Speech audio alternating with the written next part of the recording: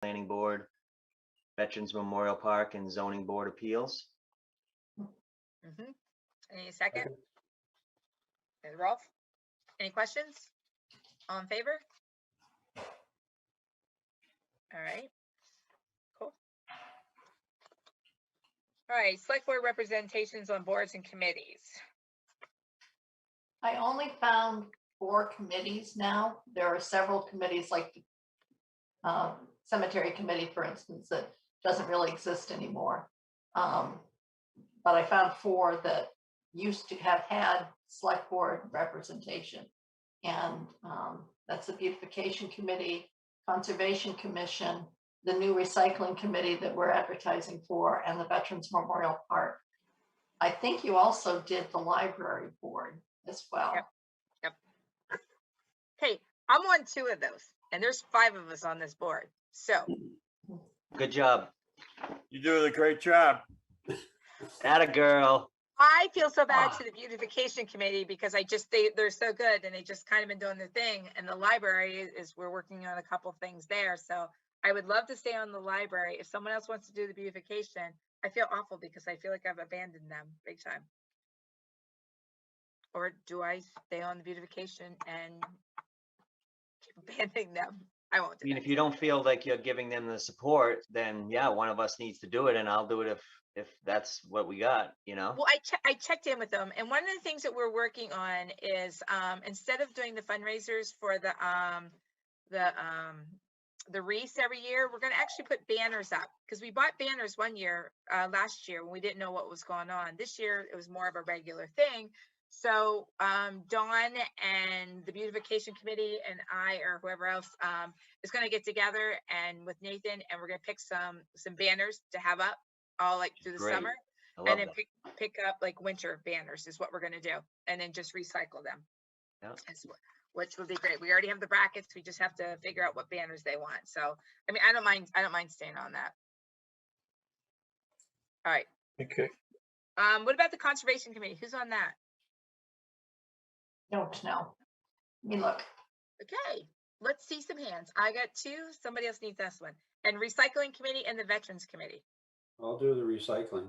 I'm already on the Veterans Committee. Oh, we got the veterans already. I'm on the Veterans. The conservation committee, Joe or Lonnie? Well, I'd hate to take away fun from Joe, so I would say he's probably the best person for it right now because he just needs it. You can tell. He Yeah. does, yeah. Rock, paper, scissors, shoot. Oh my God. Yeah, I'll do it. I'll do it out of respect for Mr. B. Thank you. Yep. so that leaves you not doing anything, Joe. I have 2. You can't have the library. But you're not going to do beautification because I'm already working with Don. Look at this face. I need beautification. All right. We need a motion on these. I'll move that slate. Second. Second. Any questions? No. All in favor? All right, good. All right, consideration of annual fee schedule. And this is literally a formality. You did just approve it in April, I believe it was, to add the tassel top event fees to it. And there have been, I've sent messages out to all of the various department heads. I've had no updates, but it does need to be approved for the next fiscal year. Make a So there are motion. no changes in the fee structure. That's correct. I'll make a motion to accept the recommendation. A second. Any questions? All in favor? All right. Good. Public comment. Does anybody have their hands up? There are no hands raised. All right. Let's move on to selectmen comments. If I may, Yes. I just want to thank the residents of Raymond for electing me to a 5th term as a selectman. I really missed it while I was gone. And I'm really excited to be back and energized to continue doing what selectmen do, or select people, I guess is the correct term now. But look forward to it. And I want to just thank everyone in Raymond that came out and voted. We're glad to have you back, Joe. So Thank you, Sam. Rolf. As we're starting to hopefully turn the tide here on the COVID things, I think it's just an appropriate time to re-thank the town staff and whatnot for the efforts that they put in during that. We went through a yeah, lot of roller coaster rises and dips and things like that, and they always rose to the occasion. So they managed to keep the people in the town served very well during the tough times, and I think it's appropriate to thank them for their efforts there. Huge thank you to them. hey, yes. Yes. Madam Chair, Yes. I do have a message that there's somebody that did want to speak during the public comments, and they were having trouble getting their hand raised. It is raised now. Okay, let's go back. Okay, All right. Is it Grace? yes. All right. Go ahead, Grace. You're muted, Grace. She's trying to get unmuted. There you go. Sorry, thank you. Sorry, for some reason it wasn't working. So with all the Zooms I do every day, you'd think it would be quick. Appreciate you going back. I would just ask that you pause a little more when somebody says public comment. If you're doing it this way and people aren't sitting in front of you raising their actual hands, it would be helpful too. I've done that myself on some meetings I've facilitated. It's actually my husband, Peter, that had a comment, if that's okay. Thanks. Yep. Yeah, hi, Peter Levitt, 2 Levitt Road. I just, after attending candidates night and hearing some of the questions that were raised, and it occurs to me that this is just a suggestion for either a standing agenda item or for at least more in the way of information other than what's on the website regarding the Lakes Region Broadband Partnership. I do follow these meetings on rare occasions. I do hear that there is some update. However, I get the sense, and maybe it's just me, but I don't believe so, that there is interest in getting more in the way of an update as to what's going on with that partnership. On the website, the town website, there's a Wyndham Eagle article that is dated August 24th, 2018. So, that is a little bit dated as far as almost 3 years for updates and for information. So if I looked at the Lakes Region Broadband Partnership Technology Planning document, it says, as a bullet point, a strong feeling that the communities want to take control of their own destiny. And it just occurs to me that if that's true, I haven't seen much in the way of activity that would indicate that Raymond is trying to seize control of its own destiny regarding broadband. So I would ask that you consider that. Also, I have not heard, I did hear at candidates night, a lot of discussion regarding a comprehensive plan. And I was just wondering if there are any plans to form a committee and start looking at that. Thank you. Thank you, Peter. All right. Anybody else for public comments? I do think, no, I'm not public comment, but just in response to Mr. Levitt, I do think we do need a comprehensive plan committee. And we should look seriously at that. It's time for it. Okay. I actually had something under selectmen comments. I've had a couple people and a couple comments that have been made regarding community centers. And so there's some, I guess, misinformation that's out there. The selectmen have been checking. They have been checking a lot of places, a lot of things. And as far as land being given to the town recently, no. We have checked out Northern Pines. Several of us went out to do that. So we have checked, I've called people So it's not a matter of us just sitting around and not doing anything and not trying to find property. We don't have it. And the other thing, and the comment was made by Dana and Joe both, it's got to be a good investment. It really does. You don't want to make a bad investment on something and end up spending millions of dollars on repairs and everything else. So please know that we're working on it. We're looking, and I know people want a community center, but it's got to be a good deal. And so I just wanted to clarify that. All right, anybody else any comments? Go ahead, Joe. Madam Chair, I would suggest that we add a comprehensive plan discussion to the next agenda. I agree. I do too. Sue, can you put that in thank you. Yep, that'd be great. And not to waste anybody's time, but I've been wondering since we got on, what kind of bug spray is Sue have on? Because I haven't seen her swat a fly all night, and she's in like the swamp. Yeah, it's amazing. She hasn't swatted a fly, and look at the beautiful background she's in. Look where she is, and no flies. Yeah. Huh, amazing. Yeah, Yeah. isn't it? Do we need to take a vote on that? Do we need a motion on that one somehow? On bug spray? Well, whatever this commentary is that he's making, and Big comment. And if you head down Mere Point in Brunswick in about a month, it will look like this again. It's a gorgeous spot. All right, moving on. Town manager's report and communication. All right, thank you very much. Just a quick comment on the broadband issue. If I had something that I could have reported, I would have reported it. I've been really trying to push this thing forward. This town and Kevin Woodbury, Lori Forbes in particular, in assisting me. We've been as active as we possibly can be, working with Wyndham's WEDCO, the Wyndham Economic Development Corp, trying to get interest with our neighboring communities. We've made several unsuccessful applications. It's highly competitive for small amounts of money. We're not a poor area, which is a difficulty for us when we make applications. We did get a small grant at one point. It's an immense problem.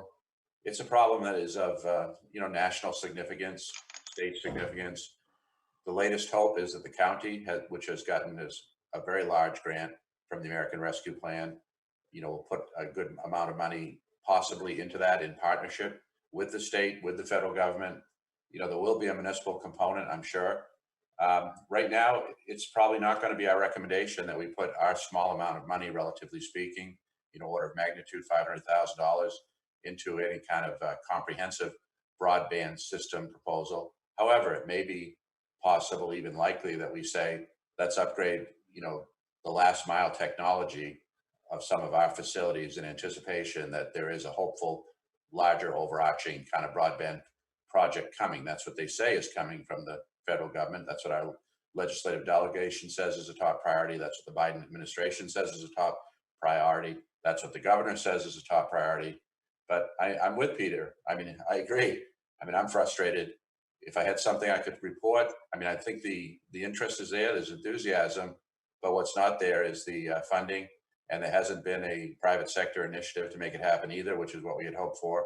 It's a big issue. It's the essential infrastructure of this century, and so I'm frustrated. And we're trying. We're doing what we can do, and I haven't got anything at this point to say except maybe there's some level of hope at this point now with the American Rescue Plan. Let's see. I'll report on a more frequent basis as that develops. And hopefully something will develop. I do have a few local things I want to tell you about. We have, as you may have noticed, our big roadside mowing machine. And so we're doing a lot of roadside mowing to improve traffic sight lines. And so I want to call out the Public Works Department for that work. And you may have noticed that machine. It's kind of like a big hydraulic boom that, trims the trees up in a rather aggressive manner, but they heal quickly, and that damage is almost invisible in very short period of time, but it improves sight lines and traffic safety. We're doing drainage improvements right now on Ledge Hill. We've been on Valley Road. We're going to Shaker Woods and then Raymond Hill. The sidewalk project, so the longest project in history, I guess.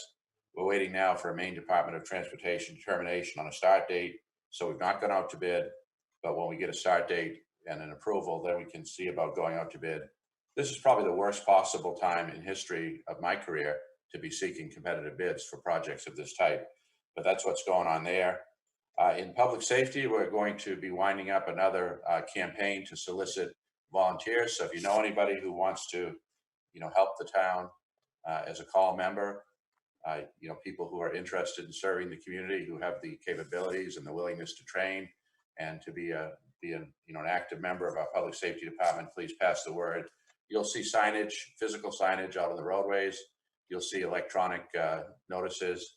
And so now we're in full summer swing and our population has increased, so has our call volume.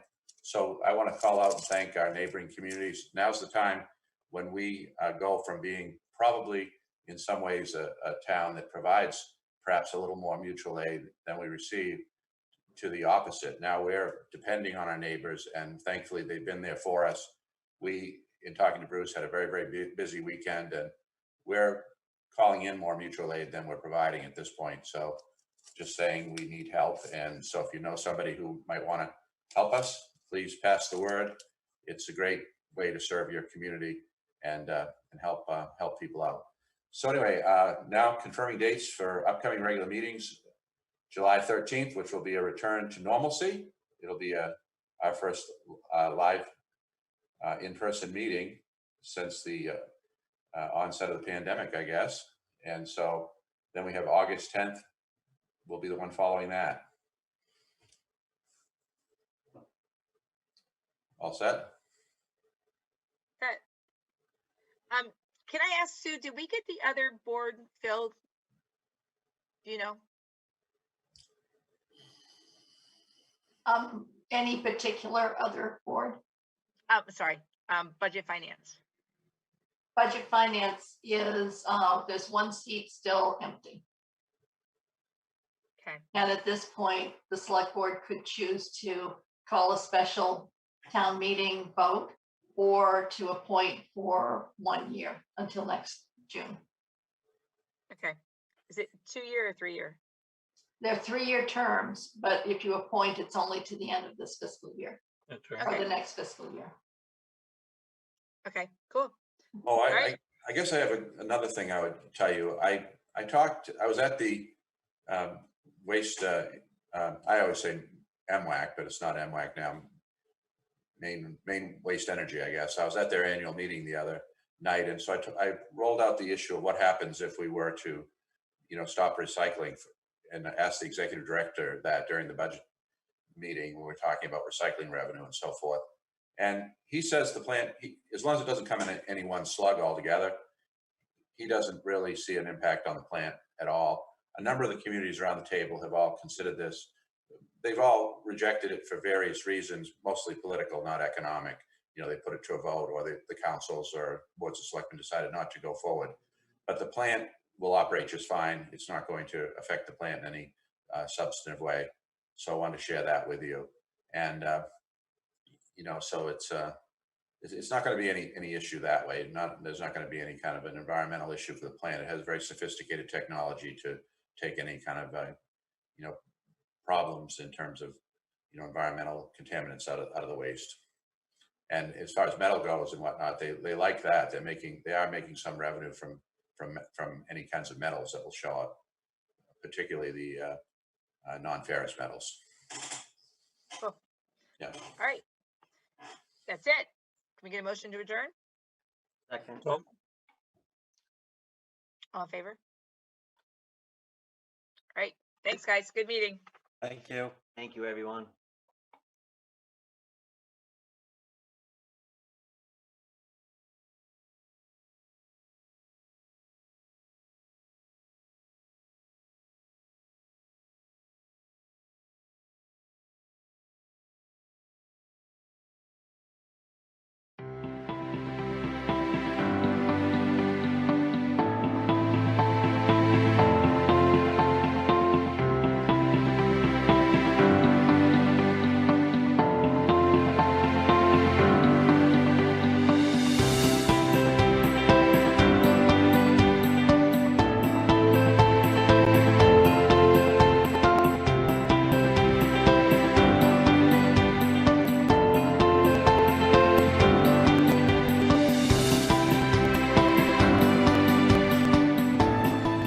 Hi, I'm Kayla. I'm the Communications Director for the town of Raymond, and today I'm sitting here with Gary, who manages the food pantry in Raymond. I'd like to talk with Gary today about the food pantry and how COVID-19 has affected his operations, but I'd also like to get to know Gary too first. Gary, how long have you been managing the food pantry? Well, I've been involved with the pantry for about 5 years or so, but as manager about 4 years. What started your involvement with the food pantry? Well, I had a forced retirement, and I was involved with the Raymond Lions. Some of the Lions were supporting the pantry. They brought me in. There was concern over pantry operations and how things were operating and what it looked like going down the road. Reverend Elmer, who was the proprietor of the pantry, took me under his wing, entrustment, and I've been building on that throughout. What are the hours of the food pantry? The pantry itself, the operation is on the second and fourth Thursday of the month from 4 to 6 p.m. Are there eligibility requirements for the recipients? Yes, we follow TFAB requirements. The TFAB is a temporary emergency food program provided through Wayside and Good Shepherd. Also, we allow, some families will have a hardship in any given month, and they come to the pantry as well. You mentioned that a bulk of your products come from the Good Shepherd Food Bank and Wayside, but you also rely on local businesses. Yes, we do food rescue pickups once a week from both Hannaford and Shaw's out of North Windham. But we also have food drives that are done and donations dropped off from some of the local businesses. Good Shepherd's a big one. The Ready Care, one or two of the local daycare centers. PNF has done donations and food drives, and so has 302 Nutrition. One of the things I didn't want to forget is the Thomas Pond Christmas in July. That event brings in over 1,000 pounds of dry goods for that one event. How has COVID-19 affected your food supply?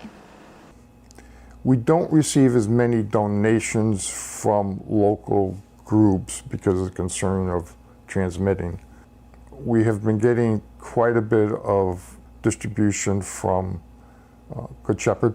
They have the program that goes farmer to family programs, so we're getting more of that produce stuff.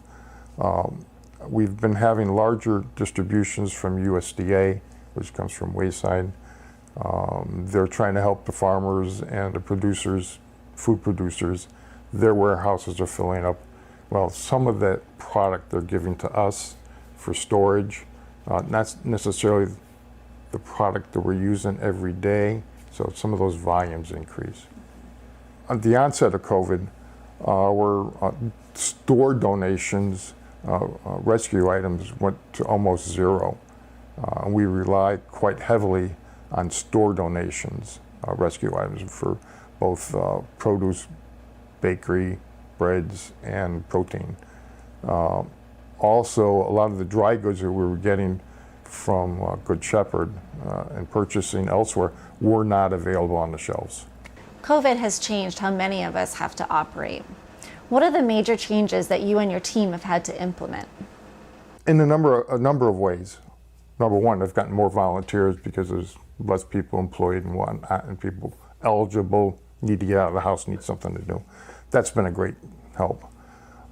As far as the clients go, we used to have interaction with clients. Clients would come in the door, have selections of product, work their way through, we'd have conversations, and then send them on their way. Today, it's a drive up, drop, do a selection, here's a box. The only interaction is with the intake person or the person that's giving them their food. You mentioned an intake person. What exactly does that entail? The intake person records who the individual is, number of people in the family, whether they're a senior or non-senior. And they also ask them, they have a checklist of food items or dry good items, select things that we can give them a choice to take. And they'll fill out, ask the questions, fill out the form, bring the form into me, and then we start the process of putting their stuff together. Can you talk about your volunteers? Our volunteers are primarily driven through the local Lions group. I am a Lion. This is, the food pantry is supported as a project by the Lions, so we're heavily supported there, and it's a pool of volunteers for me to grab onto.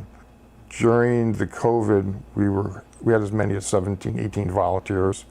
We're back down to around 10 or 12, and that's diminishing as people go to work. The hours of operation or hours of need for volunteers is challenging for the workforce.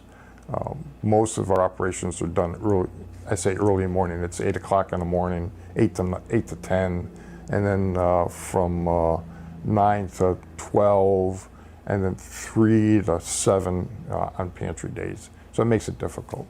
It sounds to me like you really rely heavily on the elder community for your volunteer base. Yeah, 90 to 95% of our volunteers are age, let's say 65 or older. What is it expected of your volunteers to help promote healthy and safety for everybody involved? We generally follow the general COVID guidelines. Anytime we're working within the pantry, all the doors, the appliances, and the tables are wiped down first, generally by myself or somebody else that comes in prior to everybody else. A volunteer walks in the door, they have to wash their hands. Masks are required.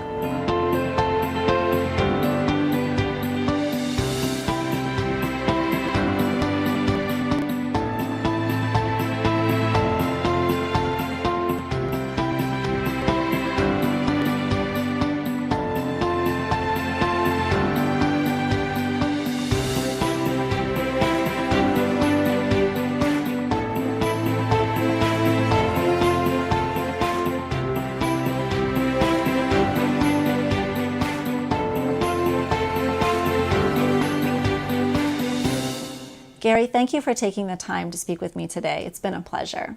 You're welcome, Kayla. It was my pleasure. If you'd like more information on the food pantry, please visit the Town of Raymond website.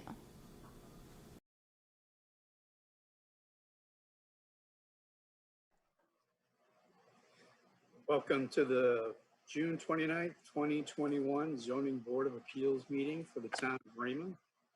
The Zoning Board of Appeals will come to order. The board does have a quorum. I'm now going to do roll call. I'll go ahead and start with you, Tom.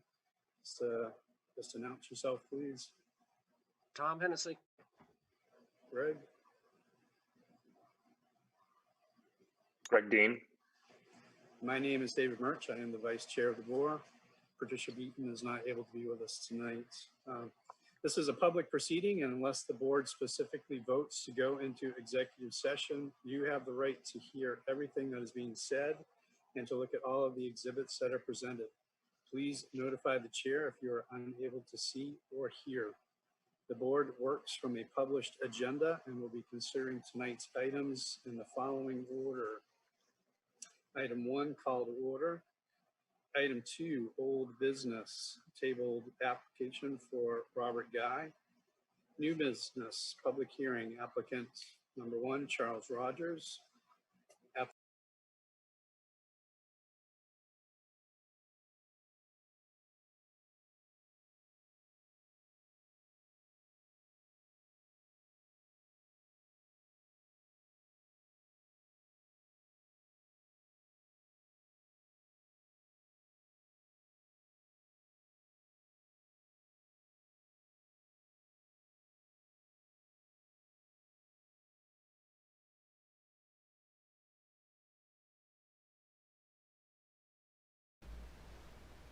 Check 1, 2.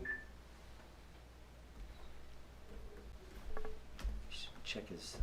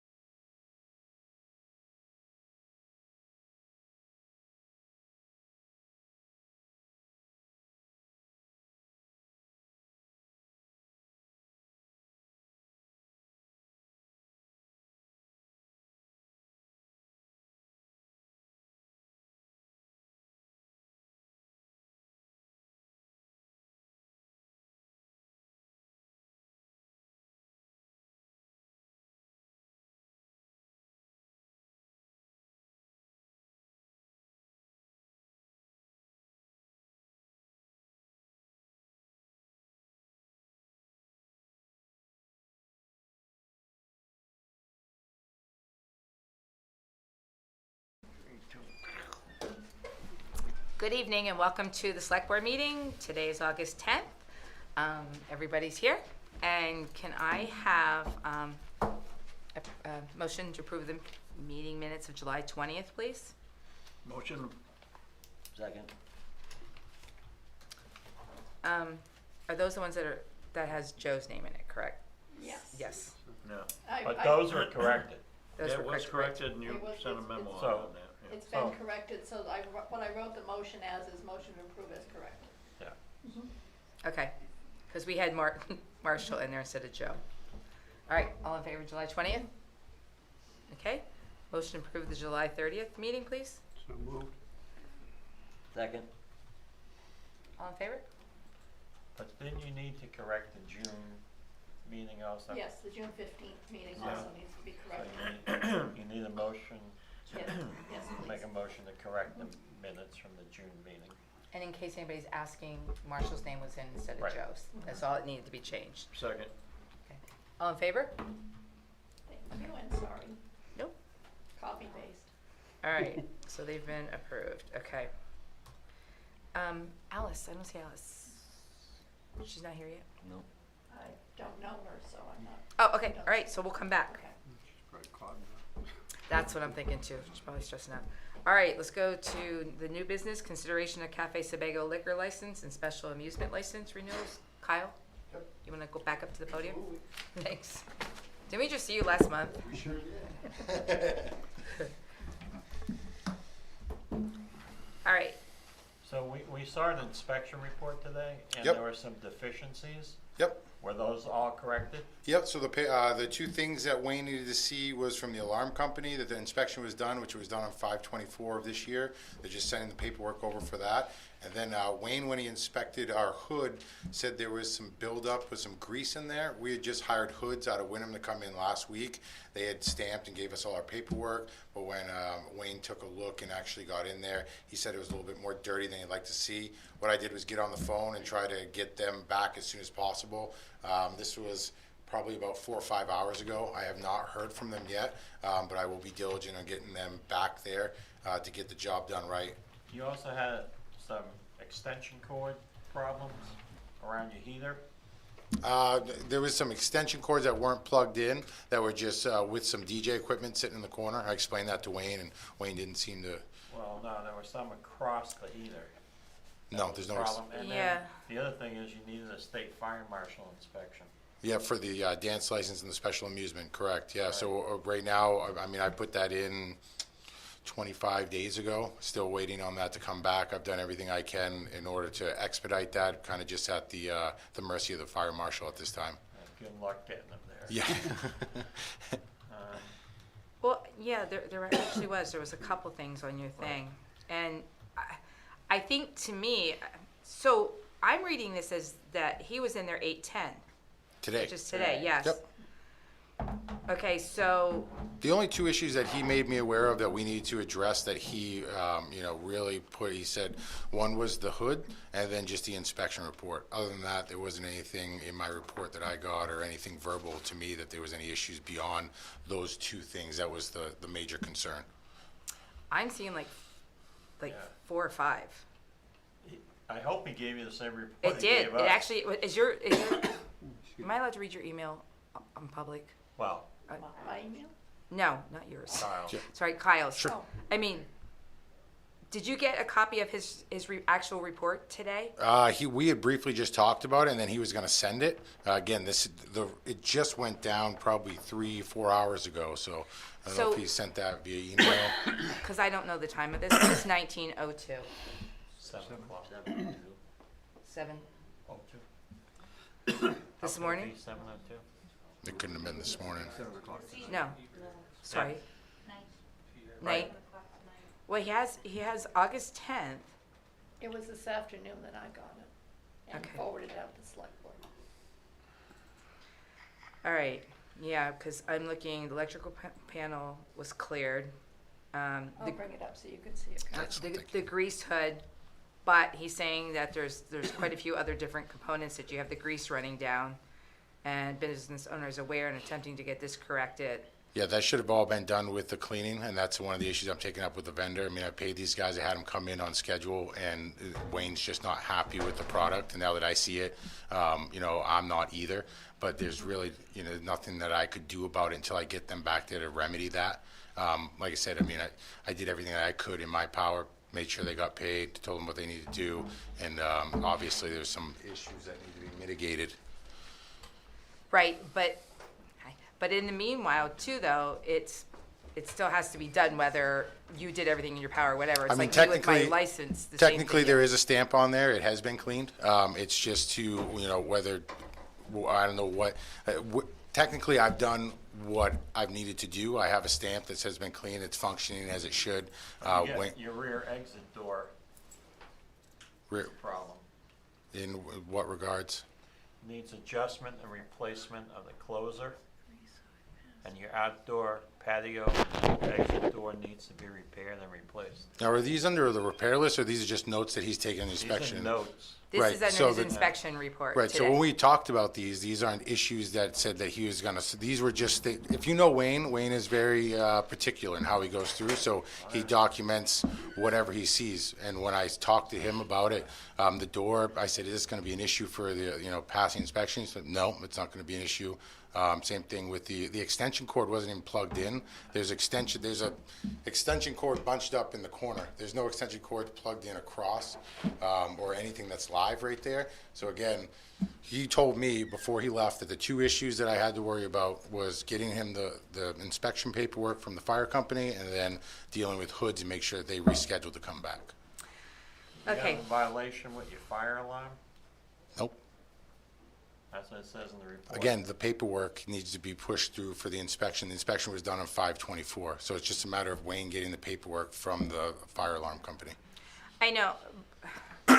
The ceiling tiles, there's some ceiling tiles that were not in place, and here's my issue that I have is, I mean, with my daycare, I may not like what the fire marshal says. I may not like what my licensor says. But in order to get my license and pass it, I've got to do everything that they're demanding. Whether if I think it matters, whether I think I did whatever, it has to be correct, is what it is. And on here, unless Wayne's here, I'm not seeing, there's quite a few. There's quite a few things on here, is what it is. Can you scroll back? Is it okay if I just take a look at this real quick? Let me go back to the top. So, pass. Things sitting on top of the heater. Yeah. I mean, there's quite a few. Grease hood. Right. So that's what you- But also, Kyle, in that aspect, if you hire a business to clean it for you, Right. and they don't do it good enough, Right. that's still your problem. You still need to make sure that that hood is cleaned. Sure, so what I can. It's them that didn't do it, that did an inferior job. It isn't, we're not gonna reduce our standards because hoods No, I- isn't up to par. I understand You know that what I mean? completely, but unlike the fire inspector, I'm not gonna open this thing up and look up, because where the problem is it's actually in the. Can you go up to the mic, please? Thank you. The problem that we're having is actually in the stack. So everything that you see there from, you know, eyesight looks clean, it's functioning properly. It's when he took the panels down and stuck a flashlight way up in there. And again, it's not that it's not operational. And I think that he says it's unsafe, but it is operational, it is functioning properly. It's just a little dirtier than he'd like to see for being cleaned a week ago. And I agree with him on that. But again, until he come in today to look at that and tell me, I'm under the impression that I've paid my money, I have everything's right there, my paperwork's in line, so I didn't know what these issues were. And as soon as he alerted me of that, before he even left, I called and left multiple messages. So, I mean, it's not neglect on my behalf is what I'm saying. I've done what I could do to I get. haven't had a chance to look at that email. Is there anything on there that can't be fixed within 30 days or something, or? He's got 10 days according to our ordinance. Well, and here's what I'm thinking too, is Wayne's name's on this. Wayne's name's on the report, so something happens down there, it comes back on Wayne. So with how many there are, and it just being done today, I'm not comfortable approving it. No guard on the heater. If you read his notes, okay, it On says top of here. he was found to be in compliance with the exception of noted items in the report. They require correction by the owner or occupant to comply with the Raymond Fire Protection Ordinance That's what Joe's. and/or State Life Safety and Fire Code. A plan of correction to the Raymond Fire Inspector within 10 days, 10 business days, from date of the report is required. So, you could do a temporary extension for 10 days. Sure. Is- Yeah, I mean, like I said, I'm doing everything. I'm kind of up against it with this outside. So if I can get a couple days, I've tried to fix it today, but nobody works as fast as I do. So, I mean, I think Wayne is even recommending, okay, you got 10 days to fix this, let us know. Right. He'll go back Right, and he feels they can be fixed within the 10 within days. 10 so- days. Yeah. So do we authorize it to happen, and then if it doesn't, then it gets pulled in 10 days, or do we put a 10-day extension and he's got I would just say you put do a a 30-day 10-day extension, extension. or 30-day till next meeting, or, Well, I mean, he's How do got you to go about report that? back to the fire inspector so it's within all 10 under, days. up to the fire inspector from Right. here on out. Yeah. Okay, well, that's I'm what good we with that. ought to do. So I'm gonna make a unless. Well, let me ask a question on this one too, is the one that I'm reading as far as the state fire marshal regarding your dance, That's tied to the special amusement. Right. okay.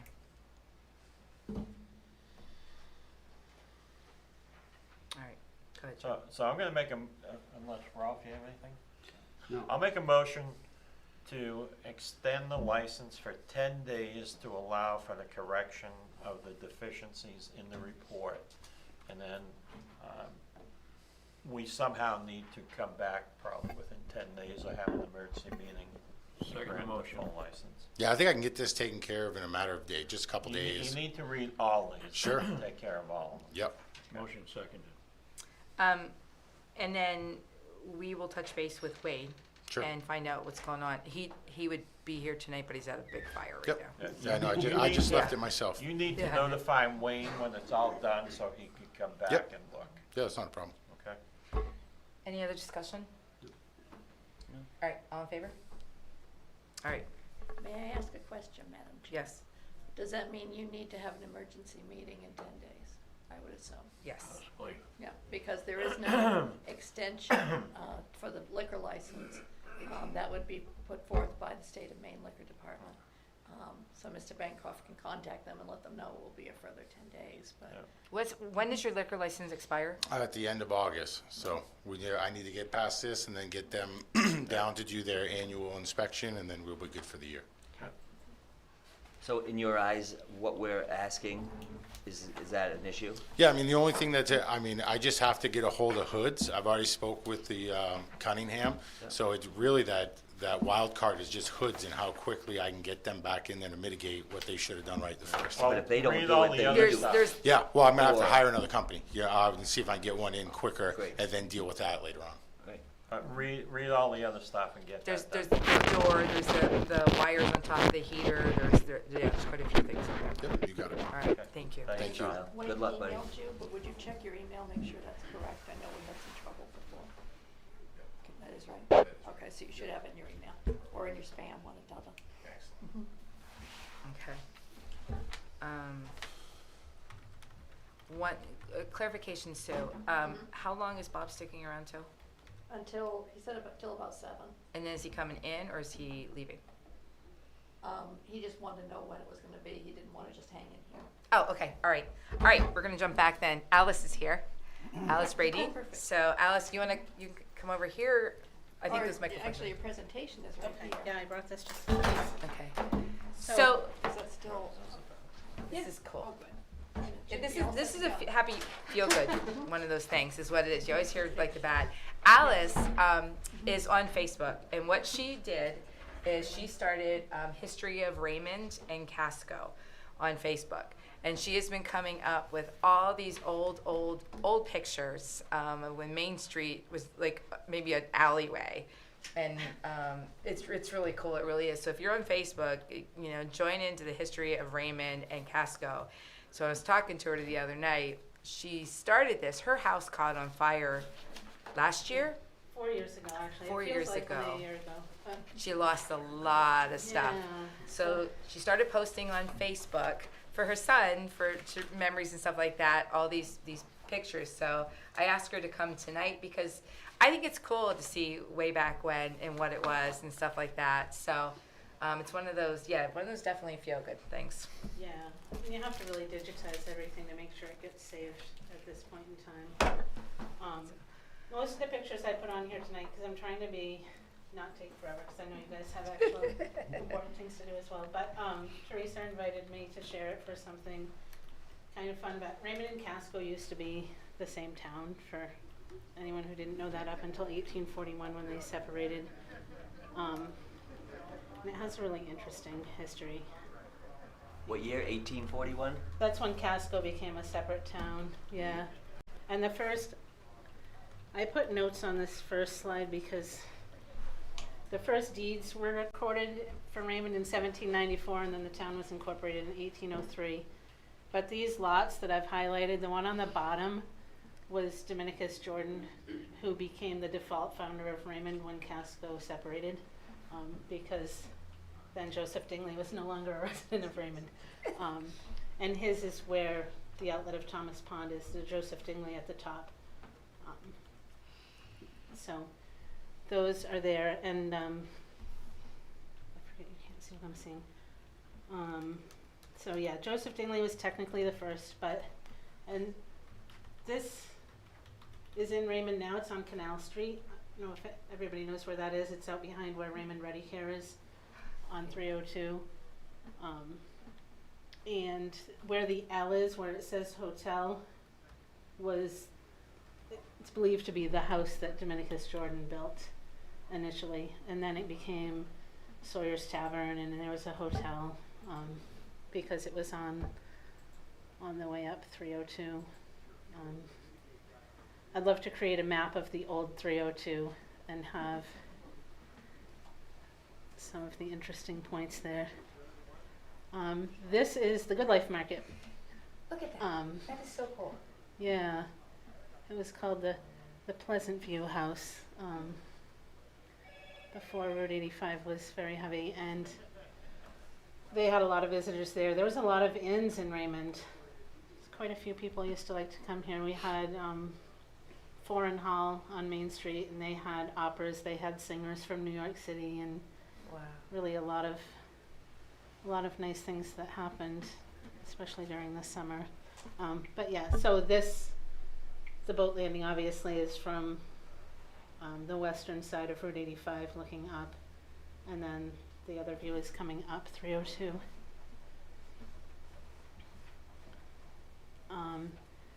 This was called, it was the Elm Tree Inn, and then it was the Raymond, and then it was a general store. But this is where the town building is now on Main Street, that kind of homely little cinder block thing. This got torn down in the 60s and they replaced it with that, sadly. But that was another really neat place. I had a picture too that for some reason I couldn't get it to upload into my Google picture folder, but they had like a menu and happenings going on all the time as well. And people got there. This is a boardwalk that came up from just past Raymond Beach. There's a little island and it's called Wharf Road, and it goes all the way up through to Main Street. But the canal boats would bring people up from Portland, and then they would get off here and go up into the village. So, yeah, it's really neat.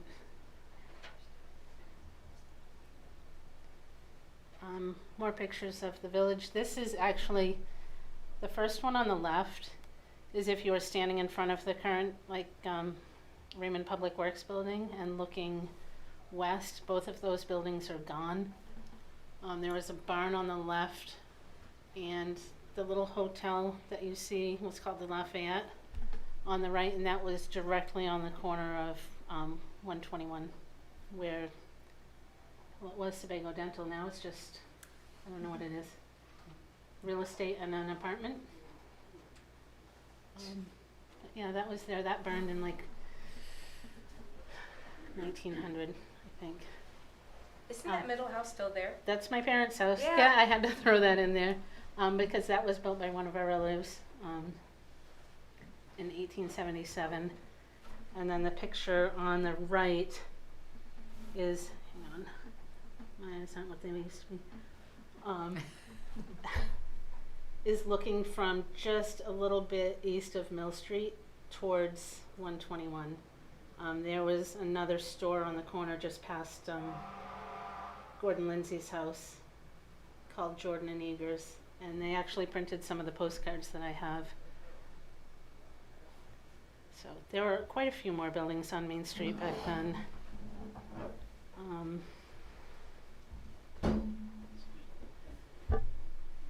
That, I don't know if you recognize that house in the back, that's Sherry Clark's house on Main Street. There's a gas station there, which is just... And a gas station on Main Street. There was two. Oh my Yeah. gosh. There was another gas tank right in Jenny Cummings' yard, right on the corner. Really? Wow. Yeah.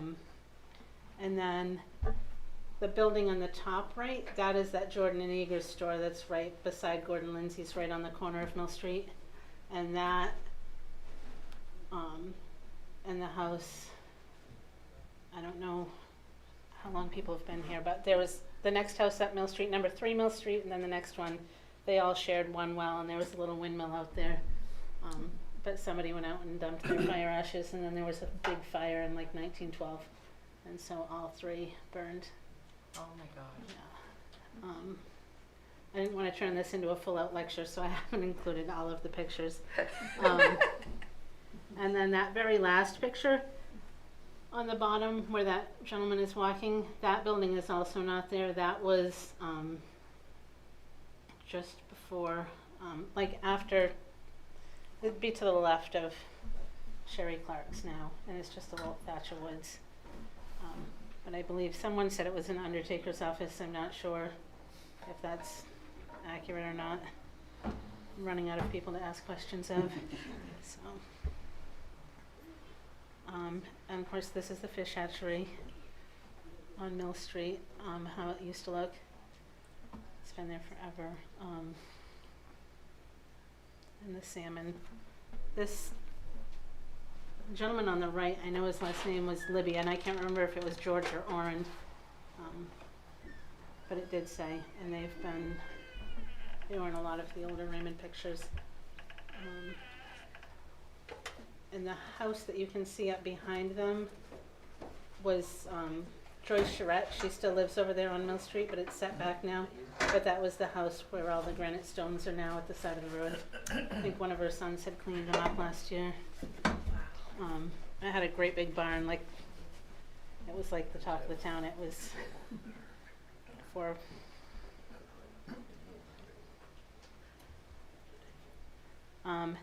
this is just the 1871 map. We're going to try to get it hopefully recreated so that it can be for sale for anybody, but it shows all the homesteads from 1871. And it has Raymond, Casco, Naples, because even parts of Naples belonged to Raymond originally, like up towards Brandy Pond. We're almost done. And this, of course, the house that Jack built. Couldn't leave that out. A lot of people were saying on the page early on that they wish that this could be like moved and restored, but it's a private residence, so I don't even know how that would. Does somebody actually live in it, or is it like a garage? Sean lives there, yeah. Wow.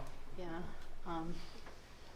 So I haven't been in there since I was probably like 6 years old and Kay Timmons was still alive, so I have no idea what it would look like now. That was eons ago.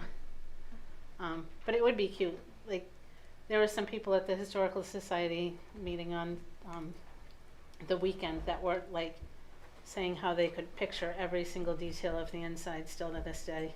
Wow. And that they would love to go back in. This is East Raymond. I couldn't do this without including a picture of the town hall, which is on the right. The store on the left is E.R. Clow. And you're complaining town office now.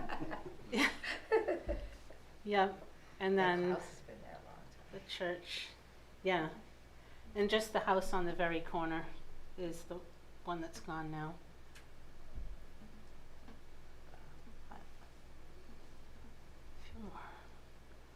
Pine Grove Farm. This had belonged to, Is that down there off of Mill Street? yeah, that's Kingsbury. That was the Kingsbury. original Yeah. farm. And then when he passed away, he had the house torn down because he didn't think anyone would take care of it, and he couldn't go to his grave thinking that it might fall apart. And then he gave my great aunt the house that Jeff Murdoch lives in now is where my Aunt Gert lives, and then they kept a track down to the lake and sold the rest. Wow. But yeah, it was quite a place. And these are just random pictures. The top left is another inn that was where Diane Lapierre's daycare is now. And On 302? yeah, yep, Bingo's, Pam's place. Yeah, wow. yeah, and then That middle picture looks like a tough day. Yeah. yeah, and that was going across 302 Panther Run, That's a day room. which they used to call the Jordan River, but it was heading. They were heading west on 302. It took forever to kind of like place what direction they were going, and some people thought that was Mill Street. So, and then the river scene, that's got to be Mill Street because those rocks are still there. And I don't know how many people knew that Maine actually used to have, or Raymond had a corn business. They sold corn, sugar sweet corn, right where Indian Point is. It was a great big building that went way back. Wow. Didn't know that. Yeah, Nat Henry Foreign owned Foreign Hall, which was the one that had all of the plays, all of that. And last one, I think. Yes, these are just a couple of the baseball teams that Raymond used to have, 1909 and 1912. Is that you, Sam? I was going to say, is Sam on there? So, God, he beat you to it. so, Wow. and that is Thought I saw him. the last one that I put on for today because I did not want to, like I said, I want to take up all your time, but No, I think this What is year cool. was that? Yeah, it's cool. 1909? Oh, I was only 2 years old. I think this is so cool. I really do, and it's neat. And it's funny because me living in an old house on 85, I had Ernie Knight come over and he was talking to me a little bit about the house, which was really cool. yeah. So trying to figure out more about that. But no, anybody that's on Facebook, it's the history of Raymond, and and so many people are chiming in and putting pictures like, oh, I know them, and I'm related now to so and so, and yeah. Yeah, I So told the it's cool. Historical Society they should get a ancestry account, so if somebody says, I was related to this person, they can help them figure out how, if they don't Yeah. already know, Got a lot of old pictures. so. Yeah. So, no, thank you so Yeah. much for bringing those. Yes. Yeah, I'm sorry I was late, I got a detour when, Oh, yeah, that's what we did. You're almost late too. Yeah. yeah, So, cool. thinking I was gonna be fast getting here. No. So, thank you so All right, much well, for coming. thanks for Thanks. inviting Thank me. you. All Thanks. right, take care. All right. Consideration of appointment of Karen Lockwood to Recycling Committee. I'll make a motion to appoint Karen Lockwood. I'll second that.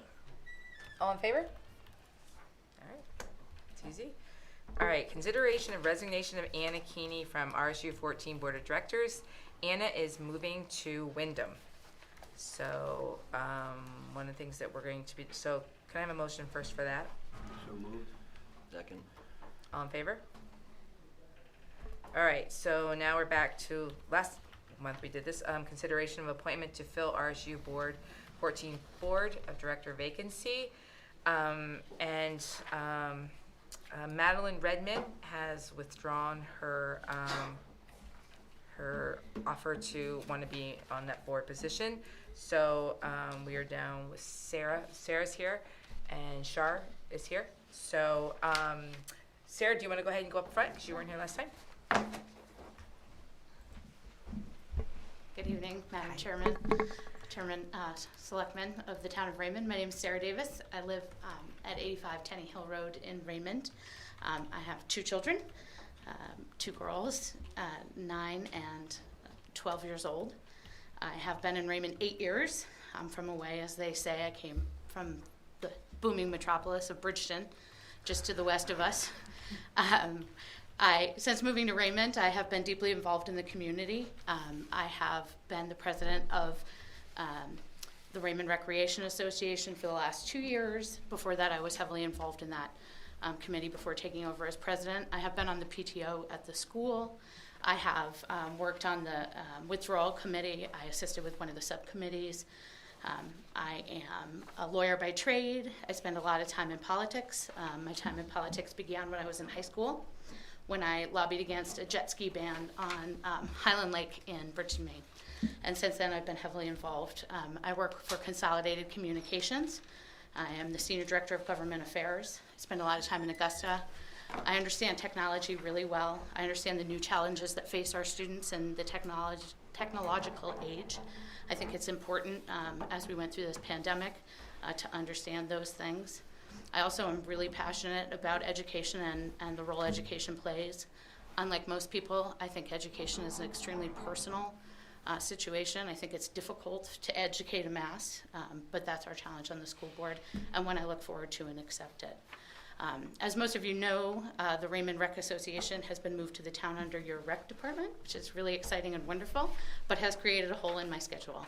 And so that I look forward to a new challenge, and I hope that you find that I will be the right volunteer for the school board. And with that, I'm happy to take any questions you have. You know it's a 1 year, well, it's Till just a voting. Yes. Yes, ma'am, I do. Anybody have any questions? Well, it sounds like you've been into a lot. I definitely appreciate that, and I hope that continues. Yes, Absolutely. Rolf, any? Nope. Thank you. Thanks. You gave a great presentation. Do you want to get back up there and update things?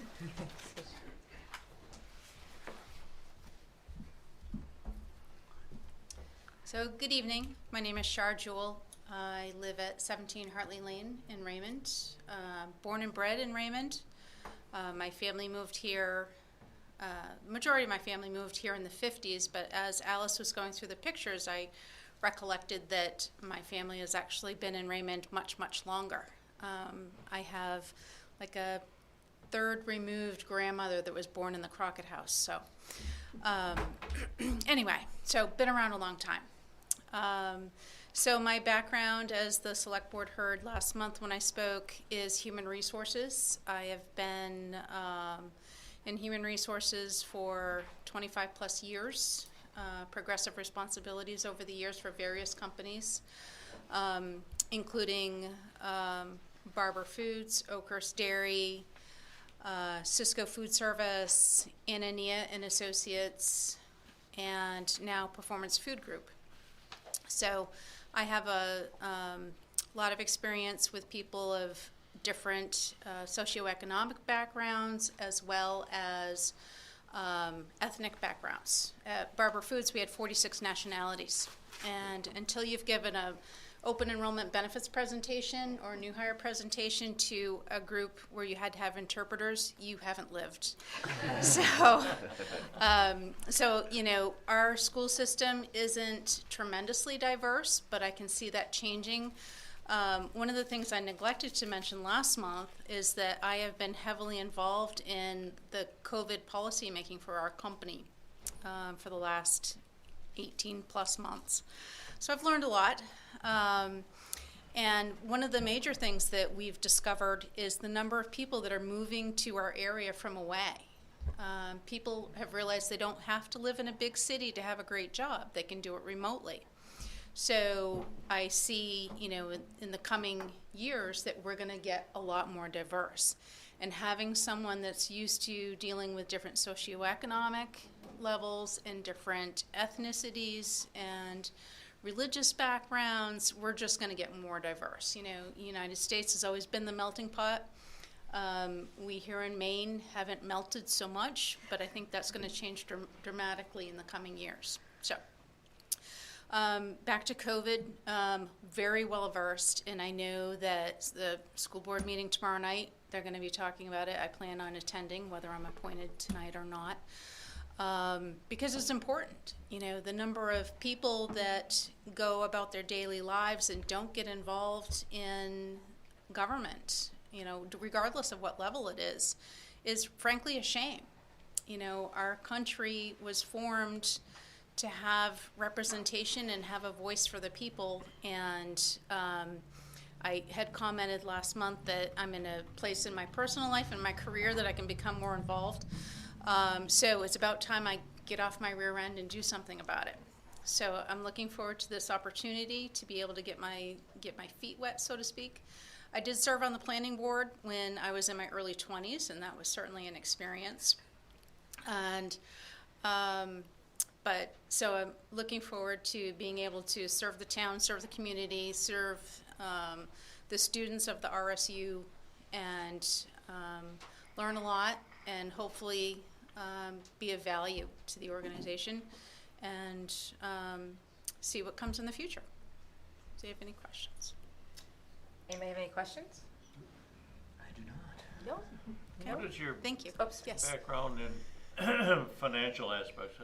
One thing about the RSU 14, the questions will come up. You'll have to face them. Oh, absolutely. About fiscal. Yep. So I went to college for accounting.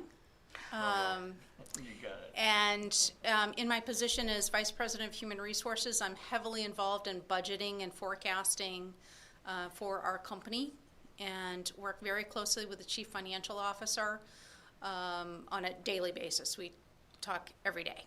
And so we're making financial decisions based on our history and based on forecasts for sales and expenses, and do that every single day.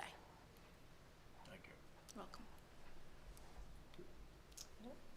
That's it? All right. Okay, thank you. Thank you.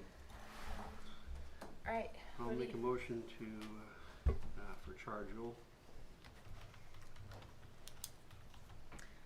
Motion to what? For sure. Jewel? Char. I'll second that. Just, I want to be clear, the resignation is not effective until after tomorrow's meeting. So, I was gonna raise my hand, yeah. yeah, Thank you for that. but I saw your thinking. So, So, all right, so it wouldn't take effect until after tomorrow's. right. Okay, so any more discussion? I'd just like to say, we had some really good applicants for this Yes, we position. do. Yes, We did, and thank you, Excellent. thank you for that. It was nice to thank see you. everybody step up, it really was, and, you know, it was a close call last time, and, you know, Yeah. and now we have another opportunity, but everybody who applied was terrific, and Yeah. Yes. thank you for that. Definitely, thank you. Yes. All right, any no more discussion? All in favor? Congratulations. Thank you. And Sarah, thank you. Thank you. Yes, thank you.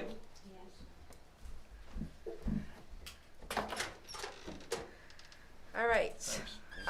Bob O'Neill. Grab him. Are we gonna, we're jumping, O'Neill standing outside? but we're jumping the agenda? No, we're going right to F, which is discussion of short-term rentals. Oh, is that why he's here? Yeah, because he's on planning board. Oh, okay. I don't think she's out there. Alex isn't here yet either. He might be outside. Oh, there he is. No, he So- isn't. Standing beside Bob, okay. This is a discussion. Right, this way, yeah. I mean, what I think is,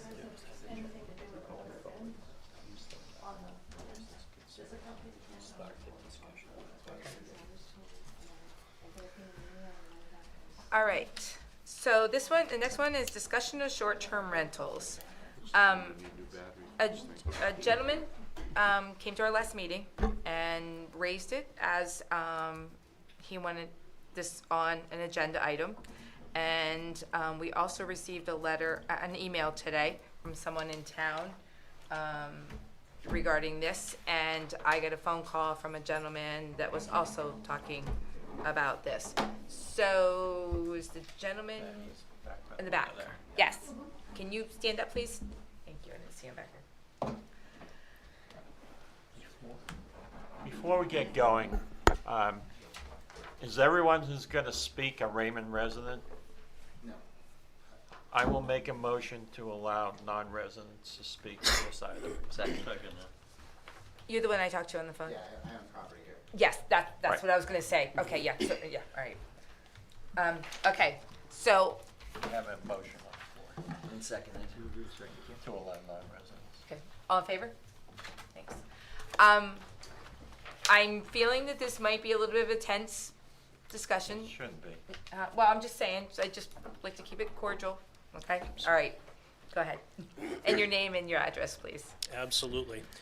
Good evening, Mike Richmond. I'm here with my wife Nicole. We live at 15 Cedar Lane. And here basically just to open a discussion regarding short-term rentals, and I will try to keep it brief, but I did take some notes. As you can see, there's some town residents here tonight to support this effort and understand it. However, what I'm going to say really is our opinion, not necessarily the voice of everyone's. To be very clear, we are not against residents having rental properties. We are not against residents having small businesses in their homes. We are not against residents maximizing their financial income with their properties. However, we do have an issue, or we are against, non-residents, companies, or groups of investors building a home to be used as a rental property in a residential neighborhood. We are against the idea that a property in a residential neighborhood can be developed into a rental facility and run as a business by people who don't live here. We are against short-term rentals at residential properties when the owner is not on site. As you probably know, the conversation of rental properties is a big nationwide discussion. There's states, municipalities wrestling with this all across the country, including the Maine legislature. Over the last few years, the development of these property has exploded across the country. So there's a lot of people much smarter than I am, trying to figure this out. But we're bringing it up now because we believe the town of Raymond has an opportunity to develop a game plan for this, and we're kind of hoping you do before it's too late. This area with its gorgeous lakes and scenery, it's a perfect vacation destination, and we're concerned that this movement is coming hard and fast. Please understand that our position on this has nothing to do with residents having small businesses in their homes. Home daycares, accounting services, even sites that have cabin rentals. We have no problem with that. That's fantastic because the owner lives there. The owner is on the property. To me, it's that simple. Any home business where the owner is on site can simply fit into a residential neighborhood. We also don't have any issues with properties that rent to long-term guests. If a renter is there for a long time, they seem much more likely to gain appreciation for the neighborhood and be respectful neighbors. But when the owner is not on site and there are short-term rental occupants and it is run remotely, it can really lead to problems. The developers of these properties would argue that they have every right to use their property the way they want. And to an extent, I agree. But it should not be at the expense of other people's enjoyment or other people's safety. In order to maximize profits, these properties can be quite large to accommodate many guests and often boast of being able to charge about $1,000 a night. Yes, you may have a family looking for a nice quiet getaway, but you'll also get large groups of people cramming into the property to share the costs. They have weddings, family reunions, fraternity parties, and so on for brief stays. And these are the things that can lead to issues. Yes, these guests may help support local restaurants, businesses while they're in town, but by having these properties available, these guests are also not staying at other properties, such as motels, bed and breakfasts, that are managed by people on site and that are in their proper zones. So with this, I really don't know where this will go from here, but we hope it can lead to something. If the town does nothing, we can simply deal with the issues as they arise. Complaints of noise, parking, trash, parties, and everything that come along with them. Yes, we can react with the code enforcement officer, local law enforcement over and over, but should we have to? It does not fair to all residents to use these valuable municipal resources to help control these situations. Because the problem I hear of is this, in other towns that I've been involved in. There'll be a bad situation, you know, a loud party or people almost out of control. Law enforcement comes in, they do their thing, they break things up, everybody leaves, but then that group moves on and another group can move in immediately after. So our thought is to simply regulate that a property cannot be rented out unless it is owner occupied when someone wants to invite short-term rentals. Not long-term, short-term. Now, I'm not a lawyer, so I can imagine those terms are very hard to define, and I don't want to get into that. But to me, if somebody owns a property but does not actually live there for the majority of the time, then it is simply not their residence. At that point, it becomes a simply commercial venture. And how can we allow commercial ventures in residential neighborhoods? And how do we determine if a property is owner occupied? Do they have to be there for 6 months, 8 months? I realize some residents may be snowbirds and are only here during the summer months, and others less than that. And that's great if they can rent their property to long-term rentals while they're away. And how do we define short-term rental stays compared to regular stay? Is it less than 3 days, 5 days? I don't have those answers. So, not sure where this is going to go, but I asked the board to help set a path to figure this out. Thank you. Thank you. Can I ask a question? Mr. Richmond, you say you are opposed to rental property where the owner is not on site. Short-term. For short-term rentals only. So, the owner of property takes a vacation for a week, you know, lists it on VRBO I'm gone for a week, you could have it. No problem. He's not on site. Are you there the rest of the time primarily? Oh, Then that's your residence. I mean, but what if I live in Florida 8 months out of the year? I come up for the summer. Are you renting to people long-term or short-term Or a for week quick at a time? for quick weddings? A week at a time? I mean, it's pretty sticky. I understand that. Yeah. I totally understand that. I've just seen what's happened in other municipalities with Right. this. Oh, yeah. There's no doubt there are problems. And it's a problem. Yep. Another thing is that there are properties now where investments have been made. In other words, the property has been purchased with the idea of renting it. Yeah. Short term, perhaps, I don't know, short term, but renting it. What happens to those people who have made $300,000, $400,000? Yes, $1 million investments. Or $1 million, yes. So, That's an excellent question, and that's why I'm hoping that the board can react before it even gets worse. Mr. Richmond first, and then have the other side. Well, I happen to know that there are one or two of them already been made, so. Oh, understood. I'm glad you're not against people owning daycares out of their homes because I own the daycare down the street. Totally different. And again, to us long-term renters, no problem. It's renting it for a weekend and jamming 30 people in those places. Have you had That's an what it is. issue in your area? No, I have not. Okay. The area I work in constantly for the last 20 years, yes. And, All right. and I see that coming this way. Okay, so anybody that's not in favor of doing long-term rentals, that's here on, that agrees with him and wants to talk, you can feel free to go up if you want to. I just want to ask a question. You have to go to the podium, please. Thank you. Because we're on TV and they have to record you. Your name? Mary Ann McGoldrick from 33 Patricia Avenue. Where have you worked in the last years that it's become a Please speak into the Yeah, microphone. speak into the Where mic. have you worked for the last years that it has become a problem? You have to go back up. Yeah. I've worked in Scarborough. Okay, thank you. Thanks. Not yet. Yeah, you could, don't worry, I'm gonna call on you soon.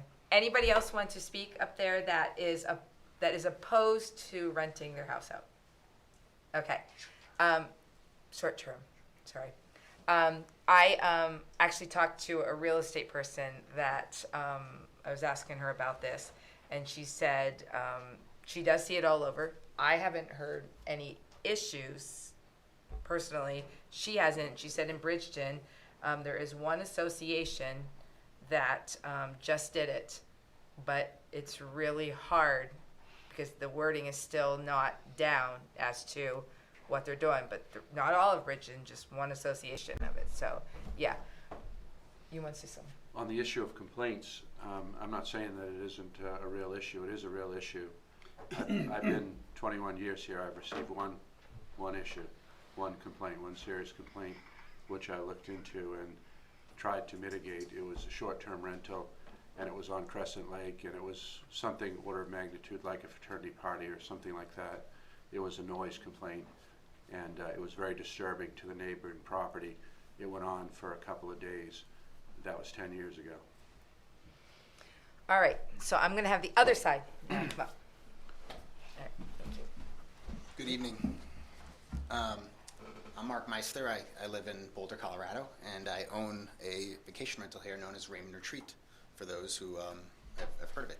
You own a couple, correct? I own one.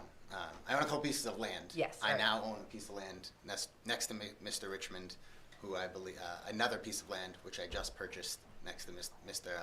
Richmond. So Okay. I believe is the predication for this conversation tonight. Okay. So my wife and I vacationed here since I was in, I've been vacationing since I was a kid. My wife and I have been vacationing here forever. We will retire in Raymond. This town means a ton to us. Our daughter swims in Panther Pond, and we wanted to build a house here. But I'm not a multimillionaire. I work at a consulting firm, and so we saved up all of our money, and we built a vacation rental. And we built that in 2016 on Panther Pond. It was built by all local artisans. We spent over $1.1 million. Our property taxes are $13,000 a year. We spent $20,000 a year in lodging taxes, which to Cumberland County. We spend over $100,000 in operating costs to all local Raymond businesses, including George, who does all of our laundry. We appreciate it greatly. We have been in operation 5 years. We talk to every one of our neighbors. We send a gift basket every year to one of our neighbors. We've never had the police come to our house. 3 of our renters have now purchased homes in Raymond over the past 5 years. This entire packet is all 5-star reviews from families across New England who have Raymond as their second home. They go to the Good Life Market, they go to Tasseltop Beach, and they love Raymond because of that. And so we take a great pride in the experience we have provided for locals, for out-of-staters to enjoy vacation land, as well as be an upstanding community to Raymond from a business community perspective. We work with DEP. We donate to every single Raymond charity, including the Raymond Library, the Fire Department, the Cumberland Police Department, all of the Lakes Associations. We're incredibly active. We do a ton of erosion control. We do volunteer children's events with the Raymond Library. So to bring in restrictive ordinances like this when there is no problem in Raymond today, to your point, we haven't heard any complaints whatsoever. It, to me, is beyond. It creates incredible risk, both to property values and the long-term viability of what is been a symbiotic relationship for over 5 decades in Raymond.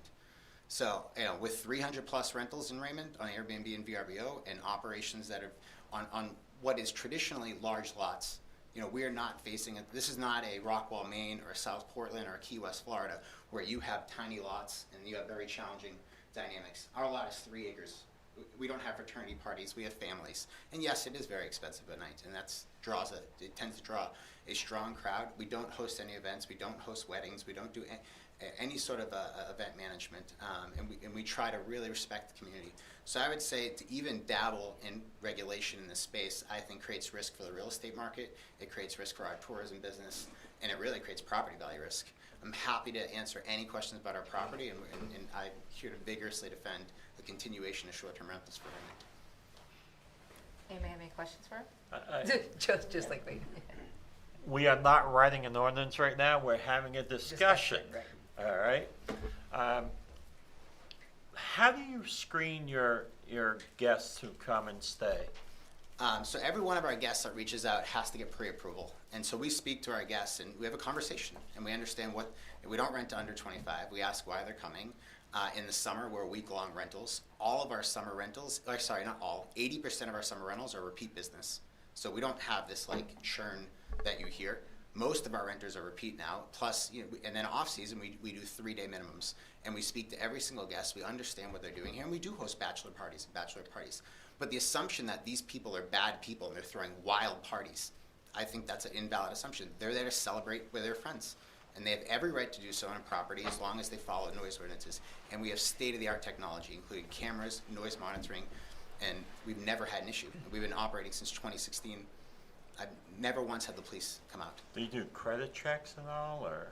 Well, with Airbnb and VRBO, they have a strong verification process, so they've invested heavily into that. I'm too old to worry about any of that stuff. They vet heavily. A good setup. Yes, it is. And we also have our own website, and we get guests from there. But most of ours is referral business. We at this point we're running 80% on referral business because we have all 5-star reviews. And Where on Panther are you? I'm on South on Giselle Lane. I'm next in Gifford, the old Gifford Point. Okay. 141. 12 Giselle.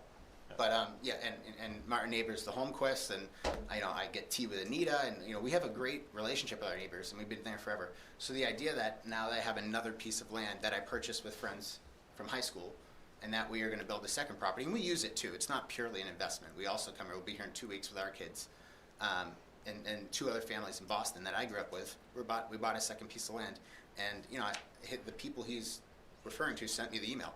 Like there is clearly we're using this legislative body to create regulations to protect one homeowner. We're having a discussion. We're having a discussion. Yes. Apologize. We're having a discussion about potentially putting ordinances in place against a perceived problem. Like there isn't even an actual.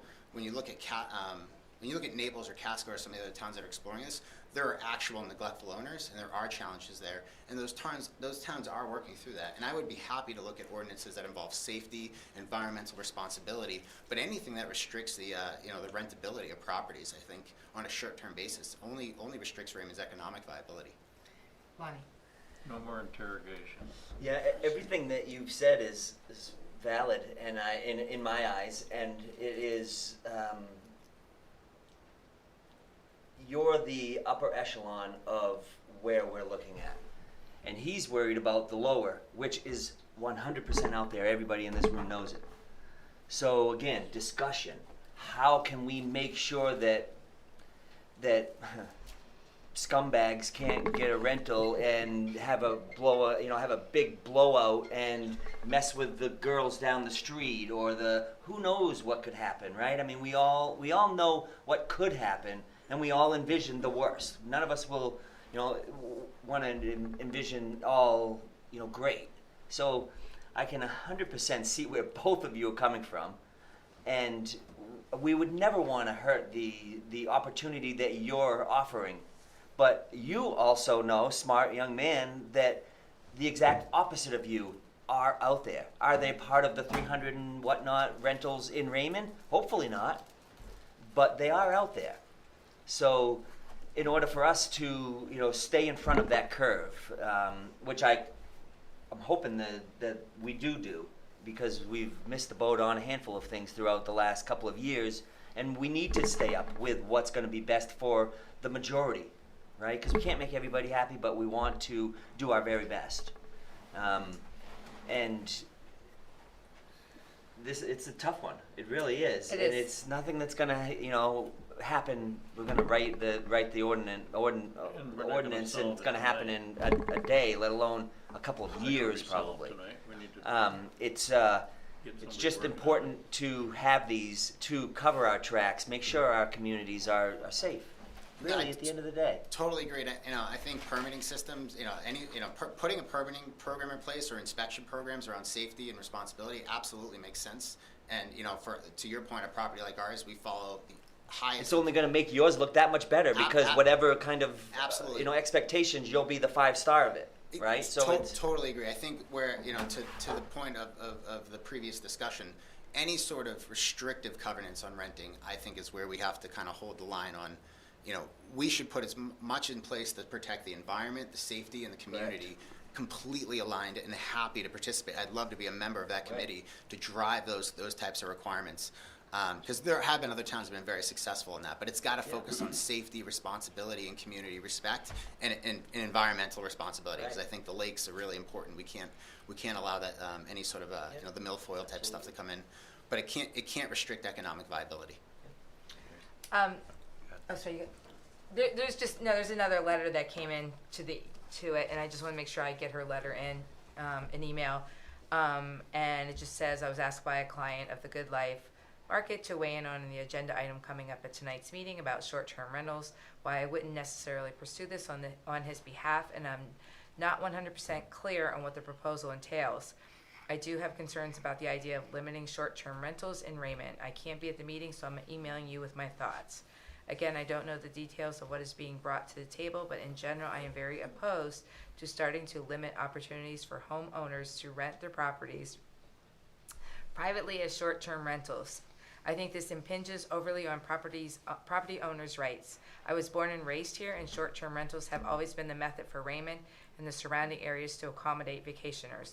We don't have any meaningful hotel options, and many people want to visit the lakes regions. This is important to businesses and the local economy, but it's also important to the culture of the town.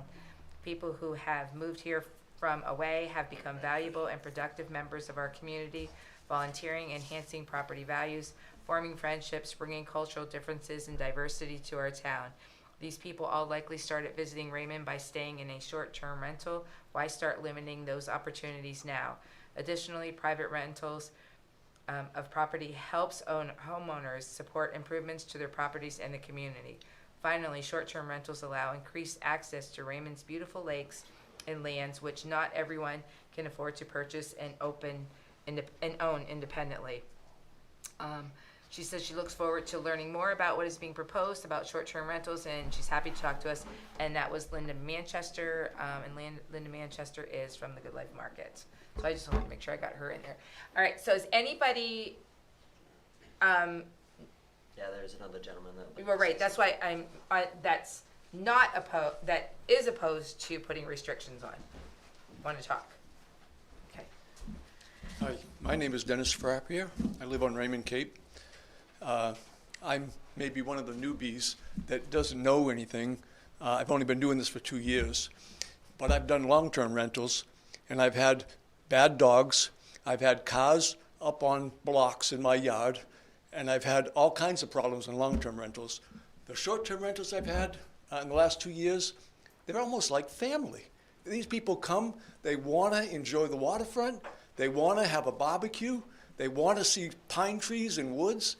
It's like a breath of fresh air compared to long-term rentals. I love it. I recently bought a property in Kanab, Utah, which is way in southern Utah, because I'm semi-retired and I'm a real estate investor, and they welcome short-term rentals. In this little tiny community of about the size of Raymond, actually, there's more than 13 hotels, and there's hundreds, many, I don't even know how many hundreds of short-term rentals they are there. And the economy there is booming. It's thriving. And my wife and I are going on we call it a winter desert adventure. We're going to go and rehab this house, put a new kitchen, new baths in this house, and we're going to take a 2-family house and turn it into a 3-unit short-term rental, because it's a great thing to do. Not only does it help my cash flow position and build equity, but it builds a community.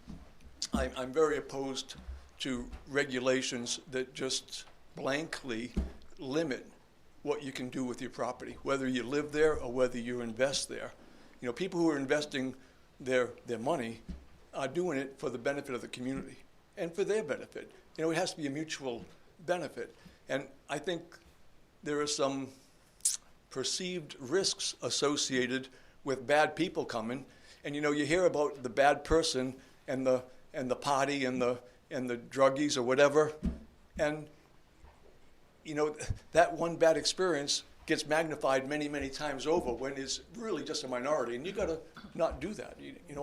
I don't have all the controls that he has, but I'm going to learn more about him because now I'm going to have an absentee property in Utah next year after I rehab it. So I'm very enthused about the business and about what it does to a recreational and vacation community, and I think that's probably the most perfect match that Raymond could have in the future. Thanks. Thank you. Thank you. I think you ended up, yeah. My name's Mark Gifford. I live at Gifford Point, 19 Gifford Point. My dad sold a chunk of property to a developer. He didn't sell it for the maximum amount. He retained covenants on that property, so we would have architectural review on what was built. Mark's house is one of those homes. The Holmquist is one of those homes. The Hebolts once had a home on the property. Ernie Johnson is another one.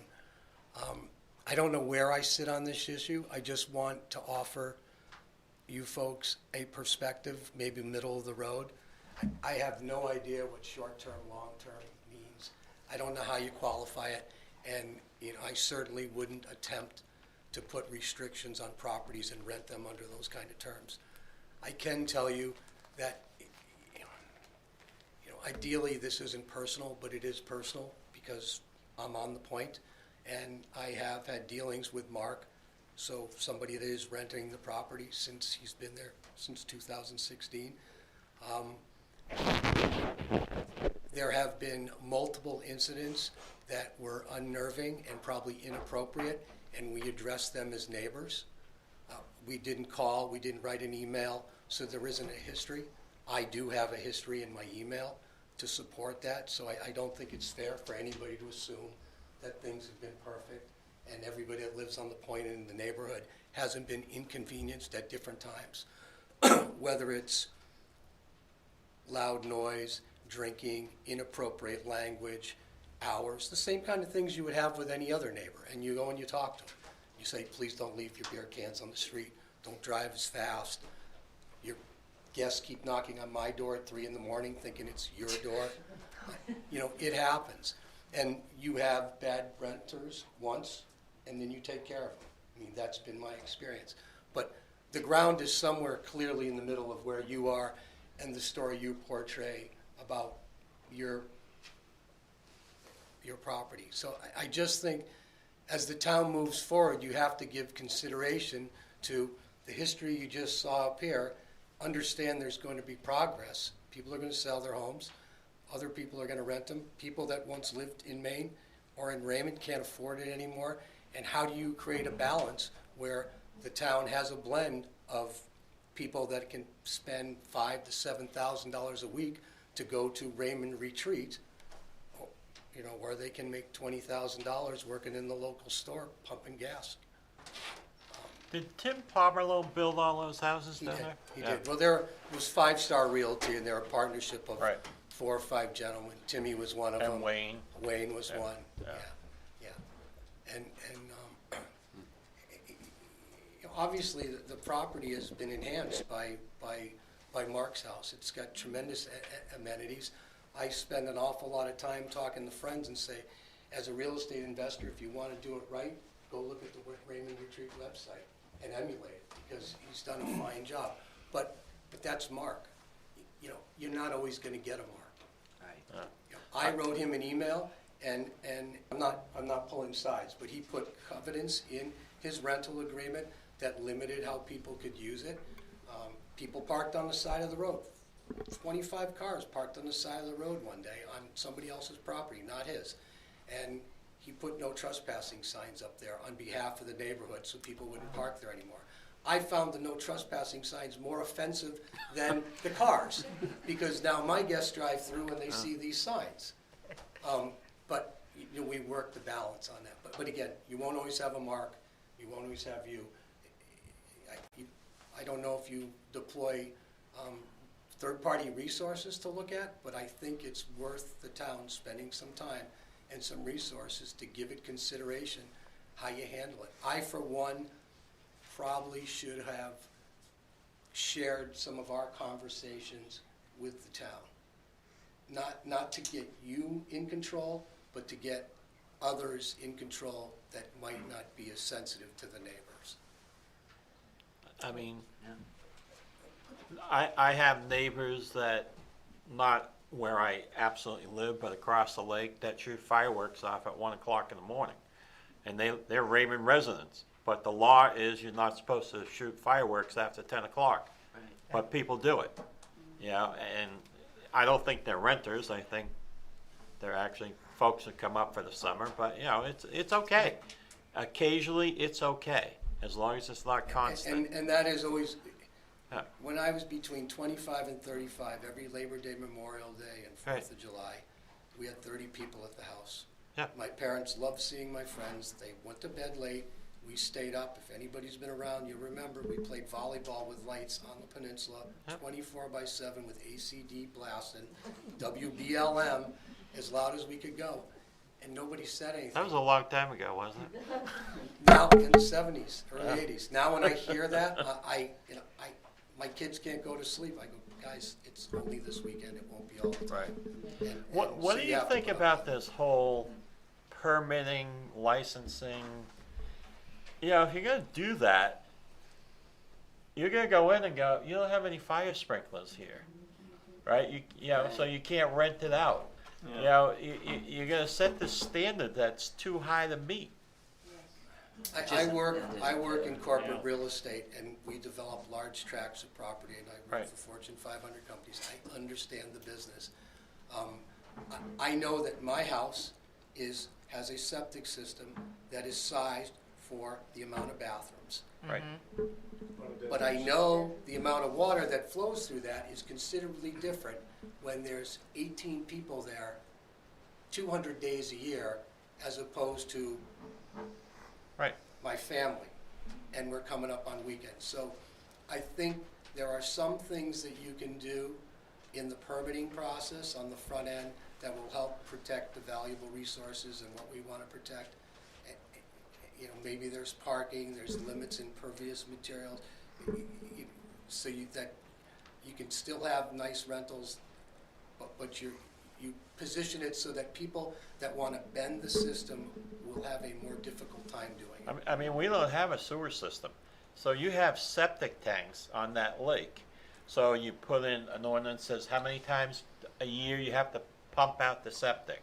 How many people are you allowed to have because the septic is only so big? All that stuff gets costly though at some point. We're paving driveways, we're putting Yeah. patios in the back. That's all stuff that stops. I don't know if this is true, but you know, the neighbors are swimming in their swimming hole and there's vegetation there that they haven't seen in a long time or have never seen before. Is it because we now have fertilizer and people have green plots of grass in their yard that before it was Yeah. always pine needles? So again, there are a lot of things that you can look at that protect the environment, but also Well, address this issue to some level. I mean, you hope that people aren't using fertilizer next to the lake.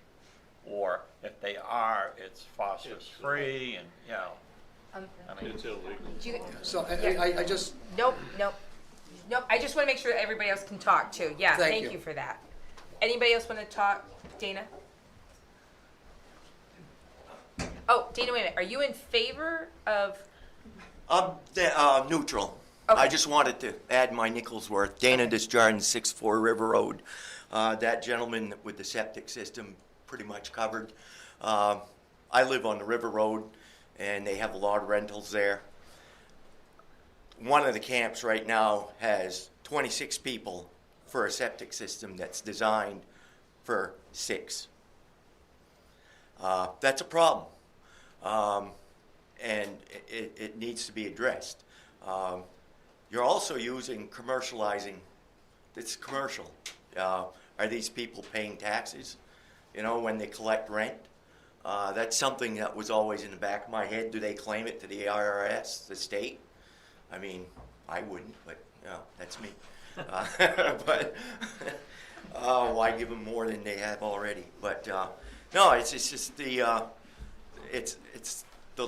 septic, and there's a way to find out if people are using fertilizers, and that's something that Raymond Waterway, the people that live on the lake, could do themselves.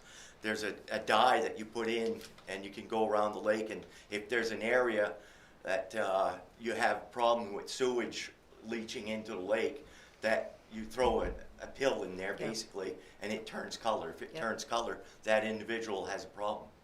And there are a lot of problems on Panther Pond, big time.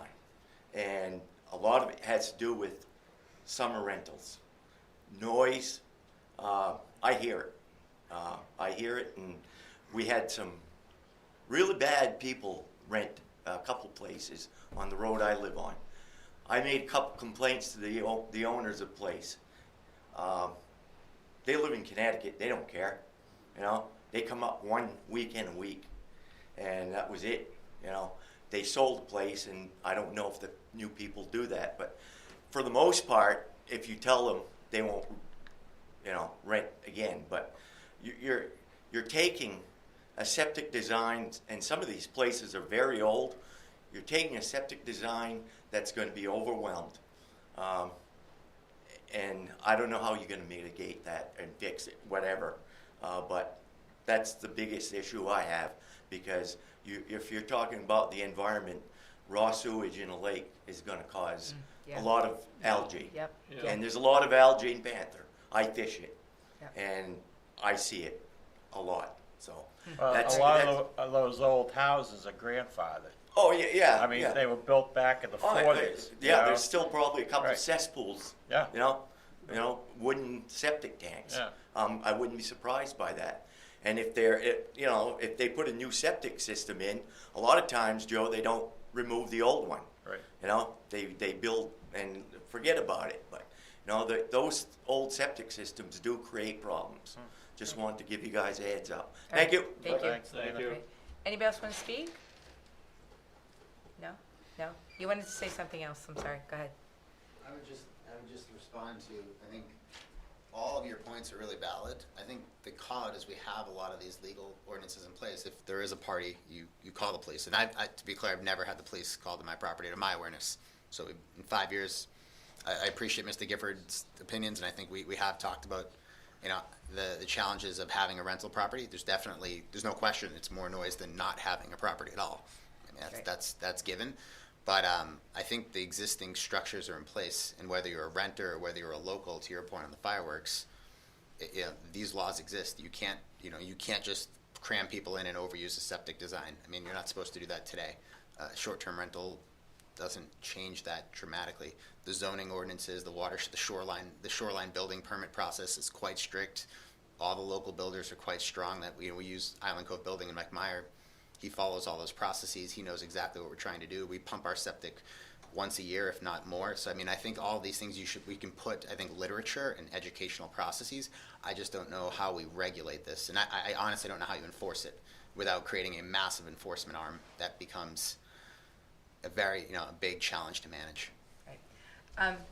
I have Alex here. I also have Bob O'Neill here tonight, the planning board. I just wanted to be here. So Alex, I'm gonna have you stand up. Before Alex talks though, I pay my mortgage. I pay my insurance. So I would hate to have somebody tell me what I can do and not do with my own property.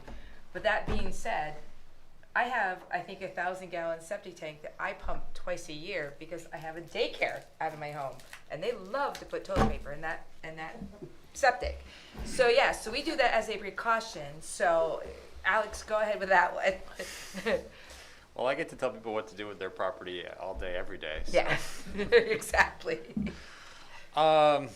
These are code enforcement. Yeah, Alex, code enforcement officer for the town. If you guys have any questions, I can take any questions. I think if I am just to put anything out there, I would say the biggest concern I would have would be enforcement, how we enforce this. The current status of the code enforcement office, I would say we're not in a position to take on any additional ordinances to enforce. Oh, come on, Alan. Maybe in a year, maybe in 6 months, maybe in a month, but not today. So I just want to give you that to think about as well. And when it comes to enforcement, there would be a lot of questions I would have. If it's coming down to, are we going to be knocking on doors to count how many people are there? Is it going to be a call on a Saturday if someone sees 20 cars on the side of the road, and there's a big party going on? you know, how's all that going to work? Would be, I think, some of the thoughts that I would have, and how do we enforce it if there is a violation? Do you guys have any questions for me? Alex, what is currently on the books that would even touch upon any of this? Well, like you said, there is a general occupancy rating for a dwelling. So if you have a 3-bedroom septic, then you have, you know, a 3-bedroom house. The problem is, how many people can you fit in a bedroom? Do you have, you know, 4 bunk beds in a large room? Is that 1 bedroom?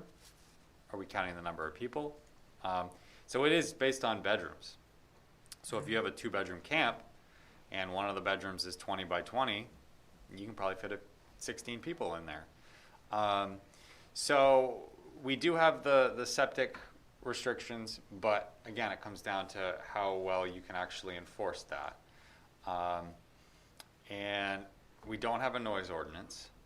There is some state law that the sheriff's department can go off of, but generally it falls under disturbance of the peace, and that can be pretty challenging to actually have enforced as well. So from there, it's really just general, you know, land use, parking requirements. I mean, they're all things that get very difficult when you're talking a residential property. There isn't anything in the ordinance that really applies to short-term rentals, so we don't have any language in there now. The only thing that we do have would be requirements for accessory apartments, and the requirements or the ordinance restrictions on an accessory apartment are pretty basic. There's really not a whole lot in there. So, but if somebody was to file a complaint with code for a short term, they're going to call you. You are going to say, okay, well, by the time that you can get to that complaint, these people are gone, and it's already moved on to the next group of Yeah, that could be people. the case, and it could depend Right. on the complaint. I mean, if they're just complaining about noise and trash and, you know, cars parked all over a lawn, by the time I get down there to look at it, yes, they'll probably be gone. The trash might still be there, but at that point, that probably becomes a health issue, and not necessarily a land use issue. And, you know, there are some things that the health officer might be able to do in these types of situations, but again, if it's short term, it's going to be quick. Do they have to tell you when they're building the house that they're going to use it as a rental? No. Okay. So my take, I guess, on this is I think we're getting into civil matters when someone's having an issue with their neighbors. So if I have a problem with my neighbor doing something, I'm going to talk to them, or it's going to have to go to court because I don't think it's a code issue. And I think, again, once again, I'm speaking on behalf of myself, it's just a matter of, you know, it's my property, this is what I pay for it. But on the other hand is, if someone that I rent my house to, if I do it, if there's damage to my neighbors, I will be paying for that because that's my responsibility. But I think that we're getting in an area that we don't belong in, to be honest. So that's just me. Go ahead. Alex, the city of South Portland tried to regulate this somehow, and they had a big uprising by many of the people who own those houses. Have you looked at their ordinance and how restrictive it is, or does it limit you to 2 weeks at a time, or? No, I don't know for sure. I Yeah. do know, I have looked, you know, at a bunch of different towns, but I did try to keep it this area, Lakes region mostly. I just feel like it wouldn't make sense for us to model something from a much larger Well, South municipality. Portland, the area was Willard Beach area, down by SMCC. I mean, you got a lot of waterfront property down there, and people rent those places out. Wasn't the issue there more, there were, the complaints were it was taking away from the hotels, not that it was the short-term rental per se, but it was the fact that they were taking away from the hotels, and that's what they were worried about. To me is full. Well, I mean, that ship sailed a long time ago.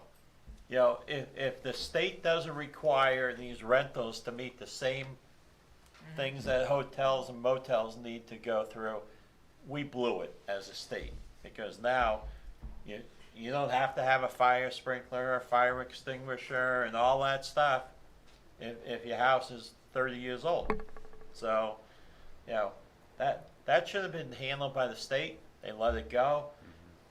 And as a capitalist, I look at it and go, you own the property, you do what you want with it, but don't disturb your neighbor. Right. It's your property. Respect. Yeah. You should somehow have oversight over it and The not tough bother your part of it, neighbors. though, the tough part of it is there is an absolute majority or a group of people, there is a percentage of people that they don't, last thing they want to do is go tell their neighbor to quiet down or to, to confront them for whatever they're doing wrong.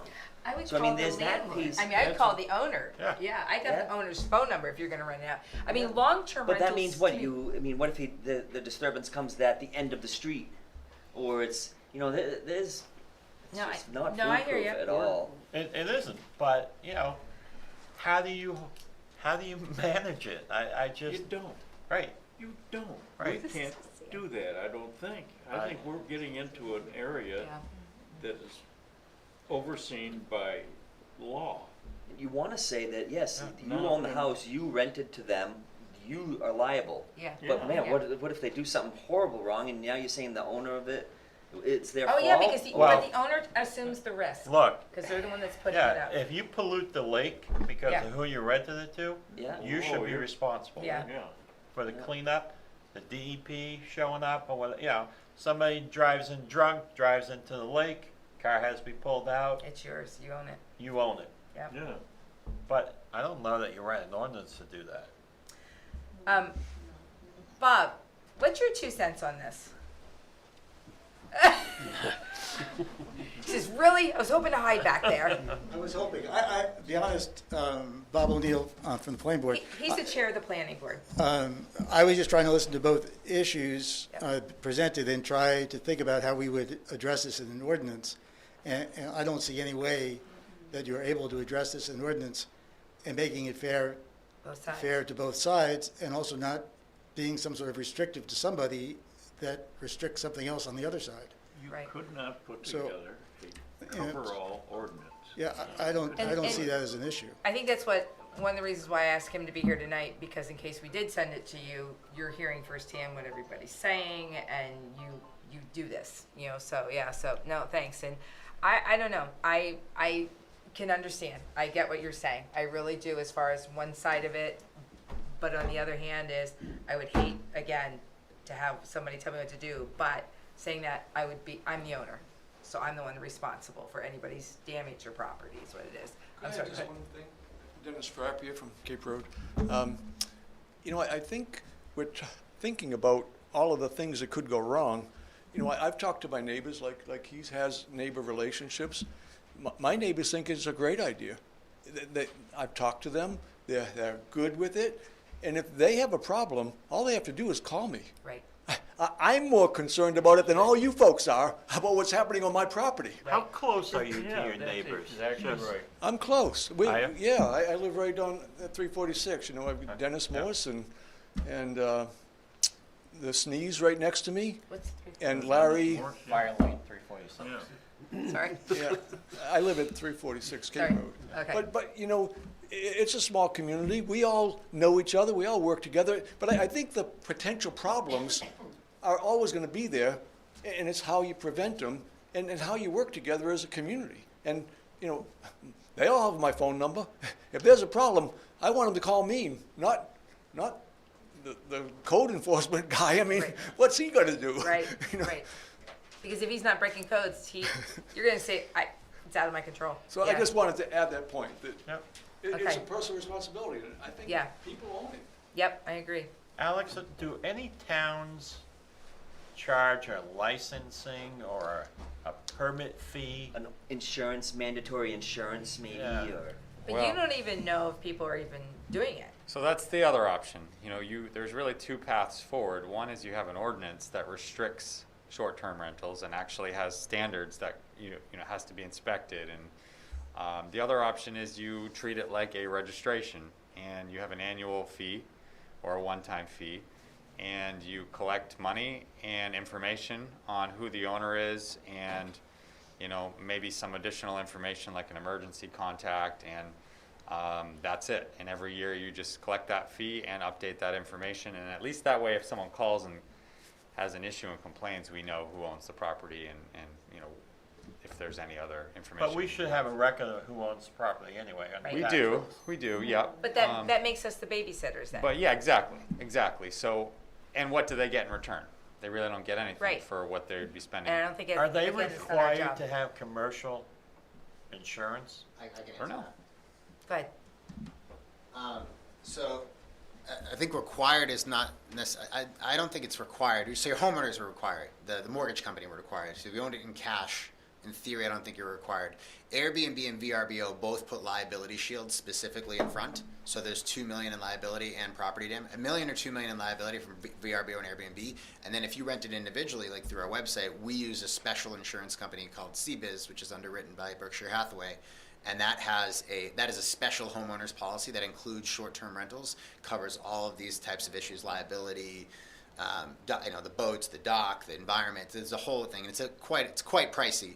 Yeah. I would say a lot of homeowners a lot of short-term rental owners are not quite insured correctly, which is, I think, So an if education their house issue. burns down due to their rentals, I'm covered.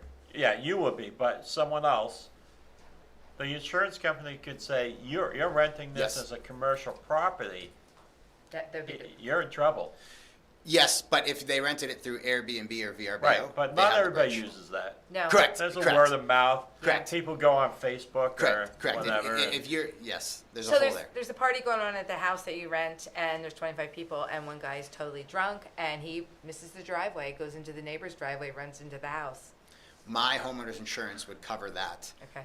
And if they But it- wouldn't, I would be personally liable. And Right, but again, that person would have to sue the other person that isn't properly insured.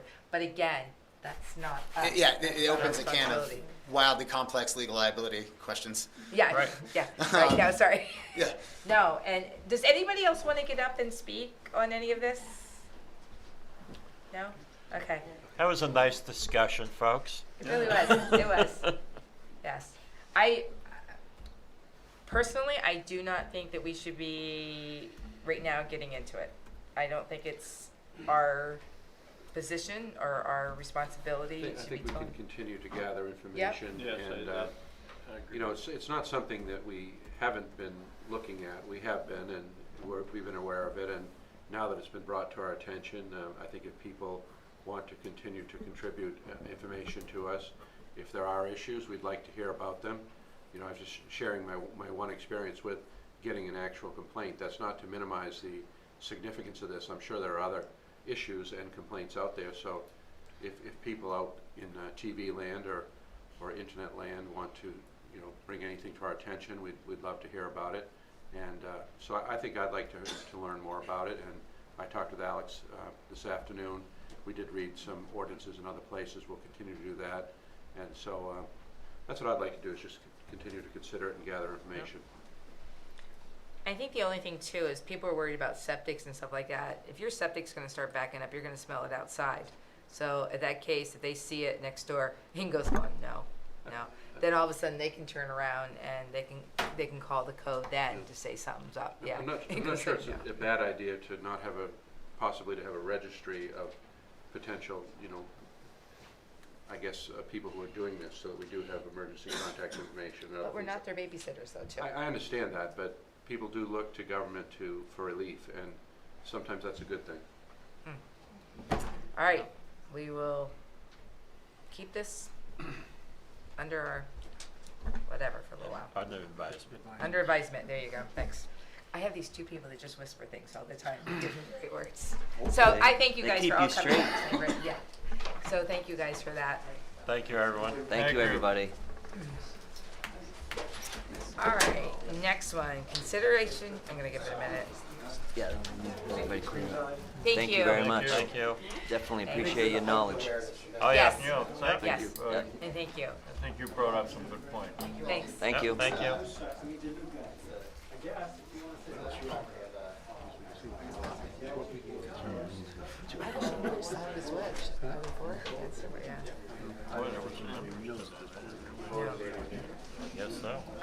we're just, sorry, we're holding on one more time. here. I know. Yeah. Consideration Well, of we live in updated. America, and I choose All right, wait a minute. We're gonna wait. Thanks. Thanks for being here, Alex. Yeah, thank you. Bye. too. Wow, we have a full room now. All right, consideration of updated public property use agreement. We had a opportunity this summer to look at the public property use agreement, and it had been quite some time. We had Phil Saucier look at it in light of law changes and whatnot. So there have been some small changes to the wording, and at this point, with Joe taking on the Parks and Recreation position, he'll really be the point person for this. He wasn't able to be here this evening, but this to redo the property use agreement is really more of a housekeeping. It was time to get it updated, get some of the information that we're collecting from people correct, give them a list. At the top of the application is a list of what the folks need to bring if they're going to use our property. So this is the new agreement? Yes, that's So the property is like if they're gonna do like we do a cookout at Tassel Top or using their property, or what other public, like the Yes. fire station? Well, for instance, the UCAN 5K uses our property, and Okay. we ran into some difficulties with that this Yep, year. that's and right. that's what Thank you. brought this to our attention. Yep, nope. But I think, well, since With the insurances and Joe's stuff. going to now be heading up, if anyone's going to use the property, he has a whole procedure of, they need to fill this form out, they need to talk with Bruce, they need to talk with whoever. Okay. Some of this also came out of when we were having the discussion, it goes back into last year when Joe and I had some discussions in regards to the property rental agreement and whatnot. Mhm. There was some holes we wanted to get Done, straightened closed up. out and things like that. So Okay. we've got the indemnity clauses, we've got the alcohol issues and things like that are covered in there. So. Okay. All right. Next one. Oh, wait a minute. Oh, do you, oh. I'd move the revised property use agreement. Second. All in favor? Yep. Thank you. All right. Consideration of policy for remote participation in public proceedings other than town meeting. And this is the policy that was recommended by MMA. Teresa also had one sent from Brandon Isaacson. It was a different format, but it basically said the same thing. The law change that was put in by the legislature was quite short and didn't leave a lot of ambiguity anywhere. If you can be here, you need to be here. If there's a reason you can't be here, illness, distance, inclement weather, then this, by accepting this policy or approving this policy, it gives you the option of using Zoom. If you don't. Only Zoom or? Or a hybrid. Yeah. That person that can't come can Zoom into the meeting. Does it have to be a video connection or can it be a phone? It can be a phone.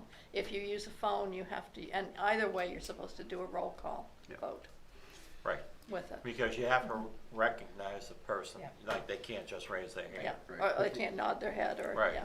But the other thing that comes into play in that is if one person comes in remotely, then the whole meeting has to be open for any other participants to come in remotely. That's You correct. can't just say that one member of the committee can, because then you have to allow the public to come in remotely Exactly. as well. Can those So. remote participants vote? Yes. Yes. Yes. Yes. Like. That's what the ordinance says. Say Lonnie's out of town. You can make it to a meeting. Right. Remote. instead What would of I making it back.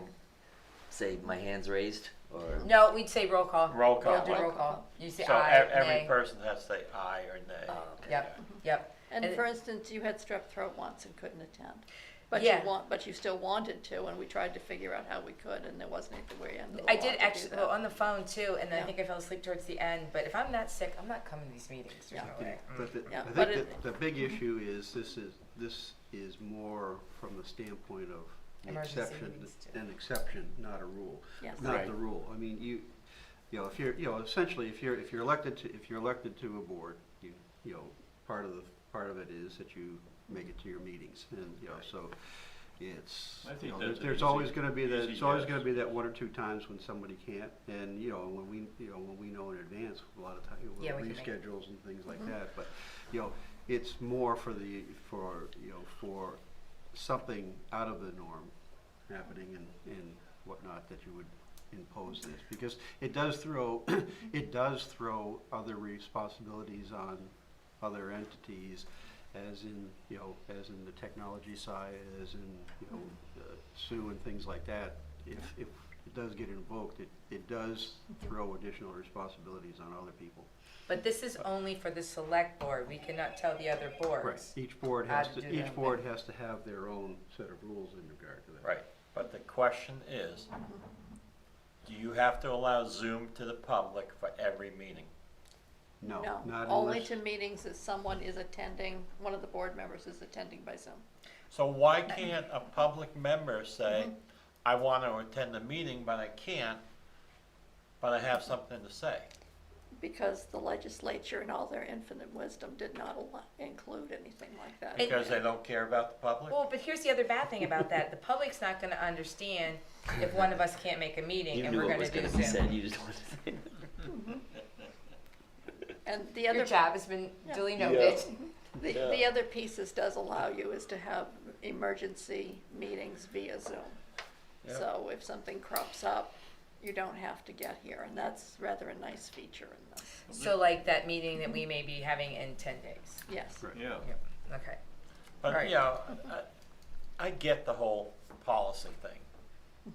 But I don't understand why we don't allow Zoom meetings for the public. The original legislation Yeah. that the Maine Town and City Clerks were wholeheartedly behind Yeah. was changed by amendment on the floor to have all these conditions. Because a lot of small towns didn't want to go through the technology to do it properly. Probably.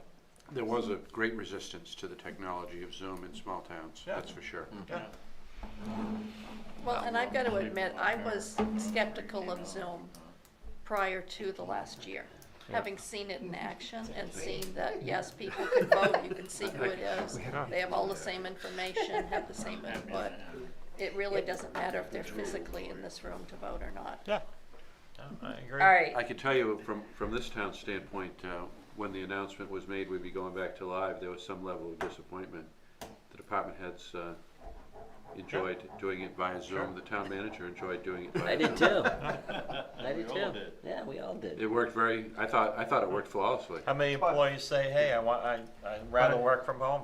Ken is very glad that we are done doing Zoom. but wait a minute, let's just look at an example here. Take tonight, okay? If this had been done by Zoom, that would have been a zoo. Yeah, it would have been a zoo. Right. The zoo on Zoom. It would have taken a lot longer too. Yeah. And so, you know, I mean, you know, Yes, it Yeah. would as I have. say, it's a tool that exists and now would exist in the quiver, but it is to be used judiciously. It's not, it should not be the norm.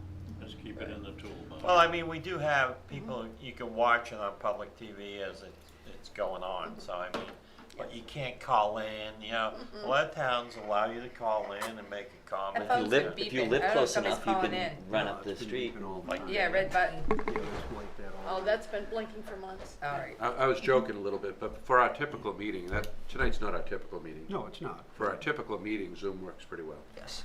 Great. So, yeah. That's all I'm right. saying. What do you guys want to do? Motion? Move to accept the remote participation policy. Second. All in favor? All right. Consideration of policy for municipal officials' email use for town business. And Sue. I brought this up a number of years ago. Wait a second. There's a lot of you on here. Yeah, there is. You notice that? Is this meeting about you or is this meeting about us? It's all about Sue. It's all about me. That's why you hire a town clerk. Sorry. I brought this up quite some time ago because one of the hats I wear in the town office is Freedom of Information Officer. And for several different reasons, I would like to see this at least considered. One is that if there is a Freedom of Information request made for emails, and you're not using the town email, they can get, honey, please bring home the milk, and other things that may not be quite as innocuous as that. So it exposes you potentially, and to anyone who is not using the town email. Well, to that. well, a FOIA request has to be specific. They can't get all your emails. It has to be specific to whatever they're asking for. Yeah, it can be. But if you happened in the middle of things to deviate a bit. And another piece of that is if everyone is sending and receiving using their town email, that means it's backed up. It's all searchable here. We don't need to say, please hand me your phone. Please give me your passwords to get into your or not me, but Kevin probably, to get into your email to be able to find things. It would all be backed up, and we'd be able to fulfill FOIA requests electronically. Another is a purely selfish reason, and that's that with some folks, it is difficult to figure out will their real email address please stand up. There was one member who I had 4 emails for, and he wasn't getting any of them. None of them were valid any longer, and I didn't have a current email for him, not on this board. I was thinking. And we do assign to new committee members Raymond.org or RaymondMaine.org. Your name addresses, yeah. And if the staff could just simply say, okay, they're on the board, I know their email address. I don't have to go find it and figure out, is this one still valid? Is this one still valid? That would save us some operational time. That's the least of the reasons, but it's a consideration, at least for me. So that's why I'm proposing this. I'm not going to use the town email. Yeah. You don't have to use it, but just get one. Well, I have one. He has one. And I asked Kevin, whatever goes to that email, forward to my work email, because that's the only email I look at. Right, me too. I have a Gmail account I Me don't too. look at. I have Me too. other email accounts I haven't looked at for years. And I'm not going to. So I second that. But what if we use the Joe Bruno at Raymond Maine, if you have one of those and it points it to the community RX email? Yeah. If it sends it directly to, would that? That's what's happening right now. That's what's happening right now. But I don't do that. I send it directly to the Joe Bruno one. Right. But what happens if and at RX, he community responds RX. from his community pharmacy one? Then we don't have record of that. It's only on his community pharmacy email. So you can say But- bad things about Rolf and send them to me, and yeah. But we don't have it any email I respond on town business goes into my Raymond Selectmen folder Yeah. automatically, Okay. just in case someone wants to know what the hell I'm talking about. I don't talk about anything very exciting, I can tell you that. Yes. All right, what do you guys want to do on this one? I think everybody has one. I mean, we can make it a policy, whether you use it or not. It'll be sent there. We already do that with me, so I mean, it doesn't make any difference. All right, I'll move to table table this at this time. Second. All in favor? Yeah. Why are we tabling it? Okay. Doesn't matter, I tabled it. Doesn't matter, you tabled it. Okay, public comment. Anybody? Anybody behind you? No, no public comment? Selectmen comment? Anybody have anything to say on the selectmen? Sorry about the Rand property. I am sorry about that. That's Yeah, that is yeah, that's unfortunate. I hope everybody's all right too. I hope nobody got hurt. Now, according to the news, that there was nobody in the building, so that's. No, they got the 3 dogs out. A couple of the firefighters, I think they said for either heat or just being taken care of, but they were all right. So. Was someone living there? That's what the news said. I was unaware of that, but it said it was rented.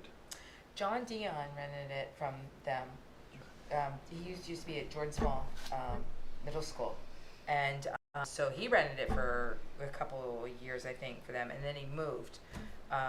But yeah, and then they rented it out. I mean, it was an old house. It was Somebody really pretty. came down that road. I was was driving down, just before the fire was reported. Oh. And I don't know, but they had a BMW, a black BMW came down there. And I went down to Wyndham and right back, and the thing was on fire then. I wonder if they went out for a few minutes and didn't realize it, so. Yeah. So I hope everybody's all right. All right, moving on to town manager's report. I guess for Peter Levitt, if he's home watching, we're one step closer, I guess, to the broadband infrastructure. I saw that. With the Senate vote. Mhm. But I guess that's only just one step. We've got a bigger step to get by than that. Yep. So anyhow, confirming dates for upcoming regular meetings, September 14th and October 12th. And can we pick another day in 10 days here? Well, do we want to discuss that and post it later when we know better what's going on? Well, you have to, yeah, but don't we? It's an emergency meeting. If it's an emergency meeting, how long, well, no, yeah. You'll have to post it That's 7 correct. days in advance. Yeah, all the posting requirements are gone with Yeah, emergency well, meetings. would it make sense to post it once we know it's an emergency meeting? We don't know when it will be. Well, that's why I figured I wanted to just see what everybody's availability was, but I'm fine with waiting. I mean, 10 days from now is Friday the 20th, August 20th. Oh my God. which is, the last emergency meeting we had was on a Friday, also Friday morning. Okay, so Rolf can't do it. No, Oh. we can, Zoom, because we yep. can zoom in on that, because it's an emergency meeting, so. Lonnie, can you make the 20th? Oh, did you say we can Zoom me? Yep. Yeah, I'll be somewhere. As long as it's an early morning, Oh, Yeah, like Friday. 3, 4 like in the 9 morning. o'clock. 9 o'clock. 3, 4 in the morning, Joe. Yeah, that's good too. Right. I'm up anyway. I know you are. Perfect. That's next Friday? The 20th. The 20th. So, I, yes, a week from Friday. I mean, that's just if tentative I don't right get on now. that one, then you can take it. Yeah, I'm gonna Yeah. be on vacation, I think. All right, yeah. It all depends on what's going I on don't know with the if you need house, me so for that. mine's Yeah, kind no. of crazy. Because they've Right. already, really, they just are checking to make sure that he's done everything, so. So it may be sooner than 10 days. It could be. Yeah, after, right? So I think it's all tentative right now anyway. Okay. Yeah. All right, go ahead, Don. You can. Okay, so the regular meeting dates are okay, and tentatively you're going to go with next Friday for the emergency meeting? Unless he gets it done sooner. Right, okay, and then we have the holiday schedule reminder of Monday, the 6th, Labor Day. Yep. Okay, Yep. Is that it? that's it. Whoa, short and sweet. I mean, I could probably come up with something if you really want me to, That but was by I Taylor, think we've had correct? enough tonight. I think we have. Second. All in favor? We are done. I'm starving. Nighty night. Are we out? Did you bring Ready snacks or anything? Yeah, need-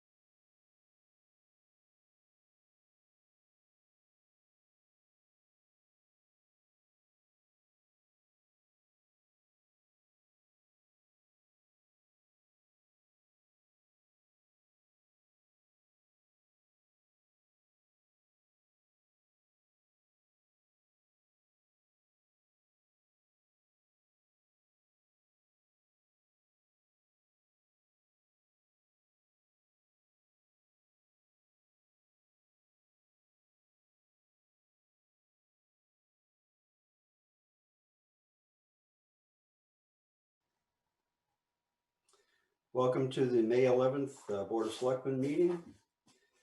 First order of business is call meeting to order. Next item of business is approve the minutes of the April 13th meeting. Is there a motion? So moved. Second. Second by Marshall. All those in favor? Aye. Seeing all hands raised and hearing Marshall, meeting minutes are approved. Next is approve the minutes from the April 28th meeting. Motion to approve. Second. All those in favor? Aye. Seeing all hands raised and hearing from Marshall, in the affirmative, all the minutes are approved. Next item of business, the presentation of the Spirit of America Award. It's been recommended and Select Board has approved the following resolution. The 2021 Raymond Maine Spirit of America Foundation Tribute Honors Gary Bebo for commendable community service. Be it resolved that whereas the 2021 Spirit of America Foundation Award for the town of Raymond, Maine is hereby awarded to Gary Bebo. We bestow this honor to Mr. Bebo for his continued and selfless service to the members of the community. Whereas Mr. Bebo has been a steadfast member of Raymond for many years. In 2015, he became the operation manager for the Raymond Food Pantry, which serves approximately 130 clients per month. During his tenure, his responsibilities have included pickup and delivery from multiple sources, inventory management, and container preparation for distribution to needy families and seniors. A committed and dedicated volunteer, Mr. Bebo always displays a positive approach and a sense of humor, even when managing multiple tasks. Whereas Mr. Bebo is a trusted and reliable neighbor, deeply rooted in charitable values and a lifetime of helping others in need. It is these qualities of service, family, and community that makes the town of Raymond proud to recommend Gary Bebo as the 2021 Spirit of America Award nominee from Raymond. Now therefore be it resolved that the town of Raymond, Maine honors this deserving citizen, Gary Bebo, with the Spirit of America Award, presented May 11th, 2021. Motion to approve. Second. All those in favor? Aye. Motion is carried. Thank you for your help on this, Gary. This, it's we see a lot of people going in and out of the food pantry, and it certainly, especially in this time, in the COVID time, it's been a great help to the people of the town, and we appreciate the service there. Totally unexpected. Thank you very much. If I could just add that this award will be recognized sometime in October in a county-wide recognition ceremony. So Gary, I would ask that your address be available at Town Hall so that the invitations can be properly sent out to you. Okay. Thank you for your service. Thank you.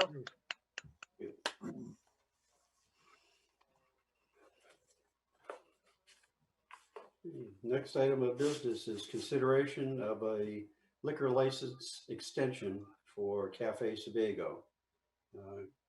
Kyle Bancroft, you want to speak on that? For taking this into consideration. Recently, I've just signed a long-term lease for the rear of the Cafe Sebago's existing building. It's approximately 9,200 square feet.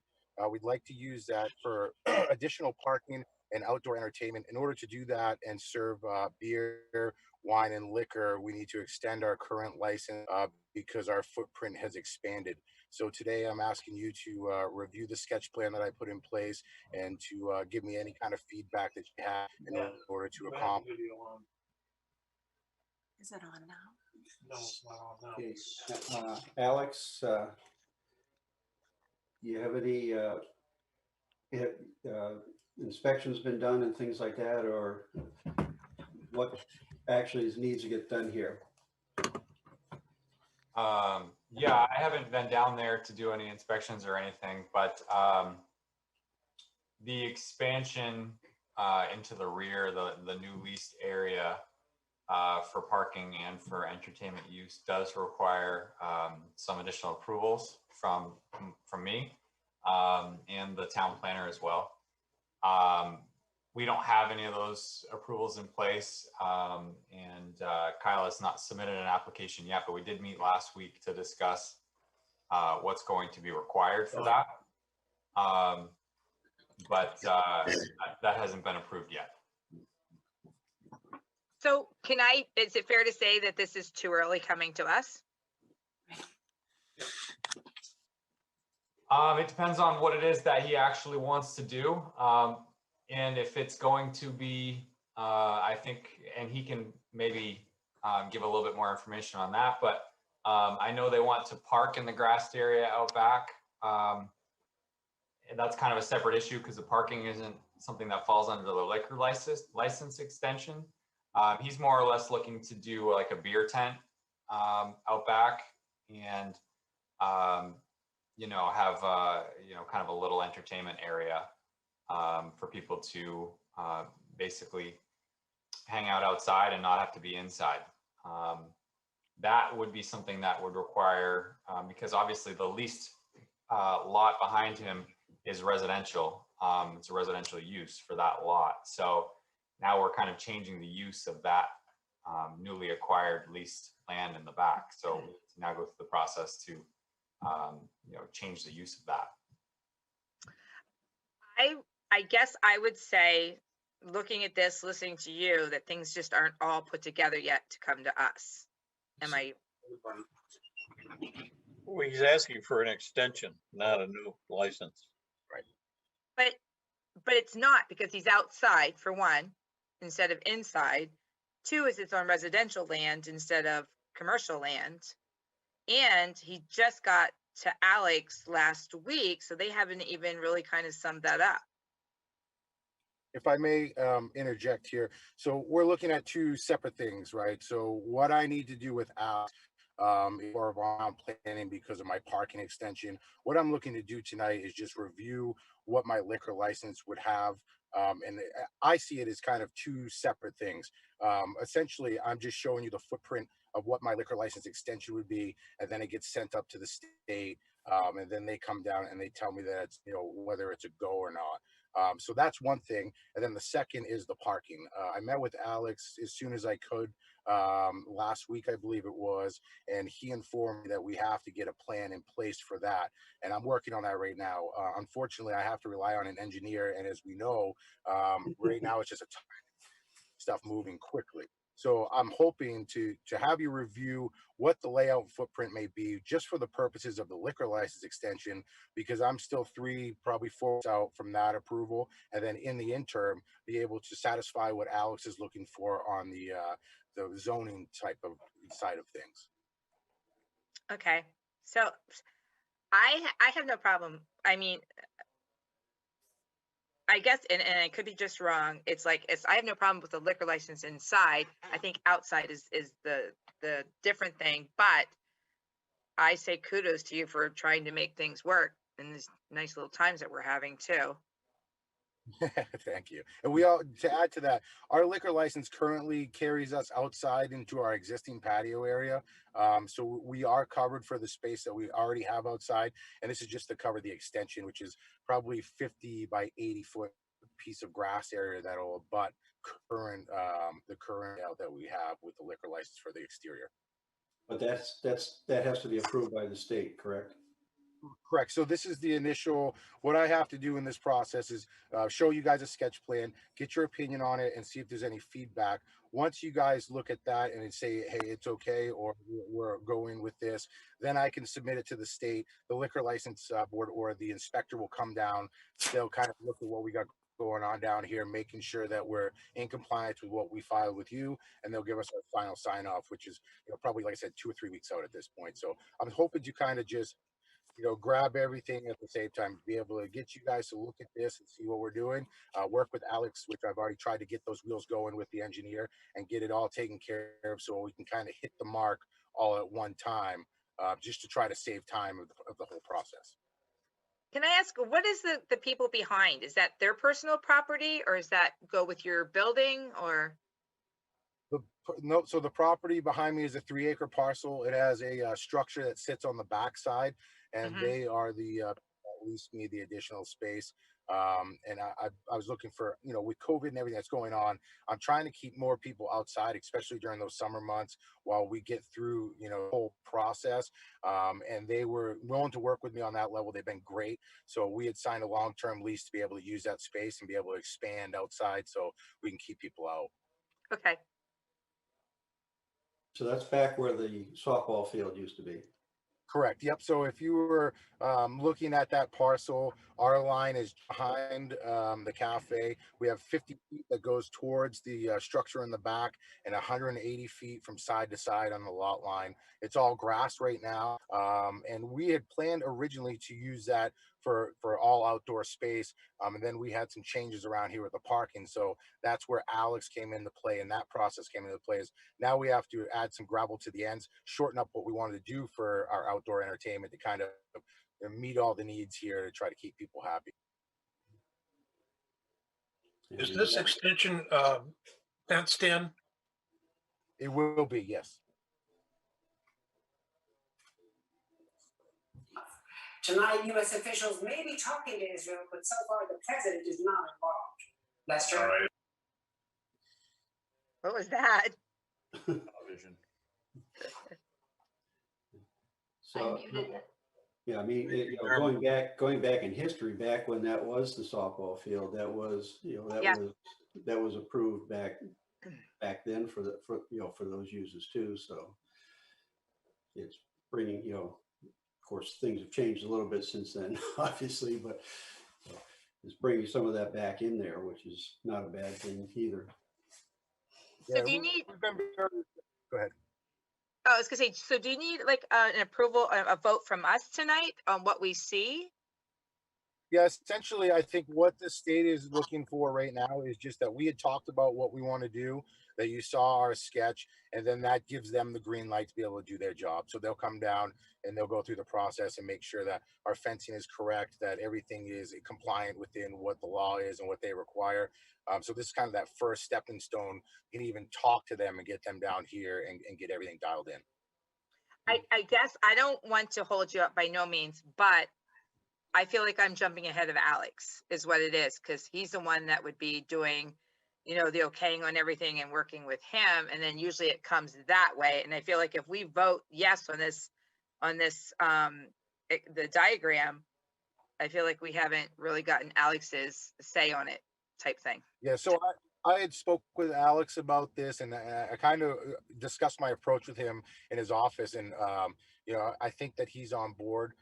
He could speak to it, of course, but like I said, what I'm trying to do is just condense everything down. Obviously, I won't be able to get approval for the state level without having him go ahead and signing off on what we need to do. So I'm really just trying to save some time if we can. But I also understand your standpoint as well. If Alex says, hey, maybe we got to slow our roll a little bit until we can get this caught up. It's not what I want to do, but I also understand the position. So we'll work with you on any level.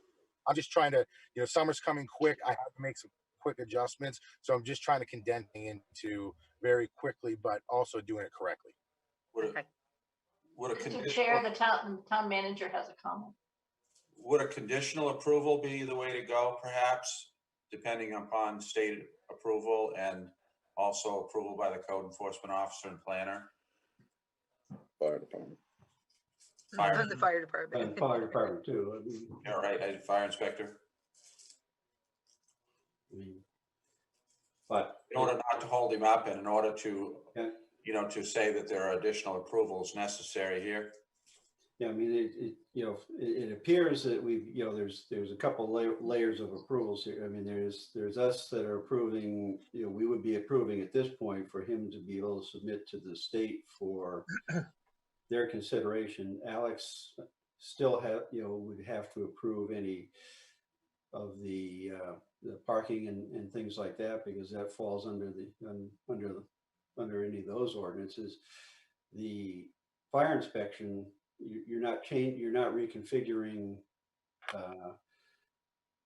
the cooking areas or anything like that. So it's just, it really is Wayne just going back in and making sure everything is still in good shape, correct? Yes. So I met with, sorry. Go ahead, Kyle. Yeah, I met with Wayne last week, and we kind of discussed, what needs to go in to get this expansion. I got a checklist with him that we're gonna, hit all those marks, and I kind of left it with him. I said, I just want to know what you need, and then when we get to the, we'll get it in place, which is pretty straightforward. We had a good discussion while I was here, and I think we'll be able to cover all the bases that he's requiring pretty easily. Can we hear from Alex too on this? Sure. Alex, let me ask one very simple question. Is what he is trying to do with this extension is to stay into business while it's going through the approval process? Am I sort of correct on that? What I have told Kyle is I've given him the verbal okay to have people park in this new grassed area. I feel like that makes the most sense because parking is very tight over there. And if we tell them they can't park there until it's approved, they're going to just end up parking across the street. And then we're going to have people crossing 302. So for right now, I've said parking back there without any approvals is okay. What I've said he can't do is use that space for the entertainment portion of what he's proposed. So that would include the beer tent, cornhole, stuff like that. I asked that he doesn't do any of that until he has the permits and the liquor license, obviously. So if you guys do approve it with a condition that he has to get all of the required approvals, then I think that's okay. I mean, you can look at it, this does occasionally happen with large projects like, if an Applebee's comes to town, occasionally what they'll do, it's a very quick process. So they want to make sure they get their liquor license before everything's complete so that they can open as soon as the business is, built and ready to go. So it's kind of a similar situation. He wants to make sure he has the license to actually do this. And he's starting the process now. So I guess, if you guys do go ahead and approve the license without having the permits in place, just add into the motion that, it's approved based on the condition that he gets all of the required local and state approvals before he operates. Right. Marshall? In the sequence of approvals, who has the final say?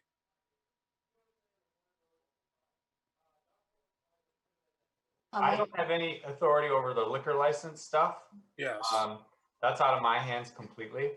So that's you guys, but the final say, I believe, Sue, is that something that you can? I think I can speak to that a bit, at least with the liquor license. If the selectmen say, no, we don't want this, it ends there.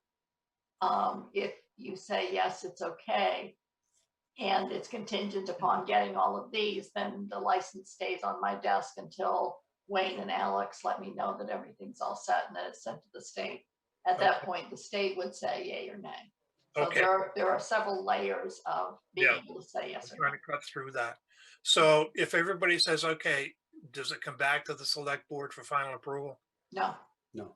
Not unless you don't make a motion tonight, and then it would have to go through all of the other approvals and then come back before the select board. Thank you, Sue. So here's a scenario. So what if we have other businesses in town that would like to do the same thing? And then we've got several of them that got a bunch of permits in waiting. Is this all going to happen because everybody's trying to get in for the summer thing? Alex? It could. It's always a possibility. I think timeline wise, he's kind of already a little bit behind here. I think if that were the case, we probably would have already seen a little bit of that because things are going to be picking up in the next couple of weeks. Obviously his fear is missing the entire season. If we're waiting till August, then he only has a few weeks of the real busy season before things shut down. So, I think that that's always a risk. You're worried about precedent in any situation where you're making kind of a unusual decision, but realistically,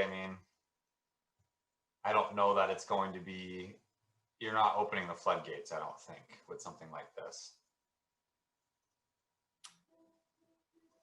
I mean, you know, but if the approval is conditioned on the other approvals, if any of those fail, then the approval's not there, so. Well, And at that point, what I would suggest is that the select board not sign it until the other approvals are complete. does that meet the needs of Mr. Bancroft? Well, I believe with my application, I will need a signature in order to file it. And then I like where you're going with the conditions. I think that we can cover these bases with the layers by just saying, hey, we're going to send this up, but a final approval won't happen here on the town level until A, B, C, and D are met.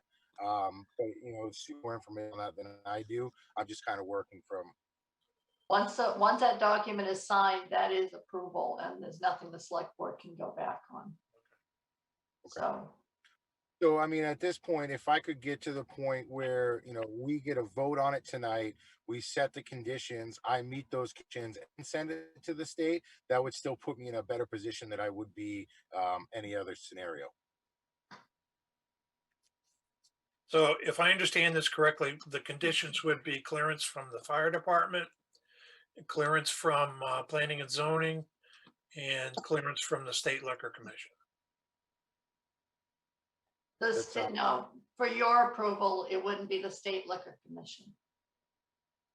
They need your approval before they'll even look. Fire and zone, you know, fire and well, Alex and the fire department.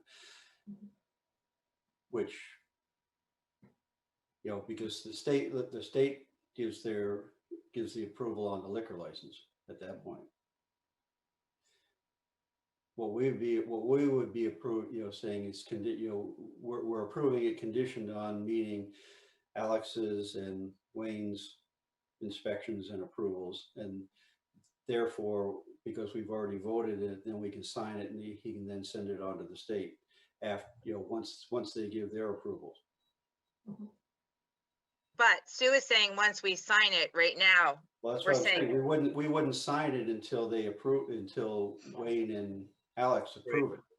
but Kyle just said they need a But then signature. it's just saying we don't have to come into another meeting. We're approving it conditioned upon that, and at that point, then we would go in and sign it.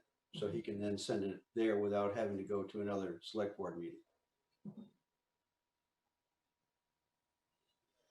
Otherwise, So Teresa, what he's saying is, if we could get the vote tonight and that you guys hold the paperwork and the signature that I need to get to the conditioned upon Alex's approval and the fire department's approval, you guys will keep that all together until it's whole, like we agreed about in this meeting. Once those are all met, then it could be sent and I could wait for them to call back. So essentially, it's preventing me from having to do this again in a month. And it allows me to get to work on that and getting all those conditions met. So when they are met, it's as simple as getting a signature from the select board, and then I can send it off for approval with the liquor board. Well, and I understand that, but from what you're saying, you said that you needed a signature from the select board. And then Sue is saying. What he's saying is he needs a vote from the select board. We just would not sign the form until we get approval from Wayne and Alex. All right, because then I could swear that you said that we needed some kind, at least one signature. No, because he can't send it. He can't send it to the state until it's signed. And all we're doing is by voting to set, you know, voting the conditions. We're saying that we will sign it upon the approval of Wayne and Alex. And I'm fine with that. I'm fine with everything else, and we've done that before where we've held it based on those conditions. Right. But I heard that Kyle said, and maybe I misheard it too, that you needed at least one signature to do it. And Sue had said, no, once we sign it, it's technically approved. So I might have misstated that. Might have been a mistake on my behalf. Yeah, I might have got ahead of myself a little bit, so I apologize. Okay, then I have no problem on the conditions at all then. Yeah, because I don't want to set, because there is a lot of things that have to be done, but I also don't want to hold you up in the process. So you need a motion. Can you hold on for a second? Can you hold on? Tell me a little bit more about the parking issue, because I know the donut shop over there complains on occasion on parking issues. Yeah, so You have enough we space? were, we're gonna have enough space with the extended parking. So as you know, this lot is notoriously small. We had an agreement worked out with the neighbor, and Right. then things have different due to the volume that we're doing down here. So in order to make up for that, that's why I had to cut the entertainment space down and add the parking over here. You know, it's been difficult to deal with a neighbor, to say the least, for whatever the reason may be. I've been very cordial, and I get along with all these other neighbors, especially the one that just gave me a long-term lease in the rear. But for some reason, him find some common ground with the parking. So we decided to say, okay, we're gonna have to expand it out back, and that's kind of what gummed this whole situation up. There wasn't gonna be any parking, and I had to kind of move on the fly to adjust to what was going on down here, and that's where the permitting and all the stuff comes in with it. Okay, thank you. Kyle talks the talk. You visited it, right? Can we? May I ask a question, Mr. Chair? Yes. The term entertainment has been mentioned, and if it's going to be any kind of musical entertainment, there is a special amusement license that needs to be gotten, just for your information. Yep. When I say entertainment, it's planning large any kind of music events. Who's talking? I think Kyle's trying to. Kyle's trying, but his No, Kyle's not. Oh, it's frozen. Oh, Yeah. Kyle, are you there? Or he can stare extraordinarily well. This is a weird meeting. There you are. There you go. Now you're No, he's frozen. All right. While he's frozen, we can do a motion. So we need a motion with the conditions. All right. So I make a motion to approve the liquor license extension, not the extension, the liquor license, based on Kyle getting all the permits, all the inspections that are needed, and everything from that ABC lined up. Yeah, Rolf's gonna change it on me, watch. I'll second for discussion. Okay, so moved and seconded. Discussion. All right, Marshall, do you have discussion? No, I thought Kyle did. All right. I think I covered the bases here. I unless you guys have any more questions for me, I mean, I'm pretty with where. Okay. So it's been moved and seconded. All those in favor? Seeing all hands raised, motion is carried. Thanks, Kyle. Thank you very much. I appreciate your time. Next item is consideration of a liquor license renewal for the Beacon. And Pam and Robbie said due to business, they may not be able to come. This is their annual renewal. I'm not sure where Wayne is on the fire inspection, because when I was putting my agenda together, I looked back at last year, found that they should have come up in February, and they went, oh my goodness, and got their form into me. So Wayne just got it last week.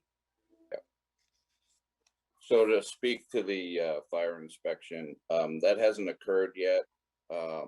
They're aware of the items that they need to accomplish for the inspection. And so we're waiting to get those items done and then go in and do the inspection. What's your timeline on that? There's two, I don't know, right? Sitting right here at this point, I don't know. I mean, I can go in and do an inspection, and then outstanding items, I just have to wait for example, the fire alarm system report. I haven't received that yet. The hood cleaning, they were trying to schedule the hood cleaning. So give you a time frame, I don't know, but. to It's say good. again, I don't want to hold anybody up, but it seems like we're giving approvals on things before we're getting all the information on the stuff. Yeah, and in this case, their license is expiring. It's toward the end of the year, so. I would suggest the same solution here as the last one. Yep. And they've been real good. That should work out just fine with the fire, life safety stuff. When does the license expire, Sue? I'm not at my desk, but I believe it expires in June. Okay, thank you. Yeah. According to the application, it says expiration is June 2021. Okay. So those expire the first of the month or the end of the month? I'm not sure. I think it depends on where the state puts them. They kind of stagger things a bit. And it does take the state about a month to deal with things. So. It's the end of the month. Is it? So Okay. let me ask a question. Okay, so when their license expires and they haven't got it renewed yet, but they're in the process of it, what happens with their? The state will grant them a 30 or 60-day extension. Okay, so so in this case, we could even wait, or do they need this the approval there too? Well, the sooner if you approve it contingent upon a favorable fire inspection or completion of all the tasks, then that just speeds up them being able to send it up when it's ready, as opposed to waiting for the June meeting, which isn't until the 15th of June.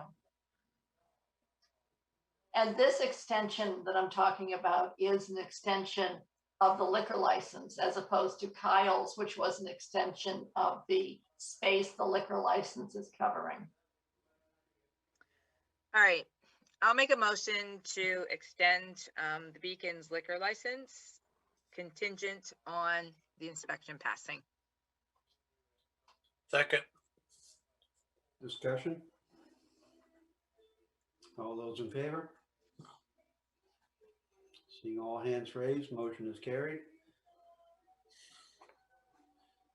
The next item of business is consideration of a recycler's license for Raymond Service Center. Alex? Yeah, so this one is for Raymond Service Center. They have a recycler's license. He does salvage title work, and because of that, the state requires him to have a recycler's license. So it's not like a junkyard. You guys did approve this last January, and so the way the statute's written, they have a 5-year cycle. So he needs to get approval every 5 years, but annually, you guys are required to basically sign off on it as long as nothing has changed. So I'm here to report to you that he's told me nothing has changed, and he's just looking to get his annual approval.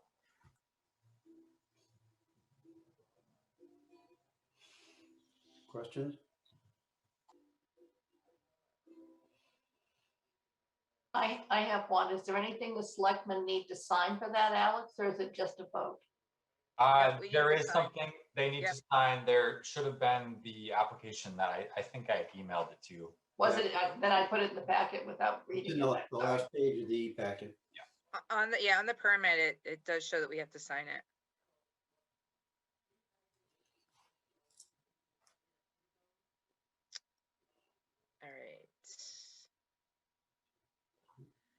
All right, I make a motion to to extend another year, the recycler's license for Raymond Service Center. Second. Discussion? All those in favor? Seeing all hands raised, motion is carried. Next item of business is a status update on Shaker Woods. Alex and Kathy?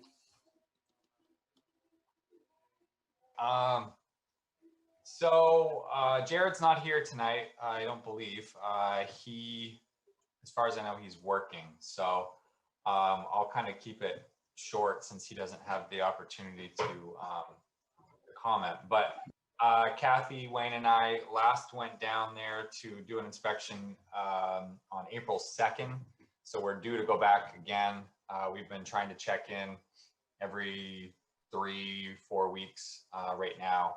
Jared is back to work, so it's getting a little bit more challenging to schedule inspections with him. But the last time we went down, they had finished the new bathroom. They have remodeled the bathroom space and have completed or mostly completed that section of the house.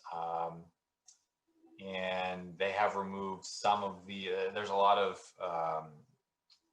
HVAC equipment that's no longer functioning in the dwelling. So they had removed some of that. And the punch list that we had given him in April was to continue to remove some of that unnecessary equipment from the dwelling. He needed to get all of the required permits for the project, which he has submitted applications for now.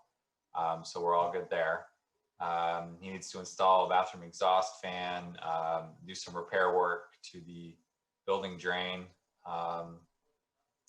and add some additional insulation to some of the exterior walls where there was a wood stove, I believe, and cover that insulation with sheetrock, remove some no longer functioning miscellaneous electrical wiring outside, and then continue to remove the junk from the property. He hadn't made a lot of progress with the exterior junk removal. The focus was the house, which that was what we had told him, to focus on the house to make sure that that was safe. So we're getting there, but we also want to make sure that he's continuing to remove the junk, and we told him to prioritize fuel containers. There's a lot of propane tanks and other storage containers on the site that we wanted to make sure that he cleaned those up first, especially around the house. And he was in the process of fixing a truck, which he did tell me when he came to get the permits that the truck's now fixed, which was going to allow him to start to load stuff up and move it out. So that's where we're at. And Kathy and Wayne, if you guys want to add anything, feel free. As Alex said, they've made some improvements. Their process has really slowed down, and I think it's going to be a very big challenge for them to meet the requirements that we set forth, especially on the outside. Yeah. He had made contact with a couple of folks to try to do the cleanup. He wants to make money off of it because some of the stuff is valuable, but there's so much stuff that is not valuable that I don't think reality has set in for Jared. And I think we all just have to understand that this house is never going to be fully up to code housing that we would normally see. It's always going to have some deficits.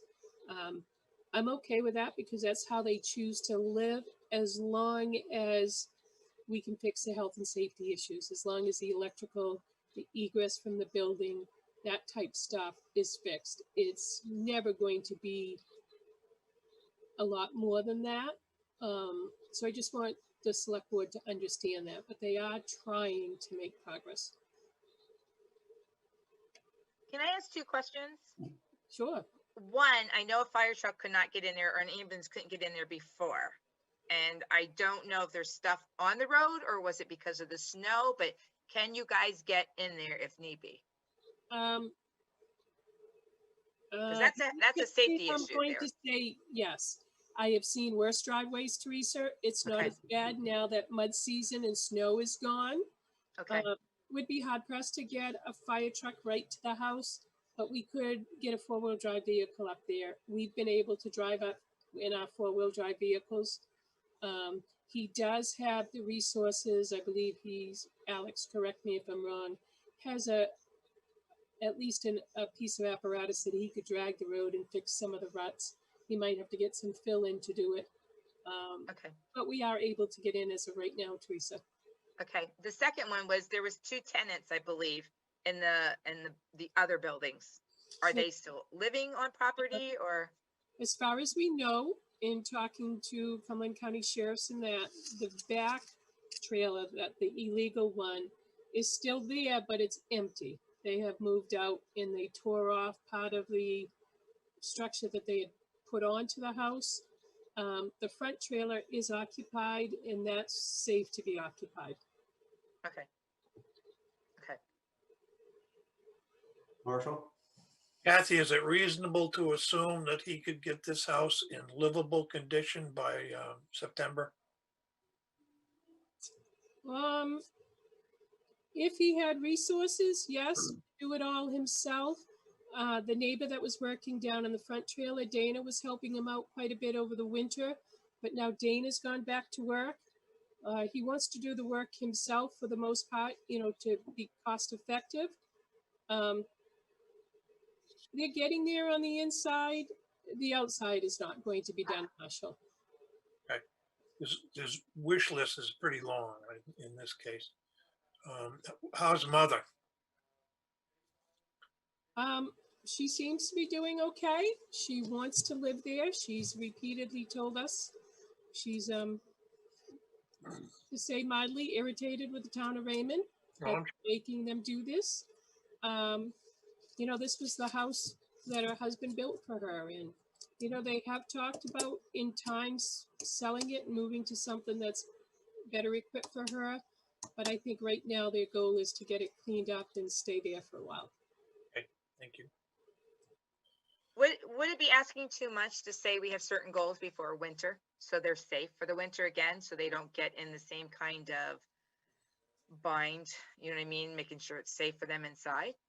I thought we had those in place already. Okay. Yeah, we do. Really, the deadline was March 1st. So we've been giving them basically a punch list, and we go every few weeks and say, you need to try and get this done. And there's been constant progress. Good. Like Kathy said, it does seem to have slowed though. Every time we go, it seems as though less and less is being done. But they're still moving forward. So we're kind of nearing the end of the minimum requirements for the garage dwelling. There's still some more stuff that needs to be done in there, but I do think it's realistic that they can at least have that to our minimum, in the next few months, as long as we don't go in the wrong direction. That's our fear, is that we're going to start to go back in the wrong direction again. So that's what we need to check on. We're definitely going to probably want to schedule a time to go back out there in the next week or two to do kind of a check-in on that. And the real difficult thing is going to be cleaning up the junkyard. There's no way that that's going to be resolved by the October 1st deadline, I believe it was. So I would prepare yourselves for us to possibly have to go the enforcement route with the order on that, because I don't see that cleaned up in the amount of time that you guys gave him to do that. Okay. Other questions? Hey, thank you. Yep, you're welcome. Next item of business, consideration of reactivating the recycling committee to study the viability of recycling. Kevin, I think I saw you there someplace. Oh, there you are. You want to speak to that, because you had expressed some interest in working on that during the budget hearings. So yeah. Hi, can you guys hear me? Okay. Yep. Good. Yeah. So Kevin Oliver, obviously Raymond resident, budget finance committee member, and what I do for a career is I'm a manufacturer's representative in the power industry and work very closely with the waste to energy boilers in that industry, and have over time had conversations with the operations of those facilities that have pretty much, they say, and they're pretty close to it, that there is no market really for recycling. And if there was a market for recycling, he expects that recyclers and facilities would be reaching out to towns for that material. He also, I spoke with Matt Albert, who is the maintenance manager for Penobscot Energy Recovery up in Orrington. And he told me that Governor Mills signed an executive order. It was number 24 for fiscal year 1920, and went into effect March 26, 2020. In that executive order, Section 2, Article B states that recycled materials that are sent to a waste to energy incinerator are actually considered recycling. And the reason for this is that how we typically consider recycling, like Raymond does, we separate the recyclables into a different stream. Those are picked up, brought to facilities where they're either accepted or rejected. And oftentimes at these recycling facilities, unless they're 100% clean, they're not contaminated. Peanut butter plastic jars don't have peanut butter in them still. Pizza boxes don't have grease on them, which is almost never the case. Boxes that we order things from Amazon that have plastic shipping tape and labels on them, that's contamination because it's plastic. It's not clean corrugated mixed paper. There are so many reasons why these items get rejected, and ultimately they get sent to the landfill when that happens most of the time. And so the alternative is sending these to the incinerator where they are burned. They are used to create energy to power the grid, which offsets other sources like coal or other carbon-based fuels. And what's left is basically water vapor coming out the stack based on the back end technology of these boilers to clean the flue gas. And the volume that is left over is just fly ash. They separate the metals out; those get recycled, through metal channels. And the fly ash, the clean fly ash, is then used, for farmers and other uses. There is a market for that. So I think the common misconception is that residents believe that they are doing some environmental good by spending their time and energy separating these materials into a separate stream. But there's a lot of question about what actually happens when they get picked up and where do they go and how much new raw material is being offset by those. So without continuing to carry on too long, be happy to answer questions. I think it makes sense to open the door to look into that chain of custody. And are we just spending money to create a separate waste stream or recyclable stream? And does that cost equal the benefit? And we really don't know right now until we look into this a little bit further. And I think that's the genesis of this, the question here. You see my son? Yes, right behind you. Yeah, he's trying to peek. So essentially what you want to do is get this group together to look at what's being done, what the options are and things like that, and then come back with some recommendations, correct? Yeah, I kind of envision this as, based on my experience, I believe that there is really a poor market at best for recycling. And what are the alternatives? I mean, if we said from now on, all your recyclables are going to go in the waste stream, obviously people are going to not feel good about that because they're going to think, well, we were recycling and now we're just throwing it in the trash. But, if our trash is going to MWAC in Auburn and being burned, and,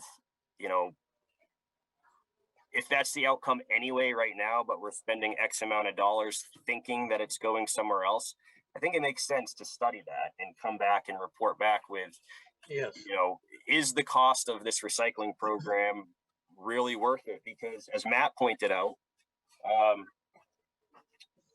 sorry, I took a couple notes here, but he said, while our time and money is wasted for the benefit of the profit for waste collectors. So, like a pine tree waste or whatever, if they can separate this out and say, well, you have to pay us so much per ton for waste and then an additional so much per ton for recycling, versus just having everything in the waste, when many of the recyclables end up there anyway, I think it's worthy of looking into that cash flow balance. Yes.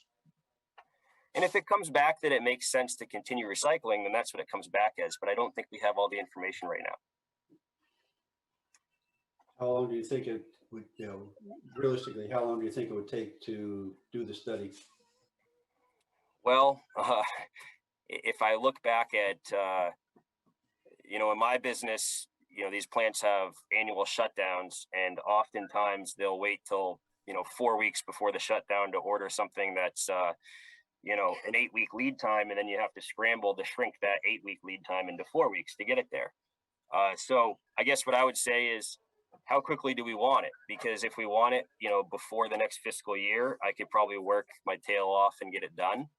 But if that's not necessary, then, I'd say by the end of the summer to give myself some time to do this. But I would be leaning on you guys to tell me where that clean break is. Well, I mean, we're already contracted for next year anyway, so. Okay. So really, we don't need anything, right off, is what I'm hearing. Nathan, you had a question? Yeah, well, I just want to point out that our contract is expiring June 30th. We have negotiated and have a new contract in place. This would change that drastically. They gave me a number today, and I do believe that does need a lot of research put into this, because this was a quick grab a pen and tell me how much we're going to save. If we cut out recycling right now, we're looking at about $60,000 in savings. We talked about the ACR, which is the average commodity revenue for recycling. In February, according to Pine Tree Waste, in February, it was $39.33 a ton. Today it was $56.40 a ton. Sure that they're seeing a loss coming up. They're gonna. I don't know. So if we do go forward with this, it is a 3-year contract. So I think that's going to change things. If we say we're going to investigate this recycling thing and come back next year, we would probably see a change in the contract. It's a 3-year contract. They gave it its pricing as a 3-year contract. And obviously in that contract is, on their contract is $50,000 for recycling tipping fees. So that's money out of their pocket, basically, I think. So I'm a little concerned going forward, thinking we're going to change something in a year. I don't know if we need to tell them that or renegotiate or just not say nothing and move forward and do a surprise next year. Don? Well, they already are aware now that we're looking at this possibility, and assuming that we vote in the affirmative to form the committee, we have a year to do the study. So I would suggest that we have a deal for this upcoming year, and that they know that we're looking at it. And it would probably make sense if we go in a different direction, particularly if we go in the direction, without recycling. We know there's competition interested in our contract, that we look at competitive bids. And so I think, we have a 1-year deal. We shouldn't expect them to, hold to their deal for 3 years that they negotiated with us. And, I think that would be unreasonable of us. And I don't think we should expect them to do that. And so they've already committed to this 1-year extension. And so I think that everything should work out fine. And if we decide that we want to continue the way we are, then we have a 3-year deal.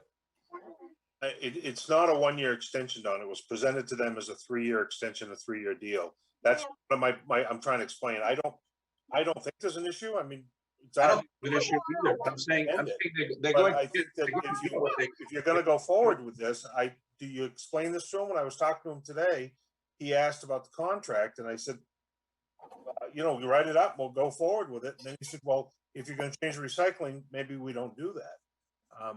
That's just. Well, let's go to. Do we go forward? Let's go to bid now. Then we have another interested party, and then let's see how that works for them. Well, I'm not saying that, Don. I'm just saying that I need some direction on this. I think we should research the recycling. Absolutely. That's not even a question in my mind. Well, you negotiated this deal this time, so if you want, I'll talk to them tomorrow. I'm pretty sure they'll go with that 1-year extension. I'm pretty sure they will, but it wasn't a 1-year. That's what I would do. That's not a 1-year extension that was directed from you to get from them. I got a 3-year extension. So if it's going to be a 1 year, I need to explain to them that it's a 1 year, or just tell them. It's just as simple as that. I'm with you, Nathan. I think just explain to them, they now know that we're looking at this committee. All I was asking. Approve it, then it's gonna turn out to be a 1-year extension. It may go back to 3, depending on what we discover and what we decide, right? I mean, we're presupposing what the answer is before Right, we don't know. before we even look at it. So I mean, it obviously, if in any contract, if something changes, then you've got to, you get some renegotiation that gets done, and that you have to look at that point. But right now, we don't even, we know that if we do nothing, we're where we are. What we don't know is if there's things that that we're doing, because I look at it from the standpoint that if we're going to make a major change, it's not going to be a quick change anyway, because you have the side of convincing people that change makes sense, where right now they're thinking, okay, we're doing the recycling, we're doing something good, whereas they need, we need to get information that says, is that really the case or not? And then people have to buy in on that too, because at the end of the day, people, the vote may still be from the people that says, we still want to do that. Because Right, politically, and that, we just go through, we just go politically, it forward. looks like we're doing something, So we just go forward with I'll explain to them it's a 1-year extension and with a possible 2-year add on it then. I agree. Yeah, That's fine. simple enough. Kevin? Oh, sorry, Marshall, I just had a quick question. So the first one was, is the contract already signed, or, does it still, okay, so there's still room to negotiate a little bit. Correct. That said, I kind of sense and agree with what I'm hearing, that from a public perception perspective, if we said, we're expiring June 30th or whatever the date was, and we want to make this change before then, before this next contract, it probably looks like we're rushing something through. That happened. And I think, yeah, if you're going to put it out to bid, Kevin, right now, there's a lot of moving parts to this contract. I think right now, to put it out to bid for 21, 22 going forward, I think we're a little short on that. Yeah. Great. But I also don't think, we've been a good customer for a long time. They don't want to lose us. I think that they will be amenable to going on a 1-year extension. I do realize, and I appreciate your 3-year negotiation. I thought you did a good job on that, Nate. But I mean, who knows? I wasn't trying to be argumentative, Don. I don't know what to tell the guy. He asked me the question today and I didn't know what to tell him. Oh, well, we can have a Zoom meeting with him tomorrow and talk it over. But when you made the negotiation with him and came up with this deal based on our prior negotiations, we didn't know that this discussion was going to occur at the budget committee, and this was going to develop. So it's a new thing, and so we haven't signed the contract. I think it can work out for both parties. I mean, they're in the waste collection business. If what we do is just collect waste and not recycling, that's still a pretty good contract. So there's opportunity for them yet. So I think we just need to talk to them. I understand that. I was just asking what to go forward with that. Marshall? Kevin, what is clear glass recyclable, or does it go to the trash? No, you muted yourself, Kevin. All right, there we go. I had started building a slideshow. I never really completed it, but in that I did separate out that for, okay, so give me a minute here. Kevin, I was just curious, is it all or nothing? Or does some of it recyclable and some not? What I've pulled off is off of like state of Maine websites and things like that. But what is considered recycled material? And that list is mixed paper, corrugated cardboard, glass, metal tin containers, and plastics number 1 through 7. No styrofoam bags or films. So glass is considered recyclable, yes. Okay. I know there's a company in Lisbon that deals with glass, I believe, and they're pretty busy. I'm ready to make a motion that we start an exploratory commission on recycling. Okay, I'm ready to second that. Yeah. Well, what you want to do is you want to reactivate the recycling committee, because that the recycling and the reason being that committee already, that structure already existed. It hasn't been functioning in a while. So you essentially what you want to do is reactivate that. I will move that we reactivate the existing recycling committee. I second. Thank you, Rolf. Discussion? All those in favor? Oh, wait, Don? Are we going to re-advertise for new members? Yes. Yeah, that was one of my questions. How many we have left? Yeah, because now, once you reactivate it, then you have to fill it. So I don't think the original membership is around, many of them. right, but what you're doing is just create, that structure already existed. So you're reactivating that structure. Now you've got to fill the seats. Could you go ahead and appoint Mr. Oliver to the committee? Well, yeah, well, let's do the first order of business is to reactivate the committee. After that, then then you work on filling the committee. Nathan? would you do it with staff and Kevin Oliver and then maybe a selectman and do research before you went out and tried to get a committee? Just a thought. We can get the research, find out if this is something we want to explore and go forward with, or. Well, I mean, you can, the committee could exist of that structure. It's just, Kevin first. Yeah, sorry I had a thought. So whereas I'm not familiar with the existing committee or the dormant committee, I guess, what did that consist of? How many members? What was the constituency like? I don't remember the number of members, but the committee would have been all about trying to advocate for recycling and to educate folks on recycling and to promote the reuse of materials that had previously been discarded in the trash. It was active when I first came. That was 20 years ago plus.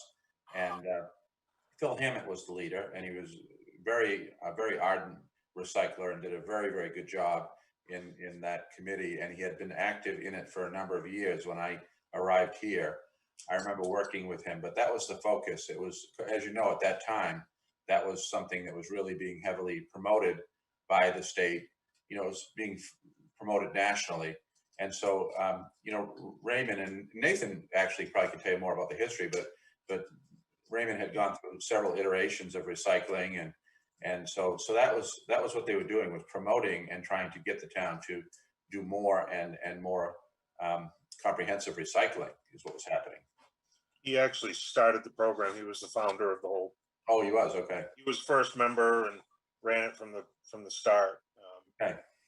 He did a fantastic job of it. Yeah. But things have changed a lot since then. I haven't seen him in a long time.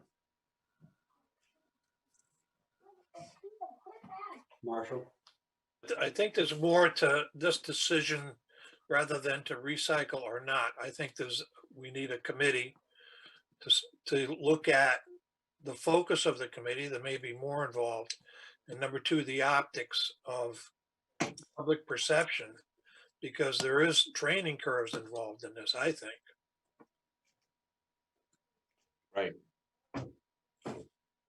I think there's a lot of different levels to this too. I think right now we're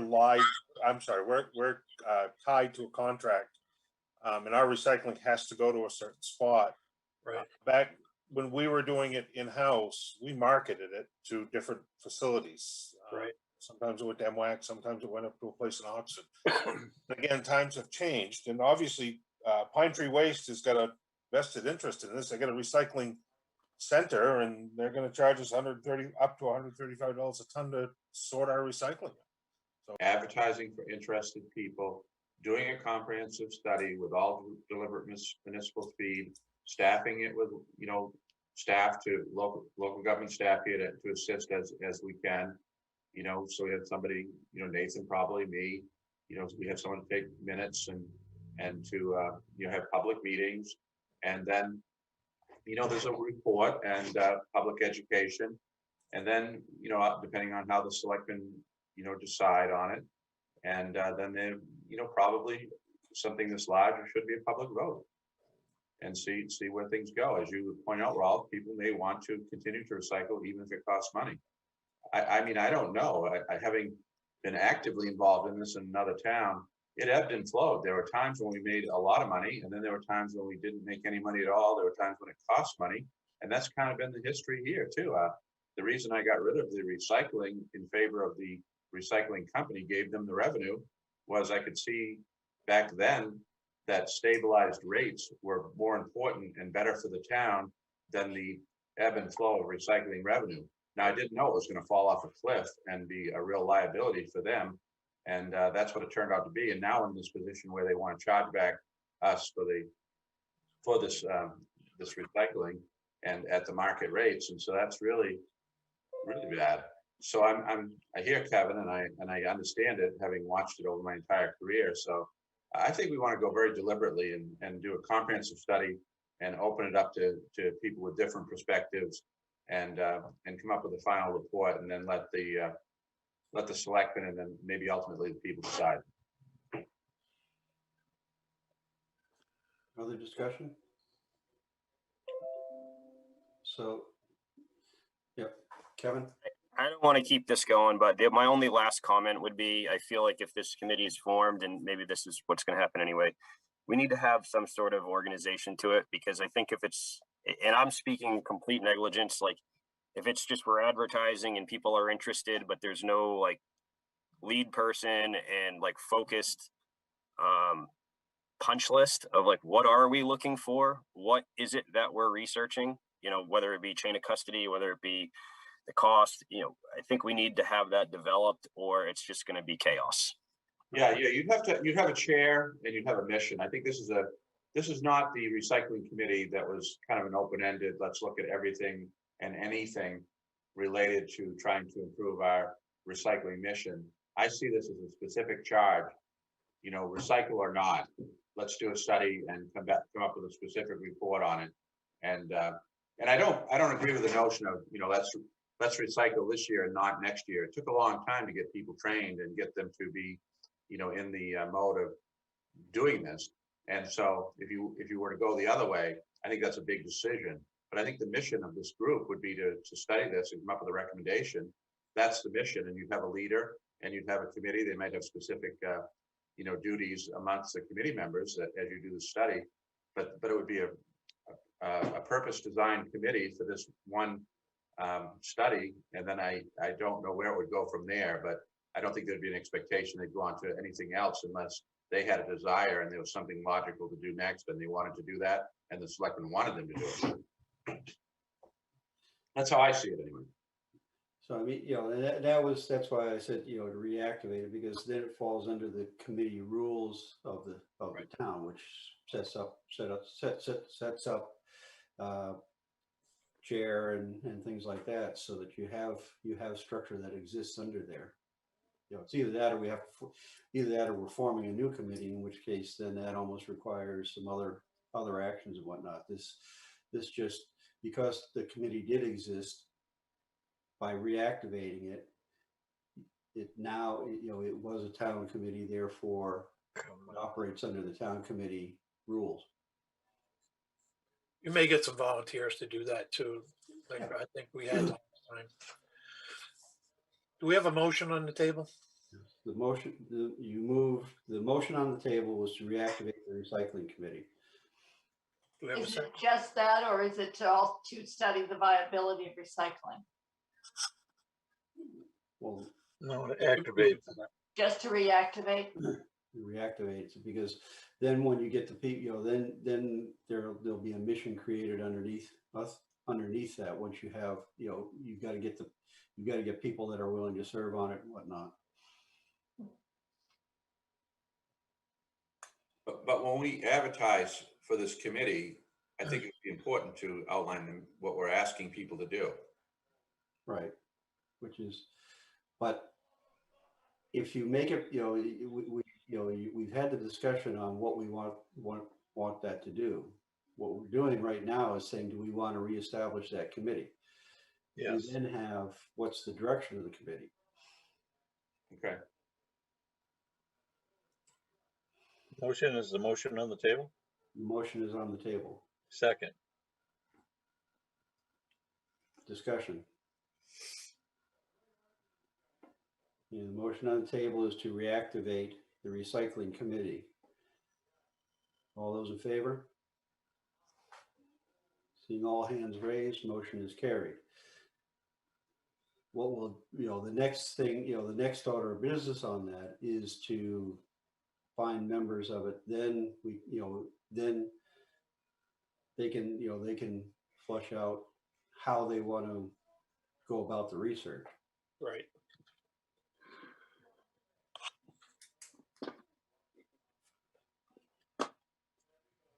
Any other discussion on that?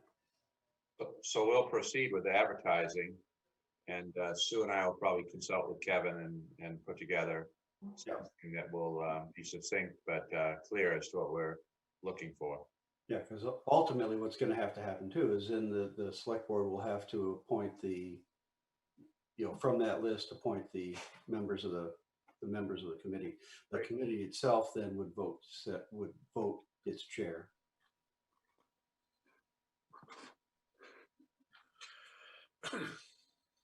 Does that sound reasonable, Kevin? Yeah, that sounds great. Ready when you are. Okay. I'd like to nominate your son for the committee, Kevin.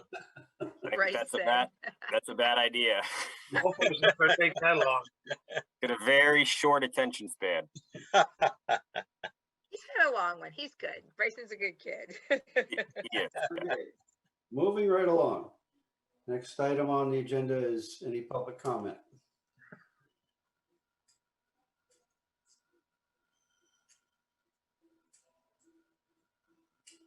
I think we have a hand raised, Mr. Levitt.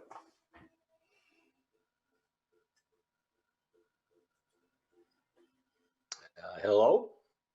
Yes, we can hear you. Okay, you can hear me. Good, good. Thank you. Charles Levitt, East Raymond, Raymond Hill. I don't have video going, but I guess I'll just do my comments as is. Maybe I'll try this though. Excuse me 1 second. Does that do anything? Didn't seem to. Well, nope, didn't. Okay. You can still hear me though, I take it. I think you may have something over your camera. Because we Okay. see red, we see a square of red, so. Yeah, okay. Well, never mind. No need. My monkey and I don't have to have that kind of exposure anyway. My first observation again will be that for this calendar year, 2021, I have now officially still attended more select board meetings than Selectman Taylor. My next comment concerns the annual town meeting. It has been decided to conduct the citizen approval of the town warrant by ballot on June 8, 2021. The warrant contains many new ordinance changes that are quite detailed and can be found in the warrant and online. Equally important are the budget articles that are of a very specific fiscal year 2021, 21-22, that are generalized in groupings and not specific as in a line item budget. That one passed by the budget committee on April 27th and the select board on April 28th, 13 days ago. Now, I know the select board and the administration strive for competency and transparency, but I am puzzled as to why 27 days before the public is to vote on this $7 million town budget plus in the use of taxpayer money, as of 6 p.m. this evening, there is no place on the Raymond Town of Raymond website to access this budget. Click on proposed 21-22 budget and you get no page found. Go to documents. Nope.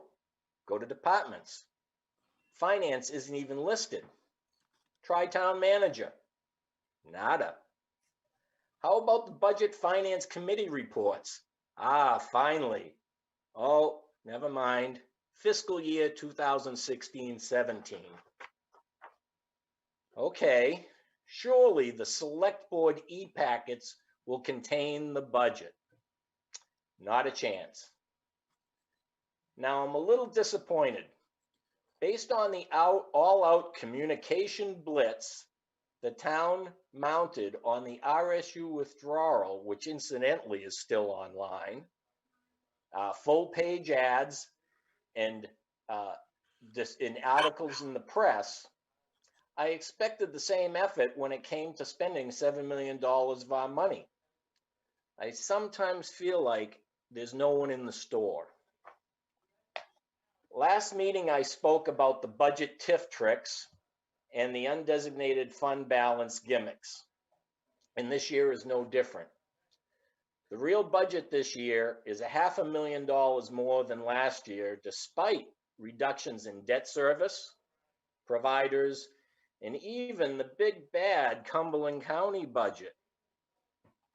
But presto changeo, we'll keep your tax rate low by using money we overtaxed you last year, and don't worry about the major stuff, staff and program growth in animal control, tassel top, and parks and recreation. I can't tell you where else because you, the voter, and I can't see it. Magically disappeared. Without an open town meeting, it is nearly impossible for citizens to express their concern on Raymond's budget, unless they vote all fiscal warrants down with a no vote. Pretty drastic. I suggest people vote no on Article 7, the $75,000 Select Board slush fund. It's a step in the right direction and sends the message to the incoming Select Board and town staff that honesty and transparency are needed more. I was going to say are coming, but abracadabra, maybe we can get there. To further that end, I'd like to ask the 1,000 voters who voted to support withdrawal, please vote for Dana Desjardins. He is not a tax and spend Republican politician, and he does not support tricks and gimmicks. You're The going 2,000 beyond voters. public comment into advocating for a political position that's not allowed in public comment. Okay, I withdraw. Then I endorse the other candidate. It's time. You're endorsing a candidate which is not allowed in public comment. Okay. Thank you, Mr. Chair. Then why don't I say this? The 2,000 voters who saw the gimmick that was proposed by most of the members of this select board, use your voting power. There were 2,000 of you who saw through. Confine your comments to comments, not political endorsement. This isn't an endorsement. This is a comment about the last election.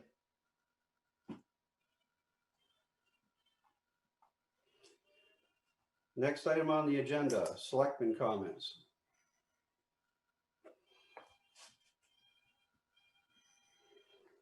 Seeing none. Next item is town manager's report and communications. Thank you. I'd just like to briefly give you a little report on the American Rescue Plan. Kathy Goslin and Kevin Woodbury, Bruce Tupper, Nathan, Kayla, a number of other staff members have been assisting. You know, we put together a comprehensive package of possible projects in anticipation of this funding that we received, which is around $450,000.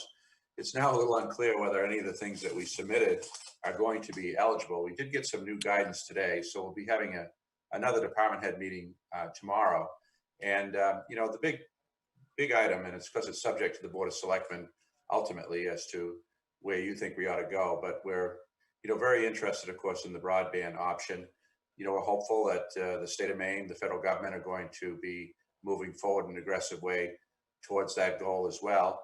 And it is something that's going to be perhaps as long as 4 years before it ultimately all, comes out and in terms of all the funding. But they're now telling us, I guess Kathy says today during her research, that we need to have another proposal by August.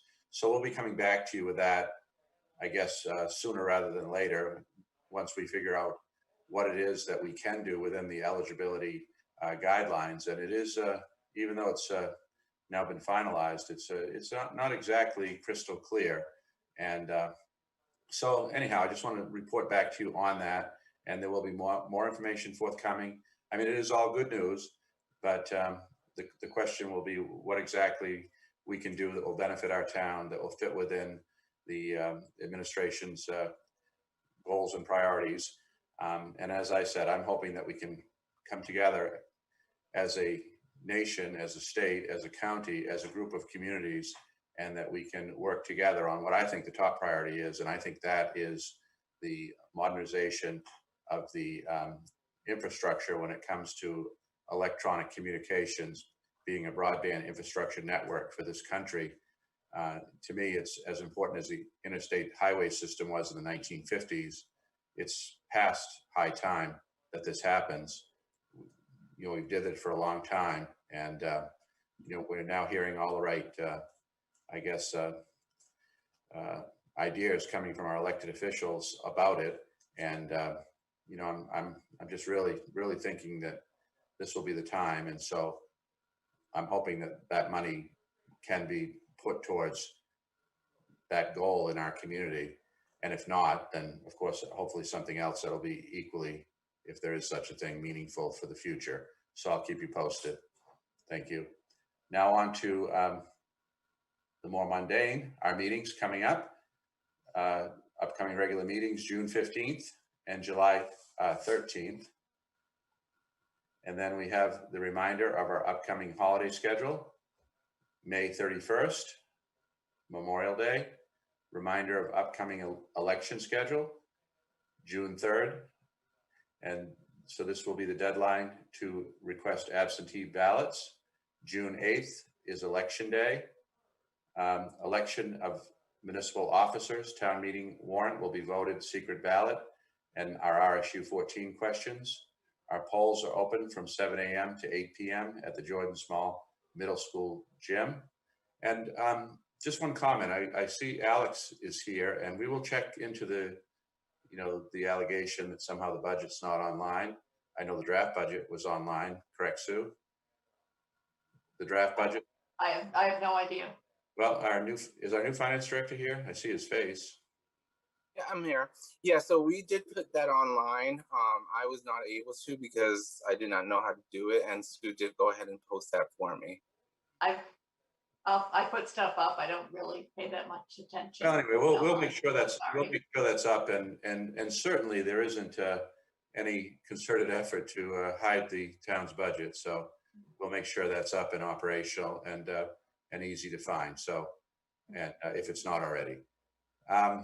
So anyway, that's what we have, and we'll look forward to the vote. And of course, for folks at home, I mean, we'd love to have an open town meeting. That's what we do here.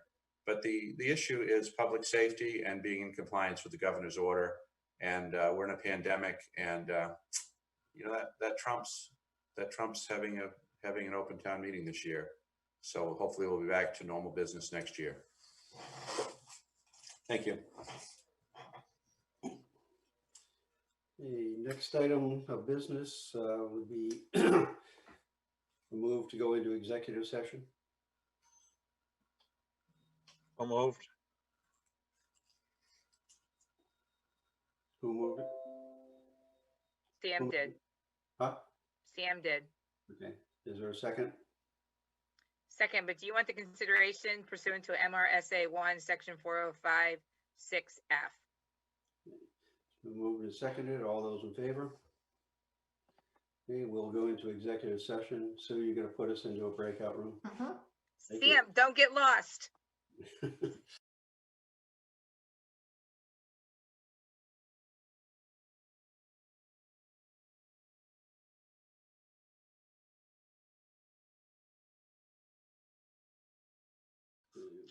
You're still on.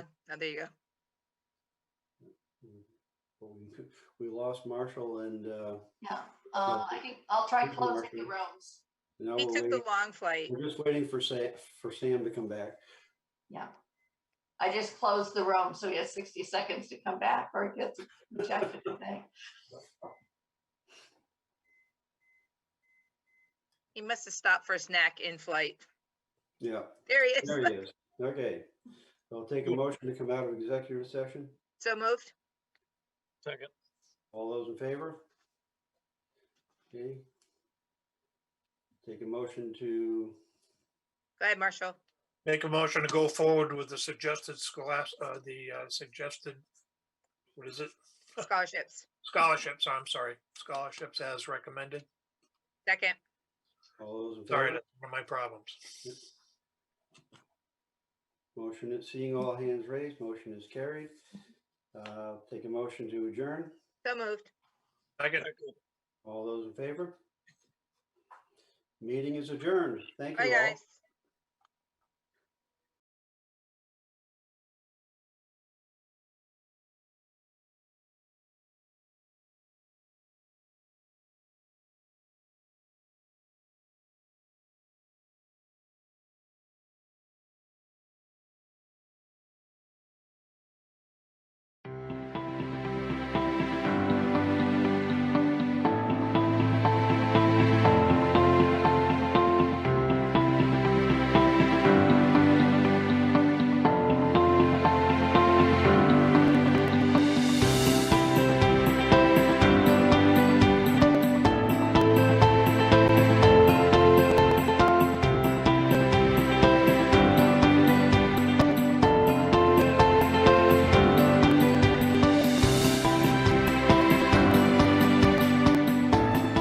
Hi, I'm Kayla. I'm the Communications Director for the town of Raymond, and today I'm sitting here with Gary, who manages the food pantry in Raymond.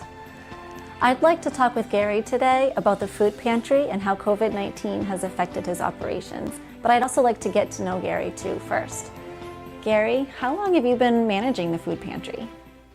Well, I've been involved with the pantry for about 5 years or so, but as manager about 4 years. What started your involvement with the food pantry? Well, I had a forced retirement, and I was involved with the Raymond Lions. Some of the Lions were supporting the pantry. They brought me in. There was concern over pantry operations and how things were operating and what it looked like going down the road. Reverend Elmer, who was the proprietor of the pantry, took me under his wing, entrustment, and I've been building on that throughout. What are the hours of the food pantry? The pantry itself, the operation is on the second and fourth Thursday of the month from 4 to 6 p.m. Are there eligibility requirements for the recipients? Yes, we follow TFAB requirements. The TFAB is a temporary emergency food program provided through Wayside and Good Shepherd. Also, we allow, some families will have a hardship in any given month, and they come to the pantry as well. You mentioned that a bulk of your products come from the Good Shepherd Food Bank and Wayside, but you also rely on local businesses. Yes, we do food rescue pickups once a week from both Hannaford and Shaw's out of North Windham. But we also have food drives that are done and donations dropped off from some of the local businesses. Good Shepherd's a big one. The Ready Care, one or two of the local daycare centers, PNF has done donations and food drives, and so has 302 Nutrition. One of the things I didn't want to forget is the Thomas Pond Christmas in July. That event brings in over 1,000 pounds of dry goods for that one event. How has COVID-19 affected your food supply? We don't receive as many donations from local groups because of the concern of transmitting. We have been getting quite a bit of distribution from Good Shepherd. They have the program that goes farmer to family programs, so we're getting more of that produce stuff. We've been having larger distributions from USDA, which comes from Wayside. They're trying to help the farmers and the producers, food producers. Their warehouses are filling up. Well, some of that product they're giving to us for storage, not necessarily the product that we're using every day, so some of those volumes increase. At the onset of COVID, our store donations, rescue items went to almost zero. We rely quite heavily on store donations, rescue items for both produce, bakery, breads, and protein. Also, a lot of the dry goods that we were getting from Good Shepherd and purchasing elsewhere were not available on the shelves. COVID has changed how many of us have to operate. What are the major changes that you and your team have had to implement? In a number of ways. Number one, I've gotten more volunteers because there's less people employed and whatnot, and people eligible, need to get out of the house, need something to do. That's been a great help. As far as the clients go, we used to have interaction with clients. Clients would come in the door, have selections of product, work their way through, we'd have conversations, and then send them on their way. Today, it's a drive up, drop, do a selection, here's a box. The only interaction is with the intake person or the person that's giving them their food. You mentioned an intake person. What exactly does that entail? The intake person records who the individual is, number of people in the family, whether they're senior or non-senior, and they also ask them, they have a checklist of food items or dry good items, select things that we can give them a choice to take. And they'll fill out, ask the questions, fill out the form, bring the form into me, and then we start the process of putting their stuff together. Can you talk about your volunteers? Our volunteers are primarily driven through the local Lions group. I am a Lion. This is, the food pantry supported as a project by the Lions, so we're heavily supported there, and it's a pool of volunteers for me to grab onto. During the COVID, we had as many as 17, 18 volunteers. We're back down to around 10 or 12, and that's diminishing as people go to work. The hours of operation or hours of need for volunteers is challenging for the workforce. Most of our operations are done early, I say early morning, it's 8 o'clock in the morning, 8 to 10, and then from 9 to 12, and then 3 to 7 on pantry days. So it makes it difficult. It sounds to me like you really rely heavily on the elder community for your volunteer base. Yeah, 90 to 95% of our volunteers are age, let's say 65 or older. What is expected of your volunteers to help promote healthy and safety for everybody involved? We generally follow the general COVID guidelines. Anytime we're working within the pantry, all the doors, appliances, and tables are wiped down first, generally by myself or somebody else that comes in or prior to everybody else. A volunteer walks in the door, they have to wash their hands. Masks are required.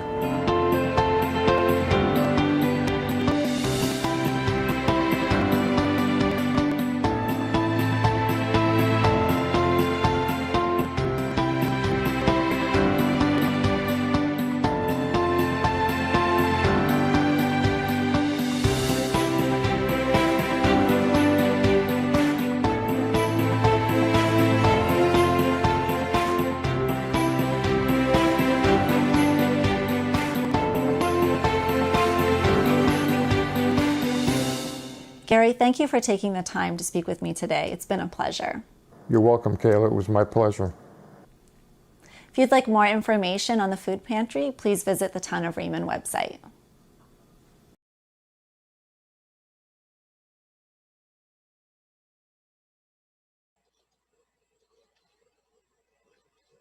Welcome to the Wednesday, May 12th, 2021 Planning Board meeting for the Town of Raymond. The Planning Board will come to order. The board does have a quorum. I will now take roll call, starting with Ed. Kranich here. Greg Foster. Kevin Woodbury. And Croft. This is a public proceeding, and unless the board specifically votes to go into executive session, you have the right to hear everything that is being said and to look at all the exhibits that are presented. Please notify the chair if you're unable to see or hear. The board works from a published agenda, and we'll be considering tonight's items in the following order. We have first order of business is the introduction of our new planning board administrative assistant. Then a public hearing for the Patricia Avenue subdivision, which is also a preliminary review, I believe. And after that, we've got any planner communications and adjournments. So I guess the first up is welcome, Sandy. Thank you. This is not something totally new to me, just I have to learn your ordinances. I was with Casco for 15 years. And before that, when I lived in New Jersey, I worked for lawyers for 20 years. Yeah. So Alex can vouch for you then? Yeah. I think Jim might as well, but I'm not sure. Well, welcome. Yes. Yes. All right. As long as you don't call me Doug, Sandy, we'll be fine. Yeah, no, don't push me to that and we'll be fine. I don't want to relive that. Thank you. Okay. So it looks like nobody is here for the public hearing, so I'll just open the public hearing officially and then close the public hearing. So our public hearing is done, and we'll go right into the preliminary review for the Patricia Avenue subdivision. Jim, if you could take us through some of this, not all of us got your memo, Jim, so if you could be a little bit more detailed. Okay. Thank you, board members. Tonight we have an application for, actually it's an amended subdivision plan for RN Willie and Sons off of Patricia Ave. It includes about 29 acres. This came to the board back a few years ago, and they carved, I believe, 3 or 4 lots off Patricia Ave and left the remainder of what was once a pit on the Raymond side. This is located right on the Raymond-Wyndham town line. RN Willie still has an active pit on the Wyndham side of this, but on the Raymond side, they had discussed way back then about coming in with kind of a hybrid open space conventional subdivision. Now they've come back. Last month they came in with kind of the same concept, maybe looking at some duplexes. They're coming back now. We have a little bit different configuration of the plan, but same number of lots. I believe we're looking at 9 lots on this property right now.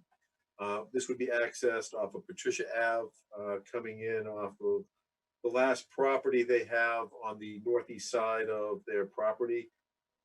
The board at the last meeting had asked that we look at continuation of the right-of-way, which they have shown going through. This would actually wind up back on Pipeline Road opposite of Viola Ave. As I said, this was once a gravel pit, so there are some slope issues and maybe even some groundwater issues where it's been excavated in the past. The property behind on the western side is a resource kind of protected area, significant wetland. When they came through in, I think it was 2017, maybe 18, Dustin, you have to remind me on that one. They did avoid some of the wetlands there and put in some open space areas. They're going to continue with that in this development, but there is still a large area reserved in there for open space, which is all wet, standing water. So that's part of the concerns we have with these lots going through the preliminary checklist. was the fact that these are 20,000 square foot lots. Board had asked way back when if we could possibly bring in public water due to the economic impacts. They've decided that they don't want to do that. So these will be on private wells and septic systems. One of the concerns we have is given the size of the lots of 20,000 square feet, and with some of these having stormwater provisions, this is putting a lot in a sardine can shape kind of configuration here. So we will be requesting, or we suggest that the board request the hydrogeologic studies because of the nitrates and impacts on wells and the close proximity of the two. They seem to meet the 100-foot separation, but this is a gravel pit. Those plumes may be a little bit more extended than normal due to the porosity of the sands out there. That said, they have shown us a road, dead-end road with a hammerhead. We will have to discuss about these will need sprinklers since they are not on a hydrant system. So all the buildings in the single family will need sprinkler systems. There are some more comments that I can go through in a little bit later, but I think for now, what we should do is let Dustin finish off any presentation he wants to make, and then we can come back and get into the actual punch list. Sounds good. Go ahead, Dustin. All right, thank you. If you'd like, if I can get screen sharing permissions, I can kind of put something up here if you'd like, just to kind of walk through as I'm talking. Sure. Let's see. Mary's working on it right now.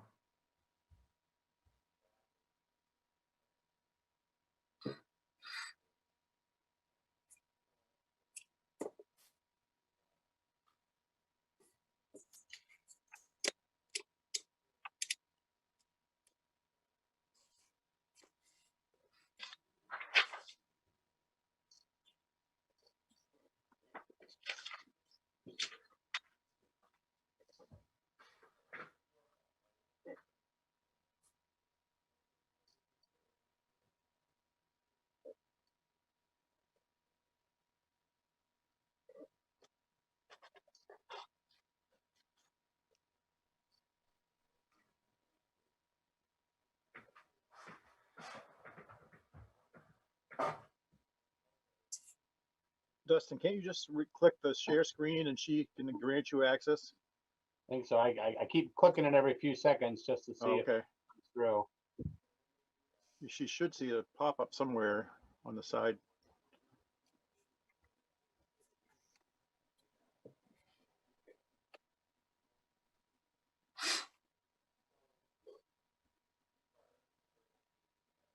There we go.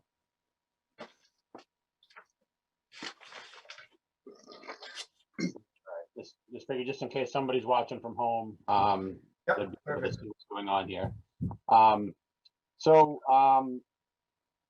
Since the last time we were in front of the board, we have gone back and made some not major adjustments, but some kind of tweaks to this plan that we thought would help some of the issues that we had brought up at the last meeting, and I'm kind of cleaning the project up a little bit. So when we were last in front of the board, we had some relatively narrow lots down to 75 feet wide, which is what the minimum requirement is for these clustered lots in the ordinance. What we did is we went back and actually made the road a bit longer and spread these lots out a little bit and made them about 110 feet wide, which makes a big difference compared to the 75 feet when we're trying to get the wells and septics on these properties. So we think that was a helpful improvement to the project. The other thing that we did, we previously had kind of a combination of clustered and conventional lots that had some interesting configurations through those wet areas. And the reason for doing that was to try and potentially accommodate some land area for duplexes on some of those lots.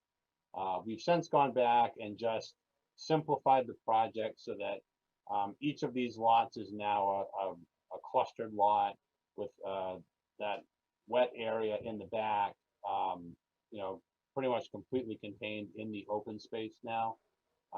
So the way I understand the ordinance is that these would all be now just single family lots, and that we wouldn't be looking at doing duplexes on any of the lots as proposed. The general layout orientation of the road is similar to everyone's favorite. proposed previously. The other thing that we did is we kind of stretched out the stormwater management ponds on the rear side of these lots. I think we had some discussion at the last meeting about just the general layout and configuration of these two stormwater filter basins that we had on the rear of the properties. They kind of went up and took up more of the land area close to the homes, which really restricted the buildable land spot in each of those lots, and also just created some concern about just access and things like that. So what we've done is made them more linear and kind of stretched them out over the backs of the lots to just create some more buildable area on each of those lots. We've also, we've engineered those ponds as well as the one that'll be built adjacent to Patricia Avenue, which takes the runoff from the first, probably 300 feet or so of the road coming in. We do have some grading that needs to be done on the uphill lots, as Jim had indicated in his memo. We're certainly willing to provide full grading plans for each of those lots to show how those building windows would intended to be completed, and it would just show the material that will be coming out of those lots there. The ones on the downhill side are a little more conventional type layouts, a little easier to develop, and we're keeping closer to the natural grades. We certainly understand the concern about nitrates. Certainly willing to, we'll have a nitrate hydrogeologic analysis completed for each of the septic systems, just to show that we're protecting the groundwater quality. So certainly happy to do that, as well as the septic designs for each of the lots. We have had the soils looked at in a kind of a mass analysis in this area, where there's 9 lots in a relatively confined space. We did have just kind of the whole area looked at. There doesn't appear to be restrictions for wastewater in the areas that we're proposing, but we will document all of that in our application when we come back to the board with formal test pit analyses for each of these lots, as well as the hydrogeologic analysis for the leach fields. We are in the process of working with the Maine DEP on the approval of both the stormwater management design as well as the site disturbance that's within 75 feet of that large wetland of special significance that runs in the middle of the site.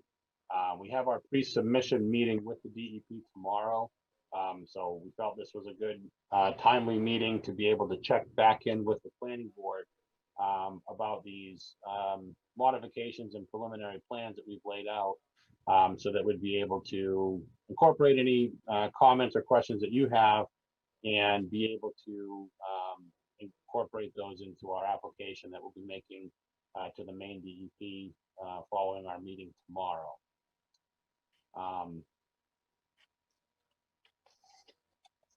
There was some questions just about retainage of drainage easements, just because this site does receive some runoff from some uphill areas, and we think that was a good observation, and certainly willing to incorporate those into the design. We've done an overall watershed analysis. We'll try to identify the points where water is going to be coming down through the site from some offsite areas, and to the extent we can reserve some drainage easements so that it doesn't become an issue once these lots start to get sold. We'll certainly incorporate those into the plans as well, just for some good future planning.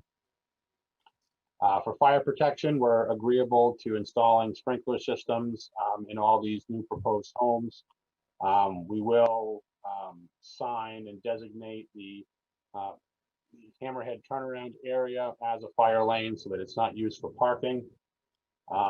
We've received the information regarding just the request for turning templates and things to make sure that that the hammerhead can accommodate the fire apparatus. So we'll certainly provide that information as well with our plan submission that we make next.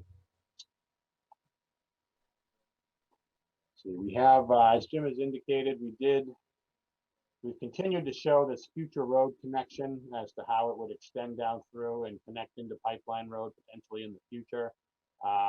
This existing portion here is currently utilized as essentially a shared driveway for the 2 residential lots on either side. It's also it's a gated access that comes into the pit area that accesses that Wyndham pit that's owned by the applicant in a separate deed. So that curb cut area is already fairly established.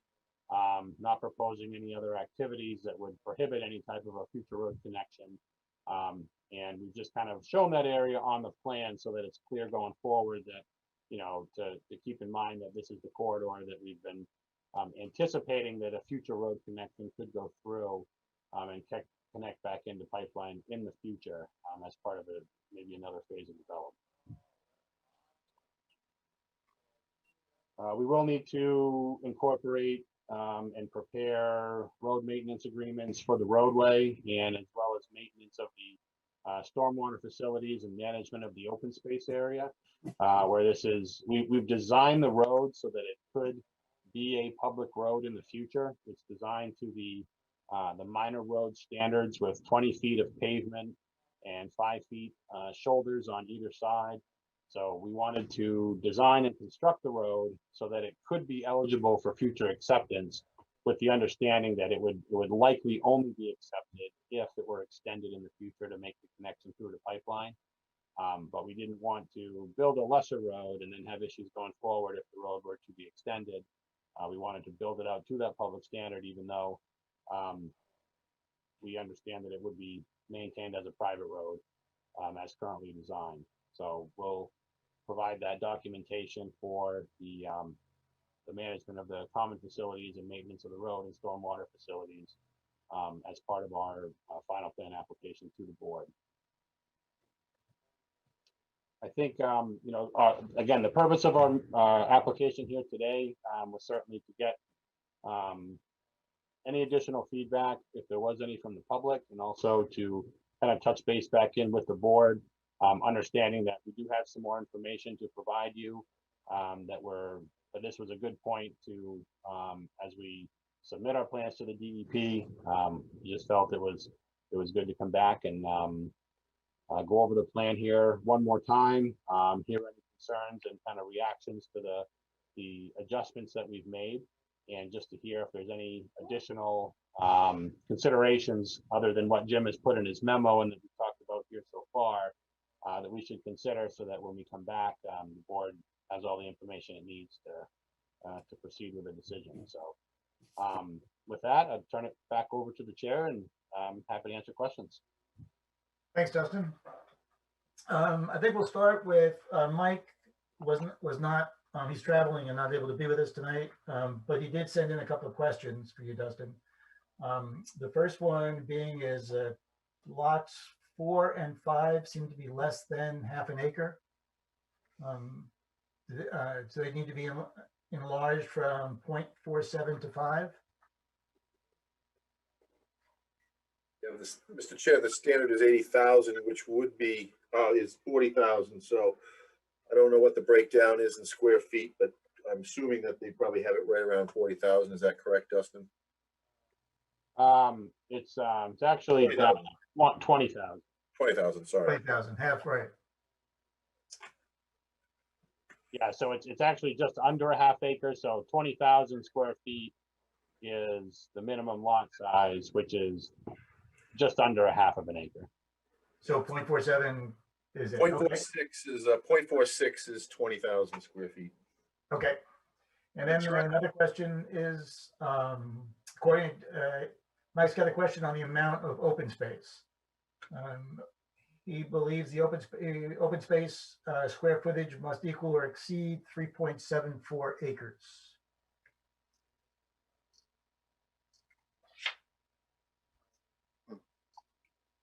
Okay, I can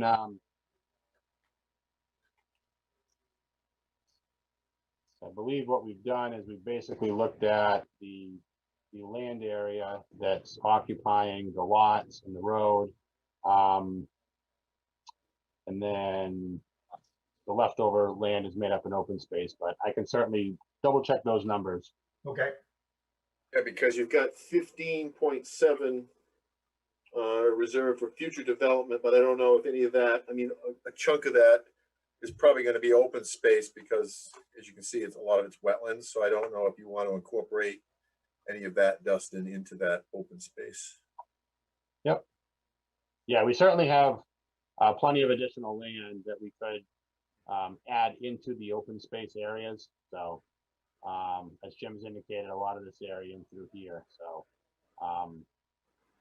but I'll go through and double check those numbers. Okay, thank you, Dustin.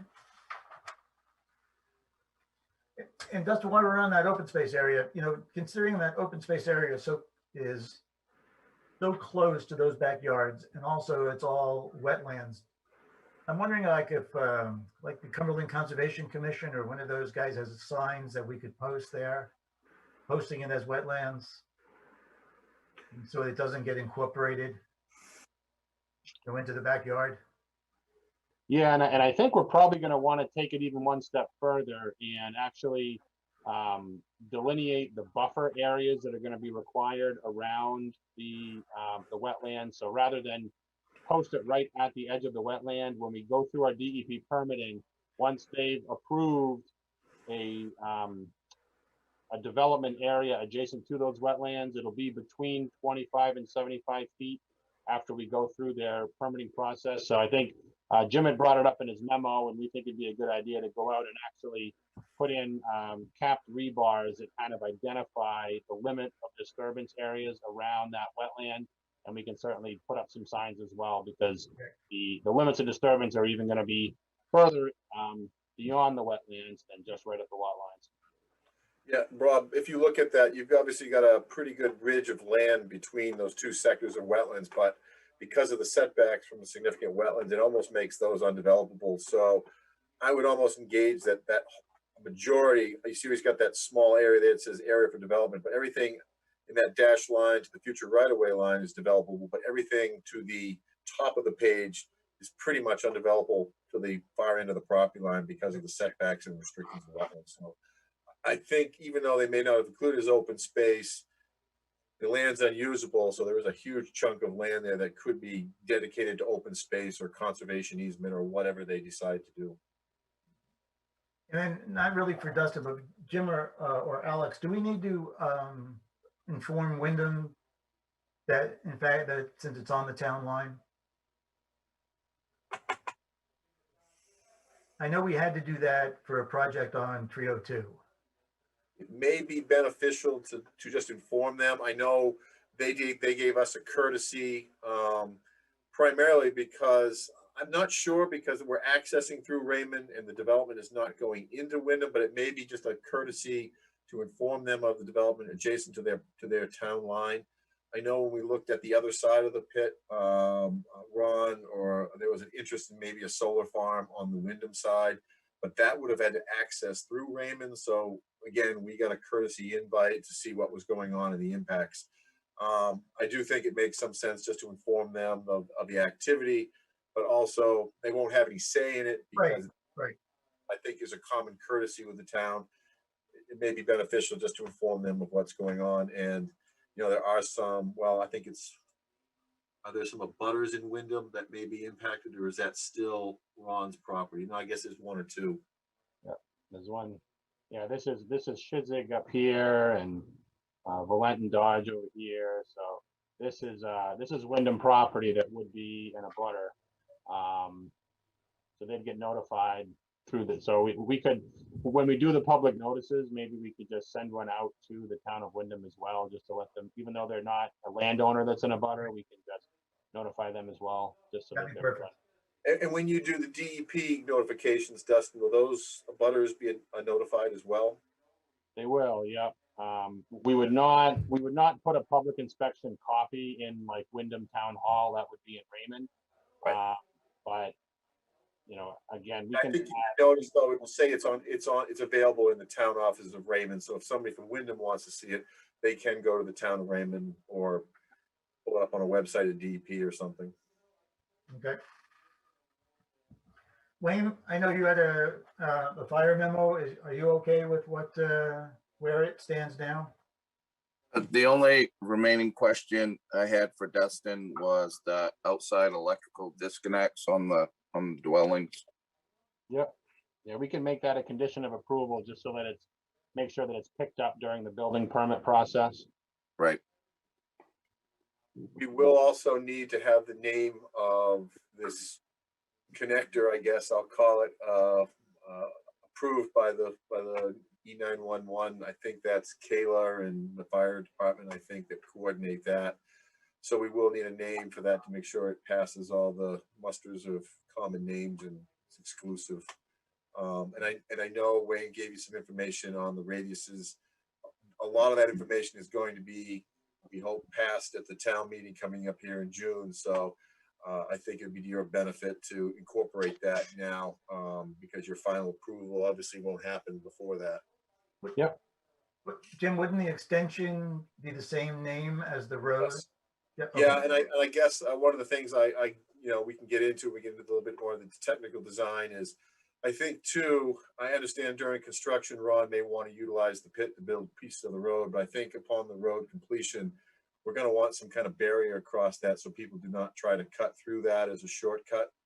I think you can put some large stones or something like that in there far enough away so you can plow and push stone, but we don't want motor vehicles, public motor vehicles coming down and going through this and getting into the pit. And I don't think Ron probably wants that either. So I do think at the end of this, we're going to want some kind of barrier there for motor vehicles. If people want to walk through there and walk down to Viola, I guess that's something you'll have to figure out if you want to put that in the homeowners, that they have the right to cross through there. Because I do know that that's still an active pit, right, to an extent. Yeah, and what we would probably do is kind of like what you see, we would put a couple of the those frost posts with the hooks on the top and run a cable with a sleeve over it so that it could be removed if somebody needed to have, you know, access through it, but that it would be not passable on a regular basis. Yeah, as I think about that, I don't know if you even want the pedestrians going through there until the fact that he's done with the pit, because I don't know if we want pedestrians crossing through where there'll be dump trucks and loaders and things like that through there. Right. There are some other technical details, and I don't know, Bob, how you want to go through it. I guess there's some other board members. Let's go through their comments first. So from the board, is there anybody that has any questions, comments? Okay. Greg, you're okay? Kevin? I'm okay. Kyle? Kyle, you still there? He got comfortable and fell asleep. Ed? He finally got some sleep because it was quiet. Let's see. I have a couple questions. Go ahead. It was a while ago, but when we did the site walk, I remember that where the road came out to Patricia Avenue, there was some issue with the right of way and the property lines. And I think we were told that you had to do a land swap or something. Has that been addressed? So yeah, so what we're showing here is the road going through what is going to be a triangular easement on the neighbor's property here. So as part of our, you know, final plan, we'll show you the easement language that's going to convey that triangle of land. So yeah, we have enough road frontage to bring the road out, but it's just it's not in a great spot. So we propose to move it over so that it hits right on the corner so that you've got decent sight distance and also avoid the utility pole that's right there. So it's in the optimum location the way we're showing it, and it will require an easement over that abutting property, which we will provide. Okay. One other question I had on sheet 6 of 8 between lots 2 and 3. At the end of the drainage easement, it looks like there's a outlet of some kind, or the symbol is that correct, or is it just a swale that goes down there? Got it up here on the screen. So we've got these two swales here and here, which are going to take runoff from the road culverts and direct it down towards the filter basins. So these are swales that run basically right on the property lines in between some of the home lots. Okay, yeah, that's what I thought. It just looked like there was a symbol for outlet or a head wall or something at between the two wastewater disposal fields. Justin, while we're on that stormwater component there, I noticed you got, you know, 3 septic systems that are in close proximity. 2 of them are kind of tickling a small patch of wetlands there. So I'm not sure where the soils will be or whether that'll be on a fill situation or whether those will have to be tweaked to get out of those wetland areas. But my other concern is, maybe I didn't mention the memo, is how do we get access to these stormwater areas? They're behind these buildings. I don't see any location where we could get equipment or the home association could get down in there to maintain those. Yep. So I think the access is going to have to be down off the end of the road here. So we can include some additional easements along this part of the land here, so that we can come right down off the end of this road and then basically travel. Vehicles can, for maintenance and stuff, can come along these berm areas if they needed to get in and clean out the ponds. But yeah, the access would come off the end of the road. So we may have to extend that stormwater treatment easement maybe to the end of lot 5, just to give them access, or some kind of vehicular access over lot 5. And that's kind of all contingent upon how you deal with DP. The other thing too with that is, you know this as well as I do, the DP will be looking for some test pits in those treatment areas, and knowing that your water table is probably around 279, 280 seasonally, maybe, you know, that might be a little bit of a challenge, but you know, that's a little bit more down the design road with the stormwater. Yep. Dustin, was the change in plans from a duplex to single family, was that the developer that wanted to change those, or was it driven by our ordinances?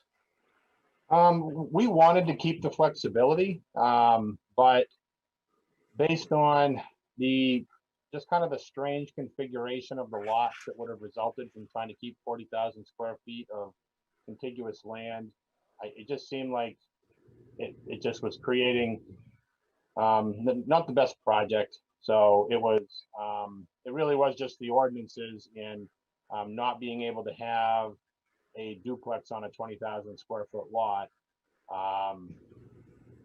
So that's why we've got them all, rather than the mix of conventional and clustered lots, we just went with all clustered lots, just to keep it simple. Mr. Chair, too, I think the other thing with these lots too, I know they're 20,000, but you know, there's a fair amount of topography running through all these. And as I mentioned before, we got septic, we got stormwater, we've got wells and the house itself, and then some driveways.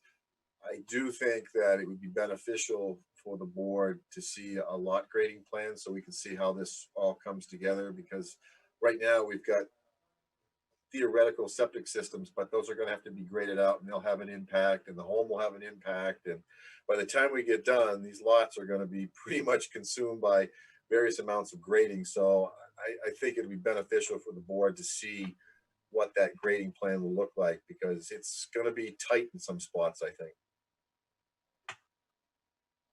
Yeah, and I think one of your comments was to have basically a condition of approval that would require like site-specific grading plans at the time of construction. So I think if we just do it ahead of time as part of the plan set, and every site is graded out with a driveway and a building and a septic system, and it's just done all ahead of time, it'll just make it easier than having to come in kind of lot by lot and have to do it in the end. We might as well just do it right all up front. Well, and I think it'd be easier for your home buyers too to see how that would lay out, because as we know, if we leave it up to the homeowners, there'll be a house from setback to setback, and then it'll be even tougher to fit all these things in there to the way that, you know, the wells and the septic system have to play out, because those are probably going to be items that aren't going to be able to be too much flexibility given the lot configuration and size. Yeah, they're pretty well dictated by the plan, so there's not going to be a lot of allowable deviation from where we show wells and septics. With the access easement, do you have any documentation yet on that as far as right title or interest to that wedge of land that you're going to need for the access off Patricia? We don't. It's all just been conversational up to this point, but it's at the point now where it needs to be documented and submitted. So we're gonna get the formal language all drafted up and make sure the board has that. I think that's an important piece the board would need to have just to show that, you know, we have the rights to do the project and tie into that area. So we'll make sure to get that done.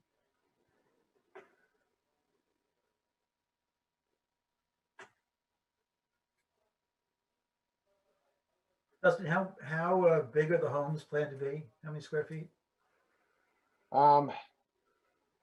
Judging by the kind of the interest in the other homes that were built by this developer and through here, that they'll probably be ranches for the most part. A lot of them are, I want to say around 1,300 square feet or so. Some have garages, some don't. All depends on the price point and what people want to spend. Some people may want to add a garage later, or there may be some two-story homes, but I think it's predominantly going to be ranches, you know, in that 1,300 square foot range. Anyone else from the board have a comment? Questions? I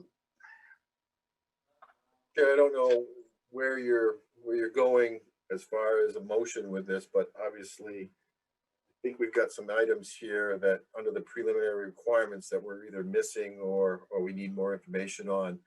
I do think that the access easement, where we don't have an agreement yet, is a pretty big piece that we need to have as part of the preliminary plan. And I do think that maybe we want to get a little bit more feedback on the DEP side after following their pre-application to find out if they are going to be on board with the stormwater, because if they're not, then that could substantially change the plan as well. But it's your board, it's your decision what you guys want to do. But I don't think we're up to a vote. Yeah, I don't think we're up to a motion yet, Jim. Okay. Yeah, I would agree with that. But I don't think that in the sense of dragging along here, Dustin, I would think that we probably could get it all done in the next meeting. I mean, I don't think we need two more meetings to accomplish it. I just don't think we have really a full enough application at this point to say we have a full application to go ahead with a motion to do it. That makes sense? Yeah, that makes sense to us. And so for us, when we make our application to the DEP and they find it complete, and at that point we'll have all the information as well that we talked about tonight here. I'm happy to submit plans back into the town at that point that would be complete, what the DEP requires, and addressing these items we talked about tonight. My question would be if the board would consider any type of a final approval before we get our DEP permits, or would the board prefer to wait? I guess about a year and a half, 2 years ago, we kind of fell on the side of waiting until we heard from the DEP so that the board had the final decision by giving that kind of final decision of the design to the DEP. So I would guess that that'd be the same way the board would go. If anybody on the board there want to chime in? Yeah, Bob, you're pretty consistent. That's the way the board's been acting in the last few years. We do want to see the DEP approvals, maybe not the final, but at least the verification that they are in approval writing of the approval. Just in the event, like we said, in case there is a change, substantial change, you know, we don't have to go back and amend it. I think, Dustin, what you can do is obviously we can get you through preliminary. And then hopefully we'll take you down the road far enough so that the final approval is more like a consent item where we're just kind of doing the final checkoffs. But I would like to think that in the preliminary approval state that we can get you to a document that's 95% ready. Yep. That makes sense.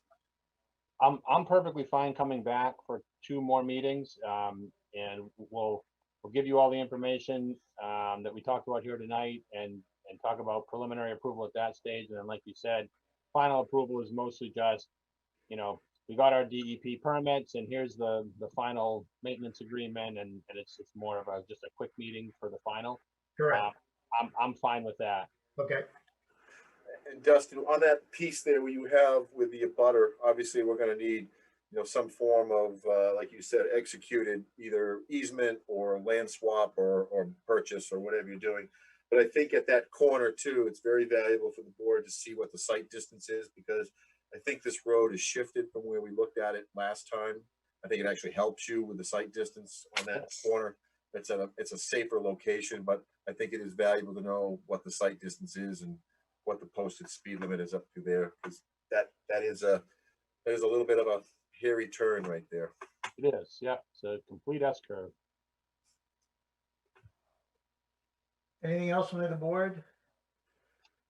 Yeah, I have a question. Was tonight an actual public hearing? Did we meet all the requirements? Because I think it was on Jim's memo that it said this was not going to be a public hearing tonight.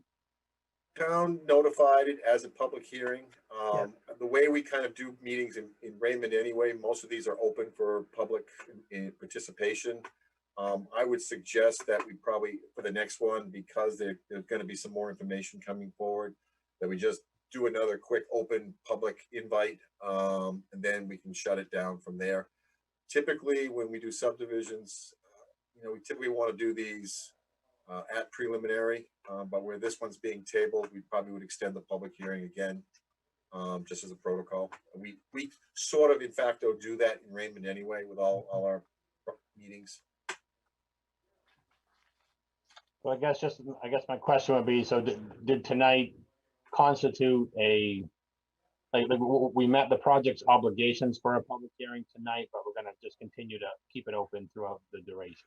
Yeah, where they didn't really deem it complete because they didn't vote on it for a preliminary, it's kind of open still. So even though there was no public participation this evening, I think the correct protocol would be to open up again for public comment at the next meeting.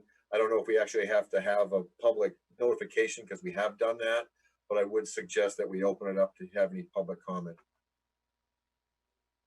Yeah, we've met the requirements though for a public hearing.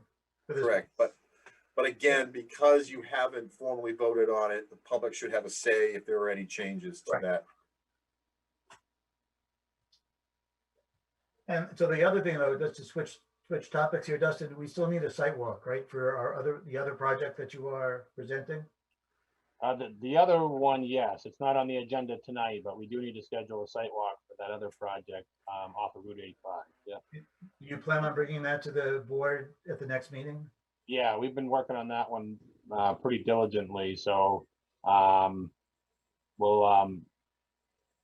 we can talk. I'll talk to Jim. I mean, at this point, I don't know. I mean, we didn't submit anything today, which would be the deadline for the next meeting. We have made some changes, so I'm happy to bring it back as a sketch plan, but I'll talk to Jim about it, and if he decides that it'd be worthwhile to come back as a sketch, then we will. Otherwise, we're in the same process there where we're trying to get going with DEP and work with the water district, and so okay, so we can still do the site walk. Right. Yeah, I was going to say, Dustin, it may be beneficial that if you're doing a preliminary, you're going to be lost a month anyway. It may be just beneficial just to put yourself back on as a sketch plan, and then we can schedule the site walk this evening as part of other business, and maybe we can knock it out before our next meeting. I don't know, when are you planning on coming back with this particular project? With this particular project, I would say at this point, based on what we talked about tonight, I'm probably going to come back once we've submitted to DEP and they've kind of given us like our first round of comments so that we know we're like 90% the way there, that's when I would submit back to the board, I think. So, you know, I know DEP is unpredictable, so you may be a few months there, so. yeah, I mean, for preliminary plan, maybe we try to come back in July. If we make the June submission deadline to come back and present in July for preliminary, and then hopefully by then we'll be at least a third the way through the DEP review process. Okay, So so I'm just trying to figure out, Bob, if we even gonna have a meeting in June at this point, so. Maybe rather than a meeting in June, we could do the site walk for that other one, if he's gonna submit, you know, in between. well,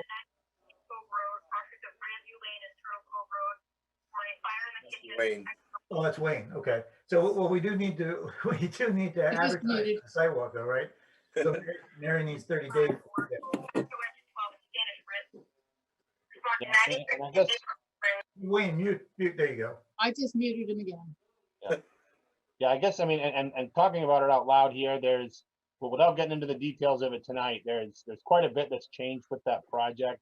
I don't expect it to change again, but there was a lot of moving parts when we came in the first time. We've settled on a lot of the unknowns and we're focused in on just what the project's going to be now. So I do think it will be worthwhile for us to come in because we're not even coming off of Claire Lane at all anymore, and it's a whole different layout. So I think it would be worth coming in as a sketch plan and doing the site walk for the June meeting. Okay, so I don't know if we have enough time now for the site.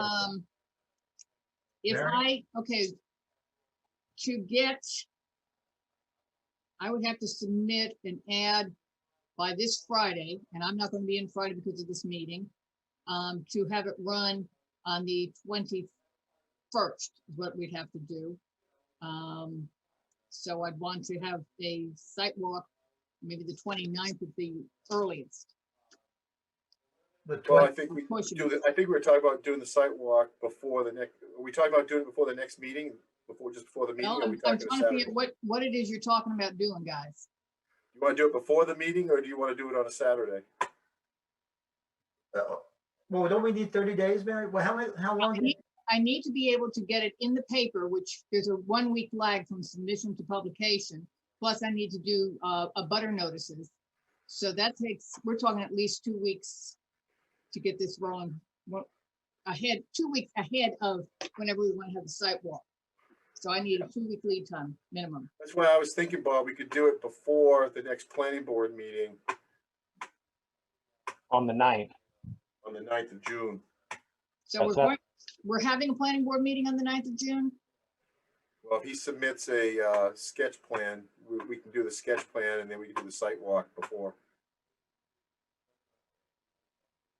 So we really don't have a submission deadline for a sketch plan. And I have it all done. I can bring it to you tomorrow. I mean. So Jim, you're proposing that we go do the site walk before the meeting? Yes, it's just a sketch plan. I mean, you'll have the plan in hand because it will be delivered to you, so we can do the site walk before the sketch plan. You've seen one rendition of the land. No, I'm not concerned about that. I'm just concerned about the timing. Oh, no, I just thought that, we could do it at 6 and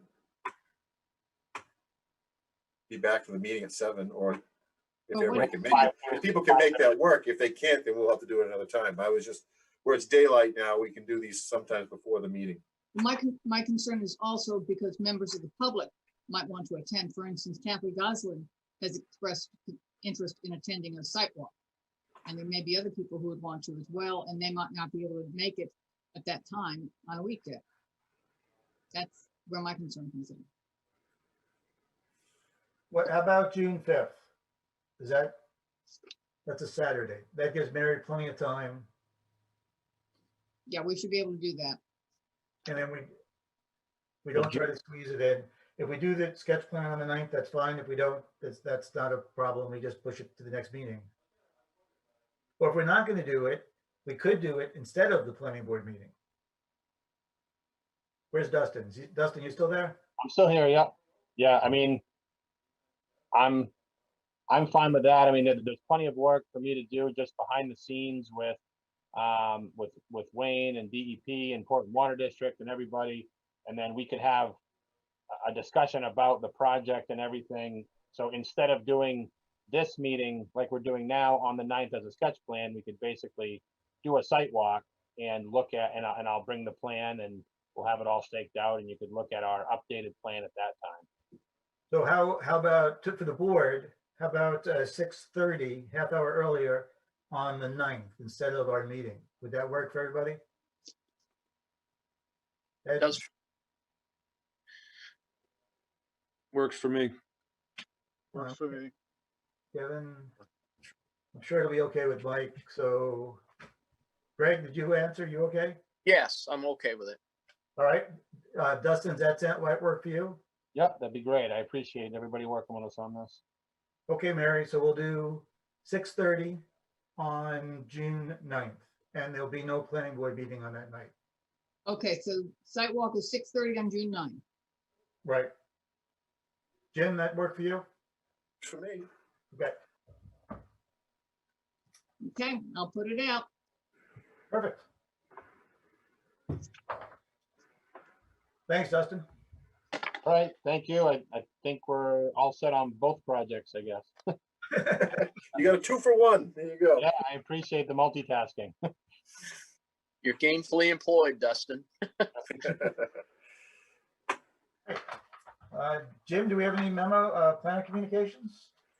I'm not aware of anything else. I know Alex has had some conversations, but I don't think anything was submitted, so I don't think we have anything else at this time. Alex? Yeah, no, you're right. I don't have anything that's close. Okay. I do think, let me see, when's the town meeting that's coming up? So those new ordinances will be, hopefully our new amendments will be getting kicked in here soon. Kyle, I didn't actually catch you. Are you okay with with the sidewalk on the 9th? Yep, that works for me. Okay. Yep. Okay. Anybody got anything else they want to talk about? Get a motion? Is there a second? Second. All those in favor? Aye. Aye. Thanks, guys. And it's still light out. Yes. Thank you.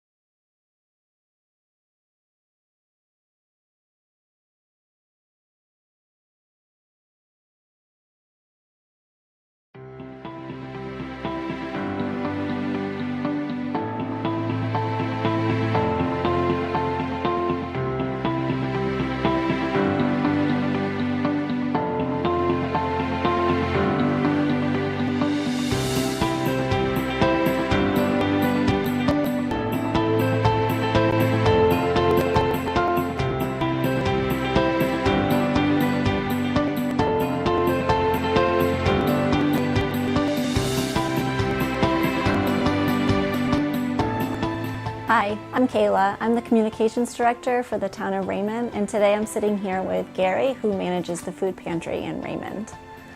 I'd like to talk with Gary today about the food pantry and how COVID-19 has affected his operations, but I'd also like to get to know Gary too first. Gary, how long have you been managing the food pantry? Well, I've been involved with the pantry for about 5 years or so, but as manager about 4 years. What started your involvement with the food pantry? Well, I had a forced retirement, and I was involved with the Raymond Lions. Some of the Lions were supporting the pantry. They brought me in. There was concern over pantry operations and how things were operating and what it looked like going down the road. Reverend Elmer, who was the proprietor of the pantry, took me under his wing, entrustment, and I've been building on that throughout. What are the hours of the food pantry? The pantry itself, the operation is on the second and fourth Thursday of the month from 4 to 6 p.m. Are there eligibility requirements for the recipients? Yes, we follow TFAB requirements. The TFAB is a temporary emergency food program provided through Wayside and Good Shepherd. Also, we allow, some families will have a hardship in any given month, and they come to the pantry as well. You mentioned that a bulk of your products come from the Good Shepherd Food Bank and Wayside, but you also rely on local businesses. Yes, we do food rescue pickups once a week from both Hannaford and Shaw's out of North Windham. But we also have food drives that are done and donations dropped off from some of the local businesses. Good Shepherd's a big one. The Ready Care, one or two of the local daycare centers. PNF has done donations and food drives, and so has 302 Nutrition. One of the things I didn't want to forget is the Thomas Pond Christmas in July. That event brings in over 1,000 pounds of dry goods for that one event. How has COVID-19 affected your food supply? We don't receive as many donations from local groups because of the concern of transmitting. We have been getting quite a bit of distribution from Good Shepherd. They have the program that goes farmer to family programs, so we're getting more of that produce stuff. We've been having larger distributions from USDA, which comes from Wayside. They're trying to help the farmers and the producers, food producers. Their warehouses are filling up. Well, some of that product they're giving to us for storage, not necessarily the product that we're using every day, so some of those volumes increase. At the onset of COVID, our store donations, rescue items went to almost zero. We rely quite heavily on store donations, rescue items for both produce, bakery, breads, and protein. Also, a lot of the dry goods that we were getting from Good Shepherd and purchasing elsewhere were not available on the shelves. COVID has changed how many of us have to operate. What are the major changes that you and your team have had to implement? In a number of ways. Number one, I've gotten more volunteers because there's less people employed and whatnot, and people eligible, need to get out of the house, need something to do. That's been a great help. As far as the clients go, we used to have interaction with clients. Clients would come in the door, have selections of product, work their way through, we'd have conversations, and then send them on their way. Today, it's a drive up, drop, do a selection, here's a box. The only interaction is with the intake person or the person that's giving them their food. You mentioned an intake person. What exactly does that entail? The intake person records who the individual is, number of people in the family, whether they're senior or non-senior, and they also ask them, they have a checklist of food items or dry good items, select things that we can give them a choice to take. And they'll fill out, ask the questions, fill out the form, bring the form into me, and then we start the process of putting their stuff together. Can you talk about your volunteers? Our volunteers are primarily driven through the local Lions group. I Am a Lion. This is the food pantry supported as a project by the Lions, so we're heavily supported there, and it's a pool of volunteers for me to grab onto. During the COVID, we had as many as 17, 18 volunteers. We're back down to around 10 or 12, and that's diminishing as people go to work. The hours of operation or hours of need for volunteers is challenging for the workforce. Most of our operations are done early. I say early in the morning. It's 8 o'clock in the morning, 8 to 10, and then from 9 to 12, and then 3 to 7 on pantry days. So it makes it difficult. It sounds to me like you really rely heavily on the elder community for your volunteer base. Yeah, 90 to 95% of our volunteers are age, let's say 65 or older. What is expected of your volunteers to help promote healthy and safety for everybody involved? We generally follow the general COVID guidelines. Anytime we're working within the pantry, all the doors, the appliances, and the tables are wiped down first, generally by myself or somebody else that comes in or prior to everybody else. A volunteer walks in the door, they have to wash their hands. Masks are required.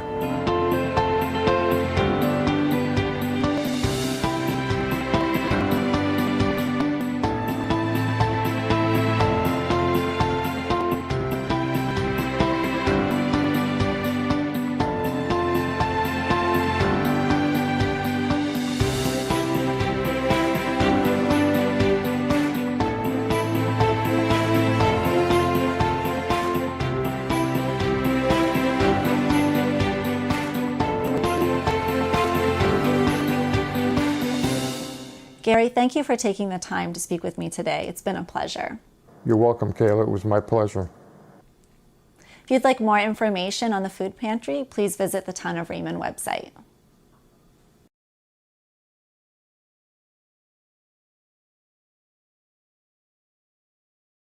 Appeals meeting of the Town of Raymond. The Zoning Board of Appeals will come to order. The board does have a quorum. I'm now going to do a roll call and ask the members to state their name. Let's start with Pat. Oh, you're muted, Pat.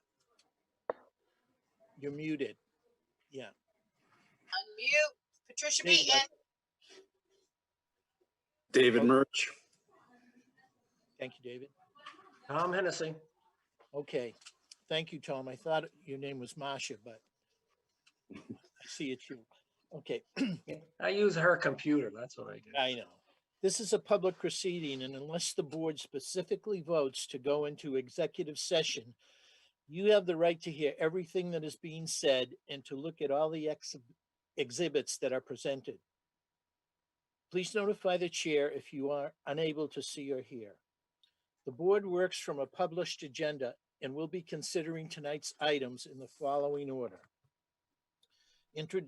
Introduction of a new administrative assistant recording secretary, Sandy Fredericks. Interview of applicant for member of the board, Greg Dean. Then we'll go on to new business, a public hearing for Robert Guy requesting a setback reduction, and applicant Jessica Bates looking for a conditional use and variance provisions for non-conforming use. Excuse me. In each instance, the burden is upon the applicant to demonstrate compliance with the provisions of the applicable ordinances or state law. After the board votes on the merits of each application, it will prepare a written notice of decision. Because the notice of decision may substantially affect any appeals rights, and also as a matter of courtesy, the board asks that those attending the meeting with regards to a specific application not leave until the board has completed its discussion. Generally speaking, appeals from adverse decisions must be filed with the Superior Court as otherwise provided by law within 45 days of this board's decision.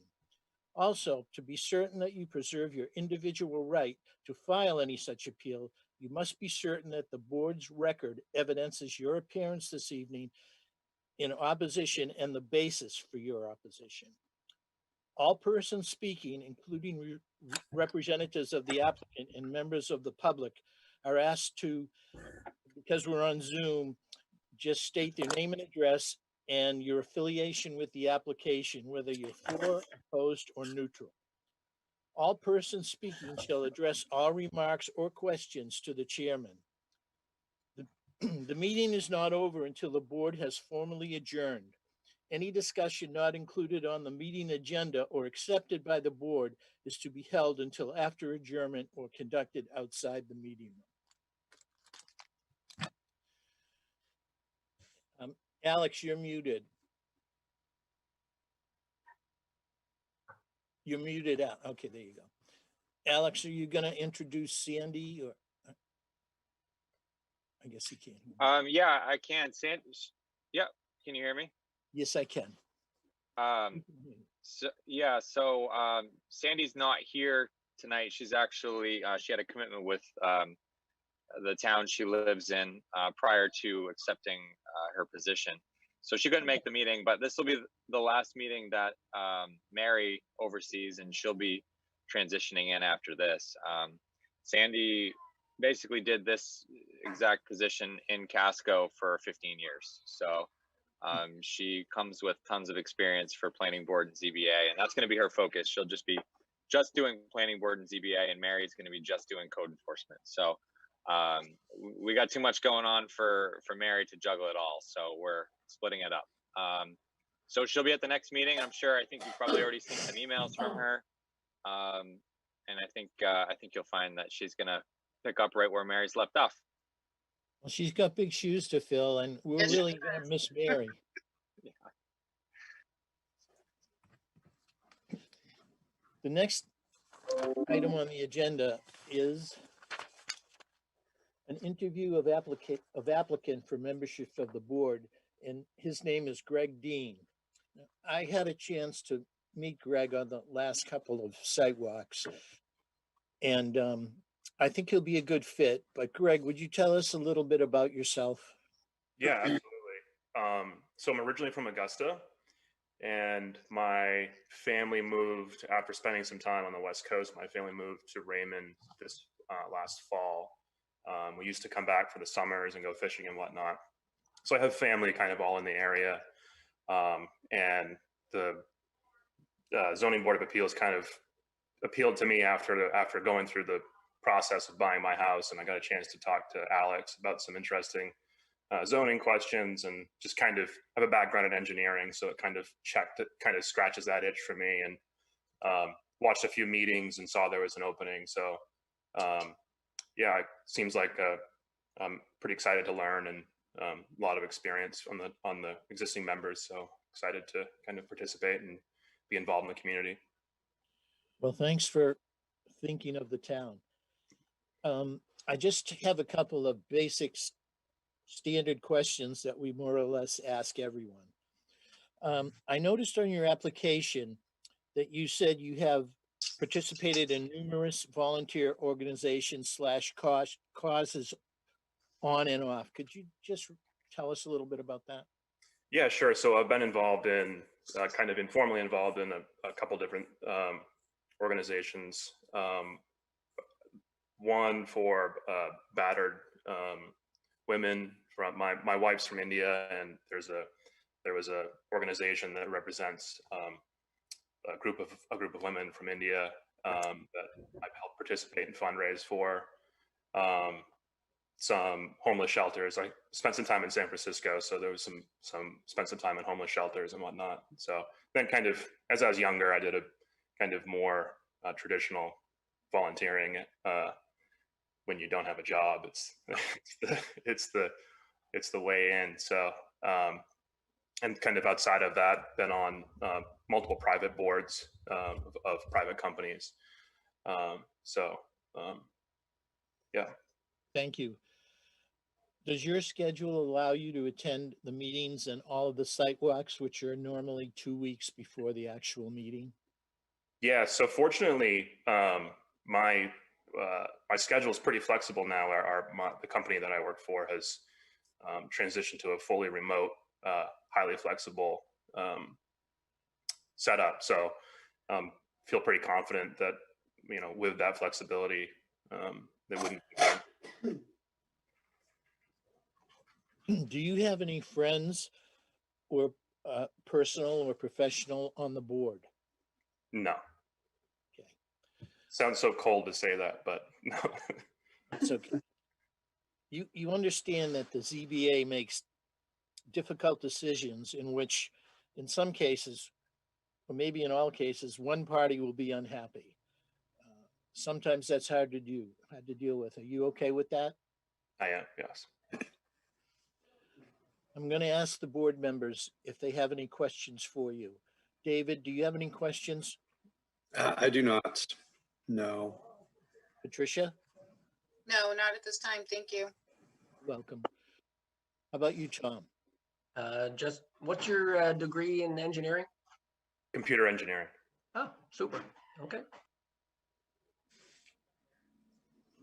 Okay, I would like to make a motion that we vote on to accept Tom to the ZBA and have him continue on with Suluk and the next steps. That's Greg. He said Tom. He said Oh, Tom. well, I want to make sure he didn't quit. But anyways, I'm sorry, Greg. But anyways, can we take a vote? All those in favor? Did you want a second on that, Len? I want a second. I will second that. Thank you. All those in favor, raise their hand. All right, Greg, I'm sure that Sandy and Suluk will be in contact with you for the next steps. Great. Thank you very much. Thank you for volunteering, Greg. You're welcome. Appreciated. We hope to see you on the board soon. Okay.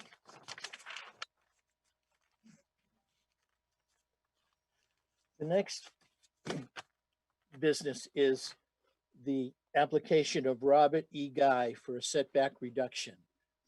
Mary, did we open the phone lines?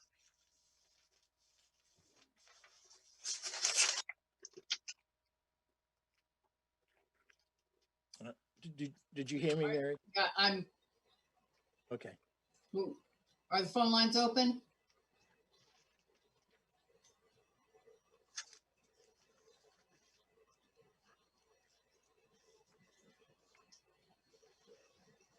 I'm not getting a response from them. Sean? It is up. Okay, thank you. The number's up. Thank you, Sean. Okay, we'll get started here. On 5/15, the Board of Appeals conducted a site walk at 367 Webb's Mills Road. In attendance were Len Sorelli, Tom Hennessy. Absent was David Murch and Patricia Beaton. Greg Dean, an observer, was in attendance, and Troy Peavy, a neighbor, also was there. The owners of the property or any of the owner's agents were not at the site walk. The area for the setback reduction was staked off. However, we had no one to ask, so some points went unanswered. What we will ask them tonight. The home appeared to need a major facelift, but was being worked on, judging by the construction material on the property. Neighbor Tom Peavy was opposed to the setback and indicated he would take part in the Zoom meeting. The home is located on a dirt road and is set back from Route 85. The property appears to be isolated in the woods. No neighboring homes appeared to be close to the property that I could see. We did locate a well, and there was another small shed on the property. It's the sidewalk.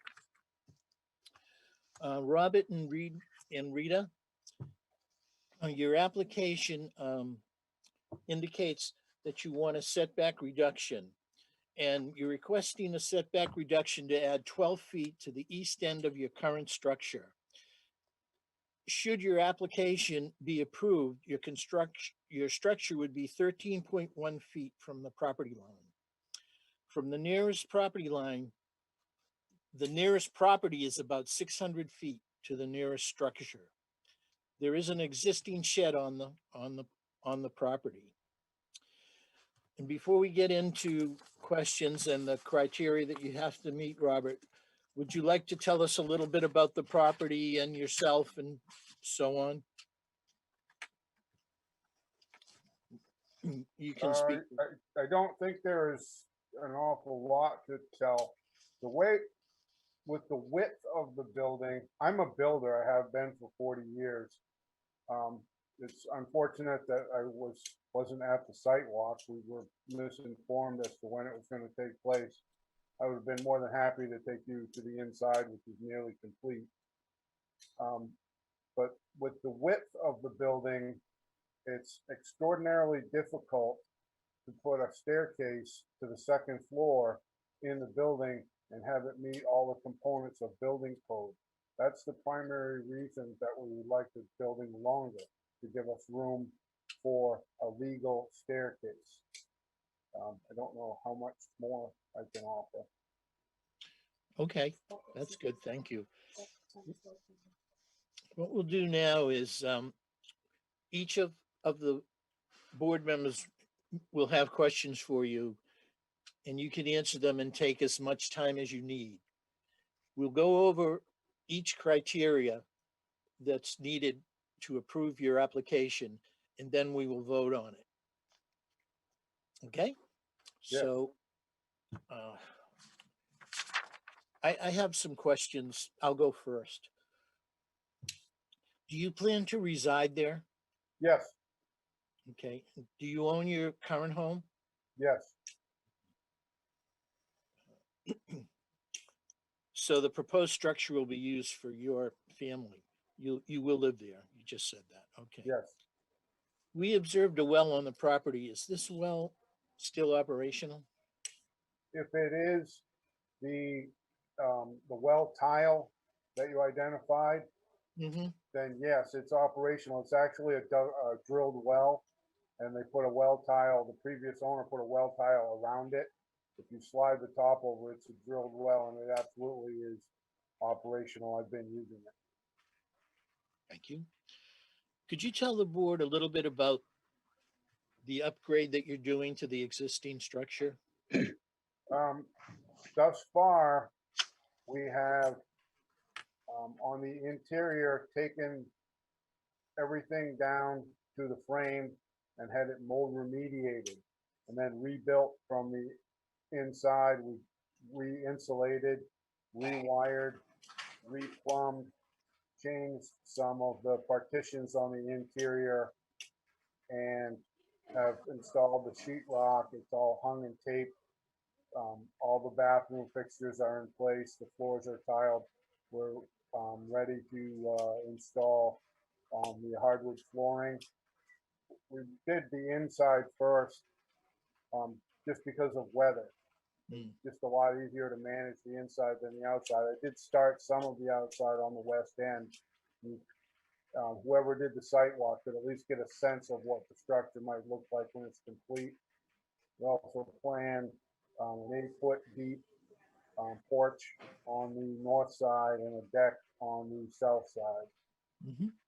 I've got a staircase in it that is legal in every regard except for headroom at the very top. That was the best I could do. Do you have any plans to upgrade the existing driveway? Yes, that's good. It's also whoever did the sidewalk could tell you there's an excavator sitting there. I'm going Oh, yes, we saw that. Yeah, I'm going to take care of the driveway, and I'm going to create a parking area also on the north side.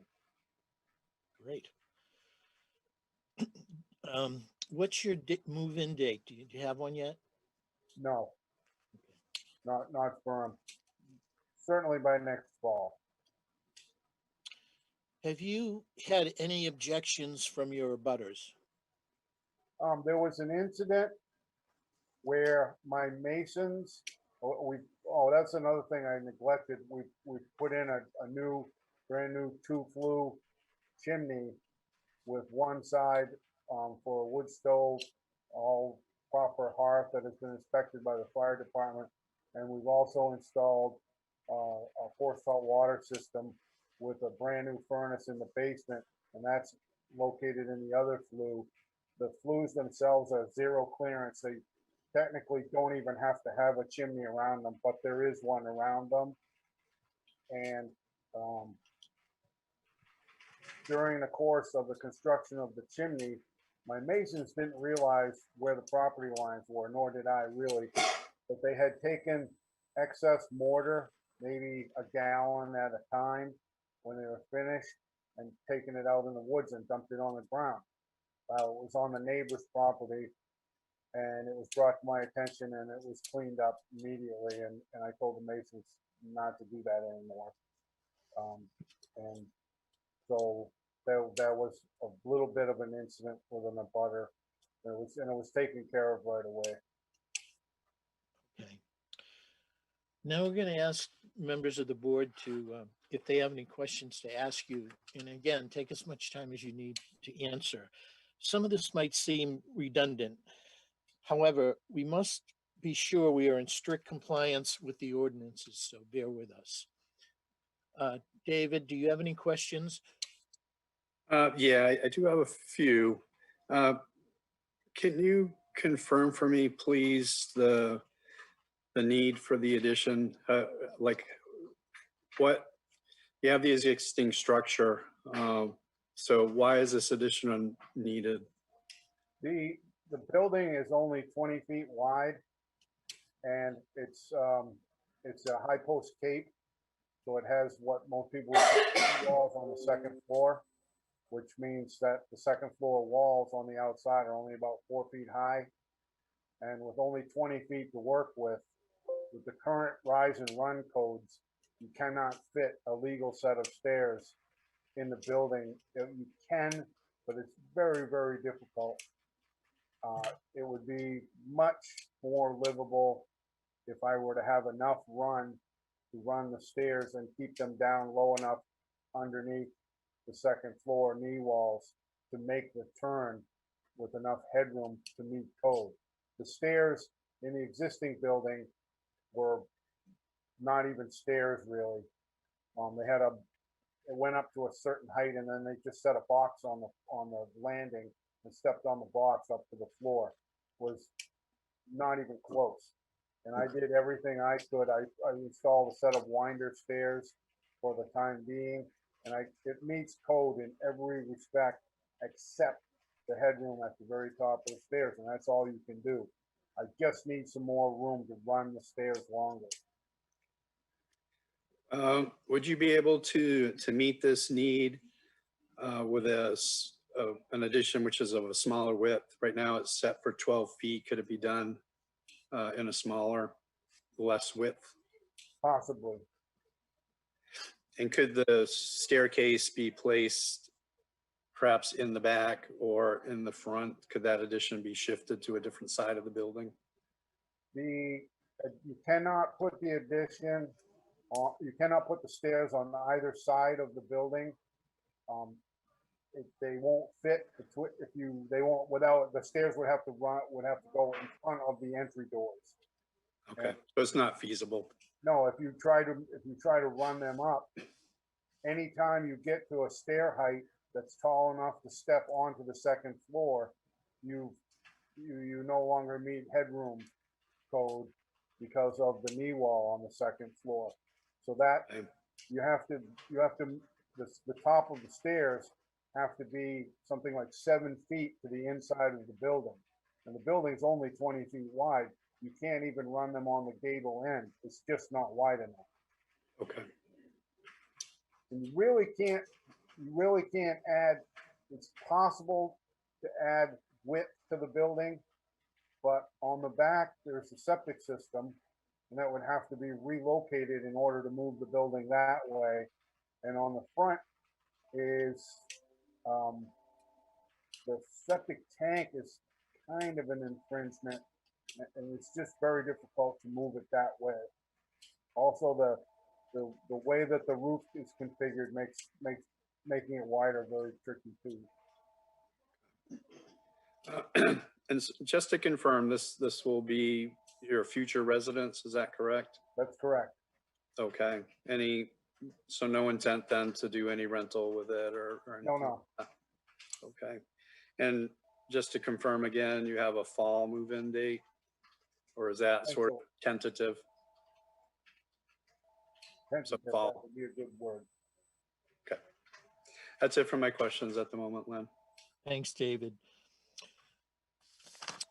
Robert, in the room where the staircase is going, is there room in there for anything else other than the staircase? you know, That could you, staircase is currently in what would be the living room. And Oh, okay. underneath the staircase is the staircase to the cellar. okay, And as the staircase is immediately, well, you go around the corner and then it goes up nearly over the entryway. I got it. Thank you. Patricia, do you have any questions? No, Alex, you concur with everything that was said? Yeah, I've been in there a couple of times. We've talked about it and looked at the different options, and it makes sense that it's kind of a unique situation where it would be easiest to go that direction. It would be the easiest option. He said, you could go the other way, but just the ridge line of the roof, it's going to be a lot of work to go the other direction, and then you have to move components of the septic system. And so, yeah, it makes sense. And the headroom right now is very low, not even close to what he would need. So we would like to see, that headroom at least meet the minimum for egress. So it makes sense. All right. I'm good. Thank you. Okay, Tom. Got any questions? Yeah, I guess for both the owner and Alex, is there no possibility of just adding a dormer to bump up the headroom in the area of the stairs rather than infringe on the setbacks?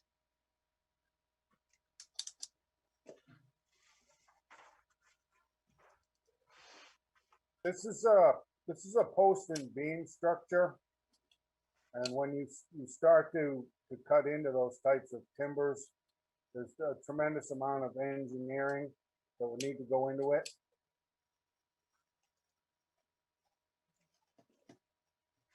Okay. I guess my other question is, and having reviewed the ordinance, there's a section in there that states that the only way we can grant a variance is that this has to be a single dwelling and has to be the residence, the primary residence of the person that's applying. And that doesn't seem to be the case at the moment.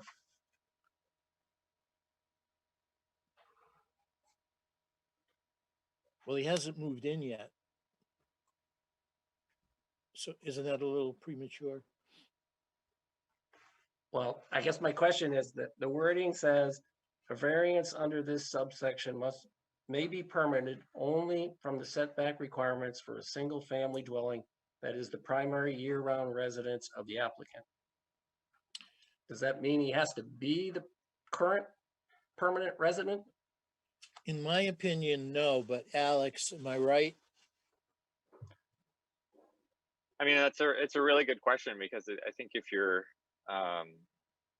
strict interpretation of the ordinance, yeah, I think that's what it's saying. But there could be a possibility. I mean, if he's planning on making this his primary year-round residence, I don't know if that could be something that gets added to the approval.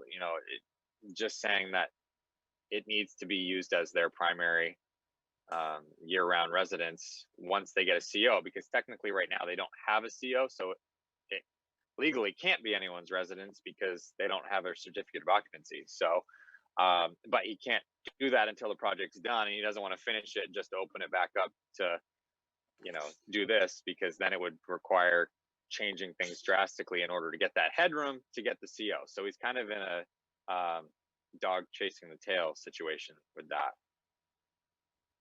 Okay. No, keep in mind that the board can add any additions to the, should we approve it, we can add conditions to it. Okay, the second line in that same paragraph says, a variance under this subsection may not exceed 20% of a setback requirement and may not be granted if the variance would cause the combined area of the dwelling and any other structures to exceed the maximum permissible lot coverage. Excuse me. I don't mean to overspeak, Len. Tom, we have to go through every aspect of this and go point by point, and Len would leave that off. So questions directed aren't regarding the ordinances right now.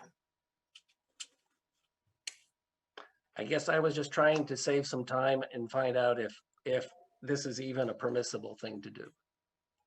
Yeah, and that's what Lynn will lead us, and we'll go ahead and go point by point, but thank you. Yes, that would be how we're gonna proceed.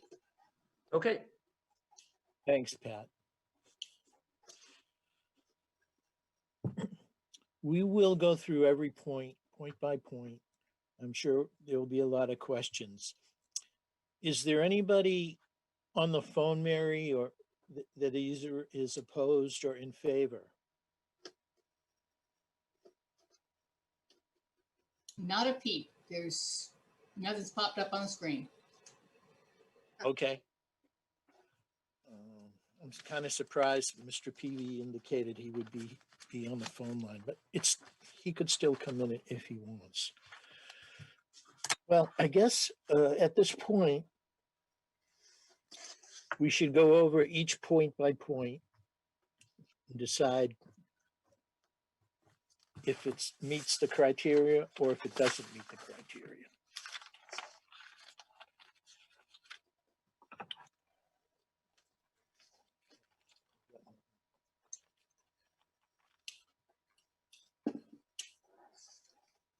Bear with me a second.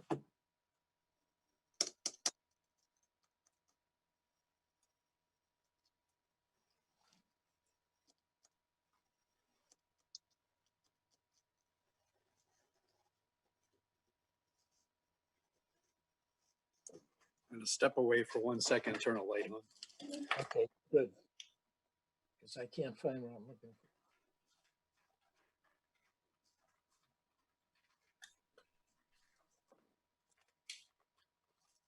Oh, geez.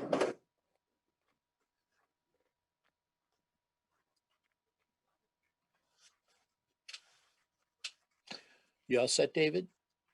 I am. Thank you, Lynn. Sorry about that. Okay. Point number 1, setback reduction appeals may only be granted and are only available for lots with a residential building as the principal structure. Do we all agree on that? Lynn, can you confirm for me what part of the ordinance that you're looking at? I just want to match up to what I have in front of me. I'm looking at Article 6 on the Board of Appeals. Okay, and section B, subsection C, that's what I have in front of me. I just want to confirm that's what you're looking at. I just want to make sure I'm looking at the same thing.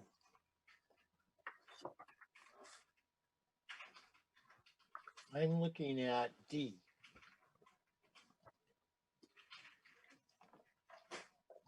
Under Board of Appeals, Section D, reductions from minimum setbacks. Okay. Yes, I think we'll also need to. I think we will also need to review the items under subsection or section B as well. But I agree. Reductions for minimum setbacks definitely a good place to start.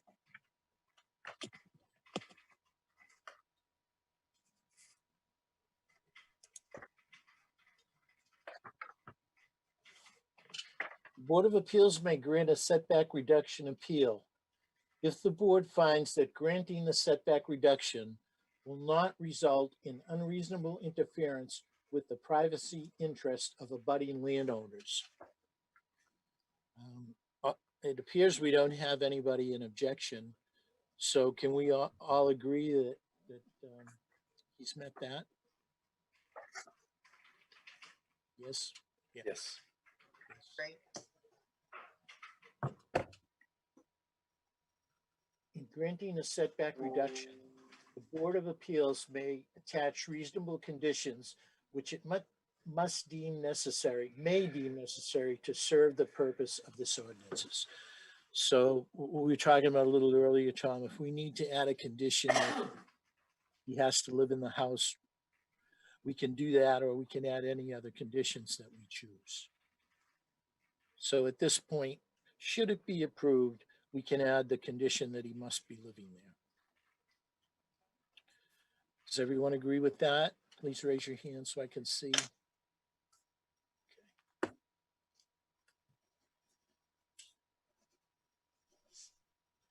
A setback reduction appeal shall not be granted to enable construction or renovation that will create additional dwelling units. I don't think that applies here. No. A setback reduction appeal will be granted to enable construction or removal or renovation rather that will result in more than one garage on the lot that is the subject of the appeal. Doesn't apply.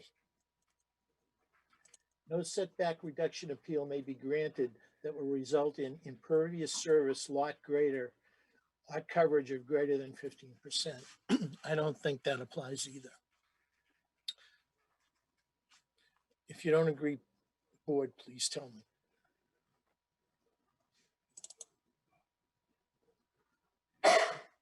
Setback reduction appeals may only be granted the minimum extent necessary to accomplish the purpose of the appeal. Setbacks may not be reduced by setback reduction appeal to less than the following minimum setbacks. Front yard 12 and, oh, I'm sorry, wrong zone. Front yard 20 feet, side yard 10 feet, and rear yard 10 feet. Any questions on that? I believe he fits in there okay. Now, David, you said something about you want to go to section B. Yeah, there are, scrolling up here, but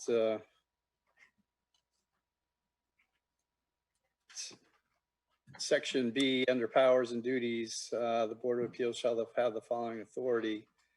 And then going to subsection C, to grant setback variance for a single family dwelling only when strict application of the land use ordinance to the applicant and applicant's property would cause undue hardship. So there are some criteria here that we need to review.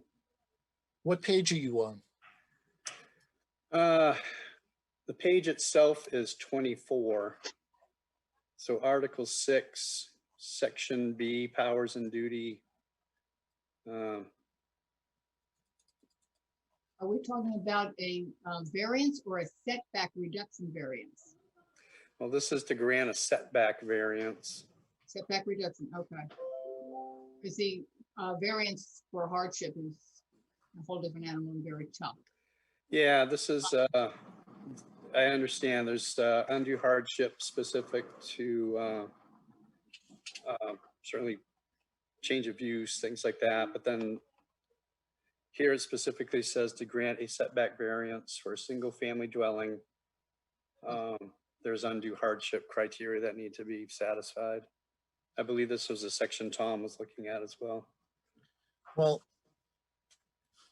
in my opinion, the undue hardship in this case, the applicant would have to prove that the land can't be used for anything else. No, there's a separate type of criteria specific to the setback. So in this case, it's not a request for, showing that it will provide reasonable return. First item actually is the need for the variance is due to the unique circumstances of the property and not to the general conditions of the neighborhood. So these are 5 criteria specific to a setback. And David, you're correct. This is the paragraph I was referring to. It's the section underneath bullet 5. So. Okay, we can go through those. No problem. Number 1, the need for a variance is due to the unique circumstances of the property and not to the general conditions of the neighborhood. David, you want to comment on that? If we choose to include the dwelling as part of the property, then I would say, yeah, it's a unique circumstance there. If the property doesn't include the dwelling, then I'm not sure that this would apply. I don't know how to interpret property. Do you have an opinion, Patricia? Well, he can't use, he has to have a proper stairwell. and he can't have the property useful without it. And it does not affect the neighborhood with him doing such. I agree. Tom? If Alex agrees with this is the only possible solution, because there's 4.5 acres there to develop, so I'm okay with going forward, I guess. I'd like to add, and Tom, you were there at the site walk, where this addition is going is really in the forest. I just can't imagine what else you could use that piece of land for. Yeah, Just and I am also, kind of perturbed by the neighbor who's objected at the site walk, but didn't voice his opinion here, so. The granting of the variance will not alter the essential character of the locality.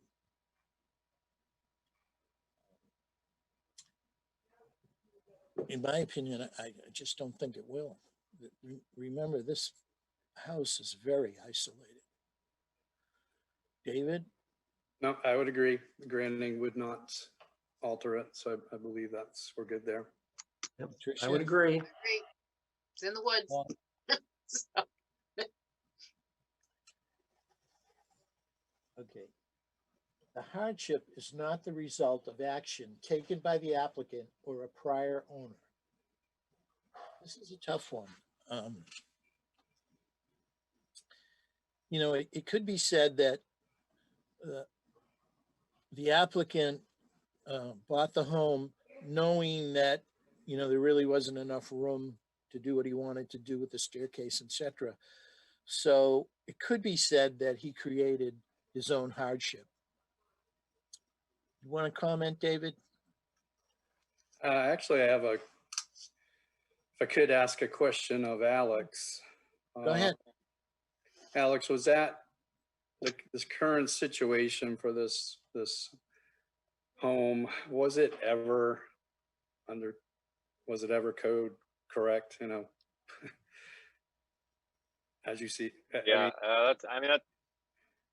that's a tough one. I assume, I don't know this one was started before I came to Raymond.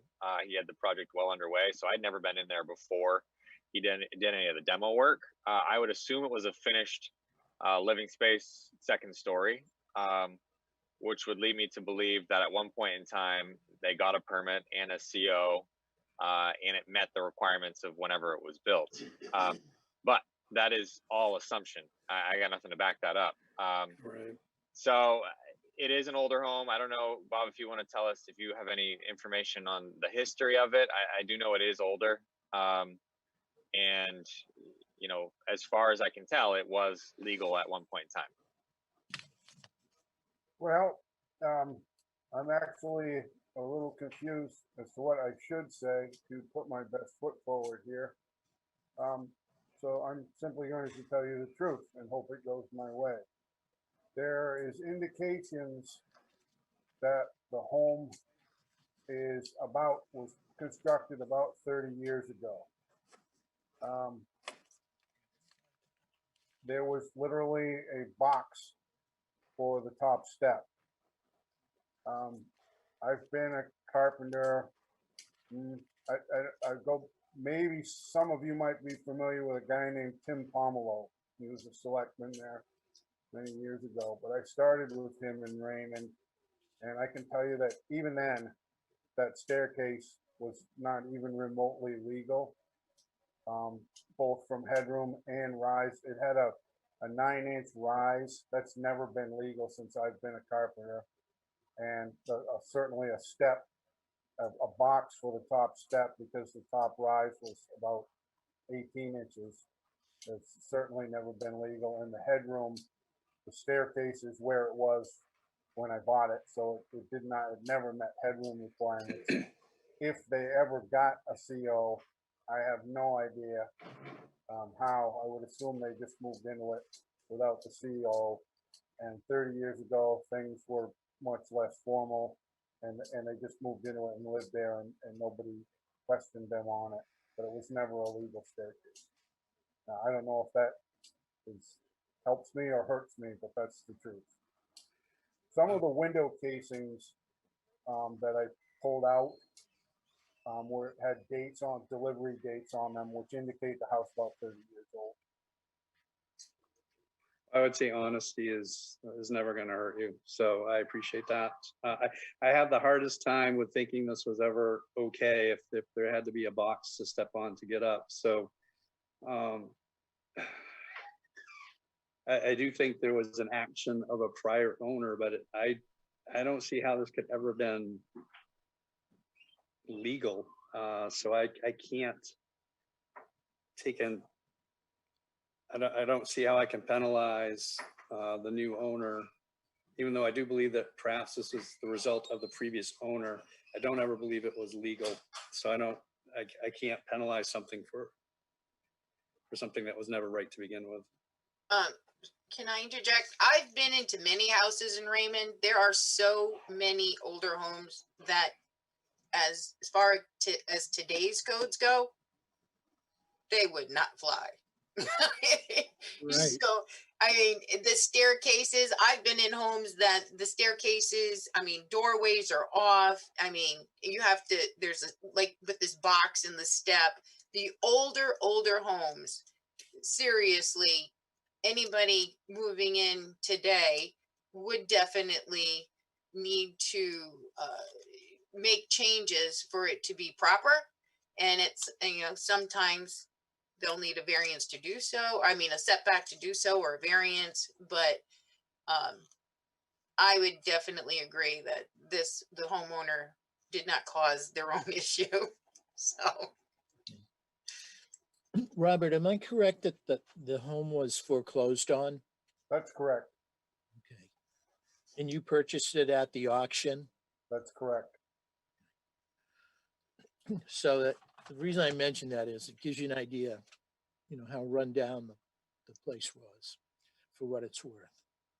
What else have we got? The granting of the variance will not substantially reduce or impair the use. Oh, I lost my place. Oh, my computer just died. Would you finish that one, David? Certainly. The granting of the variance will not substantially reduce or impair the use of abutting property. I don't see how it, I was there, Tom, you were there. We could see, other dwellings, but they're at least 600 feet away. And I probably should mention that Mr. Was it Peavy that had the objection?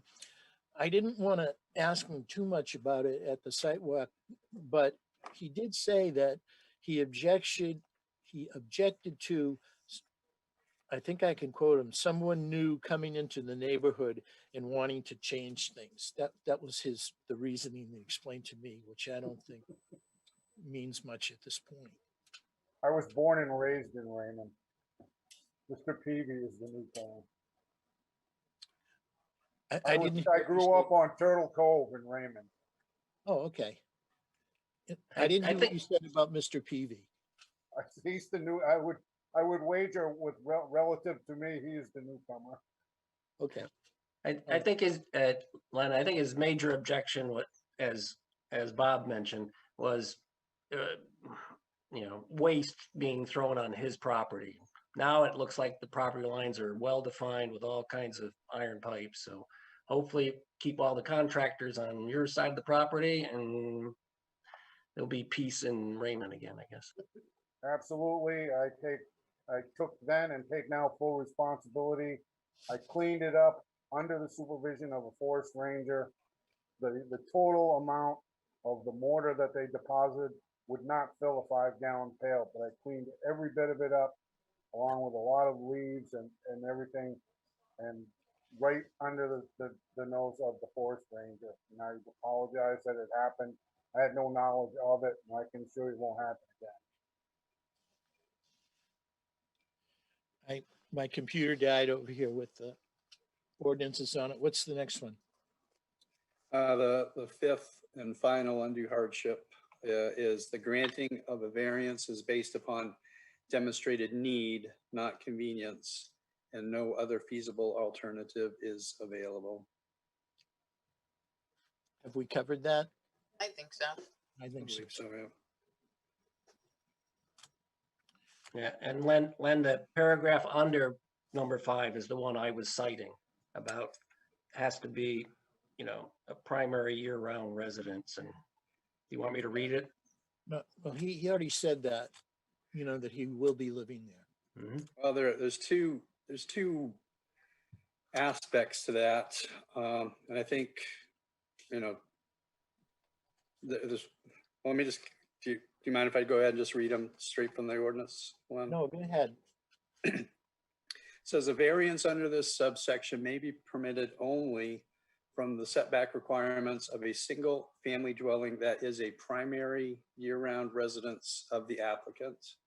Secondly, a variance under this subsection may not exceed 20% of a setback requirement and may not be granted if the variance would cause the combined area of the dwelling and any other structures to exceed the maximum permissible lot coverage. So the way I see it, looking at this, is really 3 things to look at, one of which I think we should probably discuss just a little more, of the primary year-round residence aspect. Then secondarily, not to exceed 20% of a setback requirement, which I'm guessing Tom probably has seen that the request does exceed that. And then finally, reviewing, does the combined area of the dwelling and other structures exceed the maximum permissible lot coverage?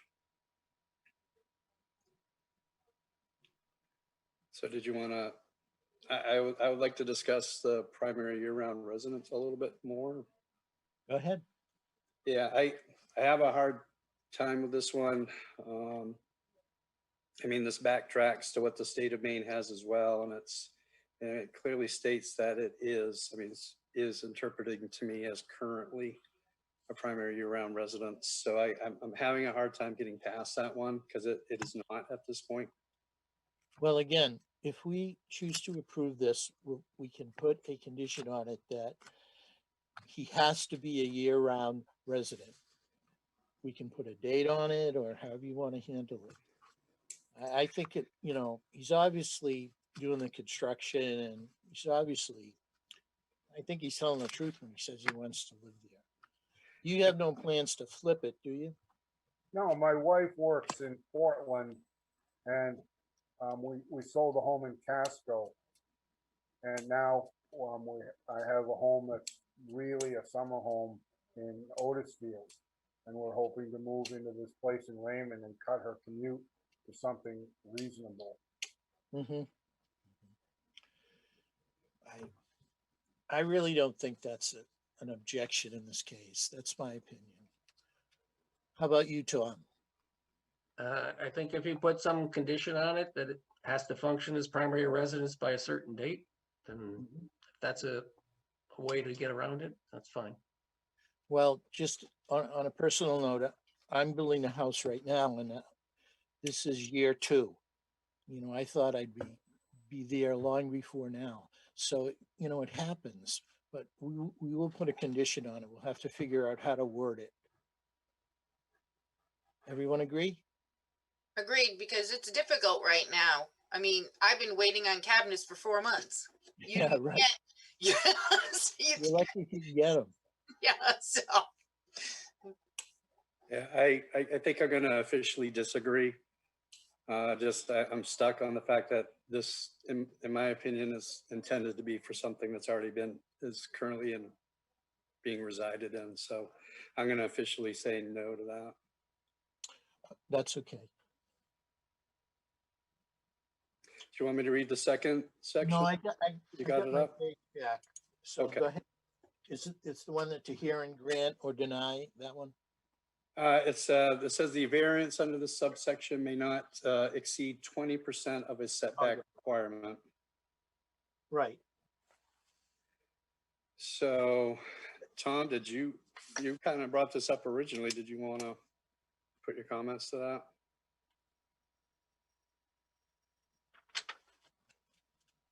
You're on mute there, Tom. All right. The setback requirement is different in each zone, right? So if it's currently whatever 25 feet, we're roughly cutting it in half. But Alex can correct me on which zone we're in and whether it's the side setback or the back setback but it certainly seems like it's more than 20%. I mean, I'm showing based on my research in residential, the side setback is 20 feet. Right. Correct. And my calculations at 25.1 feet out, that gives us 5.1. That really doesn't need to be included in the setback request. That gets us down to 20 feet.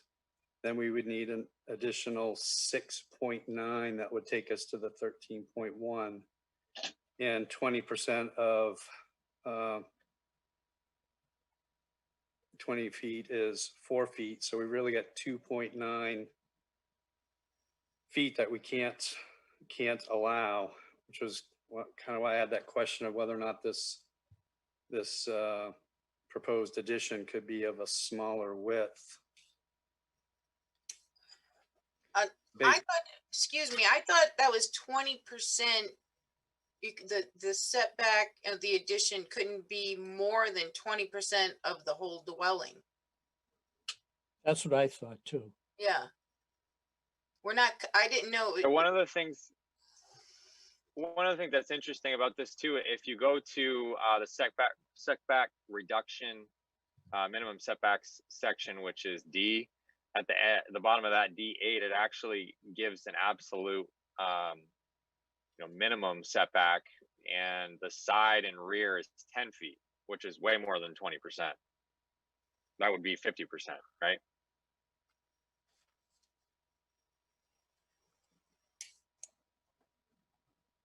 Of the 20.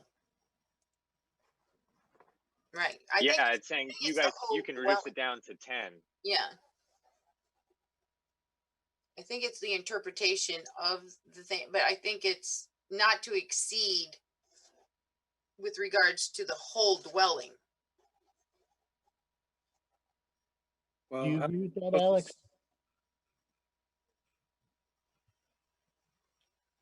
Yeah, that is, hold on, I just left it and I'm headed back to it. It says setback reduction appeals may only be granted to the minimum extent necessary to accomplish the purpose of the appeal. Setbacks may not be reduced by setback reduction appeal to less than the following absolute minimum setbacks. And then for the rural zone, it gives side and rear of 10 feet as the absolute minimum setback.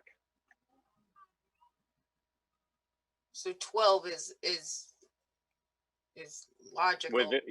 Within the allowed. Right. Yeah. So Patricia, can you tell me again how you're reading this, the 20% of a setback requirement? Well, I don't think that they take that 20, would you say 20 feet, and then cut it up into 20%. How do you interpret it? Len, we've done this like so many times with the 20%. I agree with you, Patricia. When I was, going over his application and looking at everything, I thought, I agree with you. I thought it meant of the whole structure. So I think we're okay. It's 20% of a setback requirement. Requirement's 20 feet.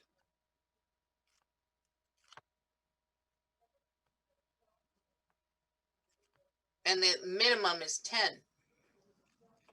Right, but just because we have a minimum doesn't mean we don't apply the 20%. I mean, you're gonna have to blame the ordinances, you have to go by whatever is stricter. Yeah, but if there's in our ordinance itself, it says if there is a conflict within the ordinance, you have to go with the most restrictive. So again, I feel that this fails this requirement as well. Or we need a clarification. That's true. Yeah, I mean, if you guys decide that it's too messy, we could always, you can table and I can get a legal opinion for the next meeting if you'd like. I mean, personally, I might ask anyways, because it does seem to be something that we might need to fix, because it is confusing. Agreed. Yeah, I'm fine with getting further input on this. I disagree with David on this, but I'll go along with getting another opinion. How about you, Tom? If you're gonna get the legal opinion, I guess we ought to throw in primary residence and the same opinion. No, You're getting ahead of the cart here. yeah. We got to get the legal answer first. I think that might be what Tom is saying, just a legal interpretation of primary year-round residence. Alex, how long will it take you to get the answer? I would say within 48 hours, typically. And how should we proceed then? Should we table this? Yeah, For if you're how looking long? for additional information and a legal opinion, you would want to table till the next meeting. Okay. Okay. Everyone in agreement? Agreed. Yep. Agreed. And you'd I'll want to make do that as a motion. Yeah, I was just gonna say, I'll make a motion that we table this until the next meeting, until Alex can clarify the 20% rule and also the person has to live there. Can I get a second on that? Second. Okay, the motion passes. I think we got a vote on it, Len. We got the second, but no vote. So I'll vote to approve it. Yeah, I think, well, okay. That's to be official.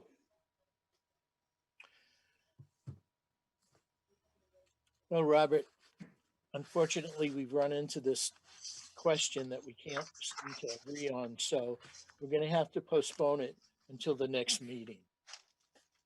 Well, I Alex. understand. I'd like to say it's been a pleasure to meet the board.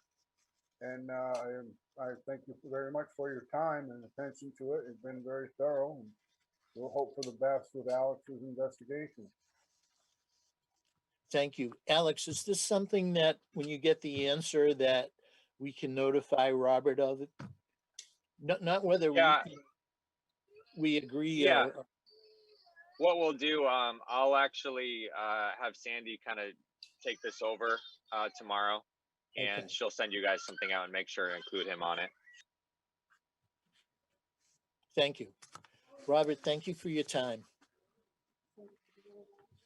Okay, one clarification. Go ahead. The information for the site walk was sent to our previous address in Casco. Any material that you need to send to us should be to my Otisfield address. We have since, I went through the Casco assessor's office and found that address and assigned it to, gave it to our assessor, so that should be corrected in our records now. We just didn't have notification of that address change. So So you have the new address now, or? yes, I gave it to the assessor, so they will have updated it by now. Okay. I mean, I'll look right now. Okay. Alex is gone. Yes, Otis Field is the address in this assessor's database now. So any lists run from that will have your current address. Very much. I'll pop in, property up to the town office, so it's pretty easy for me to drop in. Okay? Thank you. All right, thank you Thank you for very your much. patience.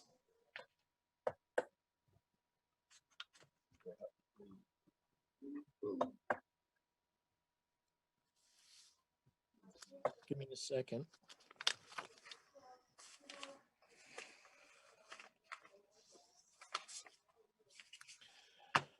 Okay, the next piece of business is an application from Jessica Bates. Jessica's looking for a conditional use permit for a takeout cafe in the LRR2 zone and a variance provision for non-conforming use. And my notes from the site walk. At 5:15, we did a site walk of the property. In attendance were Len Sorelli, Tom Hennessy, Jessica Bates, the owner, Greg Dean, the observer. Your next door neighbors, I didn't get their name. You're muted. Yeah, my neighbors Bethany and Jeff Perkins. I believe they share the same last name. Bethany and Jeff, Bethany Perkins. Okay, well, they expressed that they were in favor of your idea. Property is located at the intersection of Cape Road and Hawthorne Road, across the road from the Hawthorne House. There is parking for 6 to 7 vehicles, with more accessible if needed. Jessica and her partner, who is a chef, want to open a takeout and delivery sandwich business in a small part of the barn that's attached to their home. Jessica plans to promote their business on social media. No signage will be used except on the property. Jessica is still waiting for the bank to approve their loan to build a commercial kitchen. There'll be no eating inside or outside the property. Delivery will be available. Next door neighbors had no objection. The Hawthorne Historical Association had no objection. There is a small library across the street, which can have up to 6 or more cars parking in front of the library. The Hawthorne House is sometimes rented out for functions. Jessica plans to sell flowers just outside of the business. Then the proposed hours will be 11 a.m. to 7 p.m. Do you also sell eggs, Jessica? Yeah, they go pretty quickly. So when I have them, I put them out. Okay. And right across the street, I believe it's in Casco, just a beautiful river there. It's a beautiful spot. Just a clarification, the loan that we applied for has been approved at this point. And then the spaces in front of the Hawthorne House, it's a large parking area, but only 2 spaces over there belong to the Hawthorne Association, and they've given us approval to use them if there's ever overflow. The library and the Hawthorne House are they're associated with one another. I guess my concern was, what if the Hawthorne House and the library, what if it's rented out for a wedding or something? Where do they park? It's rare that the Hawthorne House at this point is rented due to the instability in the floor structure. I'm on the board of the Hawthorne House, so we're working on renovations now and fundraising for renovations. We're about halfway there, a little over halfway to $75,000. I think that the long-term plan for that has been, and this is in the works, and it's privately owned property, so we'd have to ask permission. But I know in the past, the ball field by Tallwoods, I'm not sure if you're familiar, in South Casco. I'm not. It's just up the street down a little dirt road. There's an old ball field that's rarely used. And I know that the Hawthorne Association is planning on asking that landowner if there could be possibly occasional use of that land for parking in South Casco. It's just about a quarter mile down the road. So yeah, parking's always been an issue over there, which is why there tend to be not so many functions. Your application was very thorough. Thank you for that. But would you take a minute or two? You don't have to read everything, but just kind of tell us what your plan is and, what your philosophy is and about how your mother sold baskets and so on. Sure. Both of us are from the Raymond. Well, I'm from Raymond originally. I grew up in this house, and Pat's been, we both lived in, well, you lived in Raymond for a couple of years as a kid, from the Lakes region area. So this house was owned by my father for 40 years. My father and my mother did pass away several years ago, but I was I've lived outside of Maine most of my adult life, but 2 years ago I moved home to purchase the house because it was going to go on the market. So my father lives up the street. My mother used to have a small basket studio in the barn in the space that we're thinking of turning into the kitchen. And it was built at that time, kind of a few walls were put up in order to make it a space. It received mostly foot traffic from Migas Lodge and, you know, summer people. It wasn't open in the winter time. And yeah, we're planning, the hope is, you know, that we will turn the basket studio itself, which is a quite small space, into a small commercial kitchen, and then create a waiting area with the remainder piece of that small footprint in the barn for takeout. You know, a takeout kitchen with a small menu using fresh local ingredients, hopefully using native Maine, staying away from, you know, single-use plastics, trying to get farm-raised meats from the local area, grass-fed beefs if we use beef, free-range chicken, that sort of thing, and some vegetarian options as well. Tiny menu, you could speak to the menu probably a little bit better, but that's sort of still in the works. And yeah, and offer delivery services and yeah, just offer something in the neighborhood for just a good source of food on Raymond Cape Road, essentially. I guess another concern that I had was the traffic. And you said yourself in your application that particularly in the summertime, people go through that stop sign at the intersection of Hawthorne.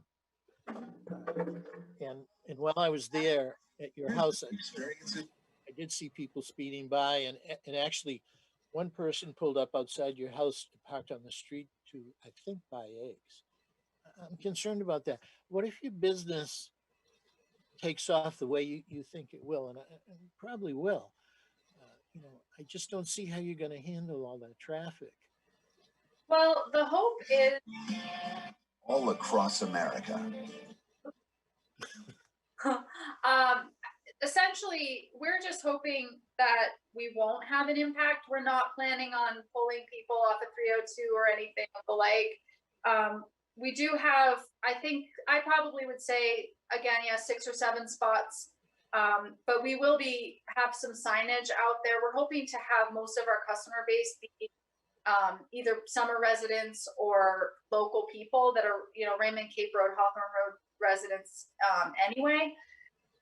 And just be in communication with them that, you know, have ample signage out there that if the parking lot's full, that's all we can offer, and have you know, ample delivery options available up and down the Cape Road. So we're hoping not to interfere with traffic, but just be an option for pickup on the way by. Long term, I mean, there is parking across the street that belongs to 8 Cape Road. You know, he and I are in communication about some other matters. You know, we have good relations. I know that he might be willing to rent me space across the street where the old store was down the line. I'm not sure, but hopefully if we see any problems with traffic and parking, I mean, I was a school teacher for 16 years, so I tend to proactively think of solutions to problems as I see like a glimmer of a issue arising. So I'm hoping that I can navigate that, and we can navigate that together, and be in good communication with the residents that what you see is what you get with parking, and if the parking lot's full, we're happy to deliver. And I believe what you say. You have great communication with the person at number 8 and so on, but you really have to prove that. You have to have something in writing or something from him that we can see. We just can't say, oh, you know, if we need it, we can park over there. Fair. I would want to see something like that. Alex, I have a question for you. What comes first here? Does the Board of Health and the fire department with a commercial kitchen, do they have to go in first or not?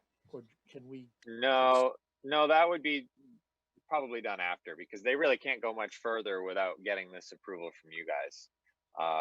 Once they have that, they could move forward with that option. And I mean, it is kind of an interesting one because if someone wants to just put a second kitchen in their house, they can do that. So realistically, they probably could put a commercial kitchen in. It's when we have stepped into the takeout, portion of things, and they also wanted to possibly explore the idea of, doing catering, offsite catering. So the way I viewed this was as a home occupation, because it's not going to be set up as a commercial building. Essentially, it's still going to be a residential single-family dwelling. That they're using a portion of the floor plan for home occupation use. So since this is in shoreland zone, it needs to meet the specific definition of home occupation. And if it doesn't, then it requires ZBA approval as long as they meet the requirements of a home occupation, which is kind of broad, but also kind of specific in certain areas. So how this would work is they would need to meet those home occupation requirements with their business. If it ever goes beyond that, then they'd have to come back to the town and adjust things, and they may not even be able to go beyond that. But that's kind of the first step, and they would need to do that before they get any approvals through the state, through DHHS or whatever.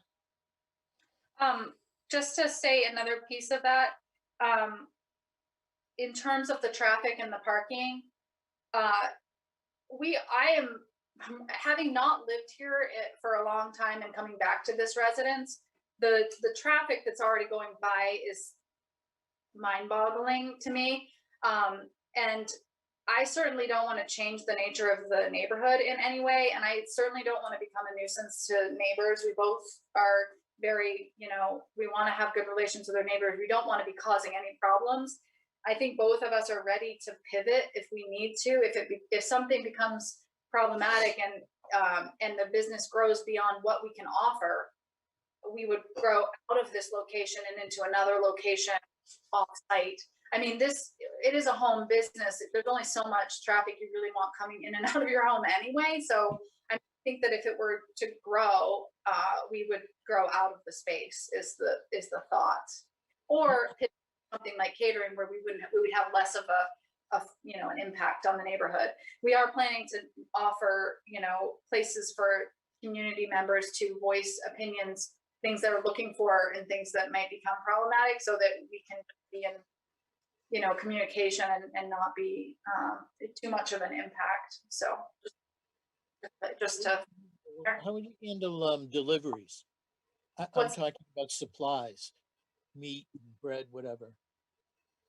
Deliveries of food sources. Yeah, I mean, where are they going to park? Is the truck going to pull Yeah, up? yeah. Native Maine have there's 16-wheelers going by, and we don't anticipate they're going to be our customers. They tend to go to Hilltop Mini Mart. We can't accommodate large vehicles, obviously, but in terms of like food deliveries, Native Maine trucks aren't super huge. If depending on what you guys say, if we want to meet them off site and get food and shuttle food to the house, that's one option. There's also down by between the upper parking area and the brook, and there's a cement wall there. I'm not sure, it's probably in the map there. There is space for a larger vehicle to kind of back in if need be. There's also a spot across the street by the brook where fire engines in the past have pulled up to fill up water sources from the pond. I believe that's what they're doing over there. So I know that there is space. There is a little bit of a pull off. It is private property. We'd have to get approval for that, but I think there are creative solutions, I guess, if it's something that you have concerns about. It's a tough one.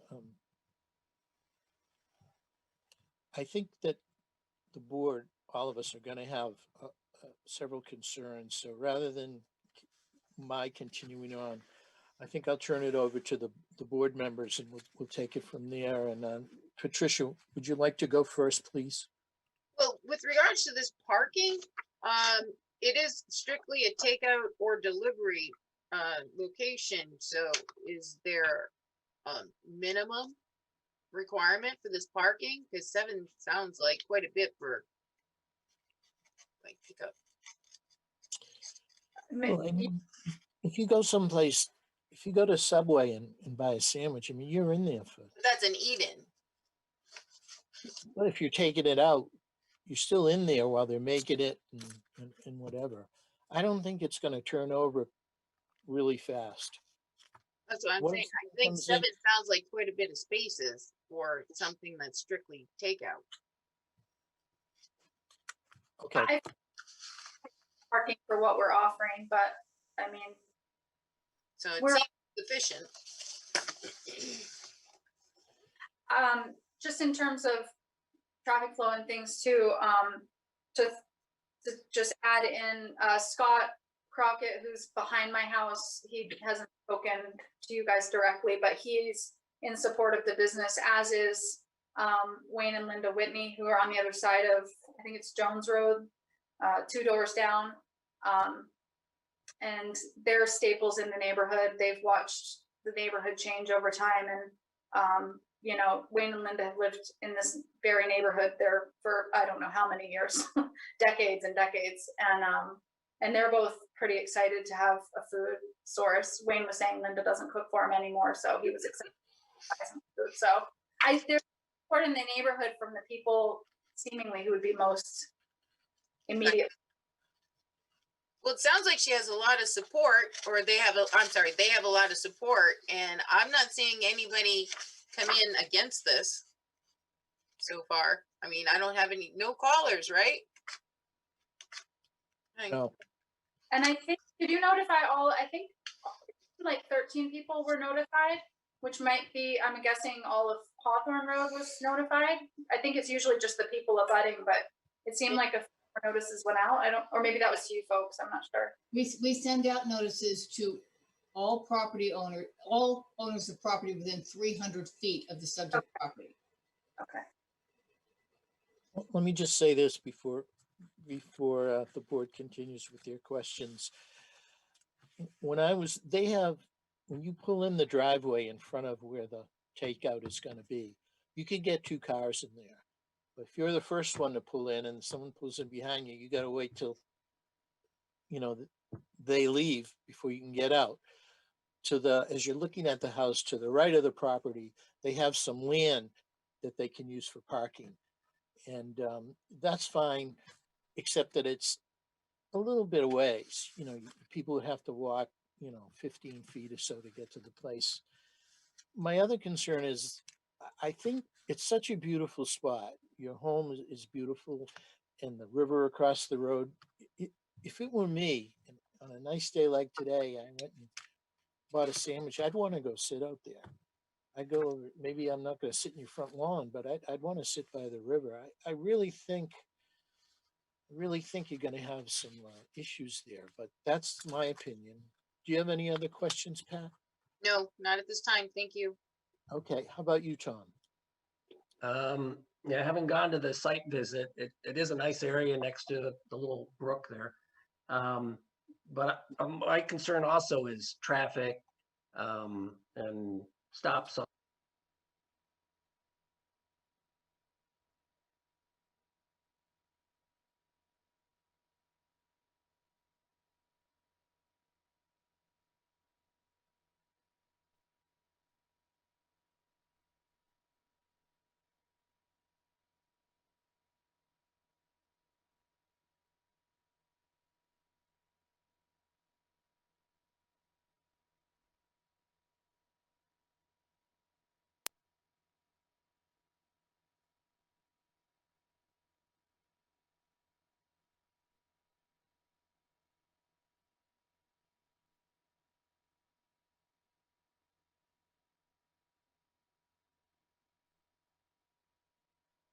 Not as intense as you would think, because it's a home occupation. So that's going to say, in addition to the off-street parking provided to meet the normal requirements of the dwelling, adequate off-street parking shall be provided for the vehicles of each employee in the vehicles of the maximum number of users the home occupation may attract during peak operation hours.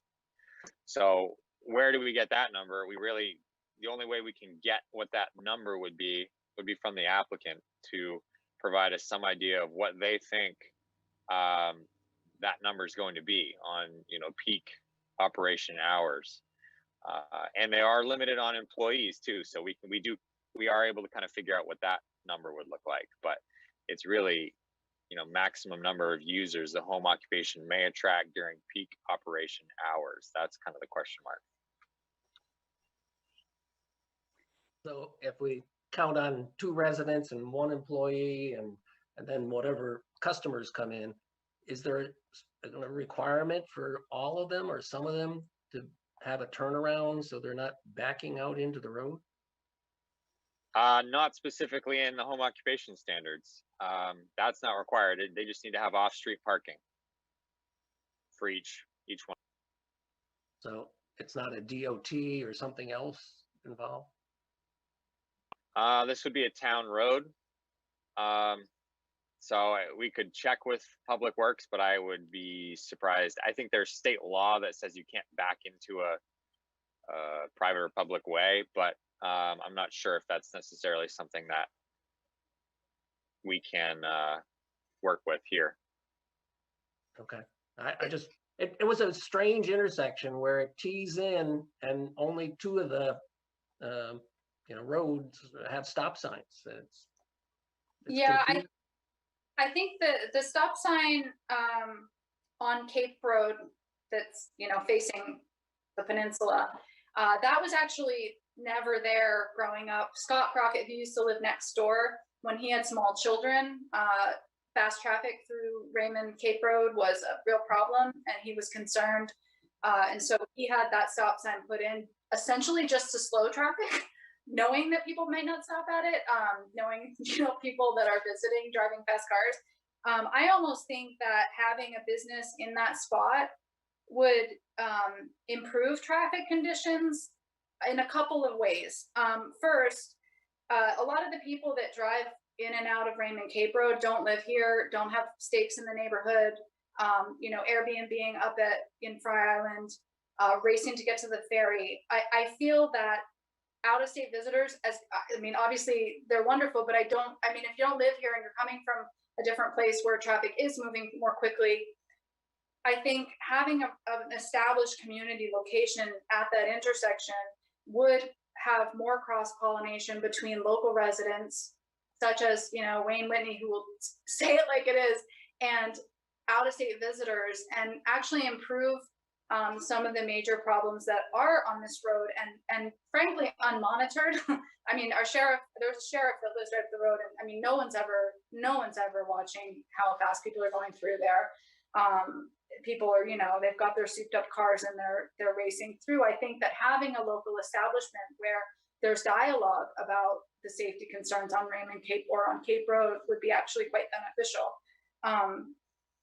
There was also, in terms of sitting by the brook and wanting to kind of linger, there's a couple pieces there. The Hawthorne Association has told us, and this is something, I don't know if this will come up the process and cause even more problems, because we obviously wouldn't do it if it did, but they've said, because I'm on that board and I was just speaking with them the other day, and that if there was ever overflow where somebody did want to sit down and have a sandwich, maybe an elderly person that wanted to just sit for a moment, they would be open, because they've wanted to kind of have more kind of traffic in through the Hawthorne House to kind of show what's going on there and have maybe rebrand a little bit so that there is more community support, financial support for that building and just maintaining the building. And they've said that it wouldn't be a problem for us to put, a few little cafe tables in the Hawthorne House if there was overflow. That's way down the line. I don't think we intend on spending any money on that essentially, but if it became a problem, there is a creative solution there. Not to go long-winded, but I have a lot. There's also the 8 Cape Road across the street. It's the red building with the large parking area. That actually was quite a busy store for decades across. They sold sandwiches, pizzas, milk, cheese, things like grocery staples, which we're not planning on offering. They even had a gas station over there at one point. And that was a really busy store. They had long hours. So it was already kind of vetted by the neighborhood that the neighborhood didn't really appreciate long hours, like late night traffic stopping by.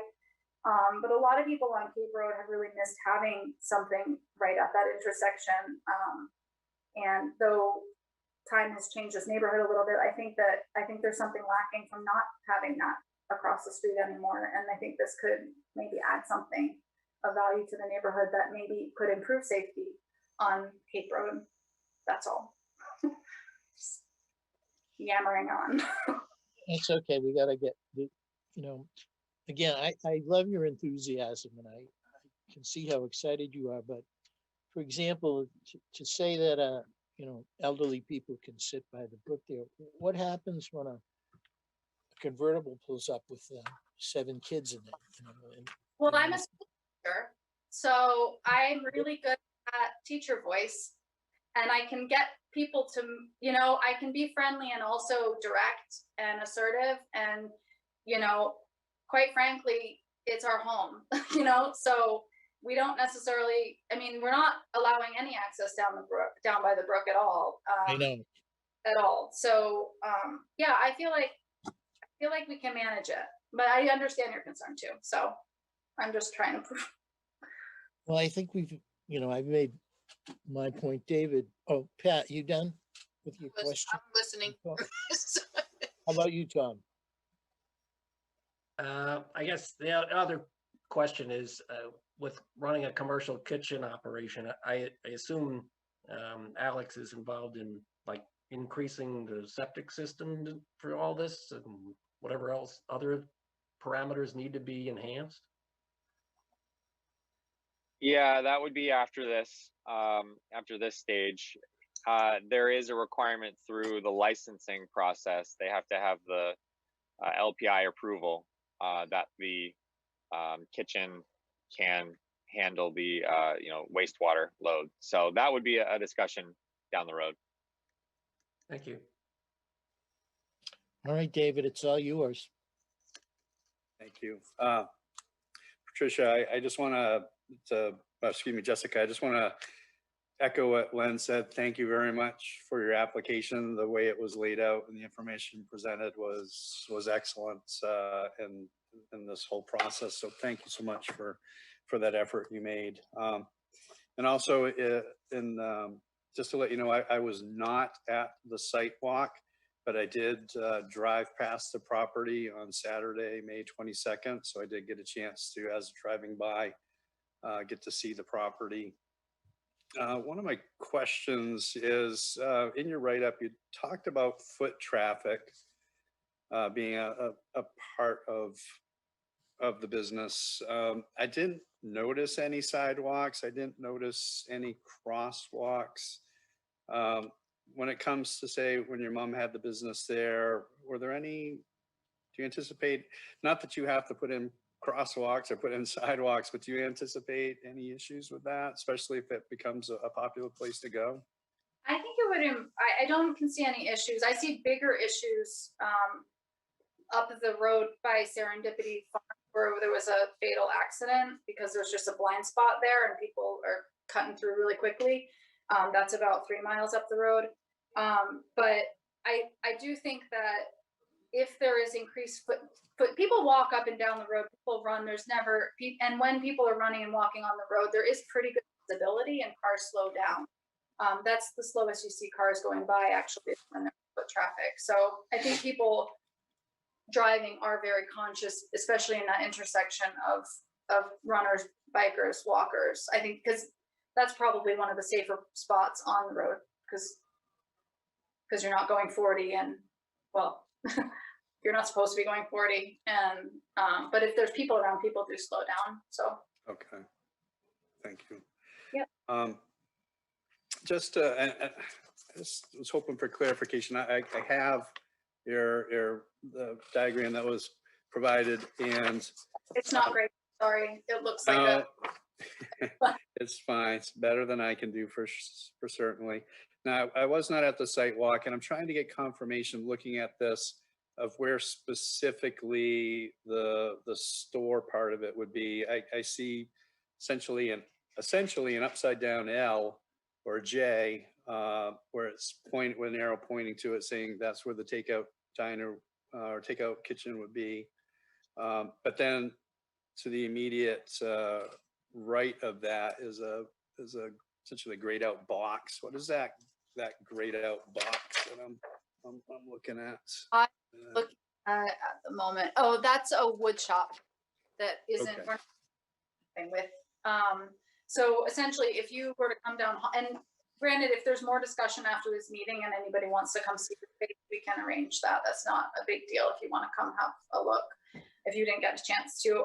But essentially, if you're coming Hawthorne Road and you're at the stop sign, directly in front of you is a driveway with 2 glass doors. That would be the entrance.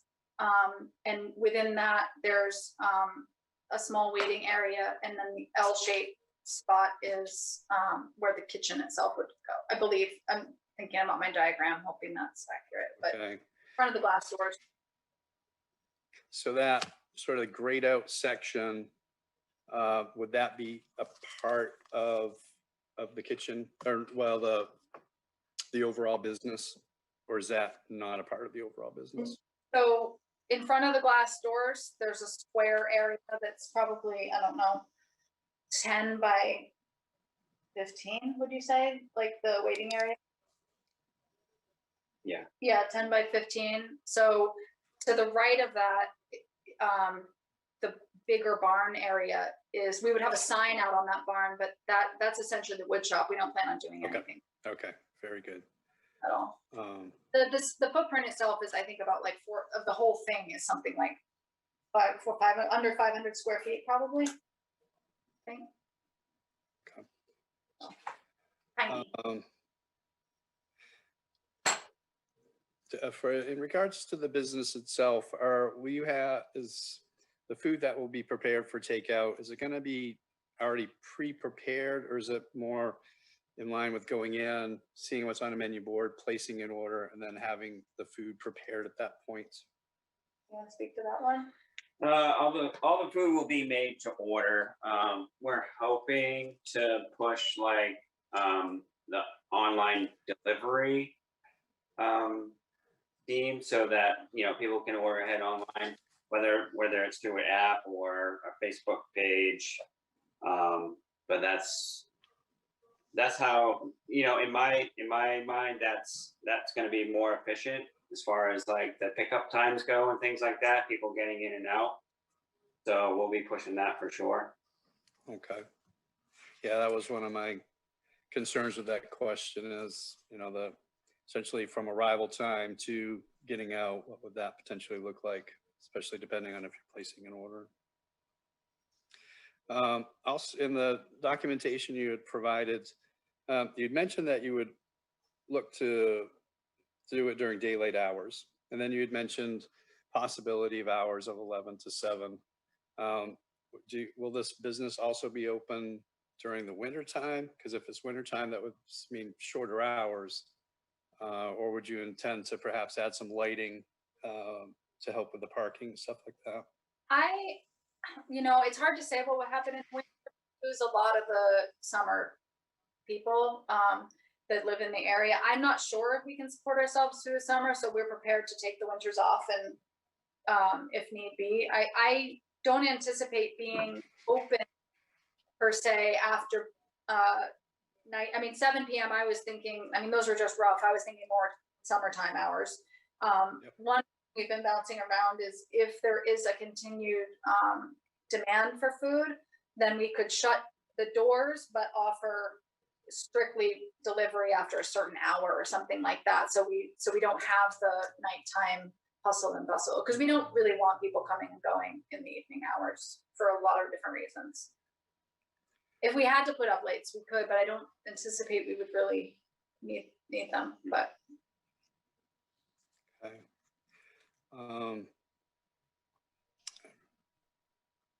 So I also in the diagram that you provided, I'm seeing certainly where the business is intended to go, and then in front of that I see indication for parking, and then if I'm facing the building. If I look a little bit more to the right, I see an indication for some additional parking. And then additionally, if I look to the left, which appears to be left of the house itself, I see parking there as well. When I drove by, I noticed like a huge tree. So is that like an area for proposed parking? Like if it could No, be. that, no, that's my raised beds are back there, so I'm not willing to give up that space. Plus, it would be really close to our neighbors to have parking over there. There is one spot by if you're facing the house to the left of the front porch, but it is just for one car, and we were not thinking about expanding. Okay, so that parking is not parking for the business per se, but parking for your own personal vehicles. So yeah, I mean, just keeping the car out of Okay, the way. that's fine. I was envisioning seeing that whole tree coming down and. Oh no, it's a beautiful tree. Yeah, it is a beautiful tree. I agree with you. I appreciate your patience with this. I think this was brought up. I would just like to touch on it again. I heard Len say probably up to 6 or 7 cars. My thought is, how many vehicles do you believe you can have? And echoing what Tom said, having them really be able to maneuver to get out. So, if the 4 of us as ZBA members come in for lunch one day, that's 4 vehicles we can park in, but will we be able to get out, or will we have to wait for one of ourselves to leave? I think the way we're anticipating it now is if you're facing the building there's a wooden plank pathway that leads to what's on the parking area.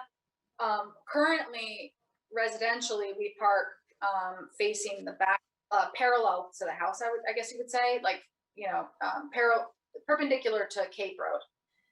What we would be doing as a business is parking parallel to Cape Road, so having a series of spots clearly marked, some sort of barrier between the upper part of the parking area and that banking that's there, maybe some rocks or a fence, I'm not sure yet, but have the cars. And unless you're a huge vehicle, I think there's enough room to get in and out of there. Okay.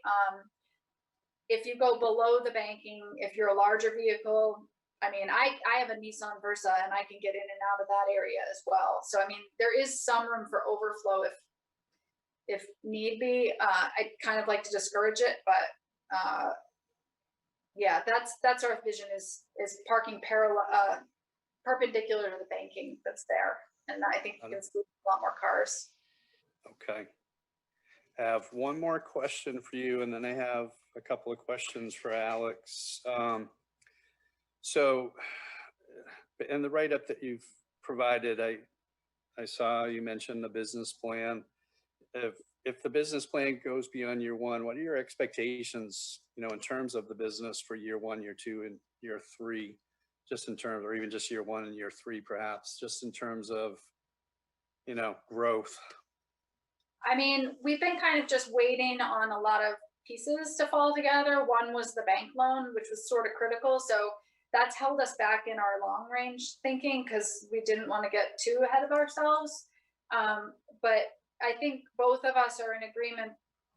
I mean, that if we want to keep a really small menu that's perhaps rotating or changing, but small items on the menu and a smaller clientele in this particular space. So if the business were to grow, we a different location in a truly commercial zone somewhere is the vision.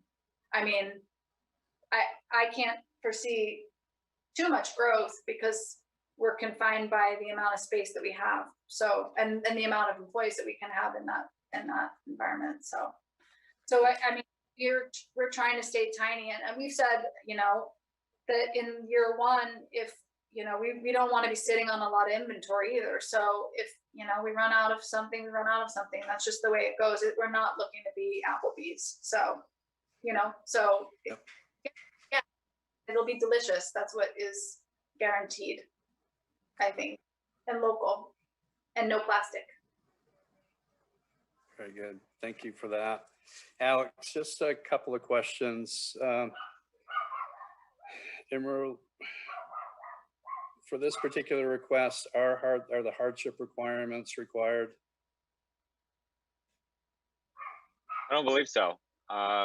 Looking at the ordinance, it just appears to just require you guys to follow the home occupation standards. And I guess you're approving it as a conditional use. So I guess if you wanted to, you could apply the conditional use standards on top of home occupation, but it looks as though it's just set up to basically be a home occupation that the ZBA reviews. Okay. Which is kind of similar to how the planning board reviews stuff instead of the code officer, but in this case, they required the ZBA. Okay, because the applicants, they submitted hardship requirements, and I wasn't sure if we need to review those or if we can, skip over that. I didn't know if I needed to, and I could, so I just did it anyway. I had asked a question sort of last minute of you, Alex, but just to see, are there any other businesses offering food or drink services in LRR2 or even potentially LRR1? Yeah. That's a fantastic question. I chuckled actually when I got that email a couple of days ago, and I said, oh boy, that's a fantastic question. No easy way for us to search that. That's something that it kind of just took me looking through the town zoning map and kind of coming up with a list based on what I am familiar with. So based on the zoning map, because we have a 600-foot shoreland zone, I can't really say for sure which ones are LRR1 and which ones are LRR2. But I can say in the shoreland zone, Good Life, the Mosquito, actually kind of down near you, Sunset Variety, Big Apple, Tasseltop Park does have a snack shack there in the shoreland. A couple marinas, I'm not completely sure if either of them have some type of food service within their marina for their patrons. So I put that on there, but I'm pretty sure that's it. That's the list that I was able to come up with. So there are some out there, but they're not home occupations. They're actual commercial operations, which have been in operation for a while. Okay, I appreciate that. I know it was a last minute request, so no, it's fine. Looking into it. Yep. That's all I got for now. Well, here's my opinion on this. It seems like we have an awful lot of things to cover. And I think, I keep saying this, but Jessica, I think you have a lot of ideas. Let me give you an example. We will not generate noise, vibrations, fumes, odors, dust, or glare, which are detectable at the lot boundaries, and all aspects of the conditional use will be carried on within the structure. We are confident that we will not generate noise, vibrations, et cetera, et cetera. That's great to say that, but in my opinion, we need to know how you're going to do all these things. And I don't think we're ready, again, in my opinion, I don't think we're quite ready to vote on this yet. I don't know what the other members think, but I'd like their opinion. Pat? Well, I'm wondering where this list is that we have to go through with regard to the home occupation. It seemed like there was just a list of points to go. Yeah, I have it here. If you want to go through it, we could do that. Oh, okay. Any other And it's thoughts? Article 9B in the land use ordinance, if you wanted to follow along. 9B. Okay, I got it here. The home occupation shall be carried on wholly within the dwelling or accessory structure. Well, I guess that's okay.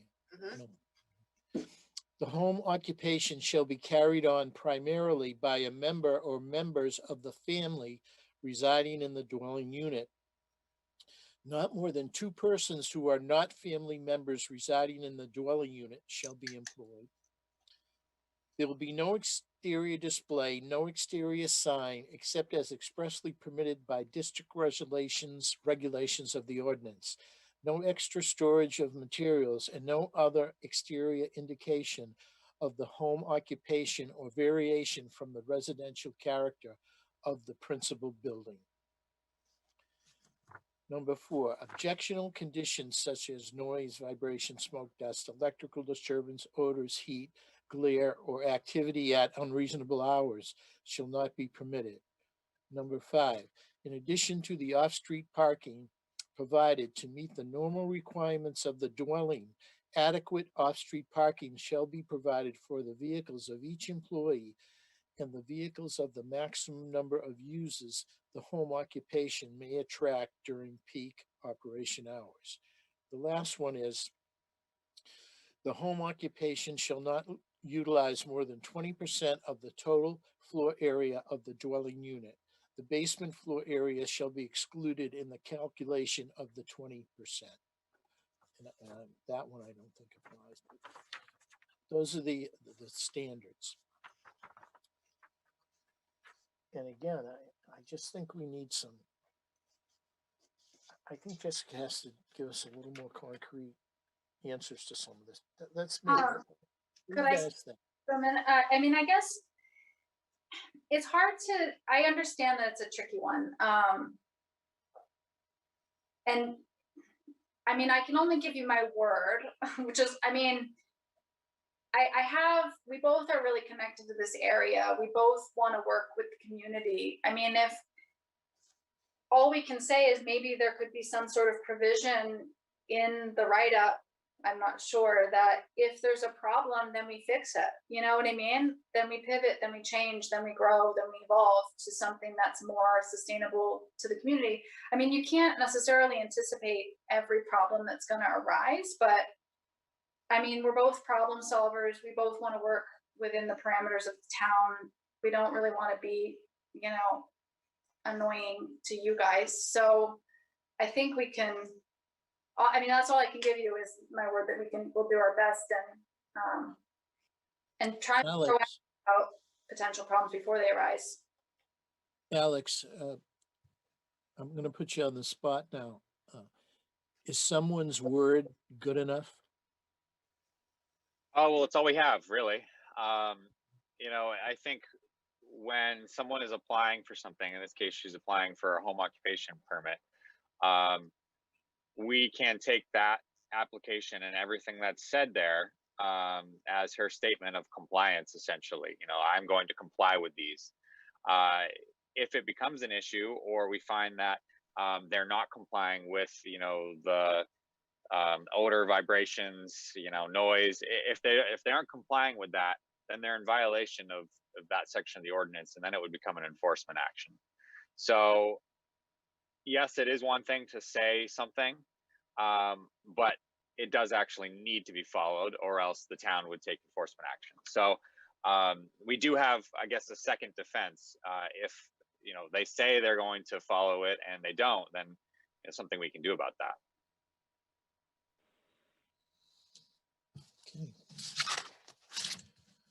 Well, I guess the next step, we'll have to go through all the criteria for each.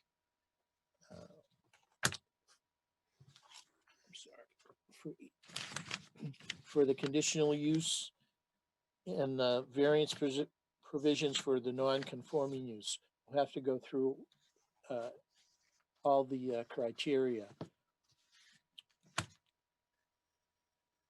So I guess my question is to the board, do you want to continue with this or do you want to table it to the next meeting? Anybody, any ideas?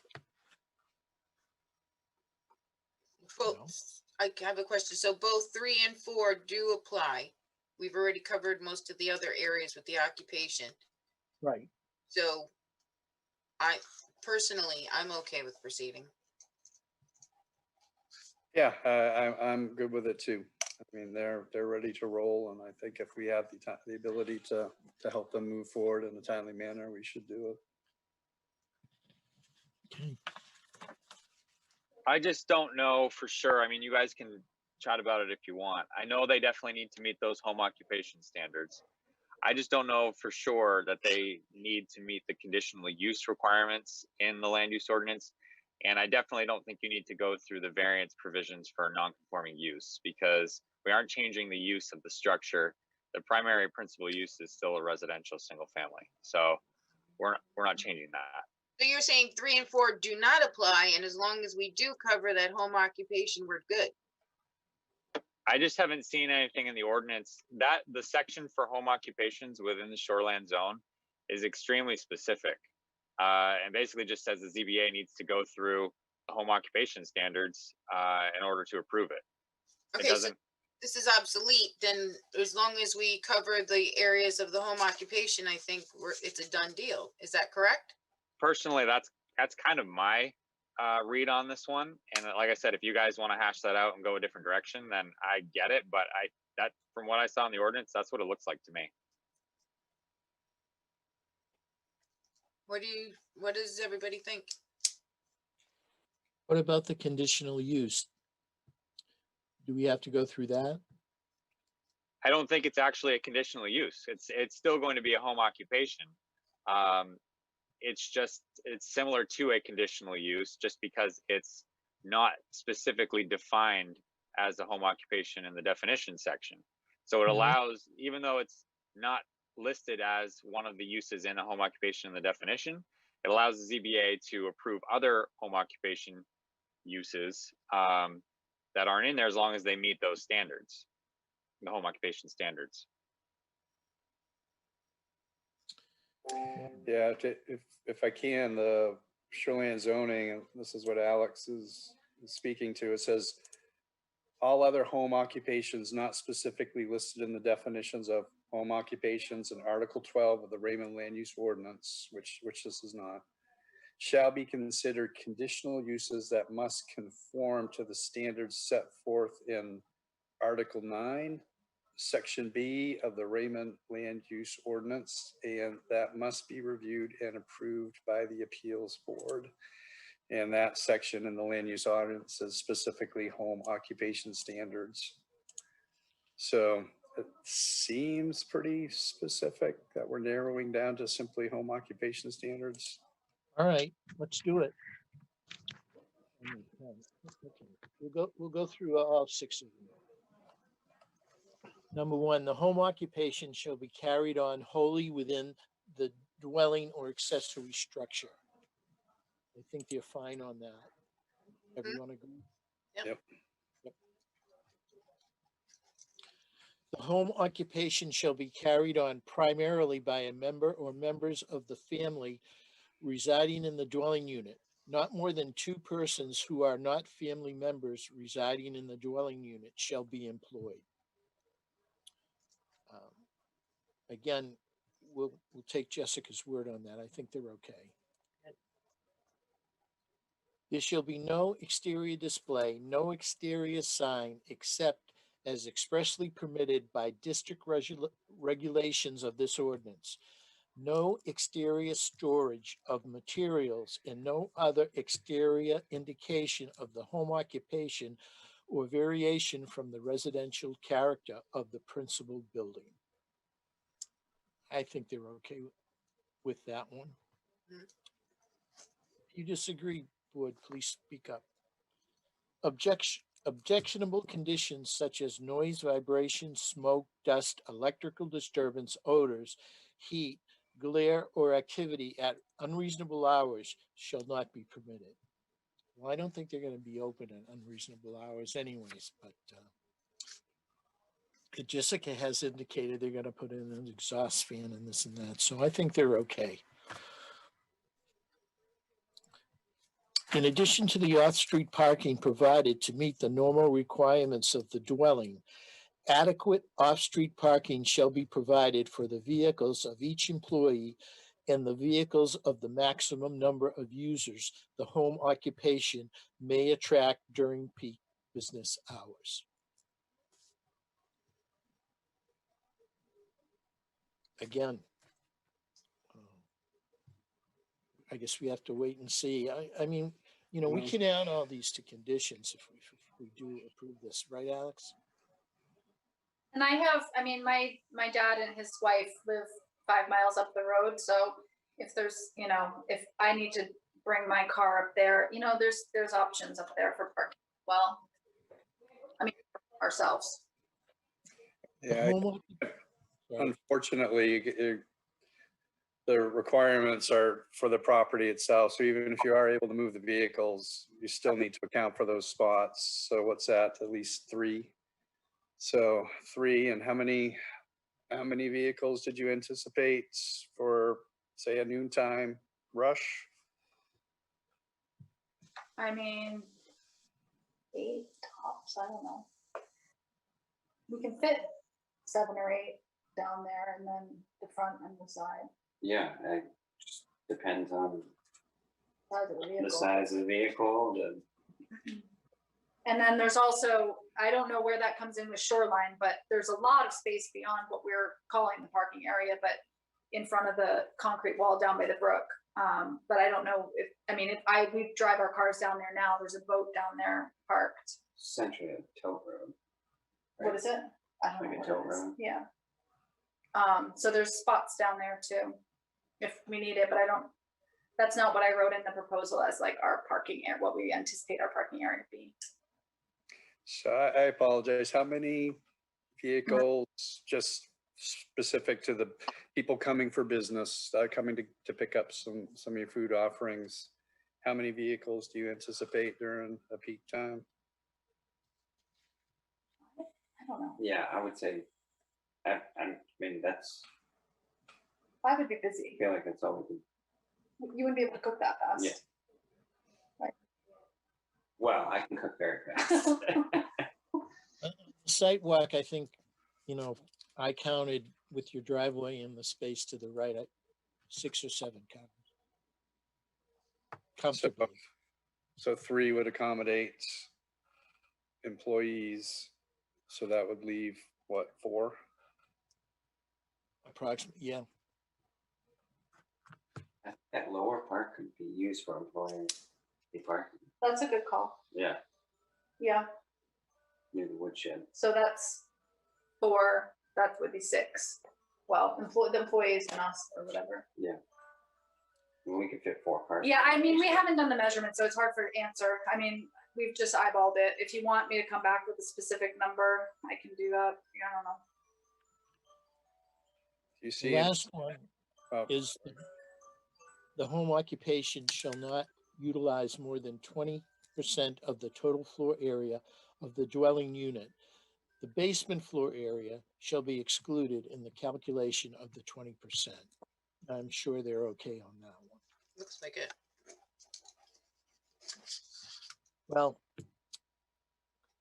at this point, we could take a vote, and if approved, we can add all the home occupation standards as a condition. We can do that, right, Alex? Yeah. Does anyone disagree with that? I'm sorry, what did you say? We're gonna add all of the home occupation? Yes.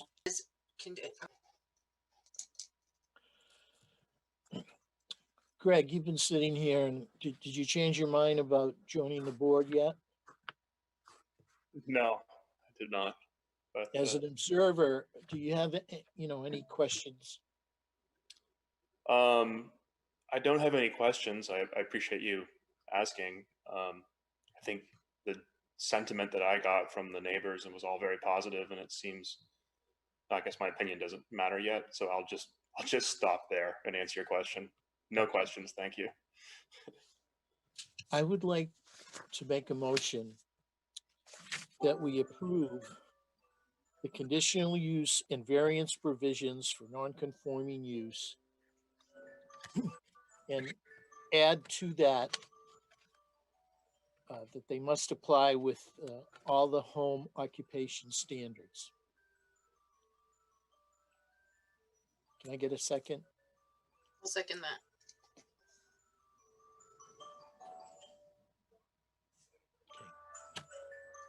We need to vote, or I think we're pretty much all in agreement, right? Well, I think you need to vote, Len, make it official. Okay, all those in favor, please raise their hand. All those opposed? There's nobody left. Motion passes. Thank you, Jessica. Thanks Yay. for your patience. Thank you. Thank you for, and I mean, we read the provisions, so we plan on being in compliance, so. And then you can just kick us out if we're not, it's fine. Well, We sound like a conscientious neighbor, so. really do. And I think as you come across solutions to some of these concerns, you could let the board know, via email. That would be great. We're going to move on. Oh, you can close the phone lines. I don't know if anybody is there, but you can do that. Greg, you don't have to stay if you don't want to. You're welcome to stay. And Jessica, and I forget your partner's name. You can leave if you don't want to stay. That's okay. Thank Thanks. you so much for all your time and questions, and let us know if you have more. Okay. Good Thank luck you for investing in the community. So much. Good luck with your business. I'll be a customer. Yeah, we'll make you good. Thank you. Okay. We're going to move on to code enforcement officer communications. But Alex, we do have a couple of questions for you before you start, okay? Sure, yeah. David brought up to me today, and he was right, that the manuals, the ordinances that we use, we don't have the most current one. David, you know the dates, and we're wondering when, and how we could do that, get that. Yeah, sure. It is, it's, you guys aren't the first ones this week to bring it up. It kind of seems to be a trending topic for a while, and then it goes away for a few weeks. You actually do have the most recent version. So it is a problem. There was amendments voted on in 2020 that were all approved. And they're not in the ordinance that is published on the website and in physical copy. The reason for that is, well, there's a couple of different reasons. One, there's no staff time to do it. We're kind of in like a code red situation right now for planning and code enforcement. We haven't been able to keep up. And I actually pulled the stats last week on permits submitted, and we're like almost double from 2017. So we're almost doing twice as much work as the office was in 2017 now. And it's obviously gotten busier each year since. But we've peaked right now. This is the busiest year so far that we've ever had. So we're unable to keep up at all. I mean, my email inbox and the list of voicemails is, I mean, it's hundreds long, and I've been booked out for inspections almost a week and a half, 2 weeks in some situations the last couple of weeks. So that's part of the reason you've noticed now that Mary is stepping away from the boards and focusing just on code enforcement. We needed more help. Mary's not even full-time. And the two previous towns that I came from, which were slower, definitely Casco, I had a full-time assistant. So we didn't have enough help. So now we have a little bit more help. We've had Sandy for a couple of weeks, and that's, I think, going to be a good change. So we don't have the staff time to update it. So this came about actually right after I started. The other issue is these ordinances were written on I guess, an open source software that the town no longer uses. And it's not really compatible with Microsoft Word. So it's not as simple as just sending me the Word document and updating the ordinance. It's a little bit more technical than that. So really the combination of those two things has made this process more difficult than it should be. So we looked at this on the department head level 4 or 5 months ago, and we talked about outsourcing, looking at possibly having the town's third-party engineering firm we contract our planning services with, looking at having them update the ordinance. We also talked about having the law firm that we use update the ordinances for us. both incredibly expensive. And then we also looked at another company which I used in Casco previously, called General Code, which basically is a company you outsource your ordinances to, and they codify it all and maintain it for you each year, and kind of host those ordinances online. That's a service that we are planning on going with. It's pricey the first year because they do a legal analysis of all the ordinances to make sure that they're all legal, before they actually import them into their system and then continue to maintain them over the years. So we had to budget for July, for the start of the next fiscal year. So that's actually something in the budget for July if it passes, in the vote in a couple of weeks. Obviously, we had to wait until we had the money. First part of it. Second part of it is it takes some time to do once we actually get the approval to spend the money on it. So that's going to take some time. We did have another issue yesterday about regarding this, specifically a change that was made in 2020 on the signs, political signs. So this is now kind of elevated back into the light, I guess, in a bad way. So I may be able to bring it up at the department head meeting tomorrow and see if we can spend some money or possibly get someone in the office other than Mary, Sandy, and myself to help us with updating it, at least in the short term. So right now what we're doing, and it's something we could give you guys copies of it. We basically have the addendums from the warrant from 2020, the attested, approved, as voted copies, and we kind of use those as a supplemental. So it's possible we could post that with the land use ordinance online. Can give those to you guys in the short term. Whatever you want, we can do to make it easier. But it is something that we're working on. It's just been not the most straightforward problem to fix, I guess, is the best way to put it. So yeah, that's that. I don't want to drag the meeting on forever here, but I do want to bring this up. And David and I emailed each other about this today. The findings of fact that are written by the chairperson after each meeting. Basically, it's a recap of everything that we've done. And again, I'm no Joanne, but I've been doing the best I can on them.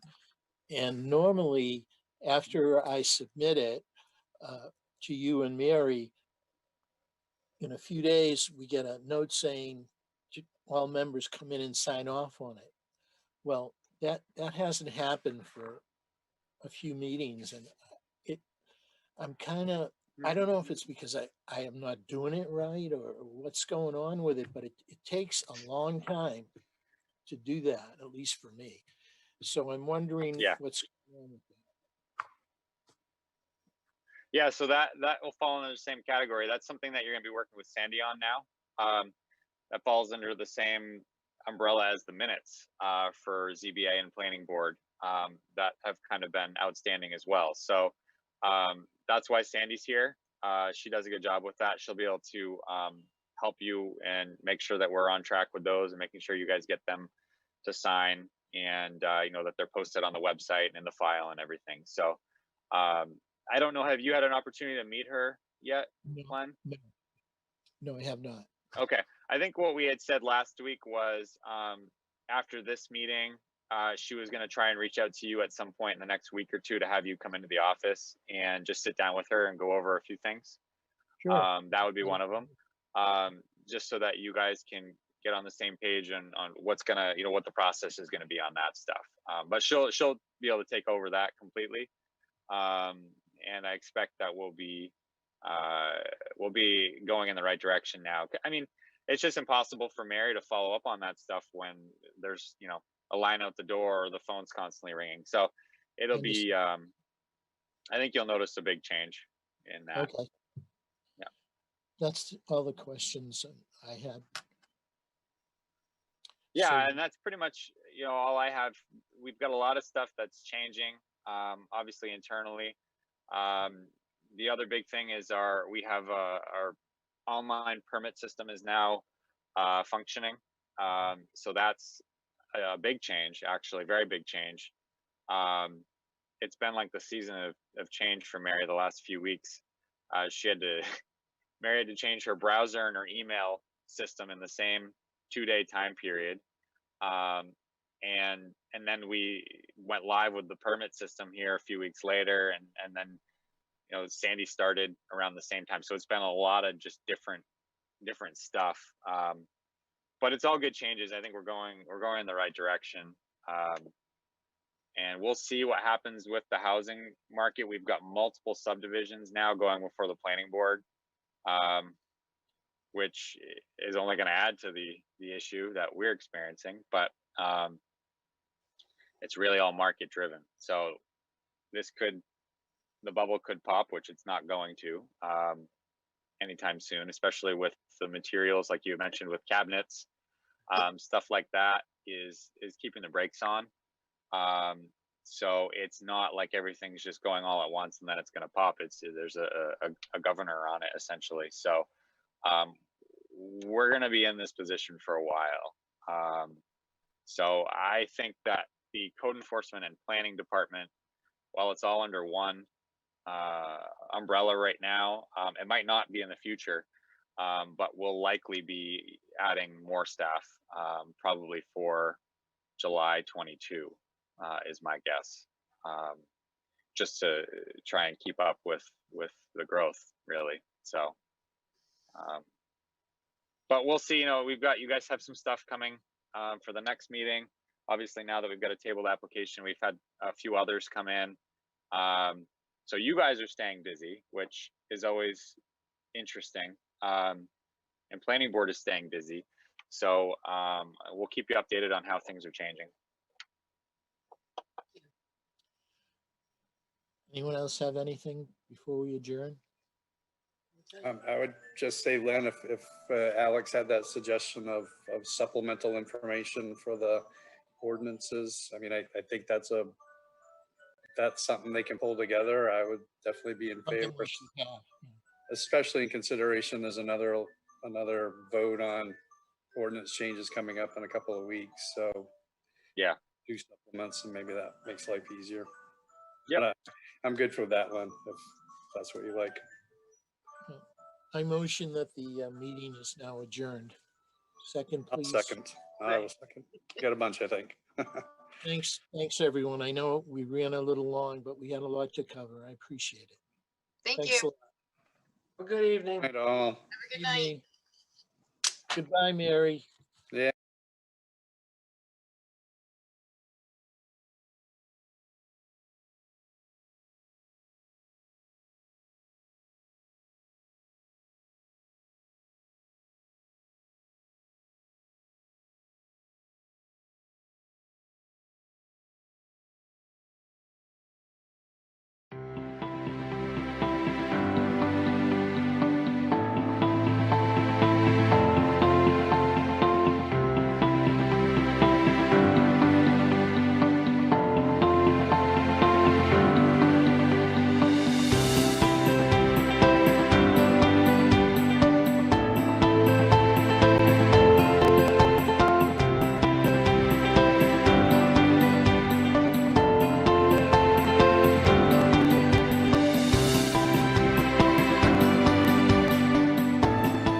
Hi, I'm Kayla. I'm the Communications Director for the Town of Raymond, and today I'm sitting here with Gary, who manages the food pantry in Raymond. I'd like to talk with Gary today about the food pantry and how COVID-19 has affected his operations, but I'd also like to get to know Gary too first. Gary, how long have you been managing the food pantry? Well, I've been involved with the pantry for about 5 years or so, but as manager about 4 years. What started your involvement with the food pantry? Well, I had a forced retirement, and I was involved with the Raymond Lions. Some of the Lions were supporting the pantry. They brought me in. There was concern over pantry operations and how things were operating, and what it looked like going down the road. Reverend Elmer, who was the proprietor of the pantry, took me under his wing entrustment, and I've been building on that throughout. What are the hours of the food pantry? The pantry itself, the operation is on the second and fourth Thursday of the month from 4 to 6 p.m. Are there eligibility requirements for the recipients? Yes, we follow TFAB requirements. The TFAB is a temporary emergency food program provided through Wayside and Good Shepherd. Also, we allow, some families will have a hardship in any given month, and they come to the pantry as well. You mentioned that a bulk of your products come from the Good Shepherd Food Bank and Wayside, but you also rely on local businesses. Yes, we do food rescue pickups once a week from both Hannaford and Shaw's out of North Windham. But we also have food drives that are done and donations dropped off from some of the local businesses. Good Shepherd's a big one. The Ready Care, one or two of the local daycare centers. PNF has done donations and food drives, and so has 302 Nutrition. One of the things I didn't want to forget is the Thomas Pond Christmas in July. That event brings in over 1,000 pounds of dry goods for that one event. How has COVID-19 affected your food supply? We don't receive as many donations from local groups because of the concern of transmitting. We have been getting quite a bit of distribution from Good Shepherd. They have the program that goes farmer to family programs, so we're getting more of that produce stuff. We've been having larger distributions from USDA, which comes from Wayside. They're trying to help the farmers and the producers, food producers. Their warehouses are filling up. Well, some of that product they're giving to us for storage, not necessarily the product that we're using every day, so some of those volumes increase. At the onset of COVID, our store donations, rescue items went to almost zero. We rely quite heavily on store donations, rescue items for both produce, bakery, breads, and protein. Also, a lot of the dry goods that we were getting from Good Shepherd and purchasing elsewhere were not available on the shelves. COVID has changed how many of us have to operate. What are the major changes that you and your team have had to implement? In a number of ways. Number one, I've gotten more volunteers because there's less people employed and whatnot, and people eligible, need to get out of the house, need something to do. That's been a great help. As far as the clients go, we used to have interaction with clients. Clients would come in the door, have selections of product, work their way through, we'd have conversations, and then send them on their way. Today, it's a drive up, drop, do a selection, here's a box. The only interaction is with the intake person or the person that's giving them their food. You mentioned an intake person. What exactly does that entail? The intake person records who the individual is, number of people in the family, whether they're senior or non-senior. And they also ask them, they have a checklist of food items or dry good items, select things that we can give them a choice to take. And they'll fill out, ask the questions, fill out the form, bring the form into me, and then we start the process of putting their stuff together. Can you talk about your volunteers? Our volunteers are primarily driven through the local Lions group. I Am a Lion. This is the food pantry supported as a project by the Lions, so we're heavily supported there, and it's a pool of volunteers for me to grab onto. During the COVID, we had as many as 17, 18 volunteers. We're back down to around 10 or 12 and that's diminishing as people go to work. The hours of operation or hours of need for volunteers is challenging for the workforce.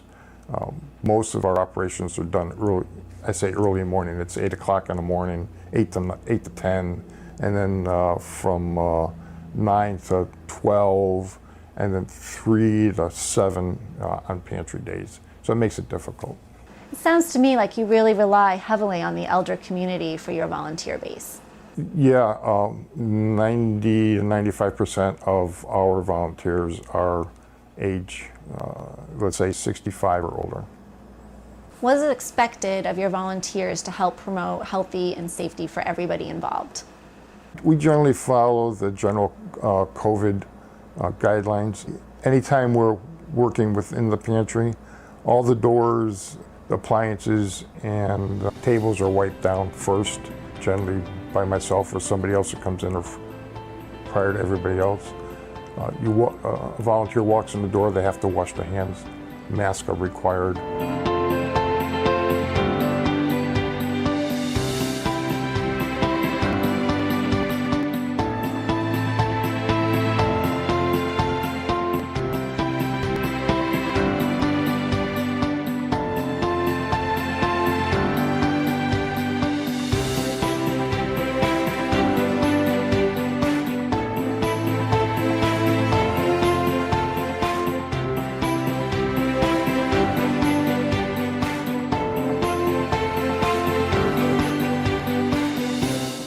Gary, thank you for taking the time to speak with me today. It's been a pleasure. You're welcome, Kayla. It was my pleasure. If you'd like more information on the food pantry, please visit the Town of Raymond website.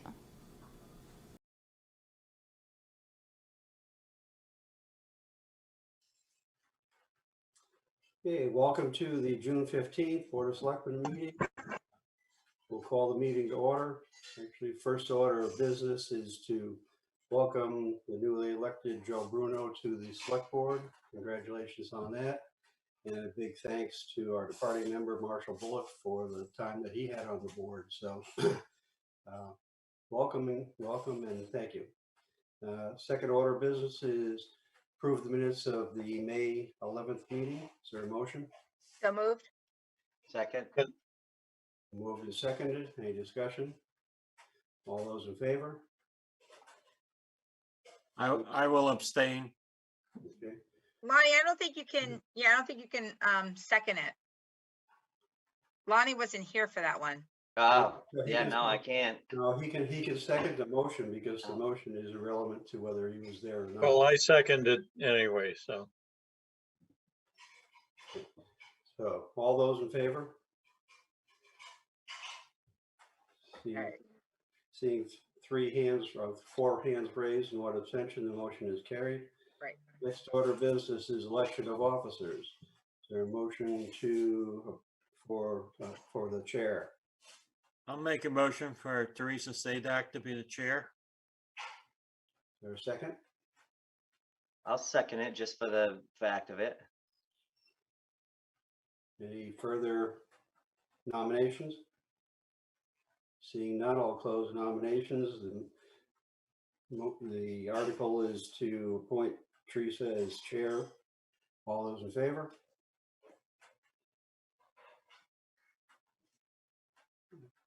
Seeing all hands raised, motion is carried. Is there a motion for the vice chair? I motion Ralph Olson for vice chair. Second. Any further nominations? I'll close nominations. All those in favor of Ralph Olson as vice chair? Seeing all hands raised, motion is carried. Is there a nomination for the parliamentarian? And motion Joe Bruno. I second that. Moved and seconded. Any further nominations? Seeing none, nominations are closed. All those in favor of Joe Bruno for parliamentarian?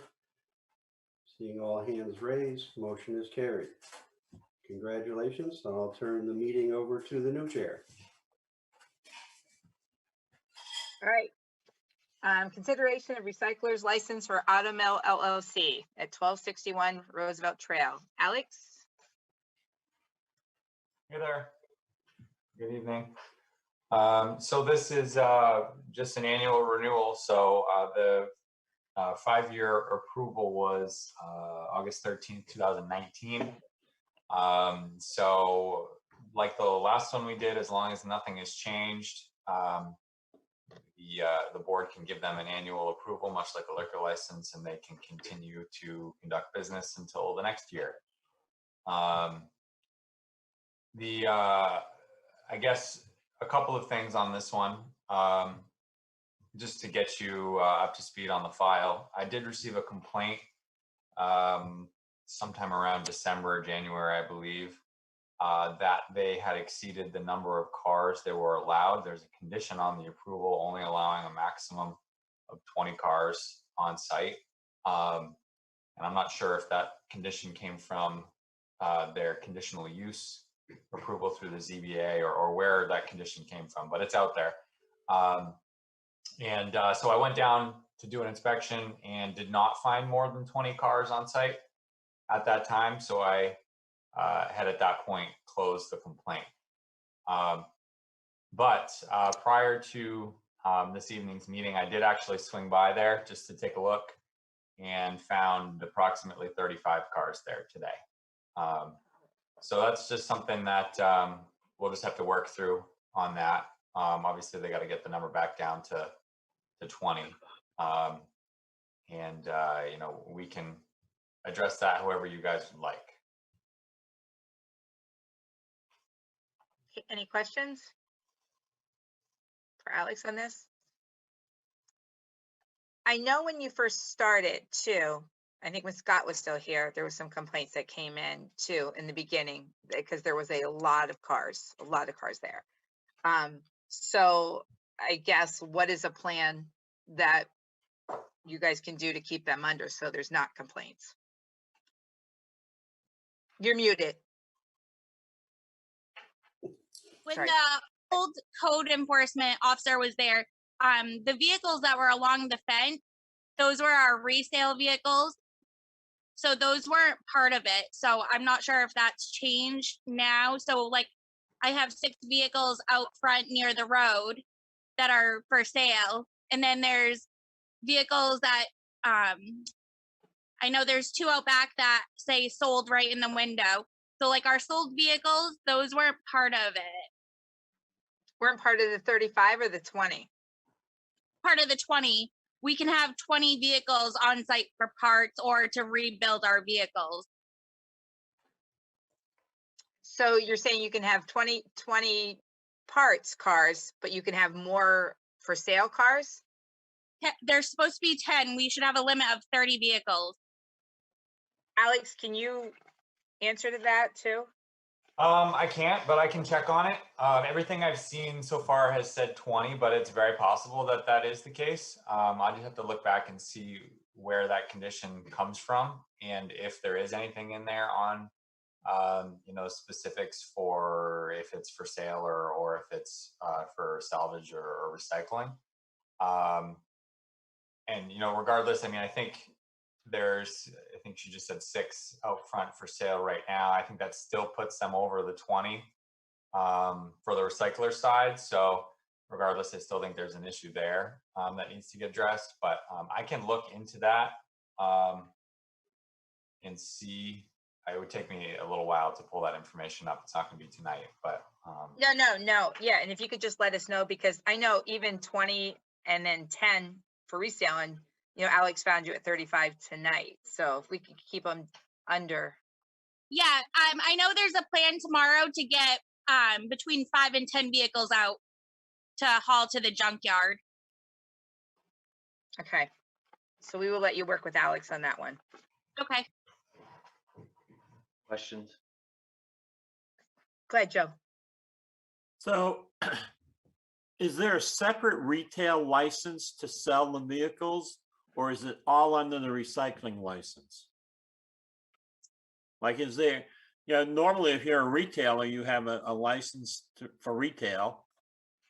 And yeah. So are there 2 separate licenses? And does the limit only apply under the recycling license? So there is two. We have our used cars license and then we have our recycler's license as well. But on your used car license, is there a limit on how many you could have? With the old code enforcement officer, we were limited to 10. So that puts us 6 by the road and then we can have 4 by the rear of the fence. Was that a state law that says you're limited to 10, or was that a local ordinance, or? That was just a deal that we made with the old code enforcement officer. Okay. So I guess, Alex, I would ask that you look into why was there some kind of a deal made when, you know, they have two separate licenses? Yeah. I can Or, look or at is it the property size, or, you know? It almost sounds like the one license allows 20 cars, the other license allows 10 cars, and if that's all, if that is the law on each of the licenses, then what she's saying is legit, even though she still was 5 over, which she's going to take care of 5. Or, I mean, I have no issue granting, you know, permission for this to move forward, but I definitely would want it contingent on just making sure and being conscious that she doesn't over exceed, and if she does, then we can't be as nice to you next time, because it's very important that we follow it for certain reasons. So Okay. I mean, No, that's I'm all my in favor of that too, Lonnie, but I just want to know who put the limits on. Right. And where is it in our ordinance, or where is it in the history that there's a limit of 10 retail cars and 20 recyclable? I just want to know where that is. Great question. That would be nice. I think I might even have a copy of that still from our first first town meeting that we had to go to for our recycler's license. Because it wasn't a state law, because there's no state law on it. It was something that the town has put in place. Yeah, I'm fairly certain it's from the ZBA under their conditional use approval, which was the original approval from this. There's no real time sensitivity here. So if you guys want to table this, I can dig up all the information and get it to you guys before the next meeting if that's what you'd like to do. But there's no real need to approve it conditionally tonight or anything. Well, They could still operate the way they are right now. Oh, yeah, but what's up for consideration right now is on the recycling, not on the sales. So it appears that, you know, the question is on the resale side, not on the recycling side. Well, Correct. I don't have a problem with approving this, but Alex can give us an update as to, you know, why it is what it is. And then you also have to make a point of staying within the limits though, too. Yeah, no, I totally agree. That's completely fine. Because the state put this law in a couple years ago that we need the recycler's license in order to even operate. Okay. Are you guys okay with that? Madam Chair, Yes. may I ask that the representative from Auto Mill identify herself, please? What's your name from Auto Mill? Sarah. Hi, Sarah. Sarah, what's your last name? Day, D-A-Y. Thanks. You're She does it welcome. for the notes. Are you guys okay approving this? Yeah, I'll make a motion that we approve the recycler license with Second. all current With limits as conditions, yeah. applicable. Second. Any questions? All in favor? All right, here we go. Good, great, thank you. And Alex will get an update for us then. Okay, thank you. All right, great, thanks. Bye. The next one, the update on the status of the Cafe Sebago fire inspection, I'm going to table that until the next meeting. There's some things that are still undone and have to be resolved. So we will move on to the next one. I believe you need a motion to table. Do we? I'll make a motion to table. Second. Any questions? All in favor? Okay. Thanks, Joe. All right, consideration of appointing Greg Dean to the Zoning Board of Appeals. That's Alex again. Yes, Greg is here, so if you guys have any questions for him, he is available. He was at the last ZBA meeting, and I believe he's a relatively new resident in town with an engineering background. So if you'd like, he can tell you a little bit about himself. Sure. Hey, Greg. Hello, nice to meet everybody. Hello, Greg. So yeah, I'm a recent resident. I grew up in Augusta and spent the last couple of decades on the West Coast. And then my family moved back here. Most of my family is still in Maine. So I recently had a son, and we relocated back to Raymond.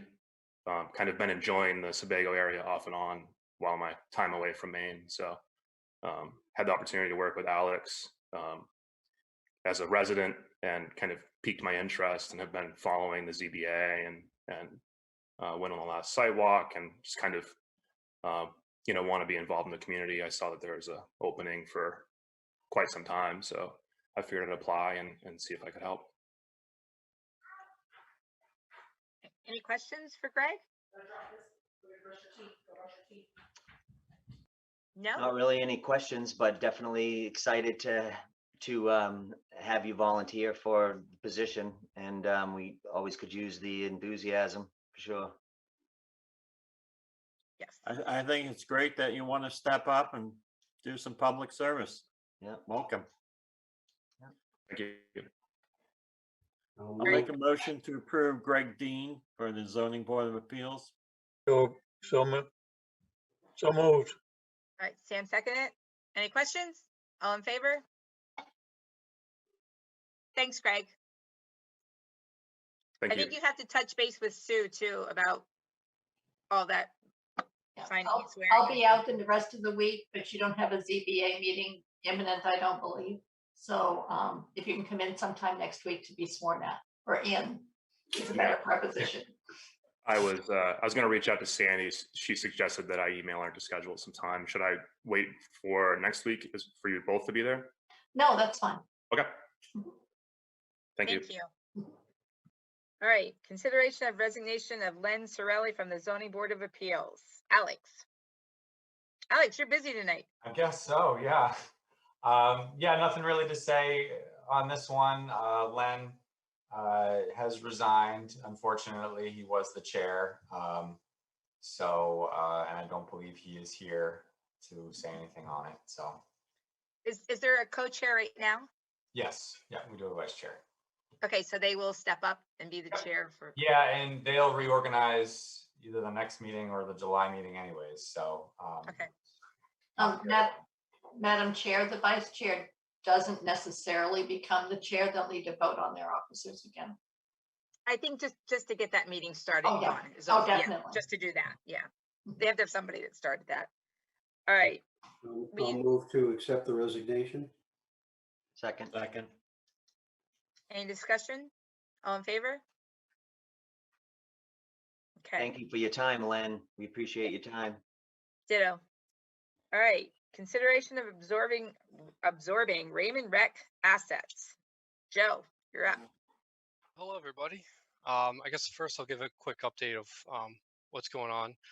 The Raymond Rec Association, the nonprofit parent-run board, has decided to dissolve and be absorbed into Raymond Parks and Recreation. So I'll be taking over all the program and activities. With that transfer some assets. A lot of it is smaller stuff, basketballs, soccer balls, some goals. But the biggest one would be the overall funds that have been generated over the years. That's roughly around 14 to 15,000. So that's going to be transferred to a special revenue account. It wants, when talking to the board and when they voted, they want to earmark that for a future project for a facility. So that could be a baseball, softball, any type of recreation multi-purpose field. So that's what they're want the funds to be used for. Cool. So yeah. Yeah, good.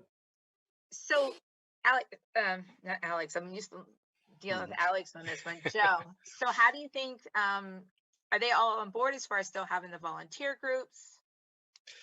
So they want, it's going to be a complete dissolve. They're definitely willing and able to help out when possible, as far as give me some background, history information, stuff like that, how they operate in the past. They, it's like anything right now. We're going to ask parents to step up to volunteer to coach, to help in any way possible. But I'll be administrating all the programs and everything from that. So I'll be asking for volunteers, and the board who's there right now is very willing to help out, which has been great. Cool. Good. Good. I think they'll save some money, especially with the ski program and insurances and stuff like that, which will be great.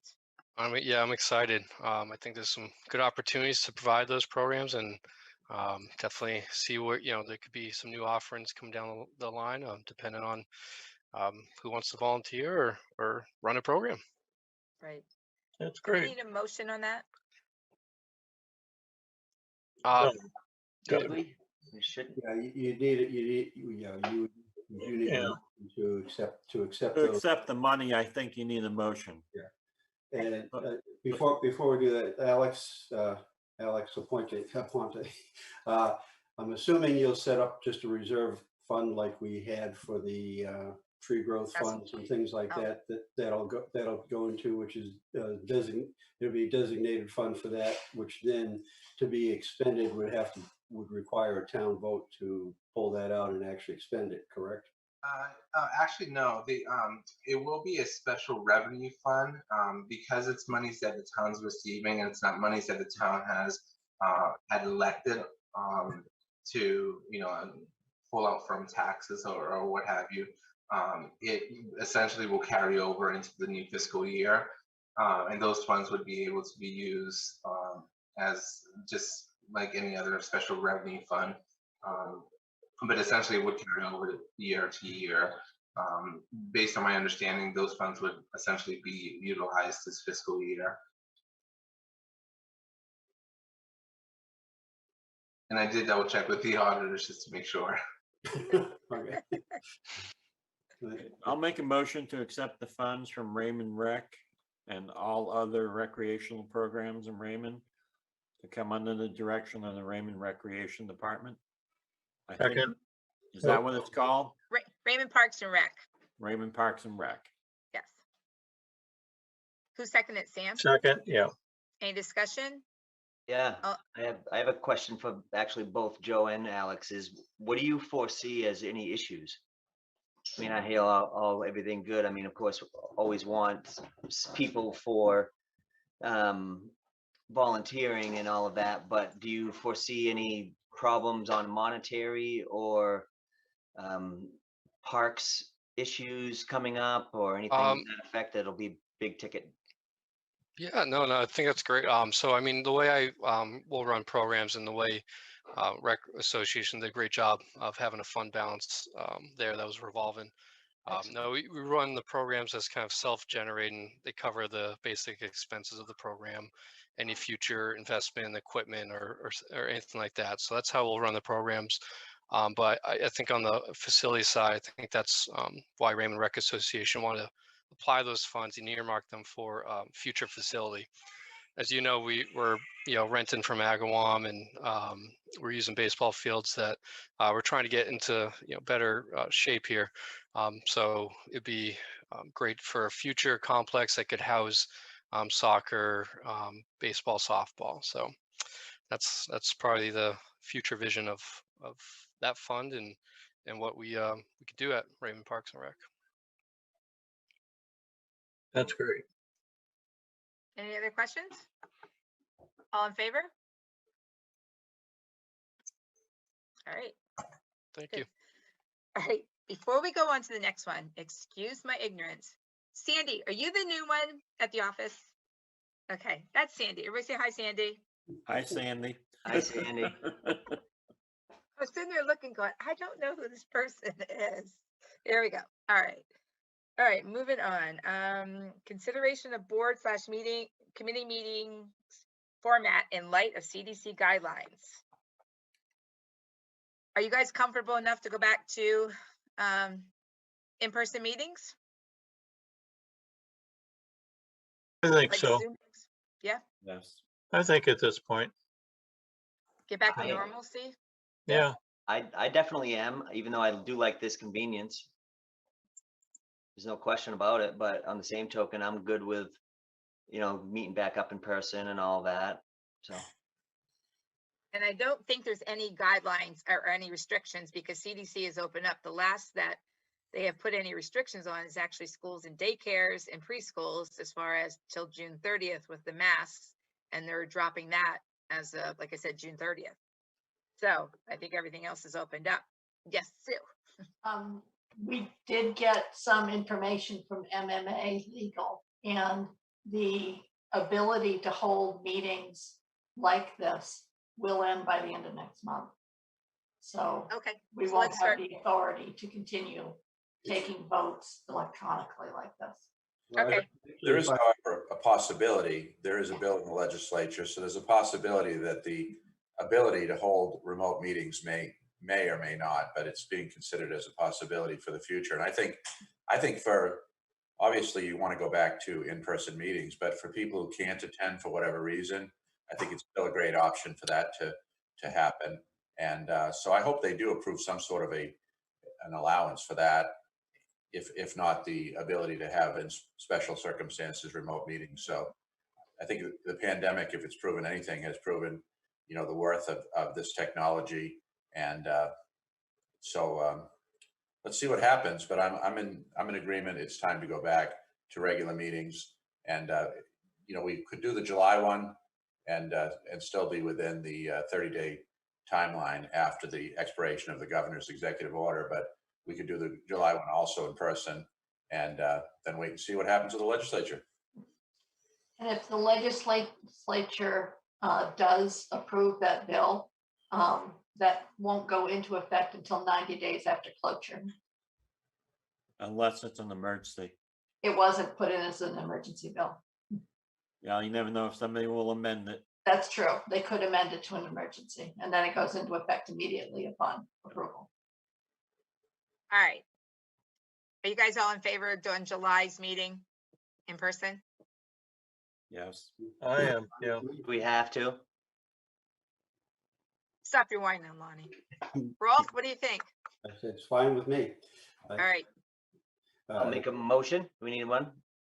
Or no? I don't think you need a motion on that because it's Perfect. That's. Yeah. It's just kind of a sense. Rolf, you were going to say something? No, I was going to say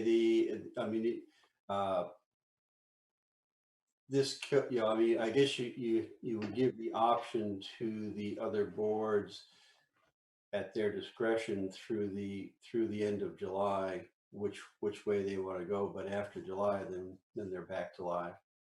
Well, and I think it's a letter that should go to each of the boards, to be honest. You know what I mean? So they know what the rule is, what the law is. And then that way they have it as a record and they can decide, yeah. But I mean, because that's the format, we is kind of at their discretion, but as long as they know that the authority to be able to do that by Zoom expires the end of July, then they'll know that that's their last shot before they have to, before anything they do in June or July, they have that flexibility. But after that, then they're back to live. It is good to give everyone that heads up that, hey, this is coming. Here we go. Be ready. Yes, exactly. We'll do that. Thanks. So here is a question for you though. If we're going to have live meetings, are we going to have something on the door that says that if they want to wear masks, they can wear masks? If they're not unvaccinated, to wear masks? What are we going to do about that? I would suggest that we follow the same protocol we follow at the town office and the same signage. Okay, it works. It's the same building on everything. So, all right. Cool. All right, next. And I just lost my minutes. Hold on. All right, consideration of annual payroll warrant policy. Alex Aponte.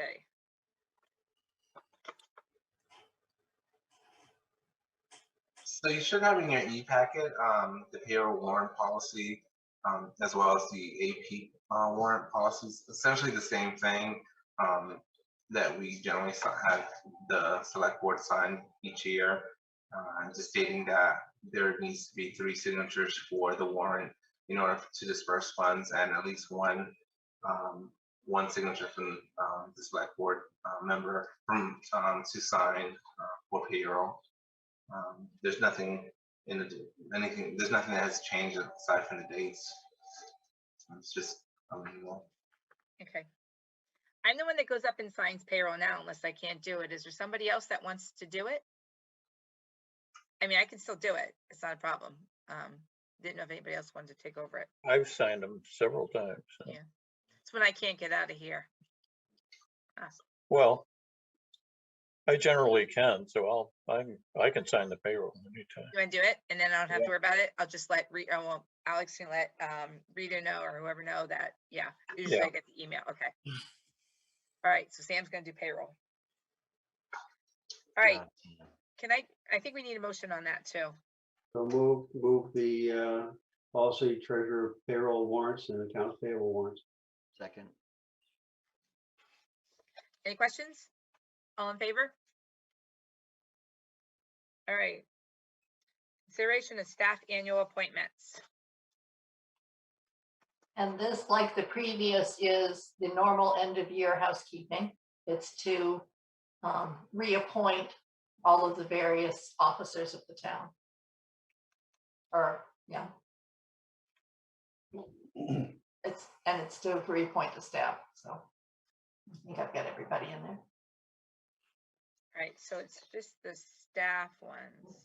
And the only one that's different is the Maine Waste to Energy representative is now Dawn, if you approve that. Well, all right, so we doing the staff annual appointments and the boards and committees annual appointments together, all of it? No, they're two different. You have to do it individually, yeah. Okay.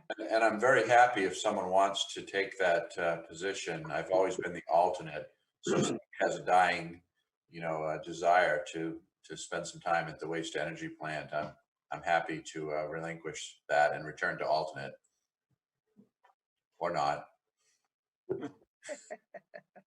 Okay. Yeah, sorry. I guess I'm going stuck with it.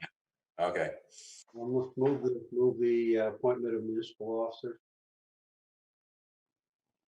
Can I get a second? Second. Can I get a second? Ronnie got it. Any questions? All in favor?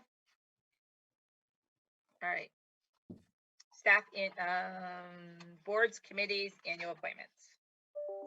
Is there any people that are on any of them that do not want to continue? Not that I'm aware of, no. So can I make a motion on keeping the municipal officers as is from the Beautification Committee, Board of Assessment Review, Conservation Commission, Planning Board, Veterans Memorial Park, and Zoning Board Appeals? Any second? Rolf? Any questions? All in favor? All right. Cool. All right, select board representations on boards and committees. I only found 4 committees now. There are several committees like the cemetery committee, for instance, that doesn't really exist anymore. But I found 4 that used to have had select board representation. And that's the Beautification Committee, Conservation Commission, the new recycling committee that we're advertising for, and the Veterans Memorial Park. I think you also did the library board as well. Yep. Hey, I'm on 2 of those, and there's 5 of us on this board. So Good job. You're doing a great job. Atta girl. I feel so bad to the beautification committee because they're so good and they just kind of been doing their thing. And the library we're working on a couple things there. So I would love to stay on the library. If someone else wants to do the beautification, I feel awful because I feel like I've abandoned them big time. or do I stay on the beautification and keep abandoning them? I won't I do mean, that. if you don't feel like you're giving them the support, then yeah, one of us needs to do it, and I'll do it if that's what we got, you know? Well, I checked in with them, and one of the things that we're working on is instead of doing the fundraisers for the wreaths every year, we're going to actually put banners up, because we bought banners one year last year when we didn't know what was going on. This year it was more of a regular thing. So Dawn and the beautification committee and I, or whoever else, is going to get together and with Nathan, and we're going to pick some banners to have up all like through the Great. summer, I love and then that. pick up like winter banners is what we're going to do, and then just recycle them. Yeah. Which would be great. We already have the brackets. We just have to figure out what banners they want. So, I mean, I don't mind staying on that. All right. Okay. What about the conservation committee? Who's on that? Don't know. Let me look. Okay, let's see some hands. I got 2. Somebody else needs this one. And recycling committee and the veterans committee. I'll do the recycling. I'm already on the veterans committee. Oh, we got the veterans already. I'm on the veterans. The conservation committee, Joe or Lonnie? Well, I'd hate to take away fun from Joe, so I would say he's probably the best person for it right now, because he just needs it, you can tell. He does, yeah. Rock, paper, scissors, shoot.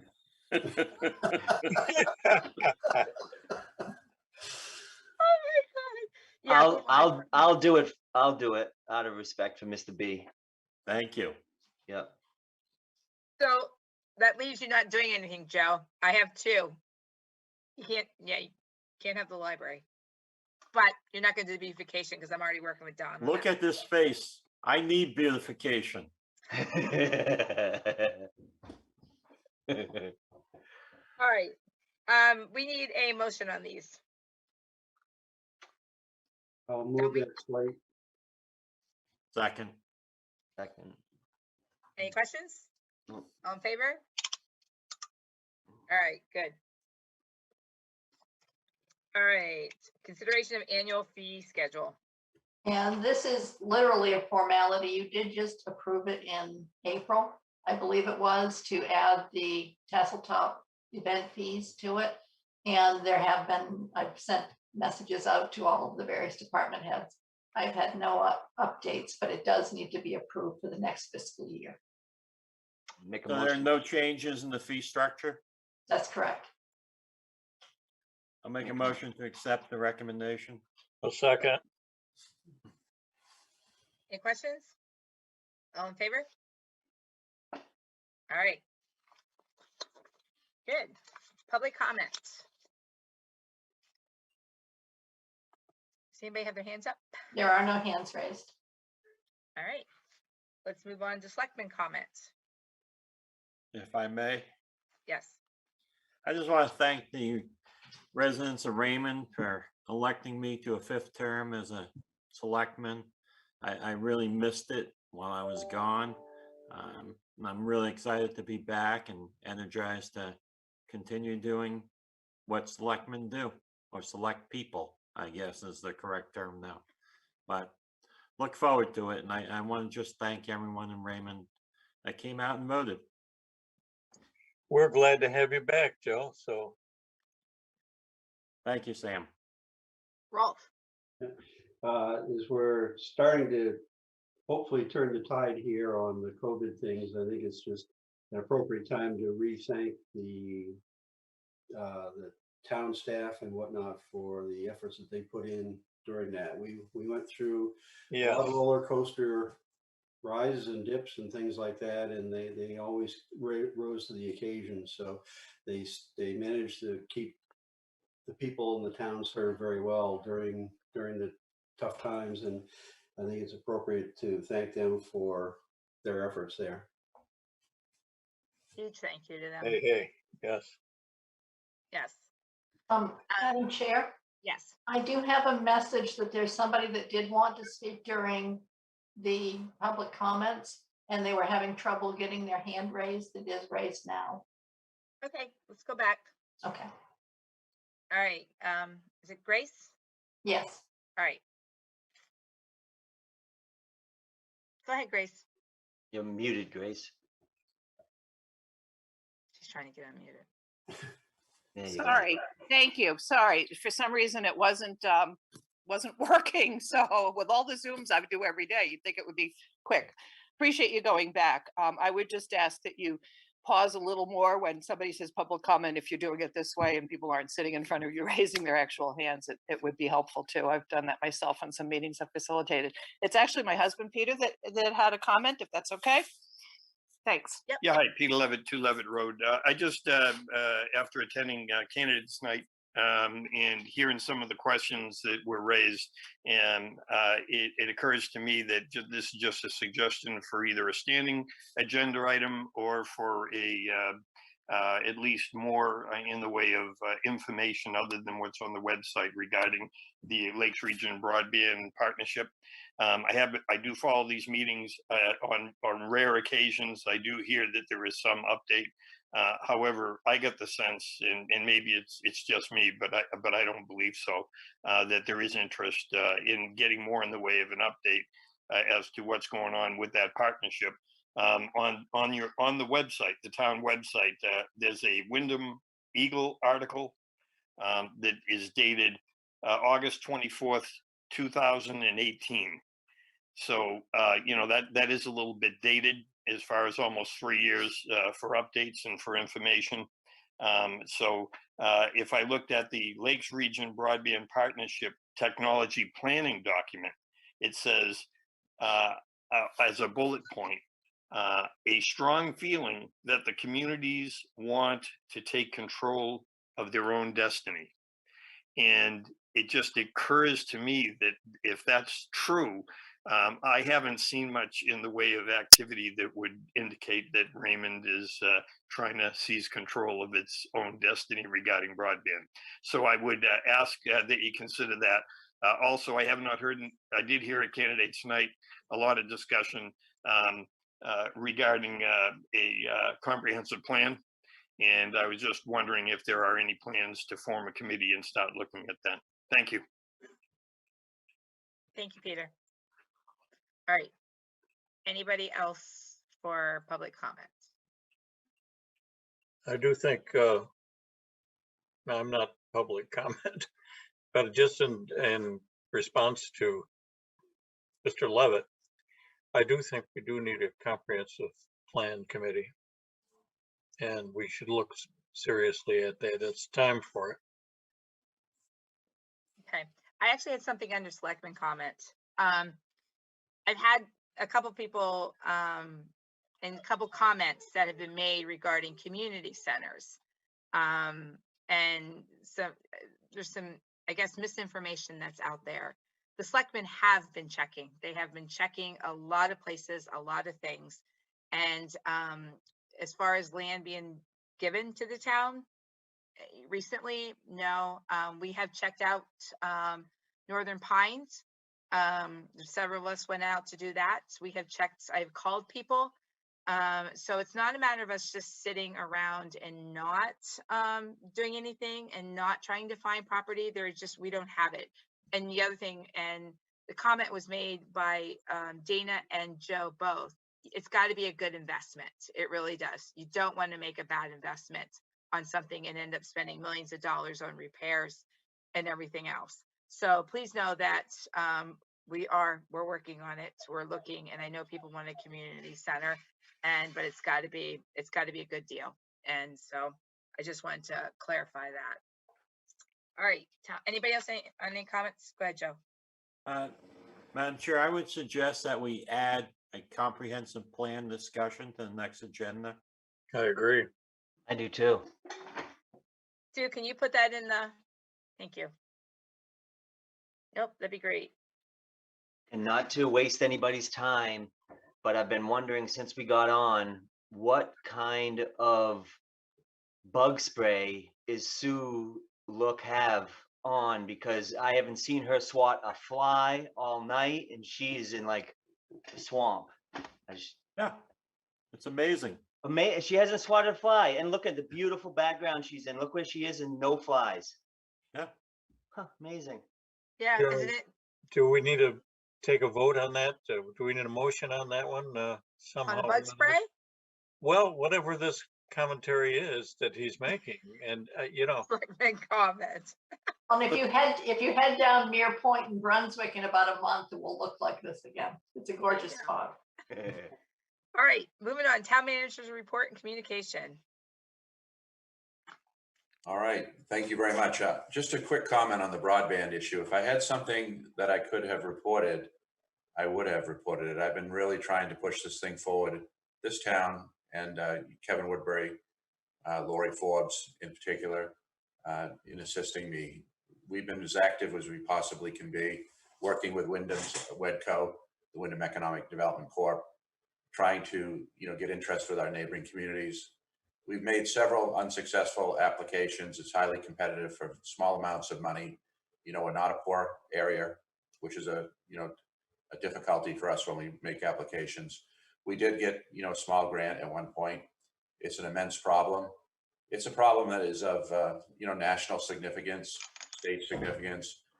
The latest hope is that the county, which has gotten a very large grant from the American Rescue Plan, will put a good amount of money possibly into that in partnership with the state, with the federal government. There will be a municipal component, I'm sure. Right now, it's probably not going to be our recommendation that we put our small amount of money, relatively speaking, order of magnitude $500,000 into any kind of comprehensive broadband system proposal. However, it may be possible, even likely, that we say, let's upgrade, the last mile technology of some of our facilities in anticipation that there is a hopeful, larger overarching kind of broadband project coming. That's what they say is coming from the federal government. That's what our legislative delegation says is a top priority. That's what the Biden administration says is a top priority. That's what the governor says is a top priority. But I'm with Peter. I agree. I'm frustrated. If I had something I could report, I think the interest is there. There's enthusiasm, but what's not there is the funding. And there hasn't been a private sector initiative to make it happen either, which is what we had hoped for. It's a big issue. It's the essential infrastructure of this century, and so I'm frustrated. And we're trying. We're doing what we can do, and I haven't got anything at this point to say except maybe there's some level of hope at this point now with the American Rescue Plan. Let's see. I'll report on a more frequent basis as that develops. And hopefully something will develop. I do have a few local things I want to tell you about. We have, as you may have noticed, our big roadside mowing machine. And so we're doing a lot of roadside mowing to improve traffic sight lines. And so I want to call out the Public Works Department for that work. And you may have noticed that machine. It's kind of like a big hydraulic boom that, trims the trees up in a rather aggressive manner, but they heal, quickly, and that damage is almost invisible in very short, period of time, but it improves sight lines and traffic safety. We're doing drainage improvements right now in Ledge Hill. We've been on Valley Road. We're going to Shaker Woods and then Raymond Hill. The sidewalk project, so the longest project in history, I guess. We're waiting now for a Maine Department of Transportation determination on a start date. So we've not gone out to bid, but when we get a start date and an approval, then we can see about going out to bid. This is probably the worst possible time in history of my career to be seeking competitive bids for projects of this type, but that's what's going on there. In public safety, we're going to be winding up another campaign to solicit volunteers. So if you know anybody who wants to, help the town as a call member, people who are interested in serving the community, who have the capabilities and the willingness to train and to be an active member of our public safety department, please pass the word.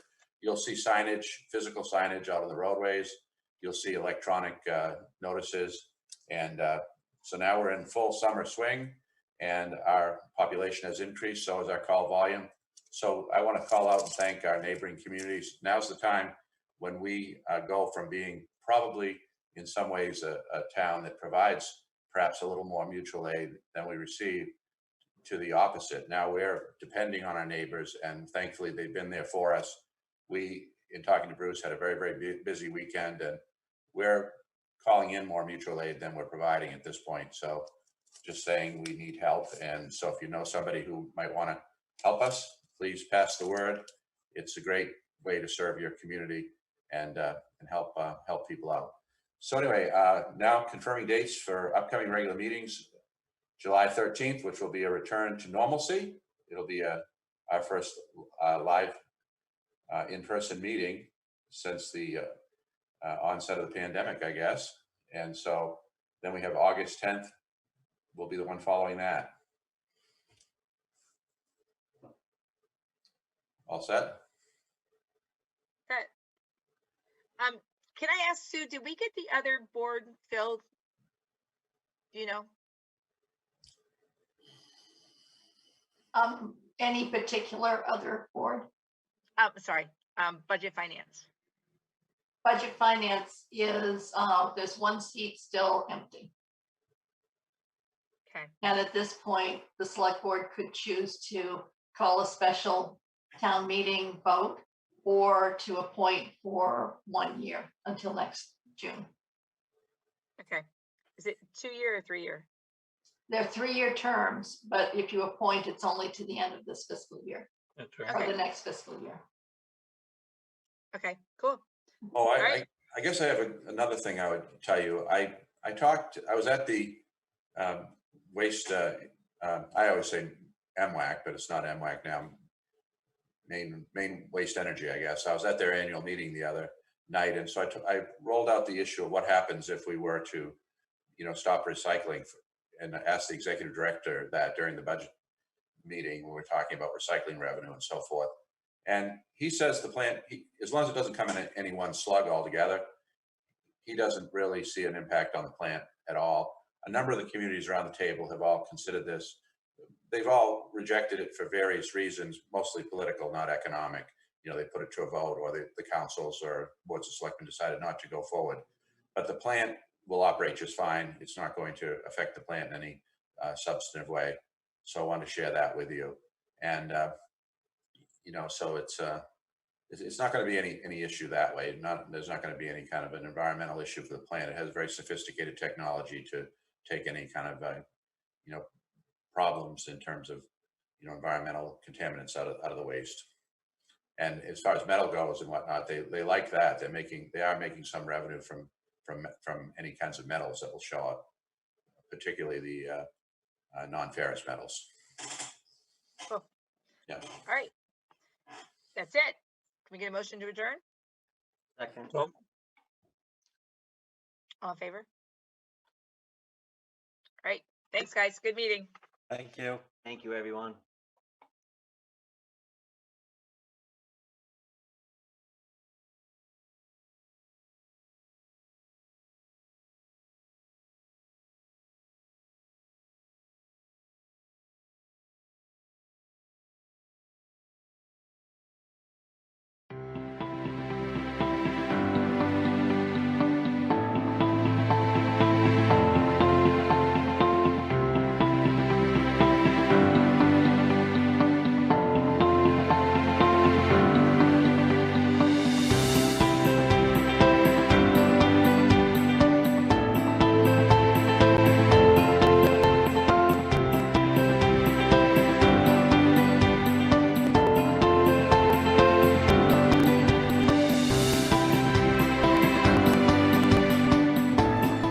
Hi, I'm Kayla. I'm the Communications Director for the Town of Raymond, and today I'm sitting here with Gary, who manages the food pantry in Raymond. I'd like to talk with Gary today about the food pantry and how COVID-19 has affected his operations. But I'd also like to get to know Gary too first. Gary, how long have you been managing the food pantry? Well, I've been involved with the pantry for about 5 years or so, but as manager about 4 years. What started your involvement with the food pantry? Well, I had a forced retirement, and I was involved with the Raymond Lions. Some of the Lions were supporting the pantry. They brought me in. There was concern over pantry operations and how things were operating and what it looked like going down the road. Reverend Elmer, who was the proprietor of the pantry, took me under his wing, entrustment, and I've been building on that throughout. What are the hours of the food pantry? The pantry itself, the operation is on the second and fourth Thursday of the month from 4 to 6 p.m. Are there eligibility requirements for the recipients? Yes, we follow TFAB requirements. The TFAB is a temporary emergency food program provided through Wayside and Good Shepherd. Also, we allow, some families will have a hardship in any given month, and they come to the pantry as well. You mentioned that a bulk of your products come from the Good Shepherd Food Bank and Wayside, but you also rely on local businesses. Yes, we do food rescue pickups once a week from both Hannaford and Shaw's out of North Windham. But we also have food drives that are done and donations dropped off from some of the local businesses. Good Shepherd's a big one. The Ready Care, one or two of the local daycare centers. PNF has done donations and food drives, and so has 302 Nutrition. One of the things I didn't want to forget is the Thomas Pond Christmas in July. That event brings in over 1,000 pounds of dry goods for that one event. How has COVID-19 affected your food supply? We don't receive as many donations from local groups because of the concern of transmitting. We have been getting quite a bit of distribution from Good Shepherd. They have the program that goes farmer to family programs, so we're getting more of that produce stuff. We've been having larger distributions from USDA, which comes from Wayside. They're trying to help the farmers and the producers, food producers. Their warehouses are filling up. Well, some of that product they're giving to us for storage, not necessarily the product that we're using every day, so some of those volumes increase. At the onset of COVID, our store donations, rescue items went to almost zero. We rely quite heavily on store donations, rescue items for both produce, bakery, breads, and protein. Also, a lot of the dry goods that we were getting from Good Shepherd and purchasing elsewhere were not available on the shelves. COVID has changed how many of us have to operate. What are the major changes that you and your team have had to implement? In a number of ways. Number one, I've gotten more volunteers because there's less people employed and whatnot, and people eligible, need to get out of the house, need something to do. That's been a great help. As far as the clients go, we used to have interaction with clients. Clients would come in the door, have selections of product, work their way through, we'd have conversations, and then send them on their way. Today, it's a drive up, drop, do a selection, here's a box. The only interaction is with the intake person or the person that's giving them their food. You mentioned an intake person. What exactly does that entail?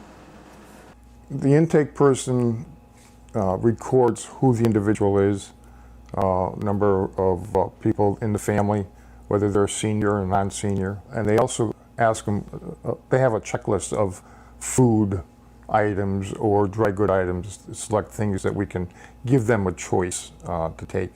And they'll fill out, ask the questions, fill out the form, bring the form into me, and then we start the process of putting their stuff together. Can you talk about your volunteers? Our volunteers are primarily driven through the local Lions group. I am a Lion. This is, the food pantry supported as a project by the Lions, so we're heavily supported there, and it's a pool of volunteers for me to grab onto. During the COVID, we had as many as 17, 18 volunteers. We're back down to around 10 or 12, and that's diminishing as people go to work. The hours of operation or hours of need for volunteers is challenging for the workforce. Most of our operations are done early, I say early morning, it's 8 o'clock in the morning, 8 to 10, and then from 9 to 12, and then 3 to 7 on pantry days. So it makes it difficult. It sounds to me like you really rely heavily on the elder community for your volunteer base. Yeah, 90 to 95% of our volunteers are age, let's say 65 or older. What is expected of your volunteers to help promote healthy and safety for everybody involved? We generally follow the general COVID guidelines. Anytime we're working within the pantry, all the doors, the appliances, and tables are wiped down first, generally by myself or somebody else that comes in or prior to everybody else. A volunteer walks in the door, they have to wash their hands. Masks are required.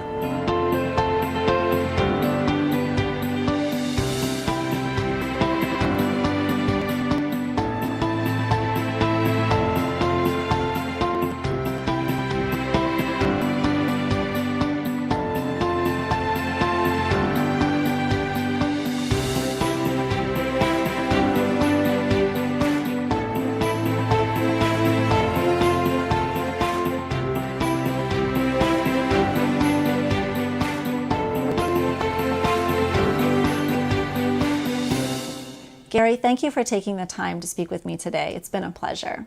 You're welcome, Kayla. It was my pleasure.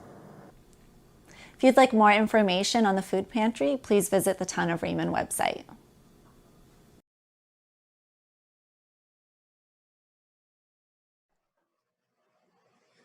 Welcome to the June 29th, 2021 Zoning Board of Appeals meeting for the Town of Raymond. The Zoning Board of Appeals will come to order. The board does have a quorum. I'm now going to do roll call. I'll go ahead and start with you, Tom. Just announce yourself, please. Tom Hennessy. Greg. Greg Dean. My name is David Murch. I am the vice chair of the board. Patricia Beaton is not able to be with us tonight. This is a public proceeding, and unless the board specifically votes to go into executive session, you have the right to hear everything that is being said and to look at all of the exhibits that are presented. Please notify the chair if you are unable to see or hear. The board works from a published agenda and will be considering tonight's items in the following order. Item 1, call to order. Item 2, old business, tabled application for Robert Guy. New business, public hearing, applicant number 1, Charles Rogers. Applicant number 2, Norman and Wanda Dyer. And applicant 3, John Clark. And we'll have code enforcement officer communications and finally adjournment. In each instance, the burden is upon the applicant to demonstrate compliance with the provisions of the applicable ordinances or state law. After the board votes on the merits of each application, it will prepare a written notice of decision. Because the notice of decision may substantially affect any appeals rights and also as a matter of courtesy, the board asks that those attending the meeting with regards to a specific application not leave until the board has completed its discussion. Generally speaking, appeals from adverse decisions must be filed with the Superior Court as otherwise provided by law within 45 days of this board's decision. Also, to be certain that you preserve your individual right to file any such appeal, you must be certain that the board records evidence of your appearances this evening in opposition and the basis for your opposition. All persons speaking, including representatives of the applicant and members of the public, are asked to, well, it says stand at the microphone. Clearly, we don't have that tonight, but please announce yourself, state your name, your address, and affiliation with the application, being either for, opposed, or neutral. All persons speaking shall address all remarks or questions to the chair. This meeting is not over until the board has formally adjourned. Any discussion not included on the meeting agenda or accepted by the board is to be held until adjournment or conducted outside of this meeting. So for tonight's meeting, as I mentioned, Patricia Beaton, one of our board members, is not able to be with us. Another of our board members, Glenn Sorelli, he was the chair of this board. He resigned at the end of May. So as vice chair, I am able to start this meeting, but Tom and Greg, I think we should probably entertain a motion for me to be chair for this meeting. So can I get a motion to that? This Tom, I'll motion that you chair the meeting today. Can I get a second? Seconded. Any discussion? Let's show of hands on a vote for that. So I'll approve that as well. So 3. So I will go ahead and move forward as chair for this meeting. Just to confirm, our next meeting, because of our bylaws, we are required to elect a new chair and vice chair. So we will go through that process at our next meeting. So old business, we have a tabled matter, an application for Robert Guy. Location was 367 West Mills Road, map 10, lot 124, rural zone, request for a setback reduction. Since the matter was tabled by a vote, I need to get it untabled by vote. So I make a motion to untable this. Can I get a second? Seconded. Any discussion? Raise a hand, vote. We'll move forward with untabling the matter. So originally this application was tabled because there was some question in regards to our ordinances. We were actually looking at 2 aspects of our ordinance.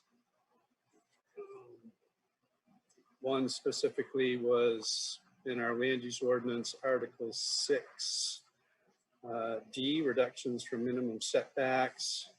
And we had also reviewed this here, Article 6B, Section 1B, 1C, granting a setback variance for a single dwelling family. So out of those discussions, we had questions with regards to definitions of, I think, I'm trying to remember here, definition of the residence of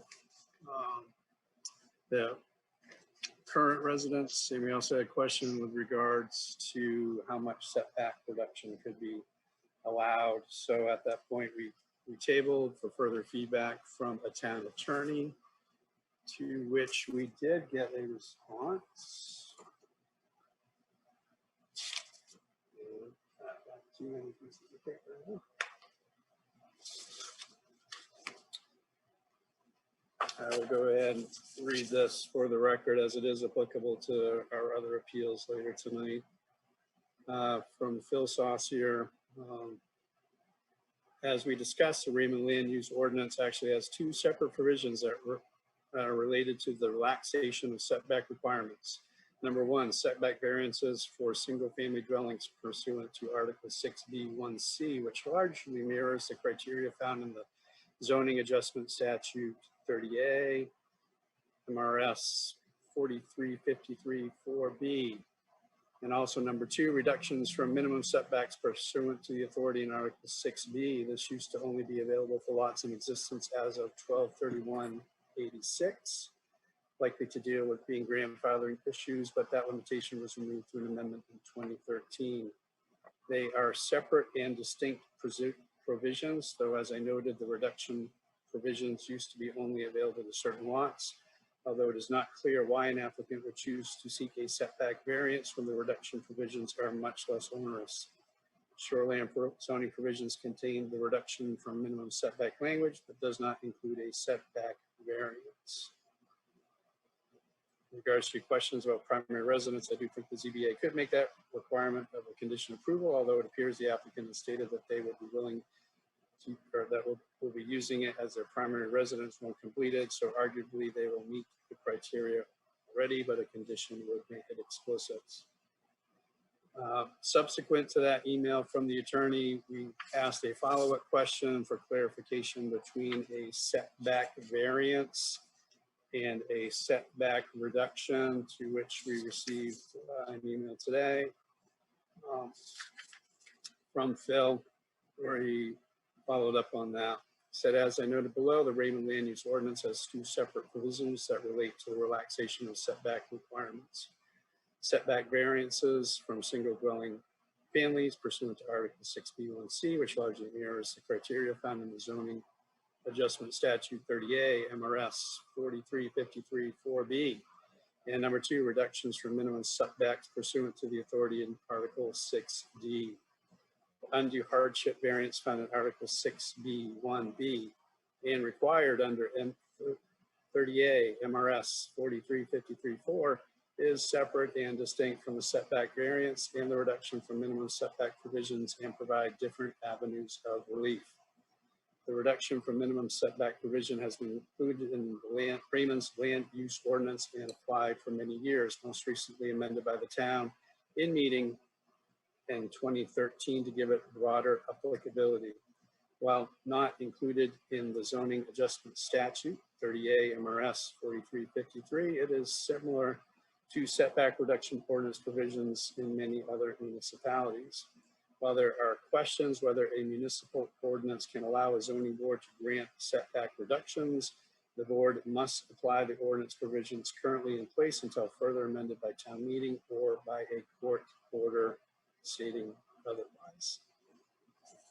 So that's what we received today from the lawyer. Alex, did you have anything further you wanted to add to that? Not really. If you guys want, we can kind of talk it through, but I'll let you guys lead that one. So Tom or Greg, any follow-up discussion to what we've learned from the attorney? I mean, I have some thoughts, but I'd like to hear from you guys. Well, just to clarify also, when I don't want to get ahead or out of order, I just want to make sure that Mr. Guy is applying for he's clarified that he's applying for the reduction, setback reduction, not a setback variance. Is that correct? Okay, so correct. Permission Okay, so to address the chair, I guess. That is correct. We are applying for a setback reduction, not a variance. Yes, and we did receive a notification from you, Robert, specific to that, indicating that you are applying for a setback reduction versus a setback variance. So then this is 6D, Article 6D, is that correct? That we'd be Correct. evaluating. Okay. Yeah. That's what I was trying to narrow it down to. Tom, did you have any thoughts, concerns? I guess my only comment is I'm not sure the lawyer cleared this up for us completely. So, but if I think Mr. Guy has done the right thing, and we should move forward. Yeah, and Tom, I would agree with you. And Alex, I will say that I think perhaps because we essentially got three fresh eyes looking at this, I think I do find the ordinance to be problematic because they do mention setback variance. And then there's another section talking about setback variance and then a section on setback reduction. And it's not clearly stating that setback reduction can be used in place of a setback variance. And I find it difficult to accept that if you just simply change a word that you can get a different set of criteria. So I have reviewed, I went all the way back to 2004 looking at ZBA meetings. And I do see that, precedents has said that a request for a setback reduction does fall through this. So, moving forward through tonight, I'm good with that based on the attorney's response and precedents. But I will agree with Tom that I don't think that's really been cleared up the way I would like to see. And I'm wondering, can we do something to get this to the planning board or something to clean up the language? Yeah, I would agree. I think what happened here is we stumbled on a pretty big crack in the ordinance. Like you said, it's been there for a while. But I can definitely bring this up in the fall when we do our ordinance work and probably work with the attorney on how we correct this the right way. Okay. And I think Phil responded as an attorney would, and I think it's up to us for to correct the issue in the ordinance, to make it more clear. Yeah.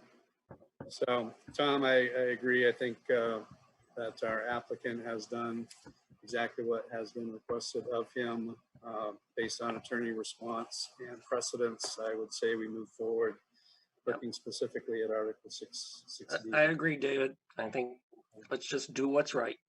Yeah. So, Tom, Greg, in light of the fact that Len is not here, Patricia is not here, Greg, you were at the last meeting, but not in a voting role. I would like to go through Article 6D one last time, just to confirm that we are comfortable with that. Yeah, David, just real quick, a procedural question. There is somebody in the waiting room. Is there when does public comment occur on this issue? I obviously can't tell who they're here to, what they're here to say. So yeah, we had public comment at the last meeting for this issue. Public comment is closed. Okay. For this one. So, Article 6 of the Land Use Ordinance, Section D, reductions from minimum setbacks. The Board of Appeals may grant reductions from the minimum setback requirements set forth in Article 4 of this ordinance according to all of the following criteria. Number one, setback reduction appeals are only available to reduce the minimum requirements for setbacks of structures from lot boundary lines. Setback reduction appeals should not be used and are not available from bodies of water such as provided in this ordinance. Do we agree that this item has been met? Can I get a verbal yes? Yeah, I agree. I agree. I agree as well. Number two, setback reduction appeals may only be granted and are only available for lots with a residential dwelling as their principal structure. I would agree with this, gentlemen. I agree. Agree. Number three, the Board of Appeals may grant a setback reduction appeal if the board finds that granting the setback reduction will not result in unreasonable interference with the privacy interests of the abutting landowners. I was not at the site walk. I do believe that Tom, you were there, and Greg, perhaps you were there. Yep, I was there. It's my understanding that this would not be an issue. If so, I would be in agreement that this item's been met. I agree. I agree. Okay. In granting a setback reduction, the Board of Appeals may attach reasonable conditions which it may be necessary to serve the purposes of this ordinance. At this point, I'm not sure if there are any conditions. We will come back to that if necessary. The setback reduction appeal shall not be granted to enable construction or renovation which will create additional dwelling units. The application does not indicate that. It's simply an addition, so I agree that this has been met. I agree. I agree. Setback reduction shall not be granted to enable construction or renovation that will result in more than one garage on the lot. That is the subject of the appeal. Again, this is not for a garage, so I think this is met. I agree. I agree. No setback reduction appeal may be granted that will result in an impervious surface lot coverage of greater than 15%. This is a large piece of property and not, a regular sized house. So I don't think we're at any chance of going over 15%. So I believe we are good here. I agree. I agree. Setback reduction appeals may only be granted the minimum extent necessary to accomplish the purpose of the appeal. Setbacks may not be reduced by setback reduction appeal to less than the following absolute minimum setbacks. We are in a rural zone. We're looking at a side setback, so we cannot go any less than 10 feet.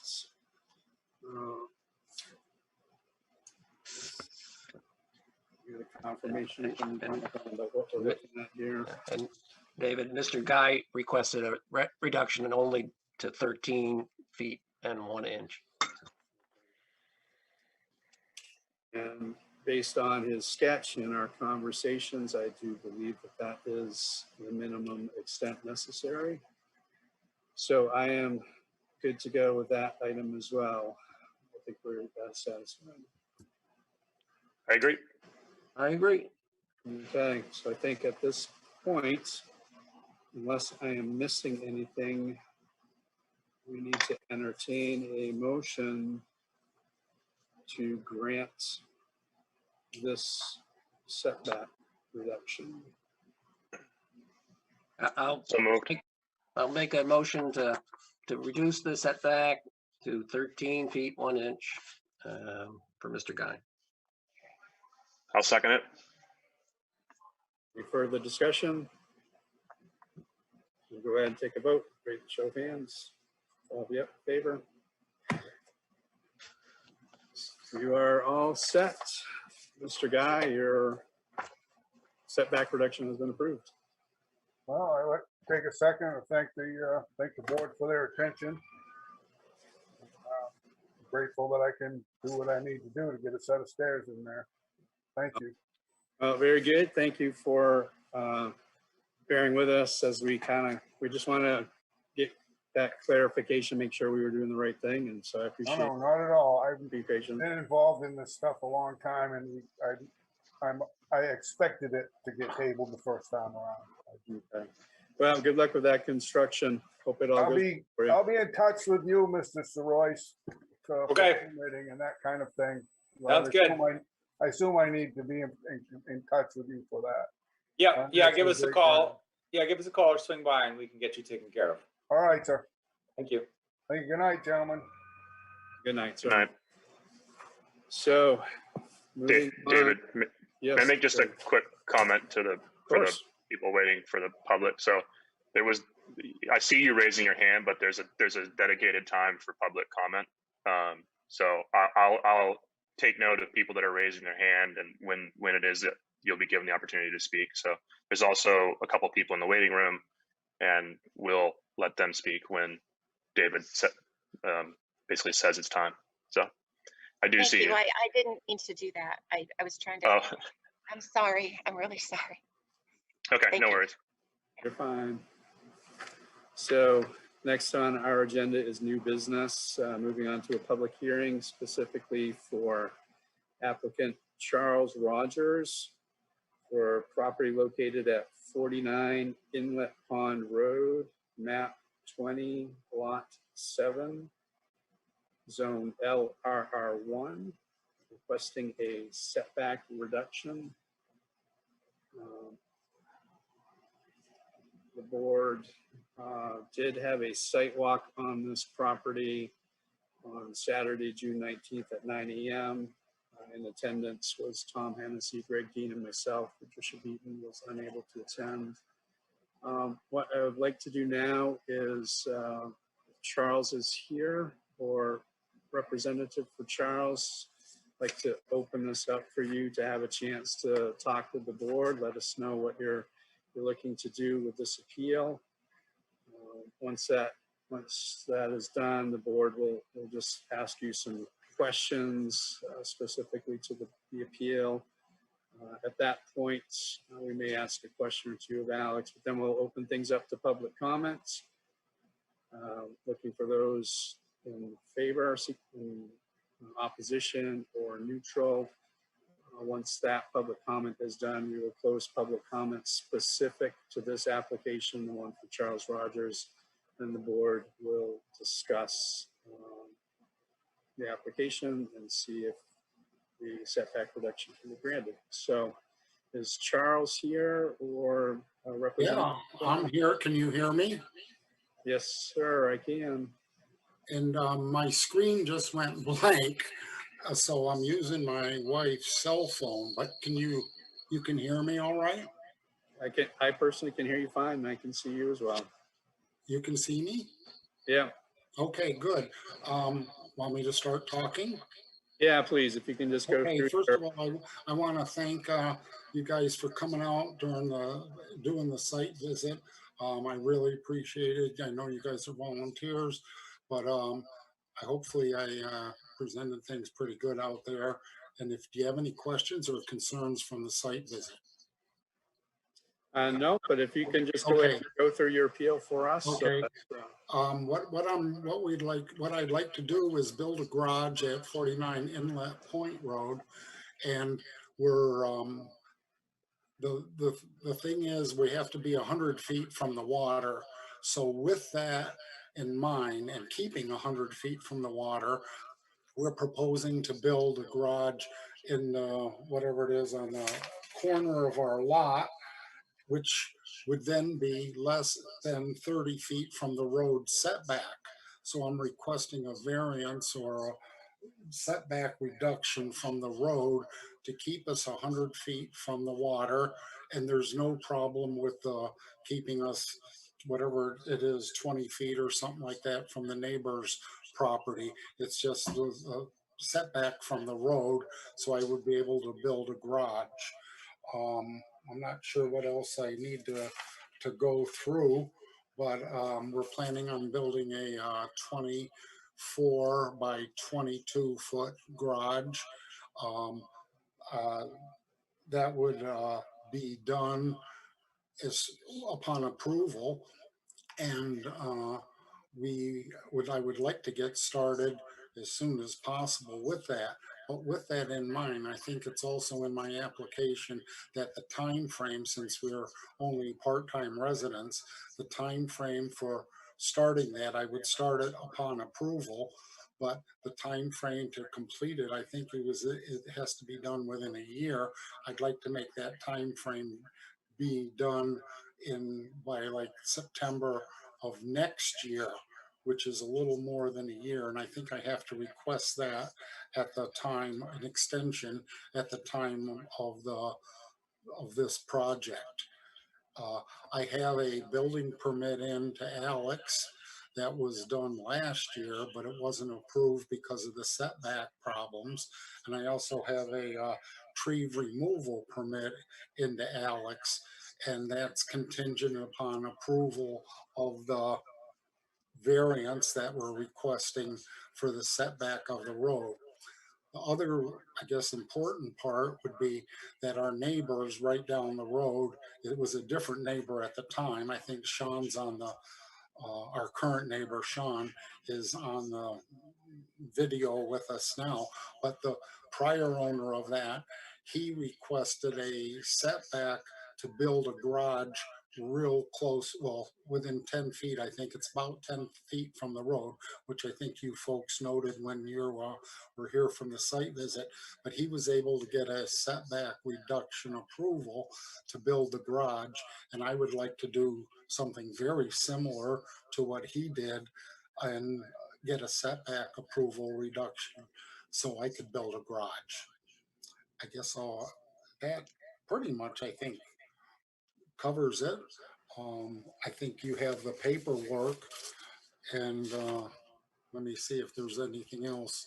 The location of the house and the notched pond really limits where we can build a garage here on this property.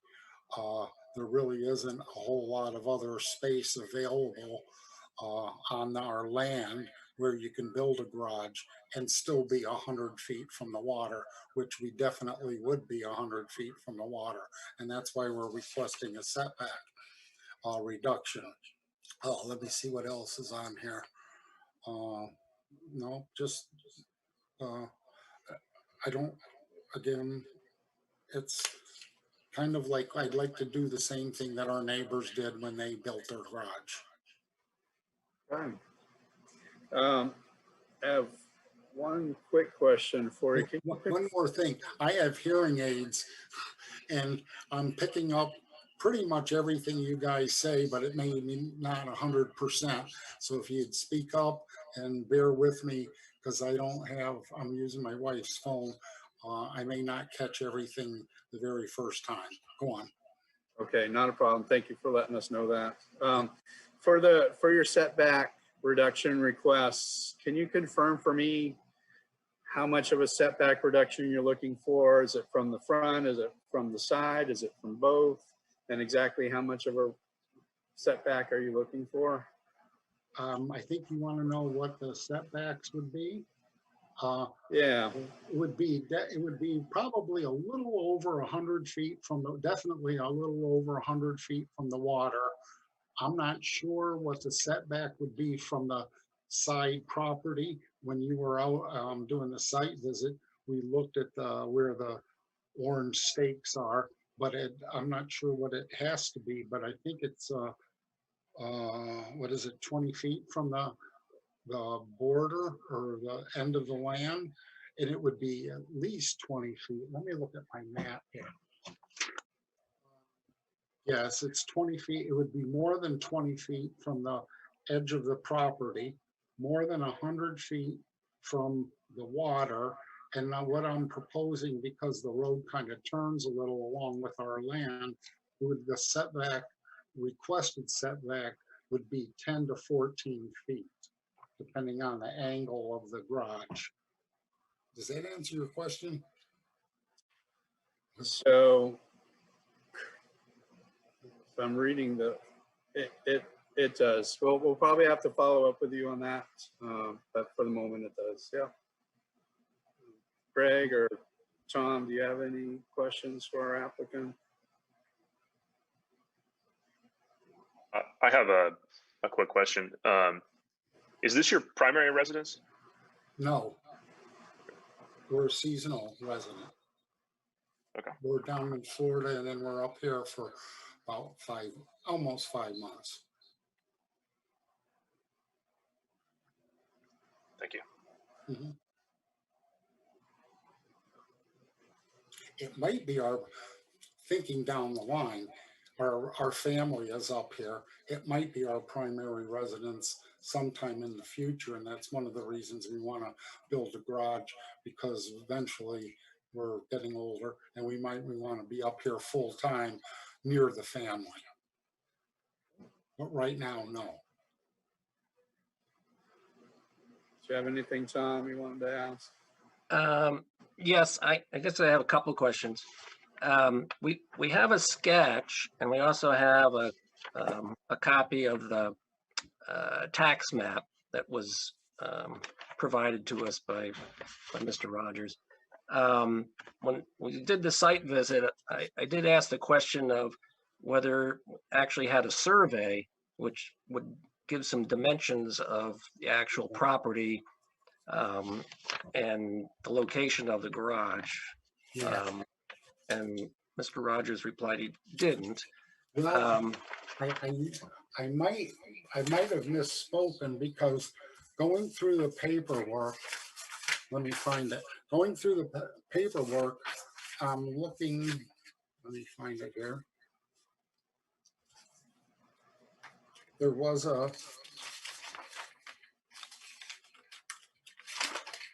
and I think you guys are, the building permit anyway has copied. There was a survey done on November 20th, 2014. It says it's not a boundary survey, but there was a survey done. And that's one thing. The other thing is, I didn't know about, or I forgot about that, I guess. The other thing is, if you look at the parcel maps, the GIS maps, map number 20 on your website, it shows very definitively where the property is. And also, when you guys were here for the site visit, the orange stakes were laid out on the property lines from some survey that was done previously, maybe the November 2014 survey. I'm not sure when. Okay. My concern is that just by using the data that was provided, the tax map in particular, because it's at least relatively dimensionally accurate, I don't think you can provide 100-foot setback from the water and fit in a 22-foot garage and meet the minimum setback from the road, even if we gave you a variance to the minimum. So without a survey, I don't think you can prove, to me at least, that you're going to be able to meet the 100-foot setback from the water, which is the shoreland zoning requirement. Oh, okay. It's definitely 100 feet. I've measured it many times. And I don't think that's really the problem. I think the problem is the setback from the road. But you're saying without a survey, you're not going to be convinced. When you mentioned you measured it from the, I assume, high water mark of the water. Correct. How did you measure it? With a tape measure. Yeah. Well, Alex can agree with me or whatever. It's horizontal distance. It's not down the incline of the hill. Oh, definitely. It's the straight line distance. Yes, I'm aware of that. So, yeah.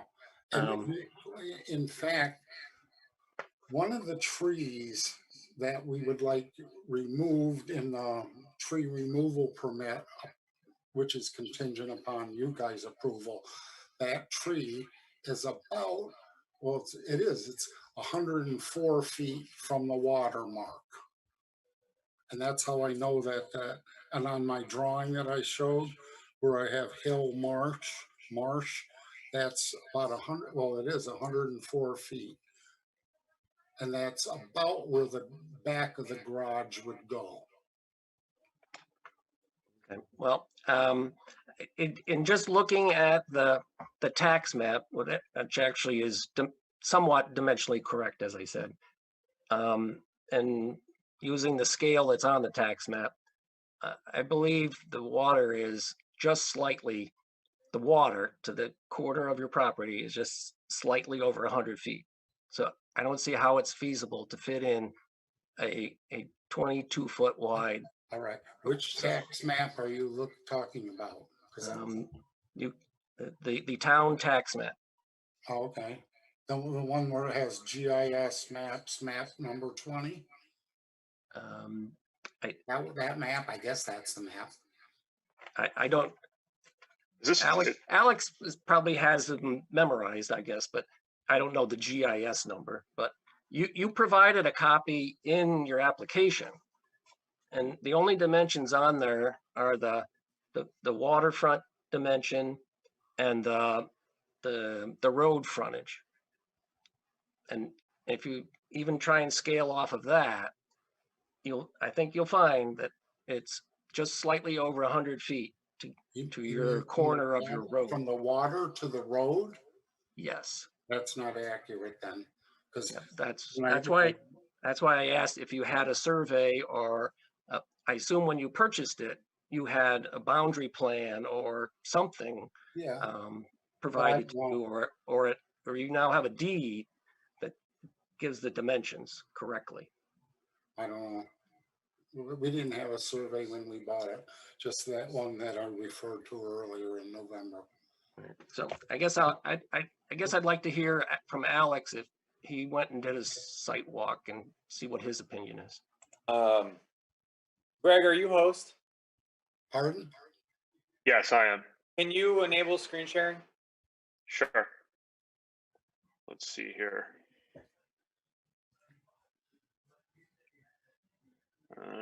I missed, if you were asking me something, I missed it. Is that something at meeting level? If you click on, if you hover over me and you click on the 3 dots, there should be, I believe, an option to enable. Spotlight for everyone, allow to record, rename, put in waiting room. No, there's not. Screen share. Who can share? There we go. So all participants. Yep. Who can start sharing when someone else is sharing? Okay. All right, there we go. I got it now. Okay.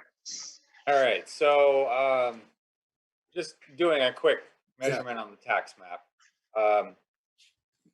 The closest point from what we can tell to the lot line where he's looking at the setback reduction, the ground length, it shows it at 120 feet. And is, approximate, but typically it's usually pretty close. So that does line up with what Tom's saying. If you have a 10-foot reduction from that front lot line, because remember the setback reduction. I see what you're saying, yes. Is from the lot line itself, not the road. So if you have a 10-foot reduction from that front line and you have a 100-foot setback, there's maybe a 10-foot area. If you I see what you're saying, but when you actually measure I see what you're saying on that, but when you actually measure from the edge of the road, or not the edge of the road, the edge of the water up, there's 100 feet with another, I don't know, 30 feet to spare to get to the road. Yeah, and I think some of the problem might be there's probably a portion of this land up here that may actually be within the road right of way up in here. Oh, I see. And that's not actually on the lot, which if that's the case, it's not something that could be built on because it wouldn't meet setbacks. It would actually be within the right of way. And I think that's where Tom was headed with this. Yeah, Without a survey, it's tough to tell. When again, the only thing I can say is when I actually take my 100-foot tape measure and measure from the water up, I still have room to put a garage, and depending on the angle of the garage, 10 to 14 feet setback from the road when you actually measure. I know what you're saying on that drawing, but when you actually measure it, it's different. Did you have anything further you wanted to add, Mr. Rogers, at this point? No, I don't think so. Okay. Greg, we'll go ahead and open this up to public comments, looking specifically first for people that are in agreement, then secondarily people who may be opposed, and finally those who may be neutral. So I've admitted everybody from the waiting room that I can if you want to unmute yourself, and I don't know how to, there's only 2 people it looks like that may have comments. So if somebody wants to raise their hand and start, go ahead. I guess I can, okay. Okay, may I ask a question? If you can first let us know your name and your residence, please.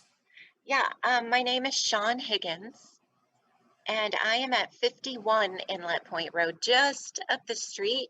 And my house actually, before I owned it, the previous owner did get a variance for his garage. And that's, I think, the property that Mr. Rogers was referring to. So I actually don't have any dispute about the variance. I just wanted to be a little bit clear on where the garage is going to go, if it's going to go on the left or the right side of the driveway. And I think I saw the map correctly, and my only reason I'm asking that is because on the side where I live, there's a drainage area for a swamp right behind my house, and that might cause some flooding or something. But that would be the only question that I would make sure that that would be okay. But I think they were thinking of the other side of the. What we're thinking of looking at going from the house to the road, it would be on the left side, going from the house to the road. Okay, and I'm on the right side. Is that the orientation? You're on the right, where the drainage thing is, that's way on the right side. Oh, okay, yeah. So we're on the same page. Yeah. Okay, I just wanted to clarify that. Oh, that's yeah, all. yeah. And actually, other than that, I actually don't have any dispute for the Rogers to have a variant. Thank you. Gentlemen, did you have any questions for Sean? Okay, Sean, looks like we're good. So thank Sorry, you. but just sorry, real quick. no, Should sorry. I unmute? Yeah, I'm sorry. I'm first time operating the controls here. Should I unmute looks like this is a phone. I don't know if they have the ability to raise their hand, so I might just unmute and see if they have comment for this issue. I think that's the only way we can do it. Okay. Just So I've asked to last. unmute. I can't force somebody to unmute. So if you're calling and wish to speak on this issue, go ahead and unmute. Hi, everybody. No comments. This is John Clark. I'm third on the list for the new items. I just couldn't get the video working, so apologies. Okay, but thanks, John. No questions on this. Okay, so it appears we have no additional nobody additionally waiting to speak, so I will close public comments on this particular appeal. So Greg and Tom,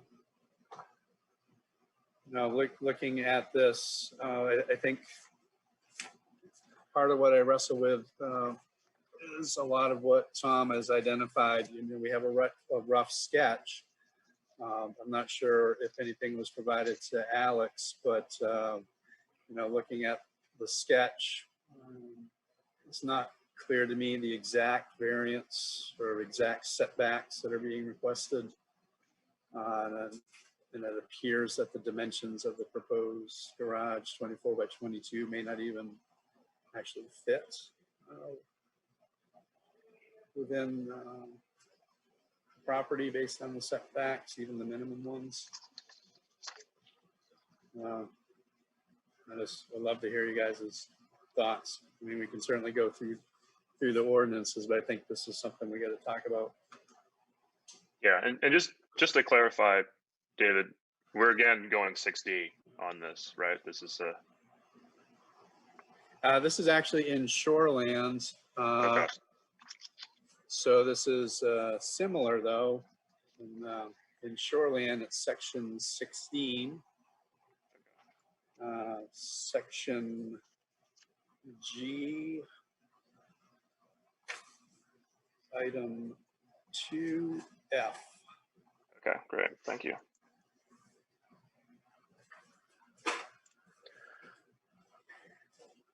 I guess part of me is, I mean, we can go through the setback requirements, but I have a hard time going through it because it's not even 100% clear to me specifically how much of a setback needs to be allowed for. I don't know if having a survey done with a sketch that identifies exactly the setback requirements or setback reductions being requested. I mean, I would prefer that before moving forward, but Alex was, it's my understanding from Mr. Rogers that you got a building permit or a request for one for the garage. Is this correct? And if so, did you get any dimensions from that? Yeah, I believe he did. That's how we received that and said, no, you need to get a variance or setback reduction before we can issue a permit. And so no, I don't have anything additional, but what I can say is anytime someone is building within a setback, whether or not they have a variance from you guys or not, if it's replacement of an existing non-conforming structure or anything like that within a setback, typically I require at least a lot sketch from a surveyor that has their signature and stamp on it, detailing specifically what that setback is. And usually I will require something in writing from that surveyor after construction to confirm that what they've built meets that setback. So I don't think it's out of the question for you guys to table this and request additional information before you move further. That's just something to think about.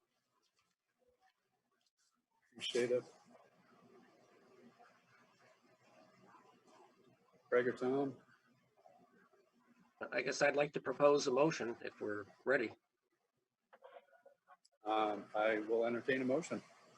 Okay. I'd like to propose that we table this subject to resubmittal with a dimensionally accurate site plan survey that depicts the waterfront setback and the road setback minimal requirement with whatever size garage can fit in there if it can fit at all.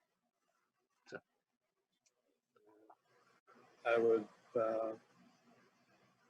well, do we have I would just maybe say side setback as well. Looks like from this, maybe amend that to all setbacks. sure, amend it to all right. setbacks. And to clarify for Mr. Rogers, we're in the shoreland zoning, and the most, even if we had all of the data, the most we could grant on a front yard is 15 feet. So the 10 to 14 wouldn't be satisfactory. So do we have a second for Tom's motion? Seconded. Okay, any further discussion? So all those in favor, show of hands. Okay, so Mr. Rogers, if hopefully you'll understand, this was clear from our end of things. We're looking for specifically more of a survey of your property, which specifically details where the garage is going to go, and specifically the setbacks from your property lines that are going to be needed.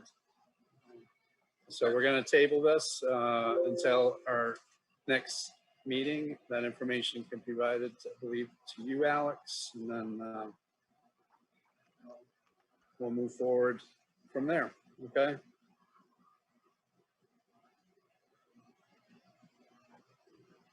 Did you get that, Mr. Rogers? Yes. Oh, yeah. I thought you were talking to Alex. I'm sorry. Oh, no. Yeah, I kind of referred to him. Yeah, Sorry. no, it's basically tabled until I come up with a survey with more detailed, accurate information.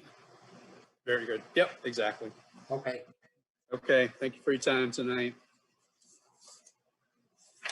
So moving on to our next item of business, new business, public hearing specific to Norman and Wanda Dyer, property location of 258 Meadow Road. Map lot 48, zone rural residential and the mobile home overlay. Looking for a setback reduction. So again, Norman and Wanda, there they are. Just what we will do is we will have you let the board know specifically what you're looking to do with regards to this appeal. We will ask you some questions. We may ask Alex a few questions along the way. Once that's done, we'll open things to public comments. And then after that, the board will discuss how this appeal fits into the ordinances to see if we can grant it or not. So, Norman, if you are ready to just let the board know what you're looking to do with this appeal, that would be great. Okay, thank you. And thank you for your time, gentlemen. A few years ago, I think it was like 6 years ago, I gave a 2-acre lot to my daughter. And she's built a home up above me on that piece of property. I would like to do the same for my other daughter and her husband.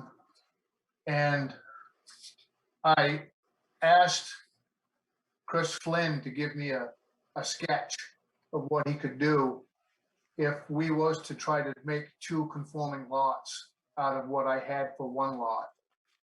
And he gave me that picture. It is a partial representation of the entire survey that he did just a few years ago. And it gives you the accurate dimensions of what is required. And apparently my bulkhead sticks out 4 feet into the necessary setback for that second lot to be applicable. I hope I've been clear.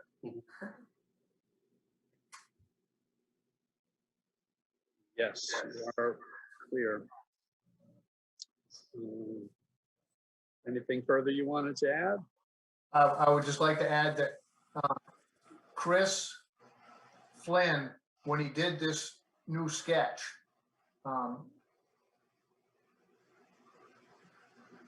said that he did not have to unnecessarily sign this copy because it was a request for you. But that survey was done, like I said, like 6 years ago, and this is as accurate as he could come up with. Okay. Just for the record, our board did do a site walk of your property on Saturday, June 19th at 10 a.m. In attendance were Greg Dean, Tom Hennessy, and myself, David March. So, Tom or Greg, did you have any questions for our applicants?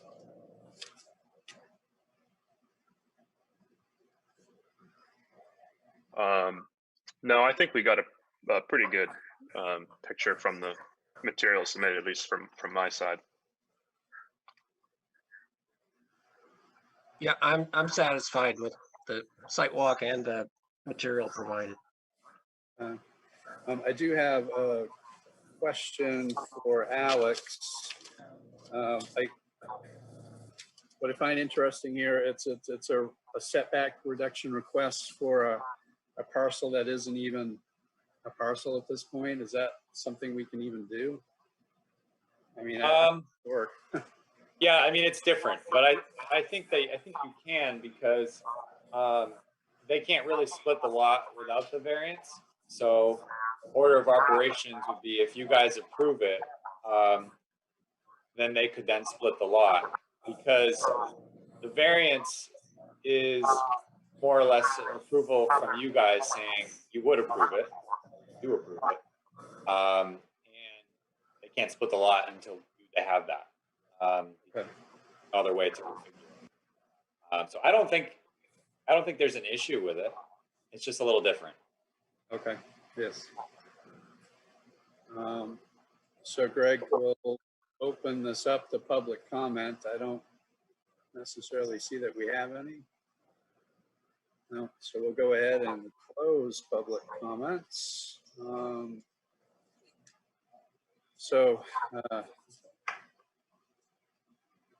I get this is a case again of going through the land use ordinance, Article 6D. Question is, do we see anything at this point that would prevent us from going through that Article 6D, similar to the case we had before, where perhaps we don't have enough information? I don't see that. I feel comfortable going through the path of 6D, but Greg or Tom, do you have any concerns before we do that? I guess my only question before we go through it is, in the end, if we propose a motion to agree with this, what is the actual number we're going to put in the proposed motion? That's a good point. I believe it's 16.21 is the setback they're asking for. Yes. So Chris said that he may be a foot off or half a foot off. He's going to have to come back and restake it, but he said to request 5 foot reduction to meet within that 16 foot. So a 15-foot setback. Yeah. Got it. Yeah. Okay. Okay, so I will go ahead and move forward with Article 6 of Board of Appeals, Section D, reductions from minimum setbacks. The Board of Appeals may grant reductions from the minimum setback requirements set forth in Article 4 of this ordinance according to the following criteria. Number one, setback reduction appeals are only available to reduce the minimum requirements for setbacks of structures from lot boundary lines. Setback reduction appeals shall not be used and are not available from bodies of water as provided by this ordinance. I believe this appeal meets that requirement. Agreed.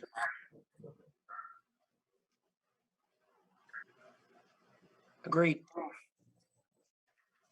Number two, setback reduction appeals may only be granted and are only available for lots with a residential dwelling as their principal structures.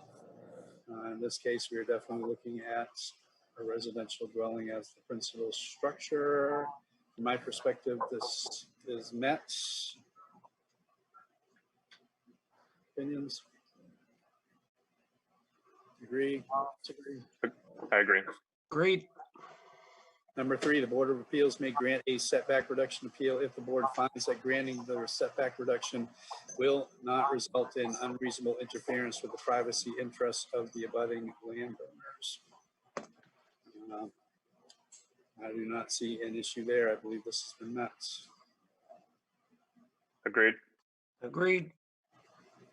Number four, in granting a setback reduction, the Board of Appeals may attach reasonable conditions which it may deem necessary to serve the purposes of this ordinance. Number five, a setback reduction appeal shall not be granted to enable construction or renovation which will create additional dwelling units. In this case, the purpose is to allow for splitting of a property. So I think this has been met. Agree? Agreed. Agreed. Number six, a setback reduction appeal shall not be granted to enable construction or renovation that will result in more than one garage on the lot that is subject of the appeal. That is not the case here, so I agree that this has been met. Agreed. Agreed. No setback reduction appeal may be granted that will result in impervious surface lot coverage of greater than 15%. I think look at that. This is a pretty large piece of property, so I don't see that we're going to have an issue with 15%. So I believe that this has been met. Agreed. Agreed. And setback reduction appeals may only be granted for the minimum extent necessary to accomplish the purpose of the appeal. Setbacks may not be reduced by setback reduction appeal to less than the following absolute minimums. In the, I believe we're in residential, rural residential. So rural residential side, we can go no less than 10 feet. I believe the request was for 15.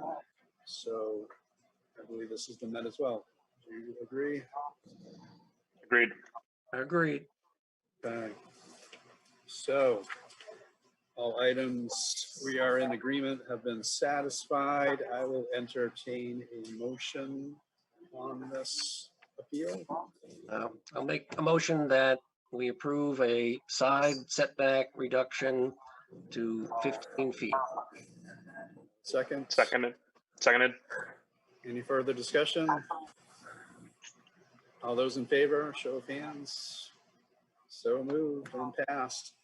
So, Mr. Dyer, your request has been approved. Thank you very much, gentlemen.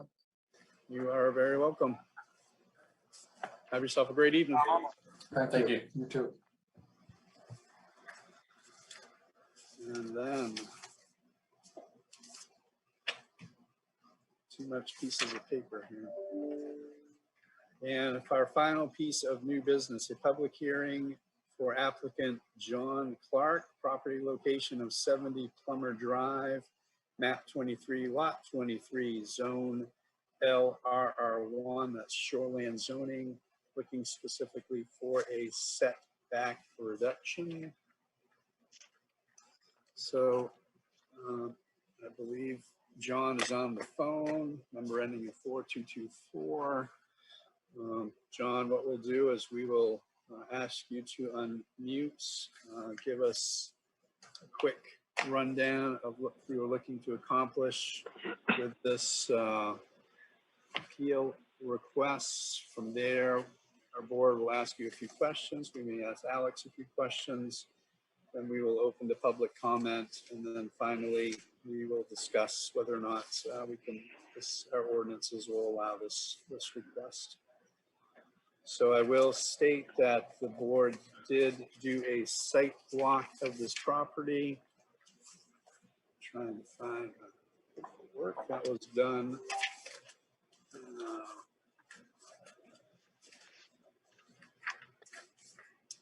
Well, maybe one of you gentlemen can help me out. You looking for the date? Yeah, date. I know it was at 11 o'clock. Yeah, the June 19th. June 19th. Thank you very much. And that was Tom Hennessy, Greg Dean, and David Murch in attendance. So John, if you can just give us an idea of what you're looking to accomplish with this appeal, please. Yes, thank you. Can you hear me all right? Yes, we can. Great. Apologies for not being able to figure out the video, but thankfully I'm on here via telephone. But so to make it, concise, I purchased this property as my primary residence on October 30th of 2020. Moved in mid-November, and during the purchase process, my mortgage lender came back with their survey that notified me that a lean-to shed, which is physically connected to the house, but not part of the actual house foundation structure, doesn't fulfill the setback requirement per the zoning. My understanding is that it requires a 20-foot setback, and when they did their survey, they found that it was, on their plan, it references 17 plus or minus feet. So what I was hoping to accomplish, from this meeting is that, I wanted to go through all the correct paperwork to get a setback reduction so that this would be a legal structure, and then I could effectively go back to my mortgage lender and have this kind of insured under my policy, because currently they are not insuring it. I just wanted, it just seemed like the right thing to do as well. So I just didn't want it kind of hanging out there. And that is essentially it. So this, lean-to shed was, I'm not sure when it was built, but I talked to my neighbor who has lived, next door for decades, I believe. So, and he said, it's been there for years. So it's not I don't know, by my standards, a new addition. This is not something that I built. This is something that, has already been there and is existing. Okay. And it's only one corner of the shed, I believe, because the property line moves at an angle, and so it's if you're looking from the front of the house, it's just the back right corner, and then it eventually the property line tapers off, and it falls within the setback. And I think that's all I have. Okay. I do have one question. It is a question I asked you during the site walk, but just wanted to make sure this was answered for the public to hear. You had provided a sketch of the property, and on that sketch was a note, and the note indicated that the Raymond Code Enforcement Officer has reviewed the sketch. All structures were permitted and approved except the shed. A variance was allowed. My question was specifically for the comment of a variance was allowed. Can you just speak to that? Yes, I went back into my records from the acquisition process, and I have an email between my real estate agent, Michelle Carver, and Alex that is on the line, stating that there was a separate variance that does not exist in accordance with this lean-to shed. So it does not relate to this structure. Thank you. Tom or Greg, did you have any questions for John? I think I asked John, and I'm sure I'll ask Alex at the end here. The you're requesting the reduction to 17 feet, but is that the edge of the roof, or is that the actual building vertical structure?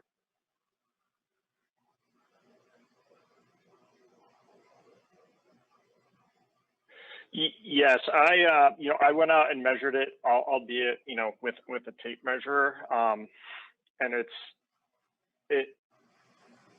it was a little difficult. I'll be honest. I was relying on these measurements from the mortgage inspection survey of their professional measurements. That they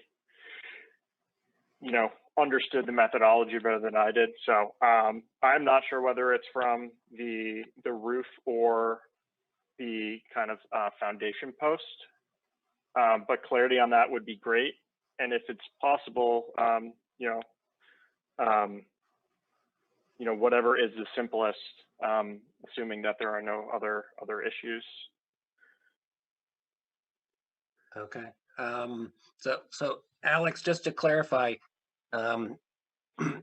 it's the roof overhang also as part of side setbacks, right? Yes, correct. Closest part of the structure. Okay. Well, I guess I'm leaning towards giving you an extra couple feet just to be safe. How's that? I would greatly appreciate it. Greg, did you have any questions for John? Just a quick question for Alex. And I think John clarified this, but just to double check here, in your research there was no building permit at all for the lean-to. So yeah, that's correct. So and that's a great point. So this is kind of the first step in a two-step process to right the ship here. It would require an after-the-fact building permit, but I can't issue an after-the-fact building permit until a variance has been granted by you guys because it's within the setback. So he would also need to get that permit from me after getting approval, possibly from you guys.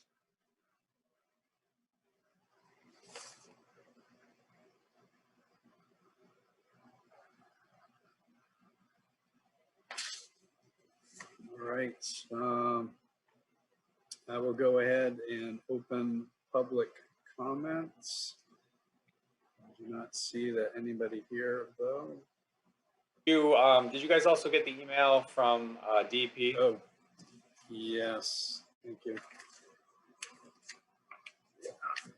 Which I will read. Thank you. Yes, we did receive an email from the Maine Department of Environmental Protection, specifically for John Clark's application for a variance request as a sideline setback.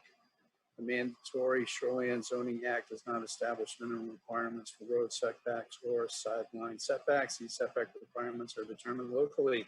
Consequently, the department does not have any comments regarding these variance applications to be considered by the Board of Appeals. So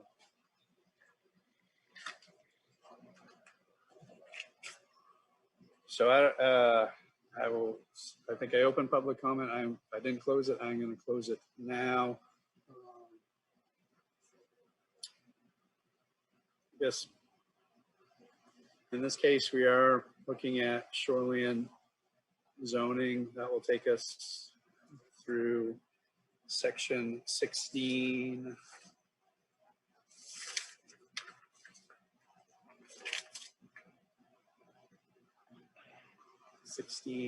G for appeals, number 2, variance appeals, and then down to F. Board of Appeals may grant reductions from the minimum setback requirements set forth in 15A of these provisions according to all the following criteria. That is where we're headed. Does anybody have any concerns at this point before we start to go down that track with the ordinances? I'm good, Not, David. not me. Okay. I have one, I have a bit of a concern similar to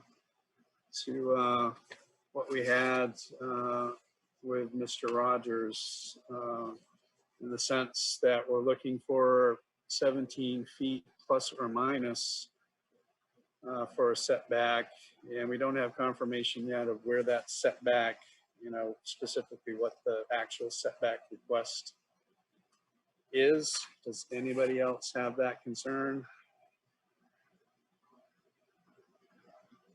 I'm looking at it, we're going to be we're looking to grant a setback to something that we don't really know is the minimum extent needed. Sorry, Tom. Who put the 17 plus feet plus or minus on that document? Greg, John, do you have that? Yes, that was the surveyor from the mortgage inspection. That was not me. So, when I measured it, it was roughly that. So I was trusting that they had a more exact measurement than I was capable of. But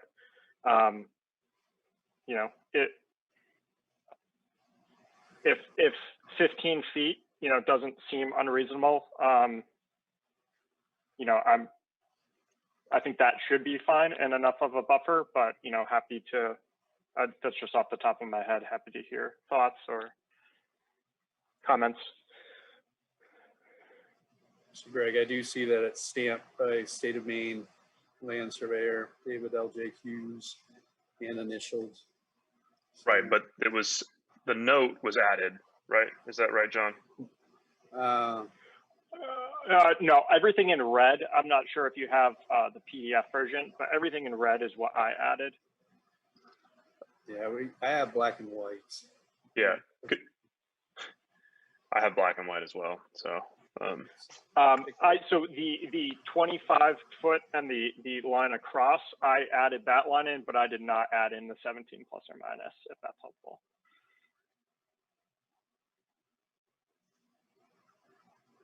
Alex, do you have some feedback to that? Like I said, I'm concerned with the plus minus piece to it.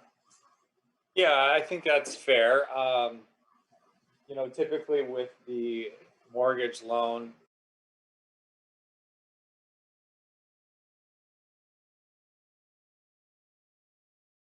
I would be shocked if they're more than 6 inches off with that, because they're able to draw a straight line between a monument and a pin, as long as that pin is the correct pin and wasn't put in the wrong spot by someone, then it should be pretty accurate. So I guess I will ask the question of our applicants. If we move forward with this tonight and grant a, let's just say for theory's sake, we grant a variance to 17 feet, and then afterwards you find out that 17 feet was insufficient, sounds like that could be an issue. So, Dave, Dave, from your perspective, would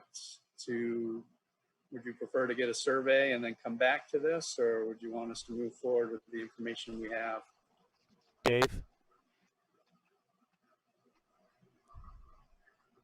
Dave, this spill at the control room.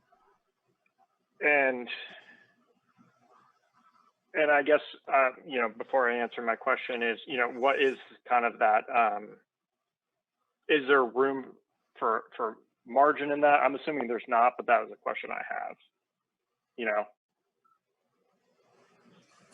If it's, 17 feet, 2 inches,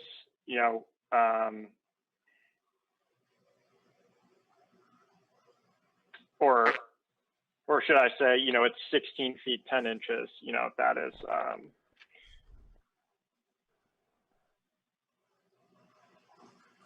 right. Because, I'm definitely planning on going through the, getting the building permit, and having it surveyed. So there is going to be that second check. So I'm definitely going to go through that process. And, obviously I'd rather do everything once.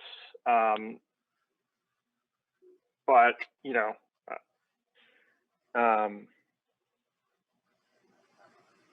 Okay, understood. Let me come back to that. Tom, Greg, I'm not going to go through all of the items yet, but under the track that we're going,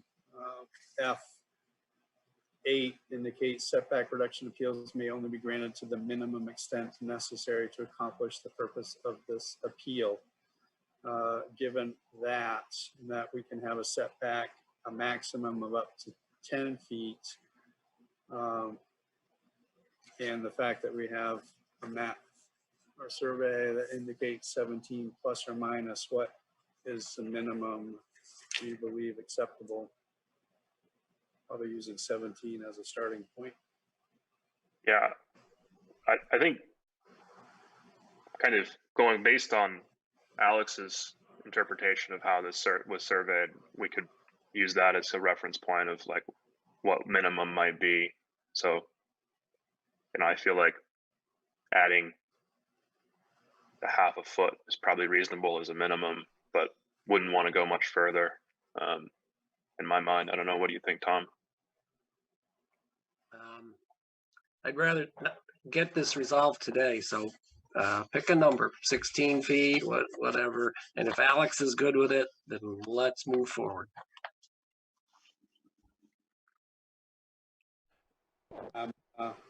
Dave?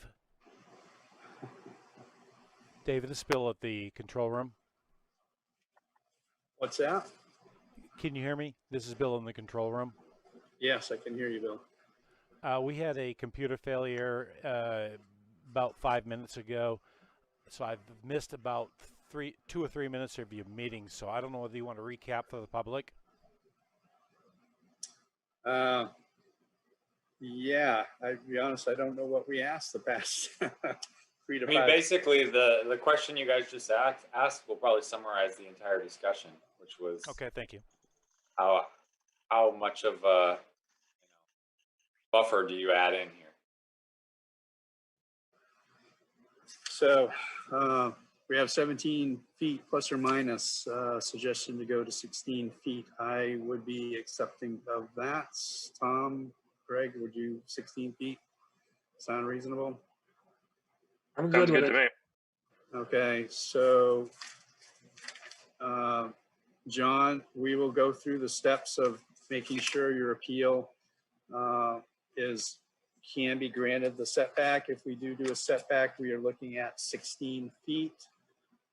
Is that good for you? That is what we will use, but that is your measurement that you need to consider as if you would prefer to go and get a survey done. Okay, understood. And thank you all. So would you prefer us to move forward tonight as opposed to tabling for a survey?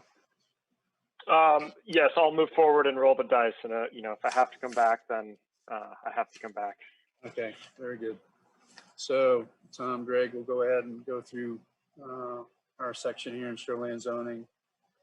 F, Board of Appeals may grant reductions from minimum setback requirements set forth in 15A of these provisions according to all the following criteria. Number 1, setback reduction appeals are only available to reduce, the minimum requirements of setbacks of structures from lot boundary lines. Setback reduction appeals shall not be used and are not available from bodies of water as provided in these provisions. I believe this appeal meets that requirement. Agreed. Agreed. Number 2, setback reduction appeals may only be granted and are only available for lots with an existing residential dwelling as the principal structure. Our site walk confirmed that. I believe this item has been is okay. Greg, Tom, agreed with this one. Agreed. Okay. The Board of Appeals may grant a setback reduction appeal if the board finds that granting the setback reduction will not result in unreasonable interference with the privacy interests of the abutting landowners. I did not see privacy issues with regards to the site walk. We did not have any people, any abutters at the site walk. We did not have any public comment tonight from abutting landowners. So from my perspective, I believe we can move forward with item 3. Would you agree? Agreed. Agreed. Number 4, in granting a setback reduction, the Board of Appeals may attach reasonable conditions which it may deem necessary to serve the purposes of these provisions. Number 5, a setback reduction appeal shall not be granted to enable construction or renovation that will create additional dwelling units. This is for a lean-to shed, so I believe that requirement has been met. What do you guys? Agreed. Number 6, a setback reduction appeal shall not be granted to enable construction or renovation that will result in more than one garage on the lot that is subject of the appeal. This is for a lean-to shed, so I believe this has been met. You agree? Agreed. Agreed. Number 7, no setback reduction appeal may be granted that will result in impervious structure lot coverage of greater than 15%. This is looking at the sketch provided. The shed's pretty minimal. I don't know, what do you guys think? Do we need to go through the calculations, or are we agreed that impervious lot coverage will not be greater than 15%? I don't think we need to go through it. Looks fairly marked. Okay. I think I'm agreed. And number 8, setback reduction appeals may only be granted for the minimum extent necessary to accomplish the purpose of the appeal. Setbacks may not be reduced by setback reduction appeal to less than the following absolute minimum. For shoreline zoning, a side yard is 10 feet. We are proposing 16 feet. So I believe we're good to go there. Would you guys agree? Agreed. Agreed. Okay, so that satisfies all of the requirements. All that is left is for me to entertain a motion on this. I'd like to propose a motion to reduce the side setback to 16 feet. Seconded. Any further discussion? All those in favor, show of hands. Unanimous approval. So John, your setback reduction has been approved. Great. Thank you, everyone. Really, I really appreciate it. You are very welcome. Have yourself a good evening. You too. Take care. Okay. Next order of business, Code Enforcement Officer Communications. Yeah, so, well, great job, guys. I think you were working very well. It's like a well-oiled machine here. Fantastic, considering none of you have been on the board for more than a year, or even a year. So yeah, it's been less than 6 months. 4 applications. I think pat yourself on the back. I think that went pretty well, and hopefully we can pick up a couple more people so that we don't have to worry about the quorum issue, moving forward. But I don't really have a whole lot for you other than we've got a couple of exciting developments, I guess. Obviously now we have Sandy, who joined us in May. She was originally supposed to, or the position was originally supposed to be created in July, but we bumped that up due to how busy things have been for both you guys and the planning board. So she's here, and now she's getting things dialed in, and that seems to be working well. The other exciting thing is today we actually posted a full-time assistant code officer position. So this has been something that's kind of been years in the making, and it was close to happening a couple of times, and it's gotten to the point where we've looked at the stats on permit applications and just how busy things are this year compared to previous years, and it was just, it's time to bite the bullet and go for it. So we posted that job today. Obviously, with the way the world is, we may not get any applicants. We may get 5 applicants. We may get 1. We'll see. So if you know anyone who wants to be a code officer, have the position open, and it is full-time. It will be full-time. What we're trying to do is position ourselves so that we can hire someone who can do a bulk of the field work. So likely someone or a candidate we would hire would have some actual experience in either the construction world or zoning, so that they can jump right in and get going with inspections, which would free up a lot of my time to do basically permit processing, field questions, emails, phone calls, stuff like that in the office, to kind of keep things rolling along, because we're pretty backed up with permit applications right now. But that's pretty much all I got. Excellent. Do we have anything for a July meeting, or are we looking beyond that?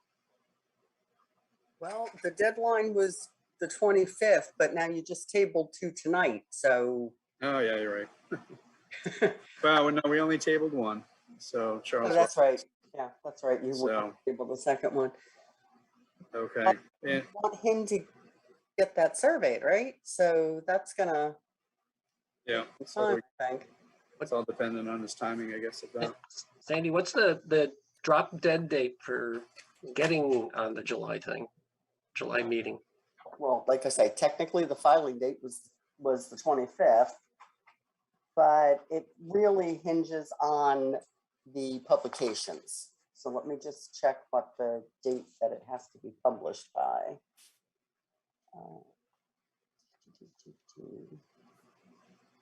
It has to go to the papers for July 2nd to be published. So that's not going to happen now, is it?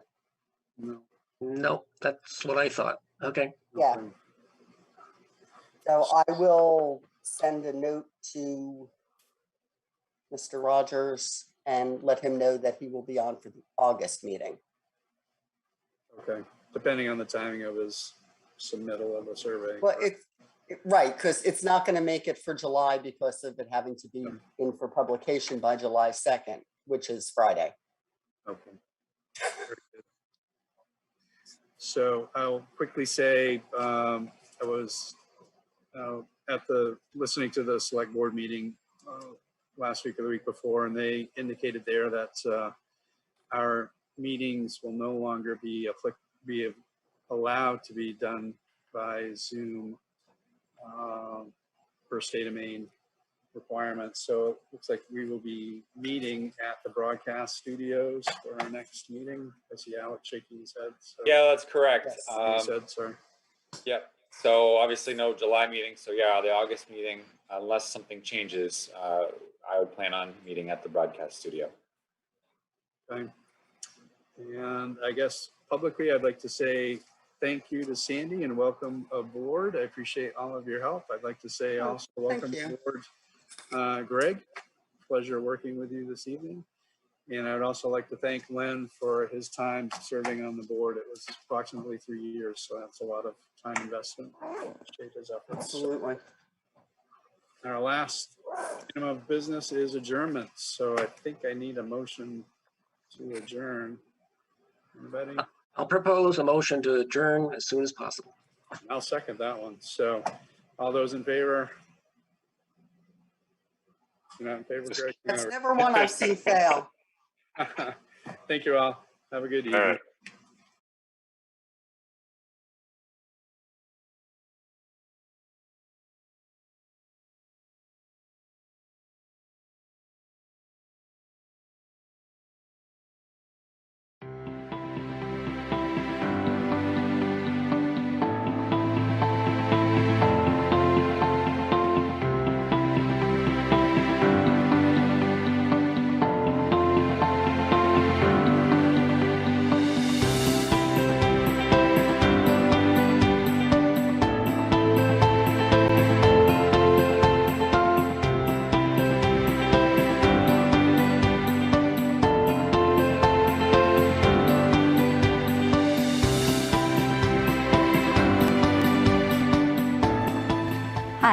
Kayla. I'm the Communications Director for the town of Raymond, and today I'm sitting here with Gary, who manages the food pantry in Raymond.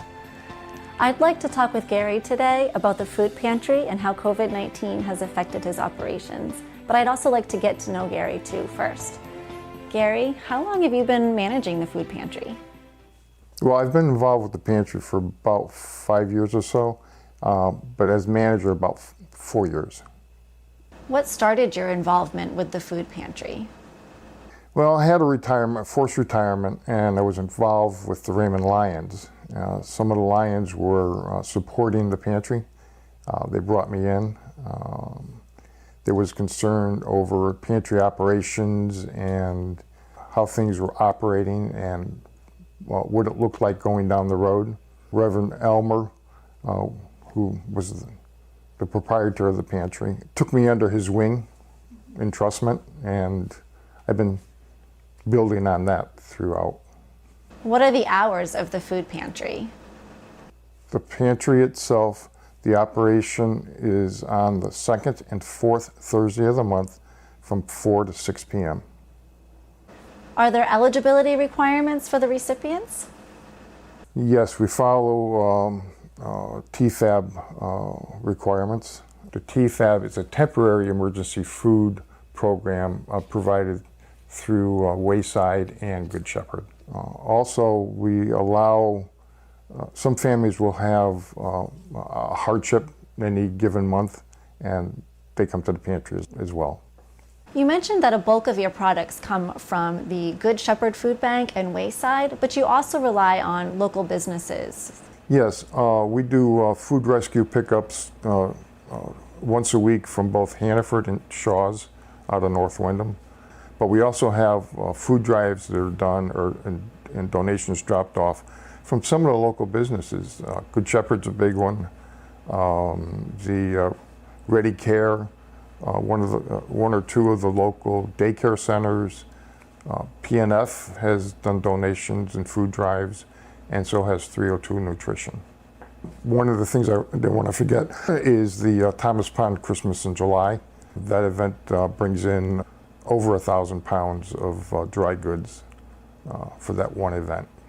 How has COVID-19 affected your food supply? We don't receive as many donations from local groups because of the concern of transmitting. We have been getting quite a bit of distribution from Good Shepherd. They have the program that goes farmer to family programs, so we're getting more of that produce stuff. We've been having larger distributions from USDA, which comes from Wayside. They're trying to help the farmers and the producers, food producers. Their warehouses are filling up. Well, some of that product they're giving to us for storage, not necessarily the product that we're using every day, so some of those volumes increase. At the onset of COVID, our store donations, rescue items went to almost zero. We rely quite heavily on store donations, rescue items for both produce, bakery, breads, and protein. Also, a lot of the dry goods that we were getting from Good Shepherd and purchasing elsewhere were not available on the shelves. COVID has changed how many of us have to operate. What are the major changes that you and your team have had to implement? In a number of ways. Number one, I've gotten more volunteers because there's less people employed and whatnot, and people eligible, need to get out of the house, need something to do. That's been a great help. As far as the clients go, we used to have interaction with clients. Clients would come in the door, have selections of product, work their way through. We'd have conversations, and then send them on their way. Today, it's a drive up, drop, do a selection, here's a box. The only interaction is with the intake person or the person that's giving them their food. You mentioned an intake person. What exactly does that entail? The intake person records who the individual is, number of people in the family, whether they're a senior or non-senior. And they also ask them, they have a checklist of food items or dry good items, select things that we can give them a choice to take. And they'll fill out, ask the questions, fill out the form, bring the form in to me, and then we start the process of putting their stuff together. Can you talk about your volunteers? Our volunteers are primarily driven through the local Lions group. I am a Lion. This is, the food pantry supported as a project by the Lions. So we're heavily supported there, and it's a pool of volunteers for me to grab onto. During the COVID, we had as many as 17, 18 volunteers. We're back down to around 10 or 12, and that's diminishing as people go to work. The hours of operation or hours of need for volunteers is challenging for the workforce. Most of our operations are done early, I say early morning, it's 8 o'clock in the morning, 8 to 10, and then from 9 to 12, and then 3 to 7 on pantry days. So it makes it difficult. It sounds to me like you really rely heavily on the elder community for your volunteer base. Yeah, 90 to 95% of our volunteers are age, let's say 65 or older. What is expected of your volunteers to help promote healthy and safety for everybody involved? We generally follow the general COVID guidelines. Anytime we're working within the pantry, all the doors, the appliances, and tables are wiped down first, generally by myself or somebody else that comes in or prior to everybody else. A volunteer walks in the door, they have to wash their hands. Masks are required.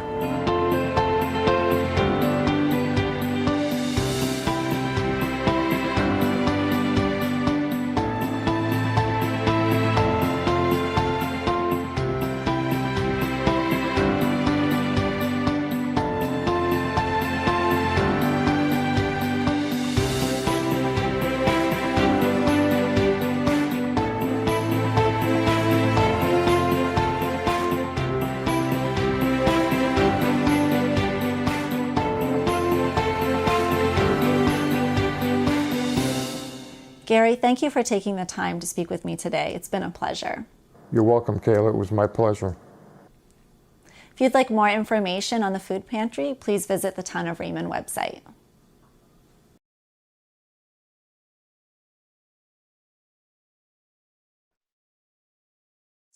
Hi, welcome to an emergency Board of Selectmen meeting. Call this meeting to order. We are here to talk, I'm going to let Dawn go ahead.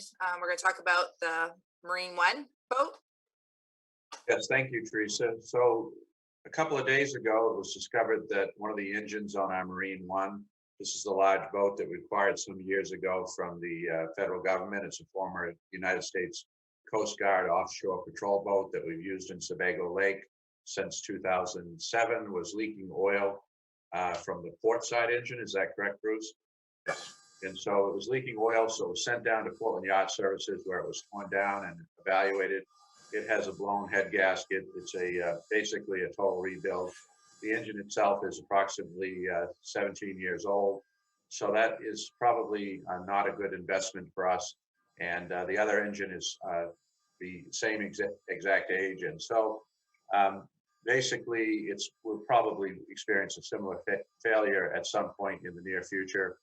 They both have somewhere north of 1,000 hours of total runtime on them. They were originally saltwater engines, as I said, used by the Coast Guard in Down East Maine. So after they've been looked at by the experts at Portland Yacht, and there's been a fair amount of other evaluation done both locally and by some of the members who are experienced in this sort of thing, the recommendation was that we replace the engines. Now, I should tell you that the boat itself was originally acquired by the town, as you may recall, for the total sum of $14,000. That's boat, motors, and trailer. At the time, it was 5 years old. The motors were a couple of years old. So we've had great, service from it. It has had a total electronic refurb a couple of years ago. Is that right, Chief? Last year, correct. Last year, and then it was painted this Last year as well, yeah. Last year as well. So it's been painted. It has, you know, new electronics. So this is basically the other thing that could go wrong. And so since 2007, you know, the town has had basically the maintenance issue. The Fire Rescue Association has done fundraising for the paint. We contributed some to that, but the Fire Rescue Association largely did the paint work. The electronic work was the Fire Rescue fundraiser as well. So we should be in good shape, good to go for at least a 10-year period with the repowering of the boat. The boat itself is in good condition, and it is a original $250,000 plus asset of the federal government. It's been kept up in good condition. So what we'd like to do is to ask the Board of Selectmen for authorization from the Selectmen contingency up to the cost of these new engines. And so a round number would be 60,000, although here we're seeing 55,648. I'd like to say $60,000. But what we're going to do is to look at various sources of funding to include the TIF, unexpended funds from the fire department budget this year, capital improvement funds. We're going to explore, you know, the possibility of funds from the sheriff's office. We're going to look at any private giving we can think of. We're going to look at the residual value of the outboards that are on it now. We think that the one remaining outboard might be worth $5,000 to $8,000 plus the junk outboard. So we're going to try to come up with any and all sources of funding to try to mitigate the cost of these things. But we're in peak season, and so the bad news is it's going to be 2 weeks that to get these installed. The only outboards, as I'm understanding it, available in the size that would be suitable for this watercraft are at Jeff's Marine in Thomaston, Maine. And so they are Yamaha brand, which is different than the Honda brand that's on there now. So it requires a total refitting of the cables and controls and so forth. Now, there was an email in the packet that talked about the console having some issues, but I guess from talking to Bruce, the console is part of the refitting as well. That's included in this quote. So that's what we're recommending, to repower it with new outboards, Yamaha brand from Jeff's Marine in Thomaston. And we're going to do everything we can to reduce the cost, but we feel it only prudent to come up with the entire amount so that we don't have any kind of a snafu in getting this done in the short term. It may take us some time to source some of the, particularly some of the contributions we're going to try to seek from outside entities. So one of the things for Joe and Sam, because when I was talking to Bruce and Don earlier, is I wanted to make sure that the boat was investable. So if the boat's in great shape and we're just going to invest in it, then that's fine. But if it's a piece of crap and it's going to fall apart in like 2 or 3 years, yeah, do we want to put the money in? And that's why he got all that information from the dealer, well, the people who are going to fix it. So any questions? Go ahead, Joe. I assume these boats are probably built to last 40, 50 years. So, I mean, you know, I think it would be a good investment. Would the marina take the 2 engines as trade, the 2 motors as trade? We're working on that, Joe. That's one of the pieces that we haven't found yet. It's been kind of a rush whirlwind to get this put together. So we know that we've been told that the 5,000 to 8,000 is a good figure to use for resale of them. I've got to clarify now whether that was the trade or whether that was our doing or our private selling it. So that's one thing I am now unclear on, kind of unfolded over the last couple hours here. So I'm trying to dig for that. I don't know if that answers it 100% for you, but we're— Yeah, I mean, it's just the hassle factor. A lot of times it's just easy to just say, all right, what do you give me for those 2 motors? I know you got to rebuild one of them, the other one's in good shape. You know, and just take it off the price without having to put it on Craigslist or whatever other method you're trying to sell it.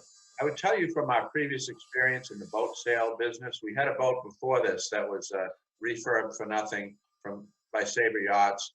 We had the motor redone by somebody or other. We went through this process, and when we were done with it, we put it on Craigslist, tried to sell it. I don't remember this or not, but it blew up, and the young guy who bought it came back. We felt bad.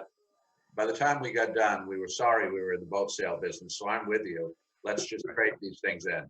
Yeah. We don't how often does the sheriff's department use this boat? Usually they're out for 10 details of several hours each every season. This year they're having a hard time with it, and it's because their staffing levels are down right now. So that's one of the things that's of concern. So normally I would say, 40, 50 hours worth of time every season that they're out on the water with it. Yeah. It's a good presence to have, and they usually have some good contacts, OUI, stuff like that. They'll Right. pull into it. Well, I don't think it would be awful to ask Kevin Joyce to kick in a little money, since they do use it quite a bit. I mean, 40 to 50 hours on the boat is a lot of time. Yep. And I did make that phone call earlier today to him. He is on vacation. His brother answered for him. And they just don't have money in this year's budget for it. That's one of the concerns. However, their budget year runs January. He said they possibly could get something put in for that. Well, I mean, essentially what we're looking at is we're looking at doing the authorization now, and any fundings that we get are going to be in the 21-22 budget cycle anyway. So I mean, it would be I mean, it certainly makes sense for you and Don to continue the conversation with Kim Joyce to see what they can do there. And if it's something that even if they have to put it into their budget for next year, it still would come in that 21-22 as additional income for us. So so it's still gonna help offset in the long term where they are there. And I think it's appropriate for them to come up with something. Obviously we're not asking them to come up with the whole thing. We're asking something to help out in the thing, because they get some benefit out of it.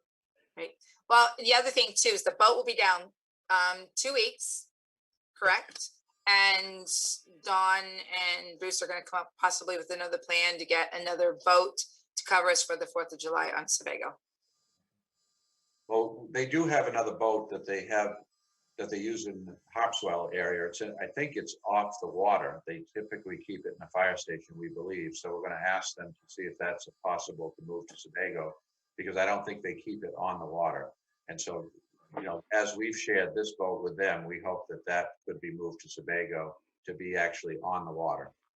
Where do we actually dock this boat? At the Fry Island launch?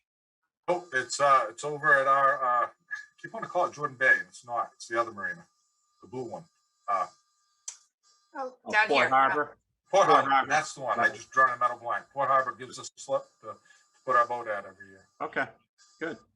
That's nice.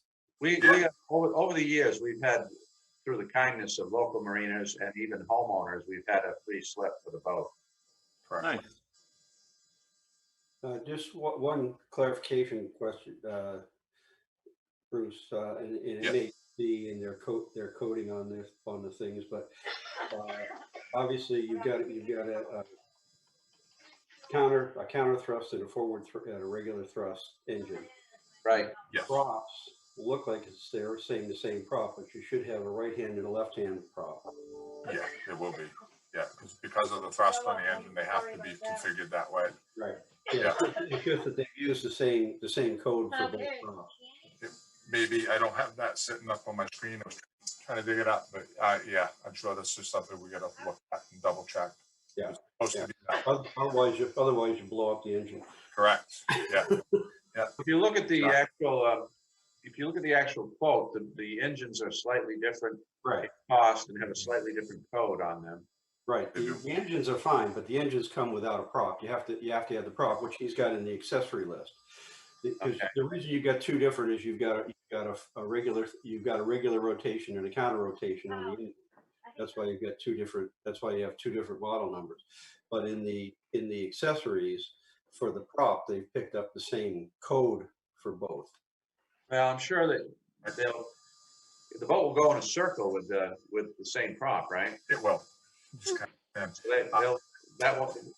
we'll be sure to. Obviously they would. The out when they go to mount it, they're going to know. But who's going to mount it? Is it going to go up to Jeff's, or is it going to?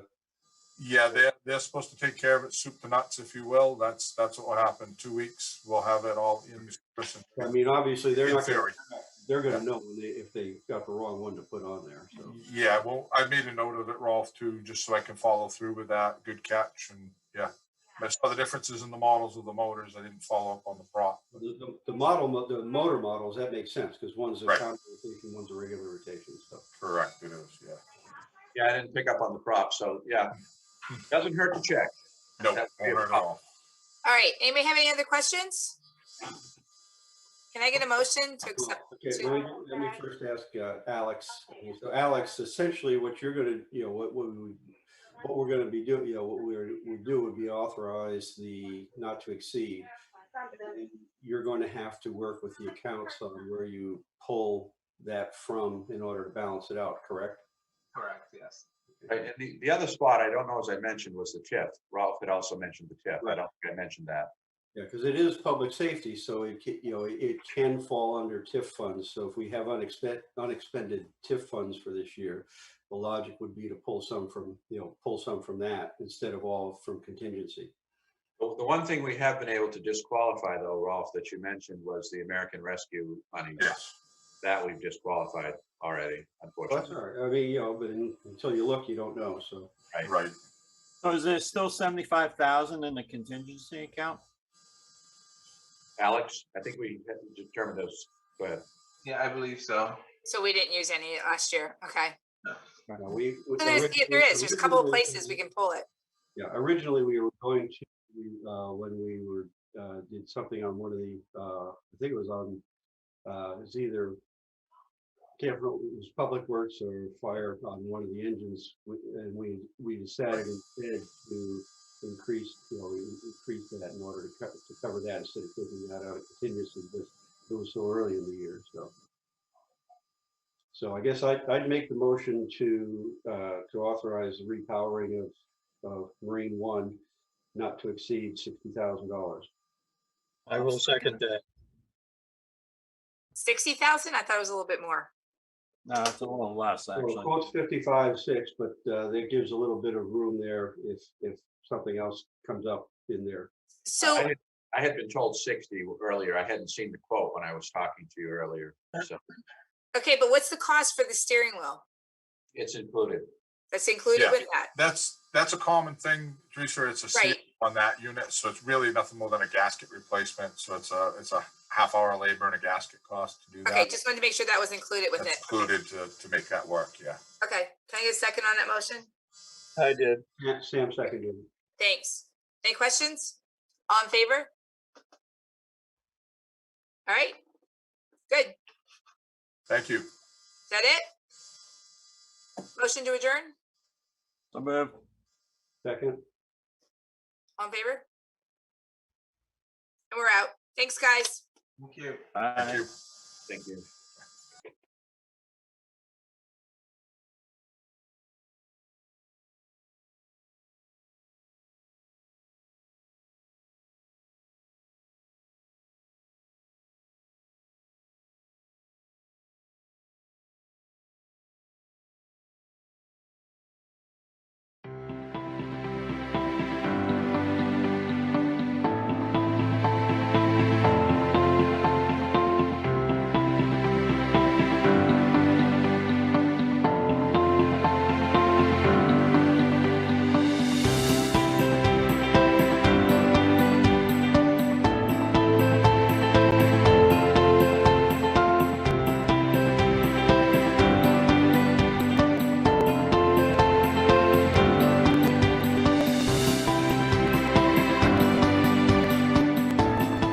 Hi, I'm Kayla. I'm the Communications Director for the Town of Raymond, and today I'm sitting here with Gary, who manages the food pantry in Raymond. I'd like to talk with Gary today about the food pantry and how COVID-19 has affected his operations, but I'd also like to get to know Gary too first. Gary, how long have you been managing the food pantry? Well, I've been involved with the pantry for about 5 years or so, but as manager about 4 years. What started your involvement with the food pantry? Well, I had a forced retirement, and I was involved with the Raymond Lions. Some of the Lions were supporting the pantry. They brought me in. There was concern over pantry operations and how things were operating and what it looked like going down the road. Reverend Elmer, who was the proprietor of the pantry, took me under his wing, entrustment, and I've been building on that throughout. What are the hours of the food pantry? The pantry itself, the operation is on the second and fourth Thursday of the month from 4 to 6 p.m. Are there eligibility requirements for the recipients? Yes, we follow TFAB requirements. The TFAB is a temporary emergency food program provided through Wayside and Good Shepherd. Also, we allow, some families will have a hardship in any given month, and they come to the pantry as well. You mentioned that a bulk of your products come from the Good Shepherd Food Bank and Wayside, but you also rely on local businesses. Yes, we do food rescue pickups once a week from both Hannaford and Shaw's out of North Windham. But we also have food drives that are done and donations dropped off from some of the local businesses. Good Shepherd's a big one. The Ready Care, one or two of the local daycare centers. PNF has done donations and food drives, and so has 302 Nutrition. One of the things I didn't want to forget is the Thomas Pond Christmas in July. That event brings in over 1,000 pounds of dry goods for that one event. How has COVID-19 affected your food supply? We don't receive as many donations from local groups because of the concern of transmitting. We have been getting quite a bit of distribution from Good Shepherd. They have the program that goes farmer to family programs, so we're getting more of that produce stuff. We've been having larger distributions from USDA, which comes from Wayside. They're trying to help the farmers and the producers, food producers. Their warehouses are filling up. Well, some of that product they're giving to us for storage, not necessarily the product that we're using every day, so some of those volumes increase. At the onset of COVID, our store donations, rescue items went to almost zero. We rely quite heavily on store donations, rescue items for both produce, bakery, breads, and protein. Also, a lot of the dry goods that we were getting from Good Shepherd and purchasing elsewhere were not available on the shelves. COVID has changed how many of us have to operate. What are the major changes that you and your team have had to implement? In a number of ways. Number one, I've gotten more volunteers because there's less people employed and whatnot, and people eligible, need to get out of the house, need something to do. That's been a great help. As far as the clients go, we used to have interaction with clients. Clients would come in the door, have selections of product, work their way through, we'd have conversations, and then send them on their way. Today, it's a drive up, drop, do a selection, here's a box. The only interaction is with the intake person or the person that's giving them their food. You mentioned an intake person. What exactly does that entail?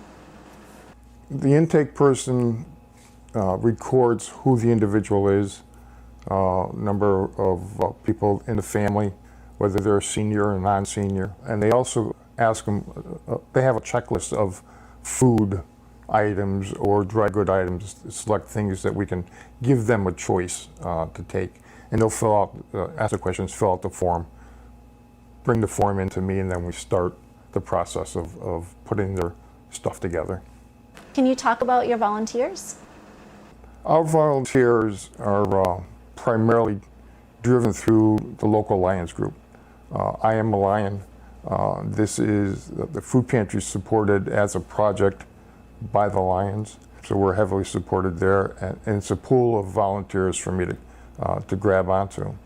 During the COVID, we had as many as 17, 18 volunteers, we're back down to around 10 or 12, and that's diminishing as people go to work. The hours of operation or hours of need for volunteers is challenging for the workforce.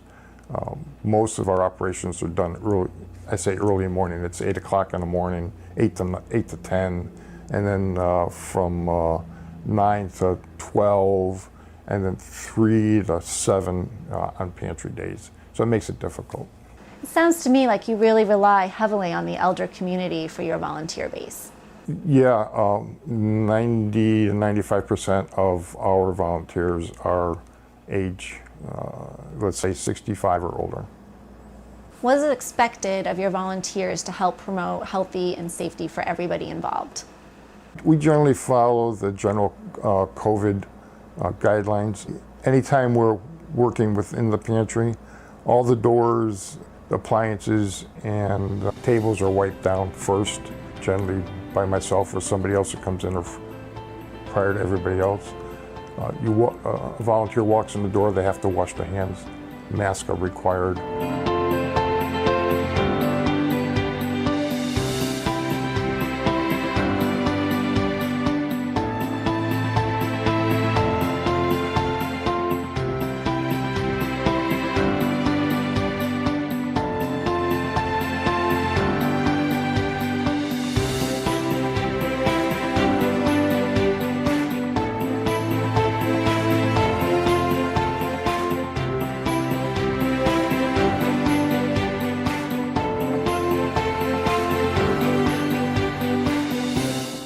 Gary, thank you for taking the time to speak with me today. It's been a pleasure. You're welcome, Kayla. It was my pleasure. If you'd like more information on the food pantry, please visit the Town of Raymond website.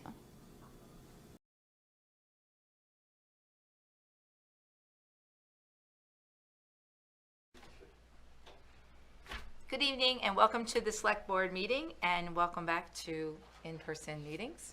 We have a full room here tonight.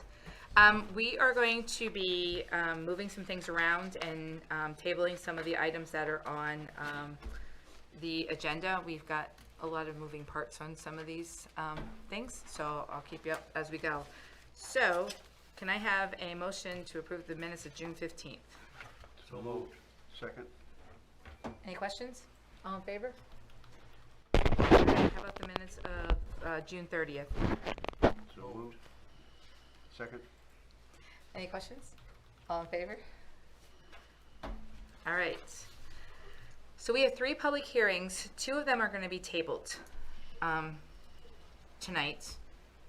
We have rescheduled an emergency meeting for July 30th that these businesses will be on then. They're just finishing up what they have to do, but we want to keep the business coming as far as Raymond goes. So can I have a motion to open public hearing on the request for special amusement for Cafe Sebago, and we're going to table Sebago Outfitters and the Bibliophile Bookshop for now. So moved. Second. Any questions? All in favor? All right. So the public, does anybody here from the public have any comments, questions regarding Cafe Sebago? Kyle, do you want to just get up and tell them what you're looking to do? Thanks. And who you are? My name's Kyle Bancroft, Raymond native, owner of Cafe Sebago. I'm applying for a special amusement permit so I could have live entertainment acts and various karaoke, open mic night moving forward and stay within the guidelines of the town and requirements. Okay. Is there anybody here that has any questions? No? What do you plan on, any type of security of any kind or anybody to keep things in order? Yeah, absolutely. So right now, we Thursday and Friday, we keep 2 doormen on, and then on Saturday, we'll put 3 on. Our biggest priority is make sure everybody's having a good time, but is safe as well. We've had 0 issues down there. We keep kind of on the pace of what we need. If we need to increase with live entertainment and acts that come in, we can do that, but that's one of our most important issues, that we just keep an eye on everybody having a good time, staying safe as well. So excellent. Do you have a limit as to how many you can have in there?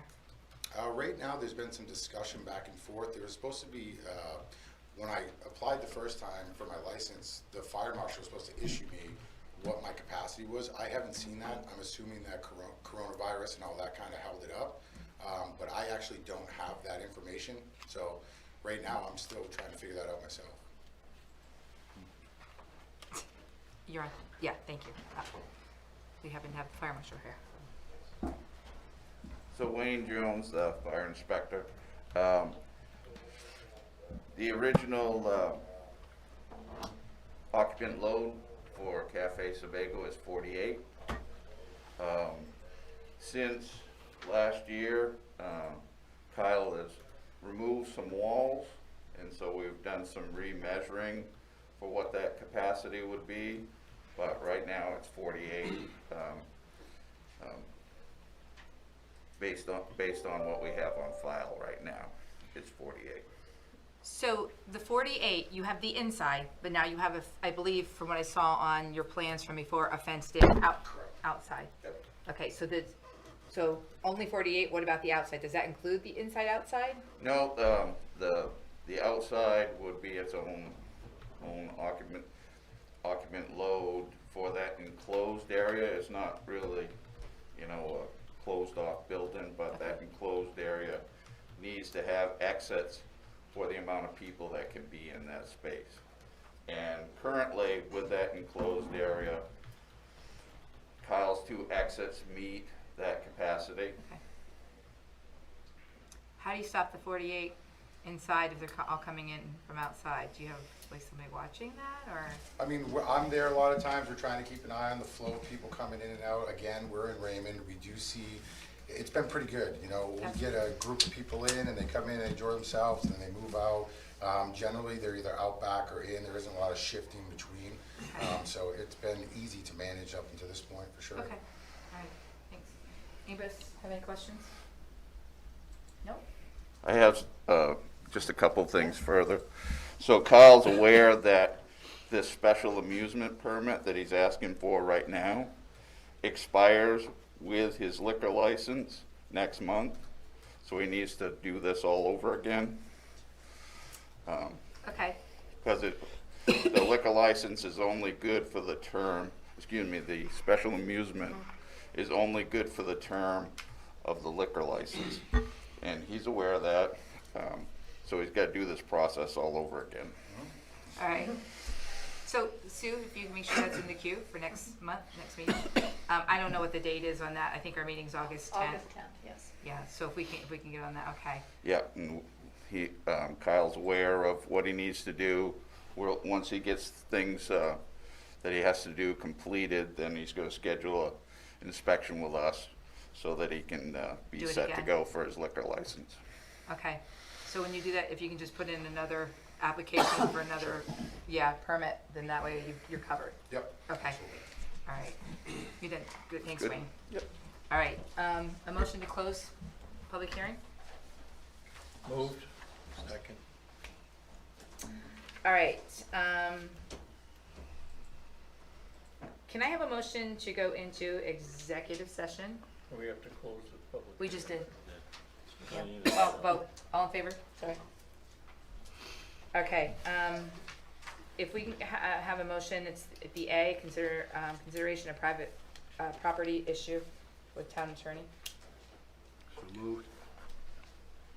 Second. You gotta read out why you. Well, I was expecting one of you guys to do the motion. I'll make a motion to go into executive session under section 4056, probably D. E. All right. Can I have a second? Second. All right. All in favor? Okay. If you'll excuse us, we're going to go back to the back room.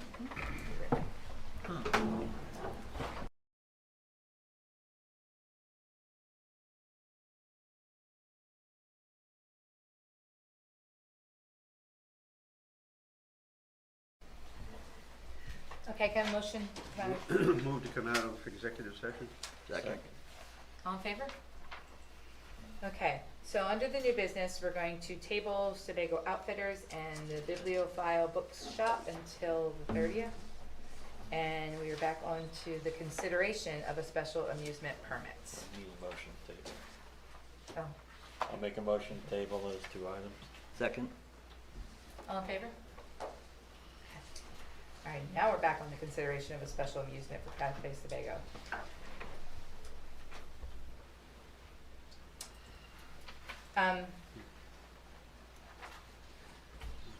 Put it on the table. I'll move to approve the special amusement application.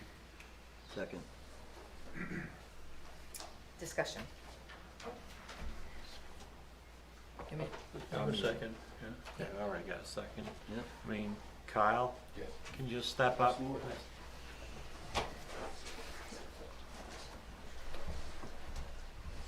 We're aware of some violations that you had, having some entertainment without a permit. Yep. And, we understand your email wasn't getting to you about. Sure. And we appreciate that once you received the certified letter, you stopped. Yep. Came to the town. Sure. Those violations can be $500 each. Absolutely. We're trying to work with you here. Mhm. So we're not gonna fine you. I appreciate that. You're a new business. We want you to succeed, but you're gonna have to get some control over your area. Okay. You have an occupancy of 48 people. Mhm. That's hard to maintain that without, actually counting heads. Sure. So we're gonna look to you to enforce the 48 person limit right now. Mhm. We've had some complaints about intoxicated people. You're coming up for your liquor license next month. Sure. I hope you can enforce that and keep orderly conduct in your business. Yeah, absolutely. Inside and outside. Right, inside and outside. Yep. I hope you train your staff to watch out for overindulgence and rowdy people. Absolutely. I mean, I take it very serious. I'm there on a regular basis. I don't drink at my own establishment. I'm there nearly every night. I'll sit at the door at the end of the night, make sure that people are coming out. I can't count how many times a week that I'll give somebody a ride home, not because they probably couldn't, but probably because they shouldn't. Because that's, I know what I'm doing down there. I know how fragile that can be, and one incident can change that situation very quickly. So I'm very mindful of the situation.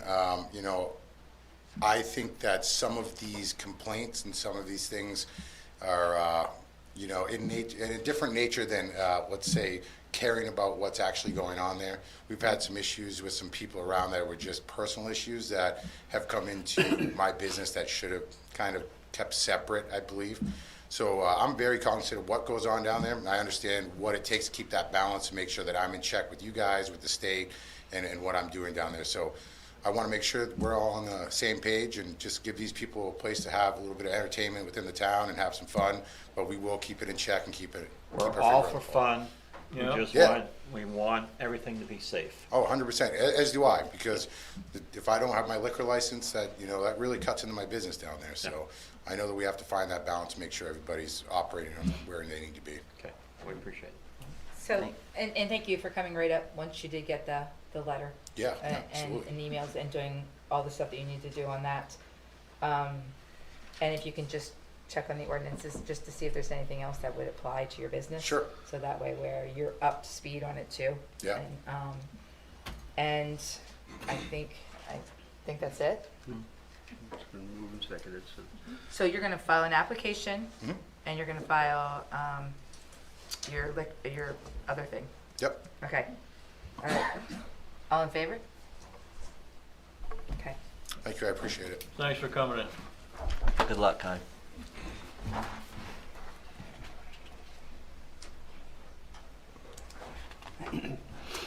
All right, next thing on here is the consideration of applications for the RSU 14 Board of Directors vacancy.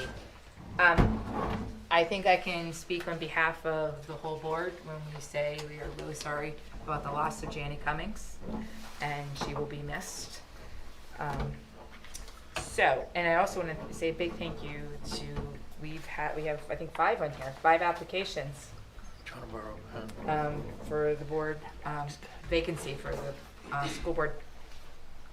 So what we can do tonight is if anybody wants to get up and say anything that's running, and if anybody here has any kind of questions from the applicants,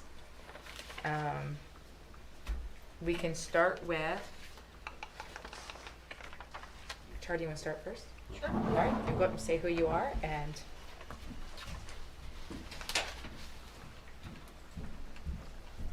Sarah's here. Good evening. My name is Char Jewell, and I have been a lifelong resident of Raymond, born and raised. My grandparents moved here in the early 1950s, or maybe even the late 40s. So my roots are deep. My daughter, Phoebe, joined me. She wanted to see what this stuff was all about, so I'm really grateful that she was, and frankly surprised that a 14-year-old wanted to come to a selectmen's meeting, right? When I told her that I had put my name in for this open position, I expected her to be like, "Oh, Mom, really?"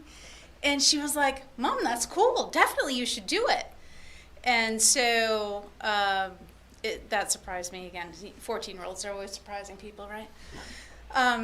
So my reasoning, I've been thinking for years about becoming involved in the school board, and it's never seemed like the right time in my life. And so when I saw that there was a vacancy, and it is very sad, Janie was one of Phoebe's favorite teachers, and it's a big set of shoes to fill. Janie's been a mainstay of our community forever, and will have a long-lasting effect on all of us for a good reason. So my interest in the board is there's been a lot of turmoil the last couple years with education. Thankfully, RSU 14, it seems, has been fairly quiet compared to what you hear on the news with some other school districts across the nation. But I think at the end of the day, the goal should be to focus on the kids and the quality of their education and their experience at school, and how we as a board and as a community can support the kids in our schools to ensure that they all have equal education, equal opportunity education, and have a good experience that will prepare them for their next step beyond high school, whatever that might be. I am a graduate of Wyndham High School, and went to school at Jordan Small, and so it's kind of funny for me to go into schools now because they've changed so much, but yet they haven't changed at all. And I remember my experiences pretty well, considering how long ago they were, and I will refrain from saying how long ago those were. But some of the things that I remember, I would like to find out, so the good, the bad, and what's happening today, and how it's changed and how it hasn't changed, and what should we get back to, or what should we focus on for the future. And I'm in a place in my personal life and in my career that I'm able to spend the time to dedicate to the board and the time it takes to become involved and learn and see where we are today and where we need to go. And my experience of 25 plus years in human resources, dealing with not only employment issues, but also workers' comp and legal issues and compliance issues, I think would give me a leg up for this position to help the school board, and to be able to have come from a professional compliance legal background to be able to help make and frame decisions moving forward. So I would appreciate your consideration, and looking forward to hearing from everybody else. Thank you. Does anybody have questions? I don't have a question, I do have a statement. Yes. I know Shar from on a personal level as well as a business level. I think she would be fantastic for the RSU. I think she will bring a different perspective than typically would be, and I definitely, my vote's for her because she's what we need. Okay. Thank you. Do you have, well, it sounds like you have really paid attention to the school board over the years. Mm-hmm. You do understand that you're going to be, if you're elected, you're going to be representing Raymond in that. Yes. And there are many financial considerations. that Oh, you will- absolutely. Okay, you do understand Yes. that. So one of the things that is always, and I'll be brutally honest, that's frustrated me about the RSU is that we don't have equal representation on the board. And frankly, I don't think that's fair. Yes. And it's been a big frustration of mine back from when the RSU was formed. And it seems that we're kind of the redheaded stepchild that frankly pays a bigger part of the bills from my perspective. Not that there isn't much I can do about it on a day-to-day basis, but I'm really good at stomping my feet and getting my voice heard. And as Lonnie can attest, because he sees me at work. So yes, and you know, from my career in human resources, especially at my current level, I'm heavily involved in budgeting and paying attention to trends and forecasting budgets and forecasting trends and making decisions based on those as part of my career, part of my job. So as far as the financial, I did go to college for accounting, so hopefully that helps as well. Thank you. Cool. Amy, does have questions? That you did. Where were you human resource? You know, where did you work in human resource? Well, Sorry, can you go up there and tell who you are? Sorry. Yeah. You have to go to the microphone. That was my bad. Because you're on TV. Yeah, we are. Where were you working with human resources? Can you identify yourself, please? I'm Joseph Wilmot. Okay.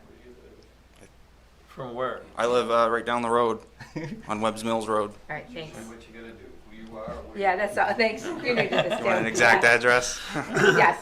26 Webbs Mills Road. Okay. That works. Thanks. You can ask her. yeah. So I started back in the day working in an answering service while I was going to University of Southern Maine. From that, I went to work for a company as a receptionist, administrative assistant. That grew into my interest in human resources. So long story short, I worked at Barber Foods for 4 years with our 46 nationalities and had people that didn't speak English. And doing benefits orientation and HR orientation with people that don't speak English is really interesting. So I have a wide variety of experience with people of different nationalities. From there, I went to Oakhurst Dairy, was there for 4 years. And then from there, went to Barber Foods, for Cisco Food Service, and I was there for 10 years. And then went to work for a capital investment firm owned by Peter Anania and Associates. Worked there for about 3.5 years. Then I had this opportunity to work at Performance Food Service North Center, kind of land in my lap. I was really happy working for Peter, doing HR, but this opportunity came up and I took it, and I've been there for a little over 3 years. So it's, I've learned to how to download podcasts and have books read to me while I drive to Augusta every day. And then she looks at me and says, "Mom, you didn't know how to do that?" So, yeah, so that's my background. That's where I've worked. Thank you. Anybody else have any questions? No. You understand that because of the way the vacancy occurred, the appointment would just be until the next election. Correct. And what would your intent be to then run in the next election? Absolutely. So Shar, just before Peter Levitt stands up and tells you that, a representative democracy is one person, one vote. Unfortunately, we only have 5,000 people in Raymond. Wyndham has probably 20,000. Right. We're not going to change the makeup of that school committee. Correct. So, I mean, so how do you fight for the people of Raymond when it comes, you're going to be in the minority all the time. Absolutely. And I'm very familiar with being in the minority, believe me. How do you stand up and, get your point across? That's a great question. And I think working in human resources for 25 years, I am often found to not have the popular answer or the popular decision making. Operations folks tend to just want to grab the bull by the horns and maybe turn a blind eye to regulations and policies. And so that's given me experience of being able to bring forth a good, valid argument for my position, being prepared, having all of the answers before the questions are asked, doing my homework. So I'm never caught off guard with not knowing an answer to the question and having a solid position with which to move forward from. Anybody else? All right, thank you. Thank you. Thank you. Thank you very much. All right, Sarah Davis, I don't see her tonight. She was traveling, as was Madeline Fredden. Yes. Sue McCarty?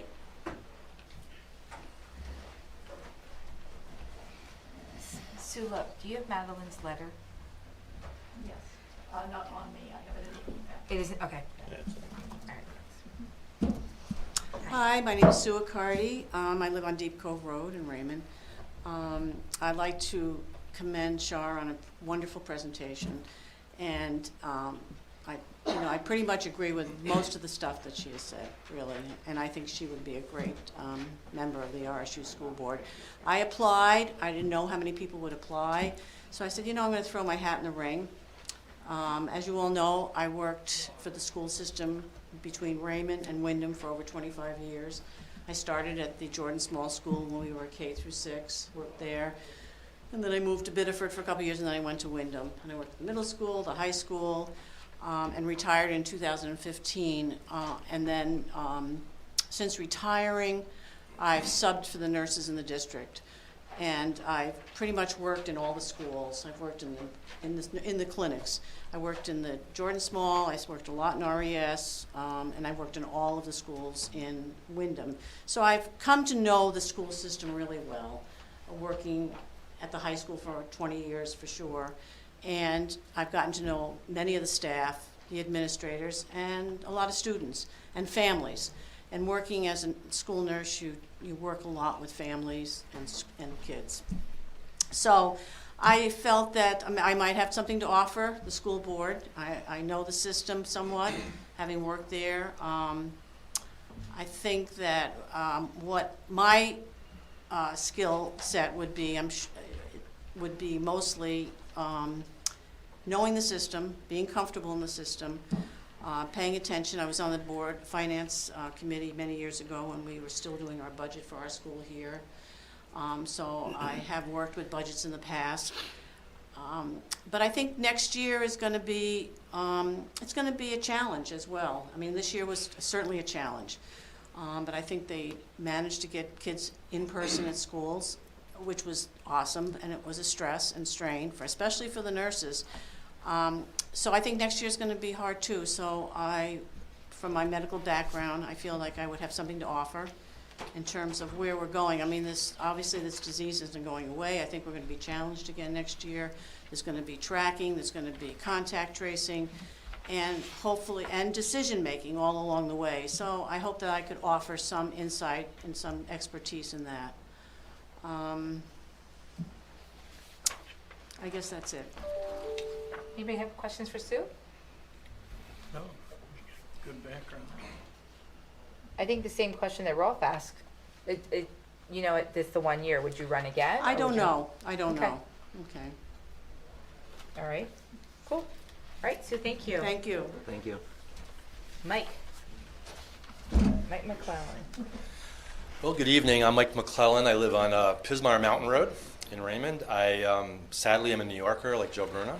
But I have not a Yankees fan. And I'm not a Yankees fan, though, so I get that going for me. And it's kind of scary. It means I'm old, but I've lived much more than half my life in Raymond here. I've had 2 homes in Raymond, both ends, actually the Wyndham end and now on the Casco end. My wife, Michelle, is a school assistant superintendent. Actually just switched jobs. She'd been in Auburn for years and just moved to Cape Elizabeth, got recruited, which is kind of awesome. I'm a policy director for the Christian Civic League of Maine, so I'm very involved in government up in Maine, lobbying. And my kids, Maggie and Pat, went through the Raymond school system, although they didn't go to Wyndham. My wife, as a special educator, taught in a portable. And so when our kids' time was to go to middle school and high school, Wyndham had a lot of portables, and my wife just said, we're not doing that. So we were blessed to go through the Poland system. I do know the superintendent of Wyndham, as I've gone to church with him in the past, so I have a relationship with that. In my job, I am working on a grassroots effort to encourage people that haven't been involved before to get involved, to run for school board and run for select board or town council, wherever they live. And when I saw this opening, I was like, wow, I'm kind of preaching this. Maybe I should consider it myself. To jump back in time a little bit, I moved to Raymond in '87, I think. And in New York, it's very different. You can't get in within a mile of any kind of government in New York, at least back when I lived there. So coming to Raymond and hearing about town meetings and doing this was just really amazing and awesome. And I just was a naive New Yorker, if that makes sense. And I started to learn. My wife is amazing, and she started making suggestions like, you should volunteer in the kids' school. So my daughter first, and then my son went through 3 years with Janie Cummings.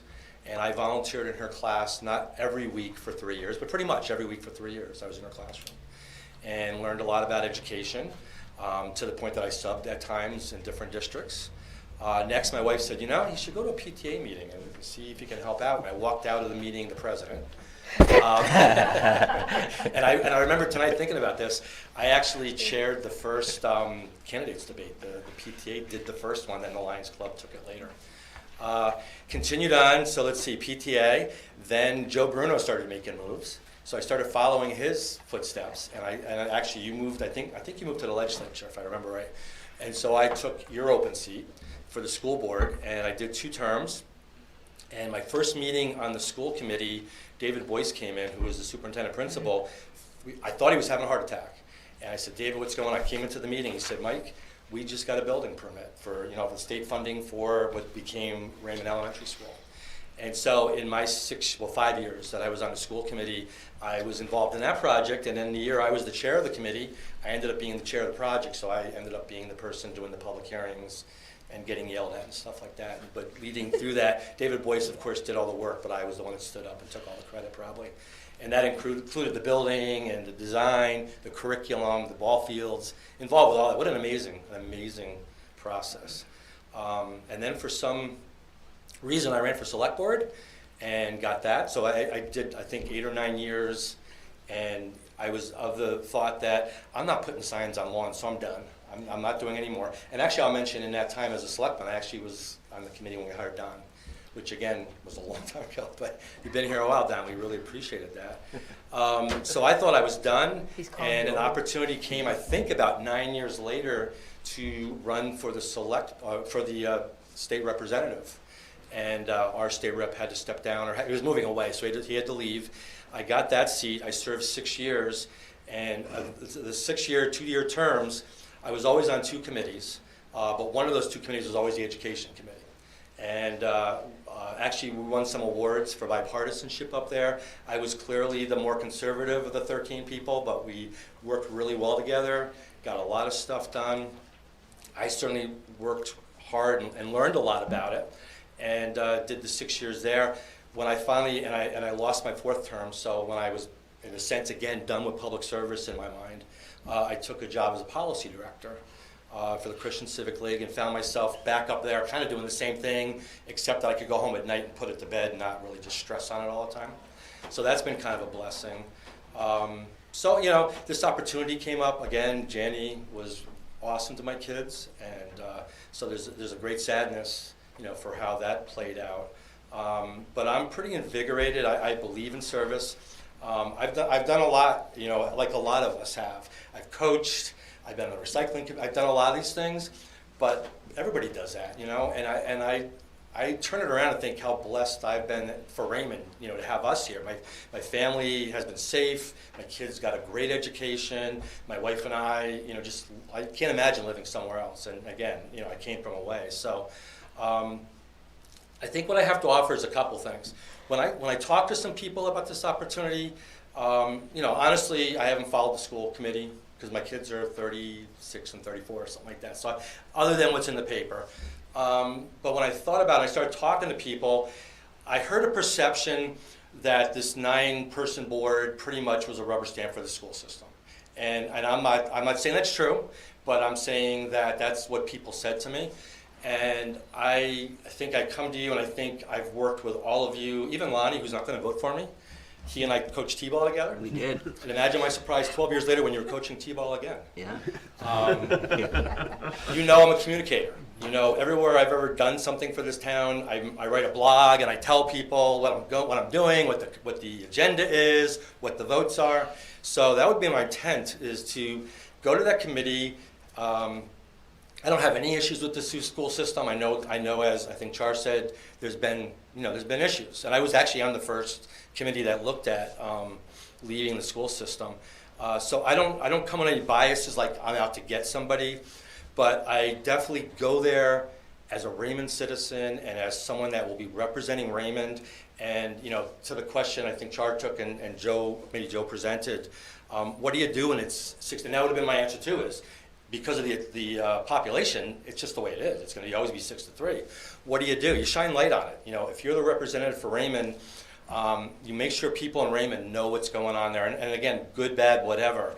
You shine light on it. I learned in the legislature very late, unfortunately, that, and I believe in God, I realized God didn't send me to fix things. He just sent me to stand up and say things and say the truth and stand up for what I believe in. So I could not go to Wyndham and win 8-1 votes by myself, of course. What I can do is shine light on things, communicate with the people in Raymond, and things that all of you know I've done, because I'm probably the oldest person applying for this position. I've been accused of having high energy throughout my life, and even at age 61 that continues. So I'm actually kind of charged for this opportunity if I'm the person you choose. And Sue, I've known Sue forever, and she's awesome. And Char, you did a great job too. So you are blessed. You've got choices. Yeah. So thank you for the opportunity. Great. Questions for Mike? Mike? Yeah. You're guilty of having too much energy. Yeah, my wife would not be as nice to say that. Or she'd say it a different way. Would you run again? After this 1 year? No, I'm not going to announce tonight. But I was thinking of running last time, and it just kind of got away from me because of work. I'm in a position with my job where I basically have like 2 busy months a year, and the rest of the year I'm actually very flexible. So yeah, I think yes, I would. Short of a health issue or something. Okay. Yeah. Any other questions? I don't No? think. All right, thank Okay, you. thanks. Yes, Thanks, thanks, Mike. We also had Madeline Redmond, and she sent in a letter, as you guys all seen. I'm just going to read it for the public quick. Dear Board of Selectmen, I've lived in Raymond for 24 years and have 2 children attending Raymond Elementary School, 1st and 3rd grades. I am proud to live in a district that supports our public schools. With this board vacancy, I feel fortunate to have the opportunity to potentially participate in what I see as an important part of my civic duty. I have a sincere interest in public education in this district and learning how I can work together with other board members to help with the work of pursuing the board's mission and goals. If selected to serve on the board, I will listen to the concerns of the community and responsibly align them to the board's mission and goals to serve the students in the district foremost. In order to achieve my goals as a board member, I plan to 1, recognize the importance of working as a group, 2, commit the time, 3, gain knowledge about district policies, guidelines, needs, challenges, and strengths to improve the quality of our schools. 4, seek out development opportunities to ensure I am doing the best job and bring that knowledge back to the board. And 5, encourage parent participation. I would be honored to be part of the RSU 14 of directors. I realize tremendous amount of work it takes to maintain your mission, and I look forward to the chance to work alongside the current board of directors and community to continue the hard work of supporting our students, families, and educators and community members. So that's that one. I don't know if Sarah stuck one in here. Just gonna see. She did give her application. Yeah, think that's what I it saw. pops up on mine all the time. That's what I thought too, and I didn't see a letter from her. But Sarah Davis, she was actually on the Raymond Rec, and they are currently working with the town. All right. So I thank everybody for putting in applications. I really do. This is great. This really is. So how do you guys want to proceed with this? Do you want to, I don't know if we have to discuss this in the public. Do we discuss it in the back? I don't know what the technical part of that is. What do you think? Aren't you the parliamentarian? You can, well, I think you ought to discuss it out in public. Okay. I just didn't, yeah, and I didn't know honestly whether, so what's everybody feeling on this? I know everybody has looked over the applications. Is there anybody that we can rule out, or what's everybody's thoughts? Mr. Levitt. Oh, I'm sorry. This is an agenda item, public comment Yes. before you vote. Go ahead. Thank you. Yep.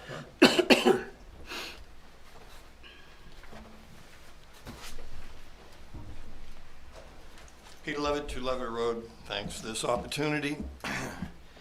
There's no Raymond School Board. There's no Wyndham School Board. This is an application for the RSU, correct? We've had 2 occasions to withdraw from the RSU in less than a decade in this town. By my calculation, at the last vote, 65% of the vote of the voters of the town of Raymond said, we want an RSU board.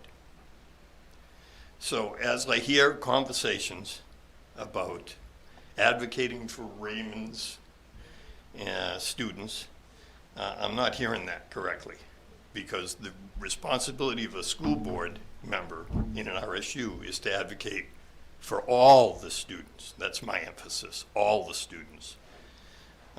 And so I thank Selectman Bruno for continuing my civics instruction to some individuals that simply don't seem to get what representative government is.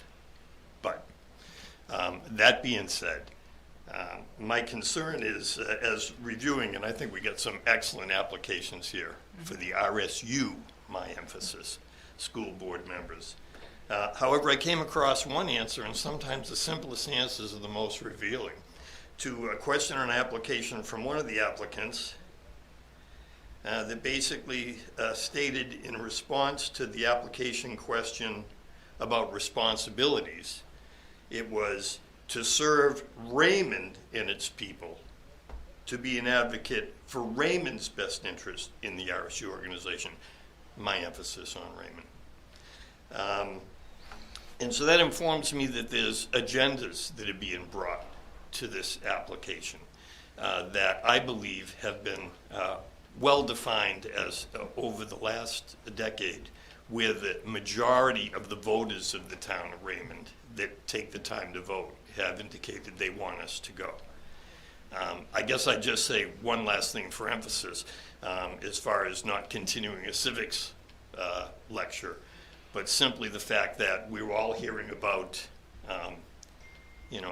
overturning a filibuster in the Senate takes 2/3.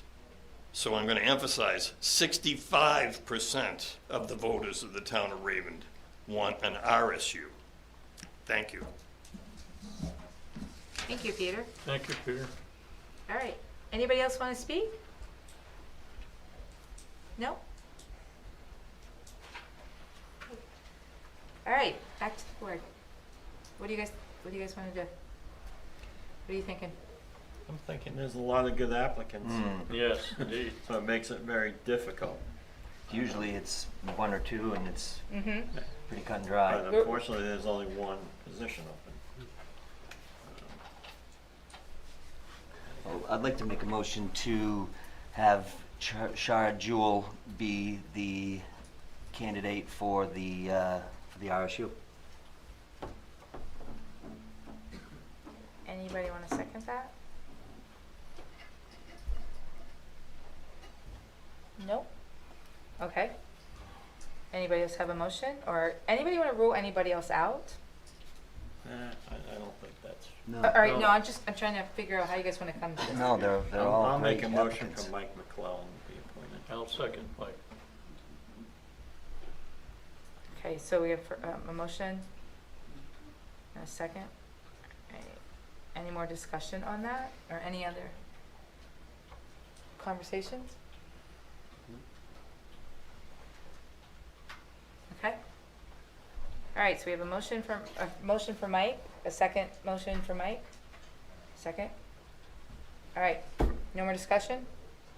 All in favor?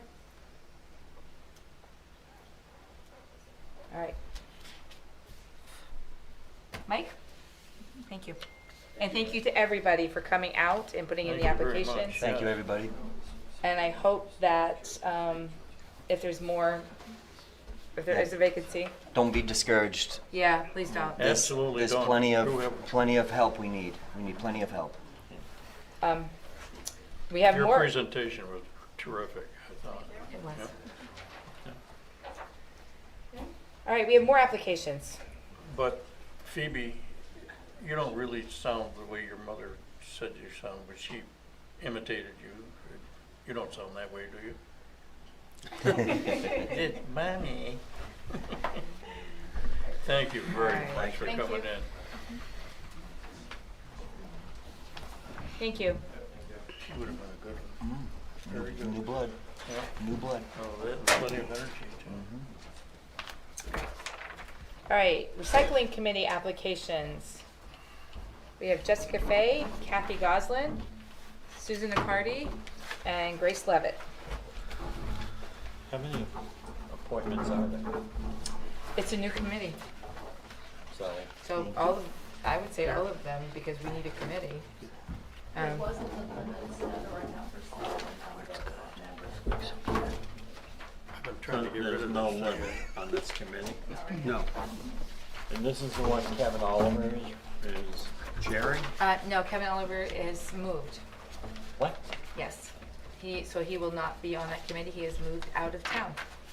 Wow. Yes. Yeah. Yeah. So, you're on the committee, recycling committee for the select board? Right, okay.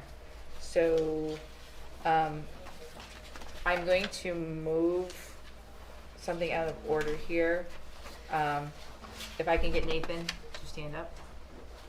And it's on the recycling collection policy, so between all you guys, hold that thought.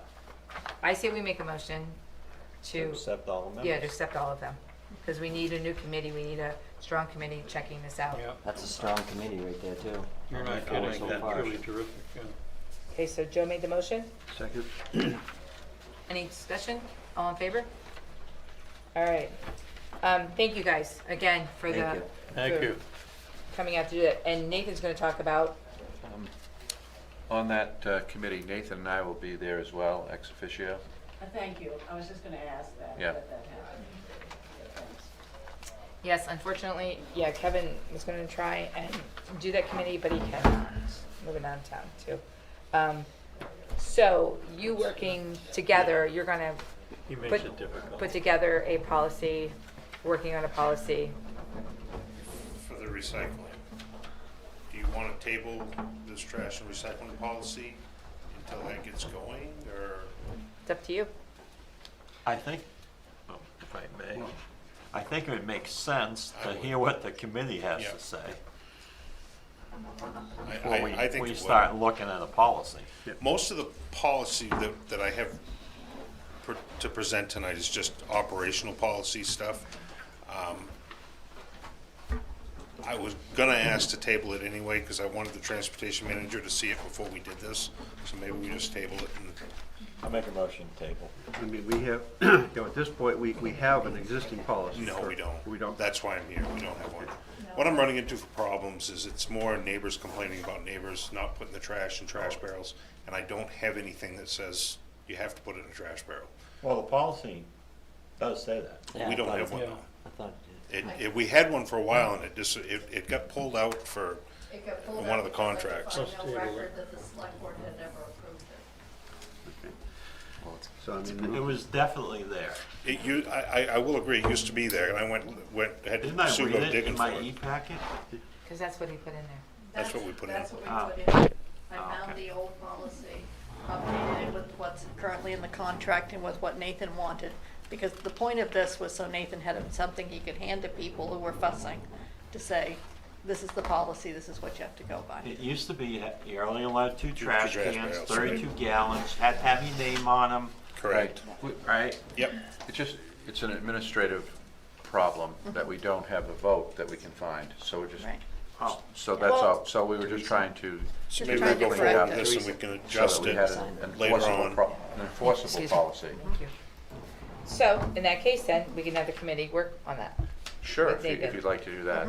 But I'm not sure it's going to intersect with, you know, the mission that was originally discussed for this committee, but it's, how big a problem is this for you, Nathan? Well, it's starting to get we're starting to run into some bumps. I've got one individual that is willing to go tangle with his neighbors, I guess, and it is a problem in his area. They're putting trash bags out on the side of the road, the animals are getting into it, and so on and so forth. All I gotta do is drive to work and I see it everywhere. Right. Everywhere. Correct. And the trash guys are starting to wonder how many trash barrels they're supposed to be picking up, so it's slowly starting to become a problem. Yeah, this is more of a hygiene and sanitation problem than a recycling problem, but anyhow. It really exploded over this last year. We've had a lot of people that never were here in the winter that are staying here in the winter, and they're throwing their trash bags on top of snowbanks, and the plow trucks are hitting them, and I've got nowhere to, I can't force them to do anything. Well, what I would suggest then is we table it for the time being, let the recycling committee at least have a initial meeting. Okay.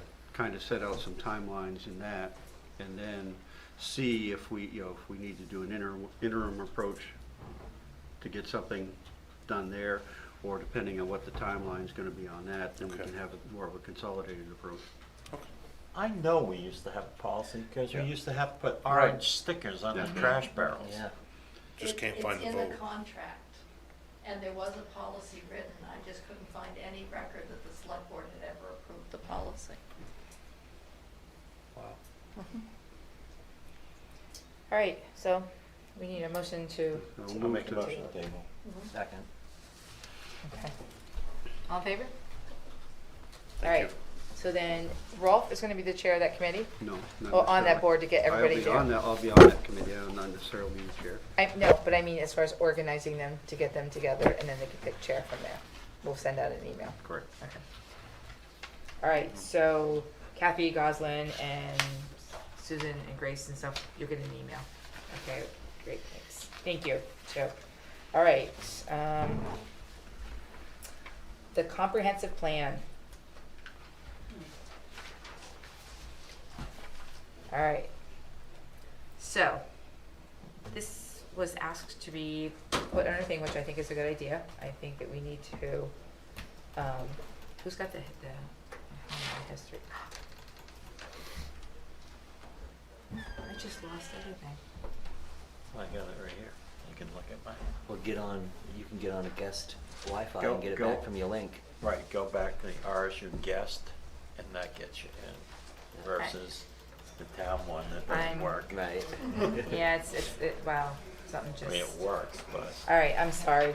You need All right, kids. so the comprehensive plan committee, who's got some history on that one from 2003? And I feel we need to start talking about getting a committee together to look at doing it again. So you've got a couple issues here. The first thing you would need to do would be to form a comprehensive plan committee. And so, similar to what we've been doing tonight, we need to put the call out there, get applications, and then the next meeting start to form that. But if we look at when the last time it was done, obviously a lot of people that worked on that are either no longer in town or no longer around. So it's going to require some work there, but it'd be a good idea. I do believe the comprehensive plan is on the website, so it would be a good idea for people that have an interest on it to take a look at that, to get somewhat of a grounding in what was done there, so they can kind of see what the total impact, or what the total requirement's going to be, because this is not, when it was done the last time, it was not a quick thing. It was a very methodical and very well put together plan, and the same approach would have to get done. At the same time, we'd have to look a little bit and see what resources are going to be available to us from the state, because there was a lot of assistance we had from the state when that was done the last time, from the planning commission and things like that. So we can kind of gel together an overall plan there, but the I big don't- thing is. Yep. Ralph, I don't think there is a state planning office anymore. I think it's been abolished. Well, I mean, and that's, the question is what assistance is gonna be available from the Right, state from the as state, far as, right. so that's some work that we can have Don look into and things like that. But, it's one of those that it's gonna require a lot of hands. Yeah. I mean, is this something that Sebago Technics can help us with? I'm sure they probably can. Well, I'm sure there are people at Sebago Technics that can provide assistance. There are probably, planning consultants available. Absolutely. Yeah, I mean, there's gonna have to be an appropriation of funds to do this, which is probably not gonna happen until the next town meeting, I would guess. Start putting money. Right, in but for it. you're familiar with my term, all deliberate municipal speed. There's time to get the committee up and running. There's time to, I guess, to get established and develop a plan. Probably by the time you do all of that, you'll be at town meeting. So when do you think we start to ask for applicants? Well, I think, maybe the first step would be to contact the state, see what the present state of comprehensive planning is, come back with a plan maybe in a meeting or two, and then, we could talk about soliciting applications if you decide you want to move forward. And it is a thing, it's still a thing, it's whether the state requires it or not, it's something that towns still do, and, if you want to, have a chance of ending up, someplace that you think the town ought to be in the future, to have a plan to get there is the key. And so, I think it's a very good, exercise for us to undertake. And so you want to analyze. I think one of the first things you're going to do is analyze the last plan and see how that worked out. See what we accomplished, what we didn't accomplish, and so I think there's a lot of merit in this whole thing. And so maybe maybe it's check with the state, see the state of where comprehensive planning is these days, get some feedback on that, have a discussion, decide to form a committee, take a look at the last plan and come up with a program and plan to move forward on the new one. And then it's going to be months probably before you'd even need a consultant. So maybe you don't need an appropriation for a while. Yeah, probably need one at next town meeting. But, Yeah, maybe. But I mean, I look at this as same as a strategic plan for a business. Where do you want to go? What are your goals? That's what it are? is. Yeah. Exactly.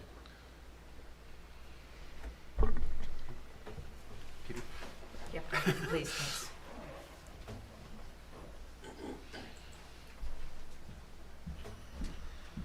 Peter Levitt, 2 Levitt Road.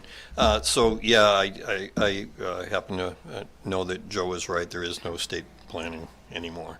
That fell through the cracks a while ago with a change in government in Augusta. But anyway, the situation is such that, if I'm not mistaken, with a comprehensive plan, that's tied to so many things, like zoning board of appeals, the planning board, revaluation. Where are we going? What are we doing as far as expanding broadband or telephone access? I remember that we went through something a few years back where the town decided at town meeting to go for a cell tower because there was some financial advantages to the town to doing that and collaborating or partnering with a for-profit entity. And then shortly after that, the protected elevations in the town of Raymond that had been specified in the 2003 comprehensive plan were voted no longer to be protected because that cell tower had to go up on top of those high spots. As I recall, the town never, the third-party entity, the for-profit entity, never fulfilled their obligation to build it. They backed out and decided not to do it, so the town really didn't get anything. Unfortunately, the comprehensive plan ordinance was changed such that those vista views were no longer protected in the town. And through the effort of some citizens, we brought it back to the town and got those Vista Views protections reinstated. So there's a lot of implications for a comprehensive plan, and looking at, I agree with Joe, as far as a business plan for the town, it affects so many other things. And so the funding, I don't know that you're going to find a whole lot in the state right now for the funding of it. So we should be prepared to make some expenditures in that area. And I don't think it would be too soon to start looking for forming a committee on this. Thanks. Anybody else? Thoughts? All right. You want to have, how do you want to move with this? I think we have Sue post the openings. You know, come back at the next, I'd even give it a month and a half and come back in September with, see if we have any applicants. In the meantime, we can look and see what resources there might be available. Yeah. Okay. All right, we don't need a motion on that, do we? No. All right. Okay. Thank you, guys. All right, next one up, recreational marijuana. Hold on a second. Consideration of ordinance change to allow recreational marijuana. Is Sean Brody here? Good evening. Sean Brody, CEO of B&B Cultivation. How you guys doing today? Good, how are you? Good, good. What's your address? 277 Burnham Road.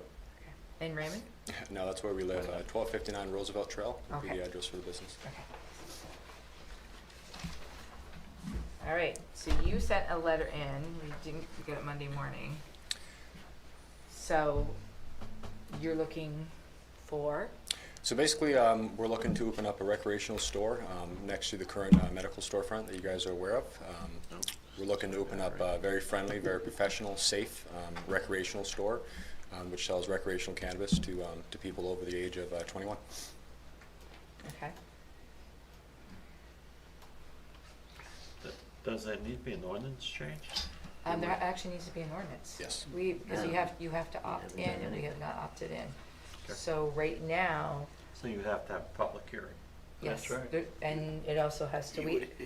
You'd have to go through a couple steps. We'd first have to go to planning board to look at ordinances. Right. Ordinances would have to get drafted. Those would then have to go to public hearings. And then ultimately, it would have to go to, because it's an ordinance, it would have to go to town meeting. Right. So there's so many different questions too as to what do we want in the town of Raymond. Right. At the end of the day, we're basically looking for pre-approval. Basically, the approval from the town of Raymond to give us the go-ahead to really start getting the licensing and to open up the storefront. Ultimately, it comes down to getting the approval of the town, which is kind of why we're here today. Is we're looking for pre-approval. Obviously, there's a process, planning board changing the ordinance, but we're looking to work with the town. I've been open for almost 4 years, as you guys know. Very clean, very professional storefront, no issues with the town. We follow all rules and regulations. As you guys know, recreational was approved right next door in Wyndham. There's probably about a dozen shops. It's approved in Bridgeton and Freiburg. Raymond has not opted in yet. If you guys recall, we were here, I believe it was March last year, and we basically said you guys wanted to table it for 90 days until after recreational was approved. So basically it was approved in, I believe, January of this year. It was approved by the state. It's everywhere. It's not going away. It brings tremendous value to patients, healthcare, not to mention revenue and resources into the town. So I think Raymond has really missed out on that, and we're looking to be the first recreational storefront to open up in Raymond with the town's approval. I know Wyndham only has 2 because they had a lottery. So Sure. I think you just said that there was 6, and I don't think there's, I think there's only 2 for recreational.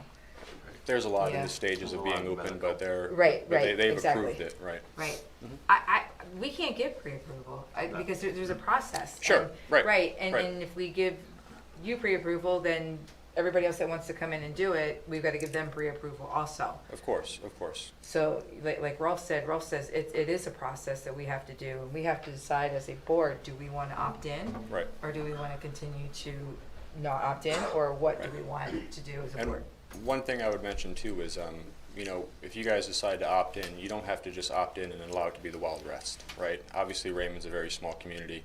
You guys see how many of these cannabis shops, whether it be medical or recreational, they're everywhere. You know, in Wyndham, there's probably over a dozen medical cannabis shops, right? There's a couple recreational stores with, I'm sure, a bunch more pending there. So I could see how Raymond wouldn't want it to be overcrowded. So we could allow basically, you know, 1 or 2 shops to open up, as an example, right?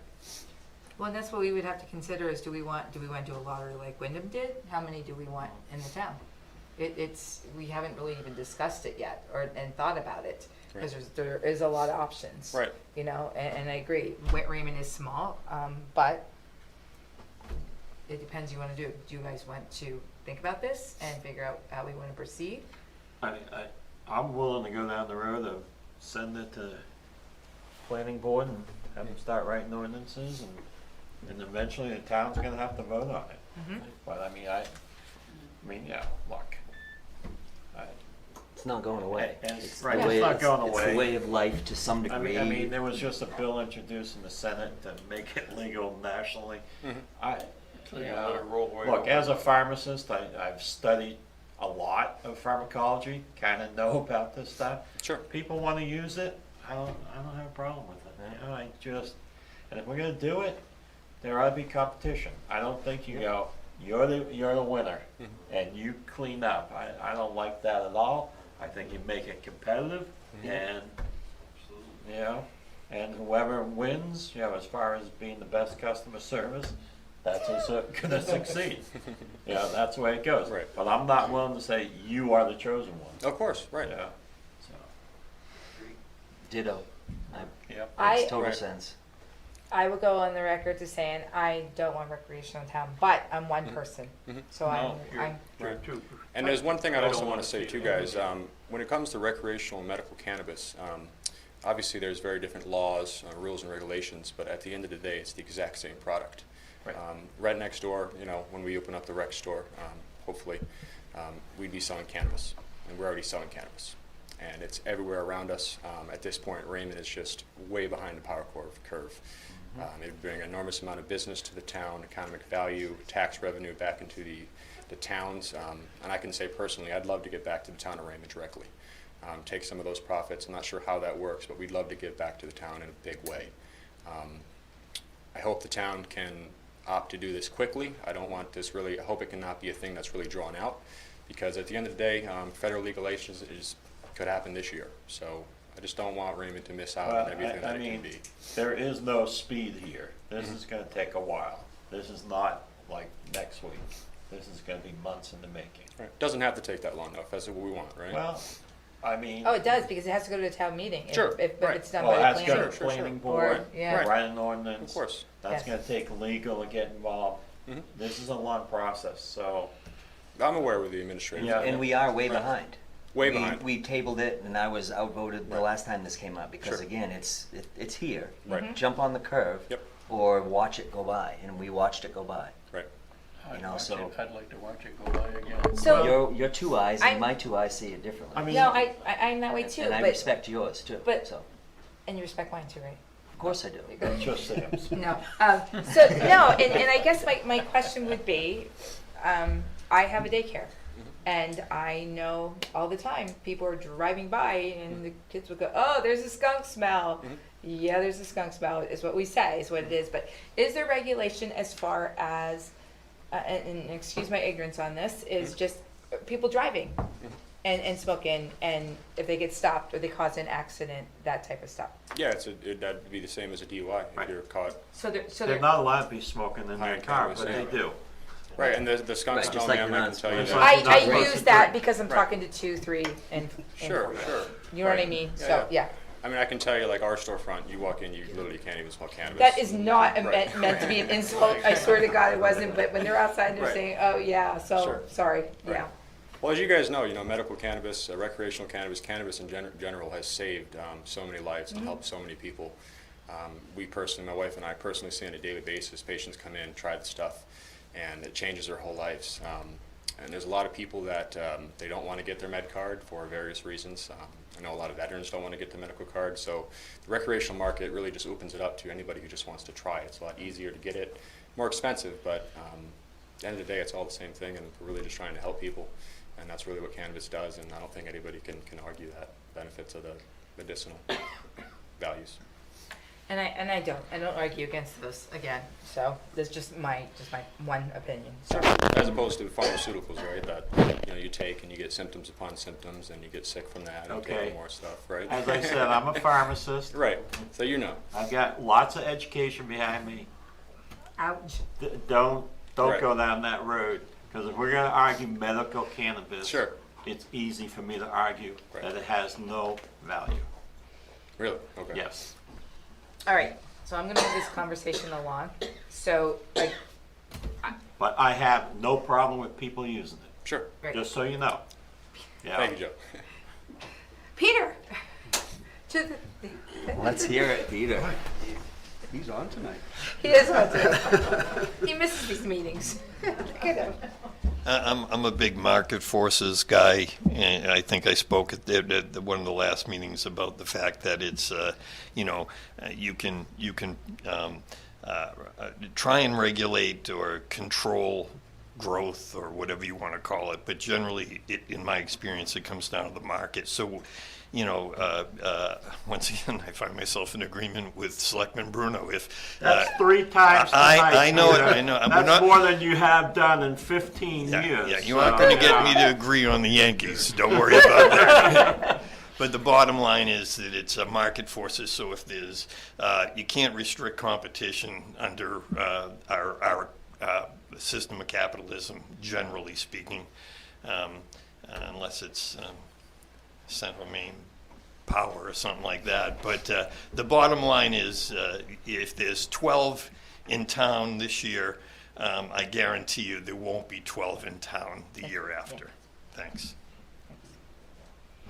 I totally agree with that, and I do think that this is something that is out of the ordinary, and it is something that we, for whatever reason, neglected to jump on when the ride came by us. And I think that whatever we can do to speed it up, I think that that's valuable. I think it's something that we should be looking at. We shouldn't be doing it at the typical municipal speed. It needs to be done and done as quick as it can, but as thorough as it can as well, because I'm not into it being just a free-for-all neither. But I do believe in capitalism, and if the business doesn't have good quality, if the business doesn't have good customer service, if the business doesn't have the availability per se, then they'll go out of business, and that's the way I believe in business, and that's the way it should be. So on a lottery piece, I understand the reasoning, because we don't want it'll be corner, every right. We Kind of don't like want the that. CVS and the Walgreens in Florida. Yeah, absolutely, just like that. But on the same token, we do need to do it, quicker than just letting it go. Well, I mean, there's only so much speed you can move along. I agree with you there too. And again, I don't want speed to shadow thorough. Right. We want it to be done right, and maybe we were behind, but when we got into the game, it was done correctly. As correctly as we can see it, as the town people, because the town is the people that should be making that decision, not me, not any of us. Absolutely. We're one of 6 or 7. We're one vote. Exactly. Who regulates the stores? State. The state does? State. Okay. They have a whole office Just for regulate. that? And do you know who it is? It's DHS. Did you know that? It's DHS, isn't it? Department of Human Services? No. Somebody had told me that. No, it's out of the Department of Administrative Financial Services. Really? There's a whole marijuana office. Okay. No, somebody called me and told me someone had a complaint to call. That's why I was surprised. Like DHS has their fingers in everything there. So. All right. I'll make a motion to send recreational marijuana to the planning board. Second. With what? what with guidance? the aim With- of With what guidance? setting ordinances, getting it ready for how many stores to allow or have no limit, whether, and then eventually getting to town meeting for a vote. Second. Do we keep it, those stores in a, I'm really sounding stupid on these things tonight. In the commercial district? Or can someone have That like that could be a, part of the ordinance. That's part of what, Right. that's part of That's what. part the- of what the planning that's board part of needs what they to have to look. decide. yep, okay. Where? All But right. they're, you know, I would think they're going to look for some guidance from us as to what are we thinking? Are we thinking it should be just in the commercial zone? It should be, you know, because. I well, want to see people selling it out of their garage. And they will if we don't do that. Right. Well, and they mentioned that's something like off their back deck or whatever, and have people, yeah, so. If I would, I mean, you have home-based and, you know, it'd be a retail store, it'd be a retail store. There's one comment I could make, you wouldn't want to have it be unlimited. Perfect example, Wyndham did that with the medical, and there's like over 12 different shops there. I don't think Raymond needs, you know, over 12 different rec stores. It's very If small. they're surviving as a business, I don't think we have a say in Right. whether they survive or not. I agree. Yeah, you want to Peter just invest said- yeah. whatever amount of money to open a store, and it fails, that's on you, Sure. not on the town. Sure. Peter just said we can't limit them, so, and I know No, but Wyndham what you did, can, yeah. what you can limit is what zones. Where Where- yeah, right. What Right. zones, which then gets into. Small school necessarily, but that would be Well, a I zoning think, ordinance. I think the Right. state doesn't allow that anyway, so. So do we want to say as a board that we want to keep it in the commercial zone? And not in the Yeah. rural residential, not in the village, not in, Shouldn't we leave, I mean, and I understand that piece, and I do agree with that piece, but I almost think we shouldn't give them any guidelines. Let them be creative and let them, That's what I let them think. do their job without their hands tied. Well, And then from other than there. the fact that they have on other things, they've come back and asked. Well, I think you asked give for them some guidance. Asked for some guidance, you know, I Yes. mean. Not that we don't want to give it to them, but not that they But I want mean, their you know, hands tied. I mean, I would, you know, I mean, if it did go forward, I would not want to see it in the residential zone. No, I would I want, agree. I would, you Just know, and I would commercial think only. if we're going to say, if we're going to send it to them to look at, we would say that, Just go you through know, the process, one of the, that's one of the all. Whatever has provisos to is be it would done. be in the commercial Commercial zone. zone. Yeah, I don't think we need to approve anything today. Well, another comment I'll make. To go to the board. No, it has to start. It's a start here. Yeah, you have to send it to the planning board to start writing an ordinance. And it's been seconded. Yeah. So I know it's now still we're in in discussion, yeah, so.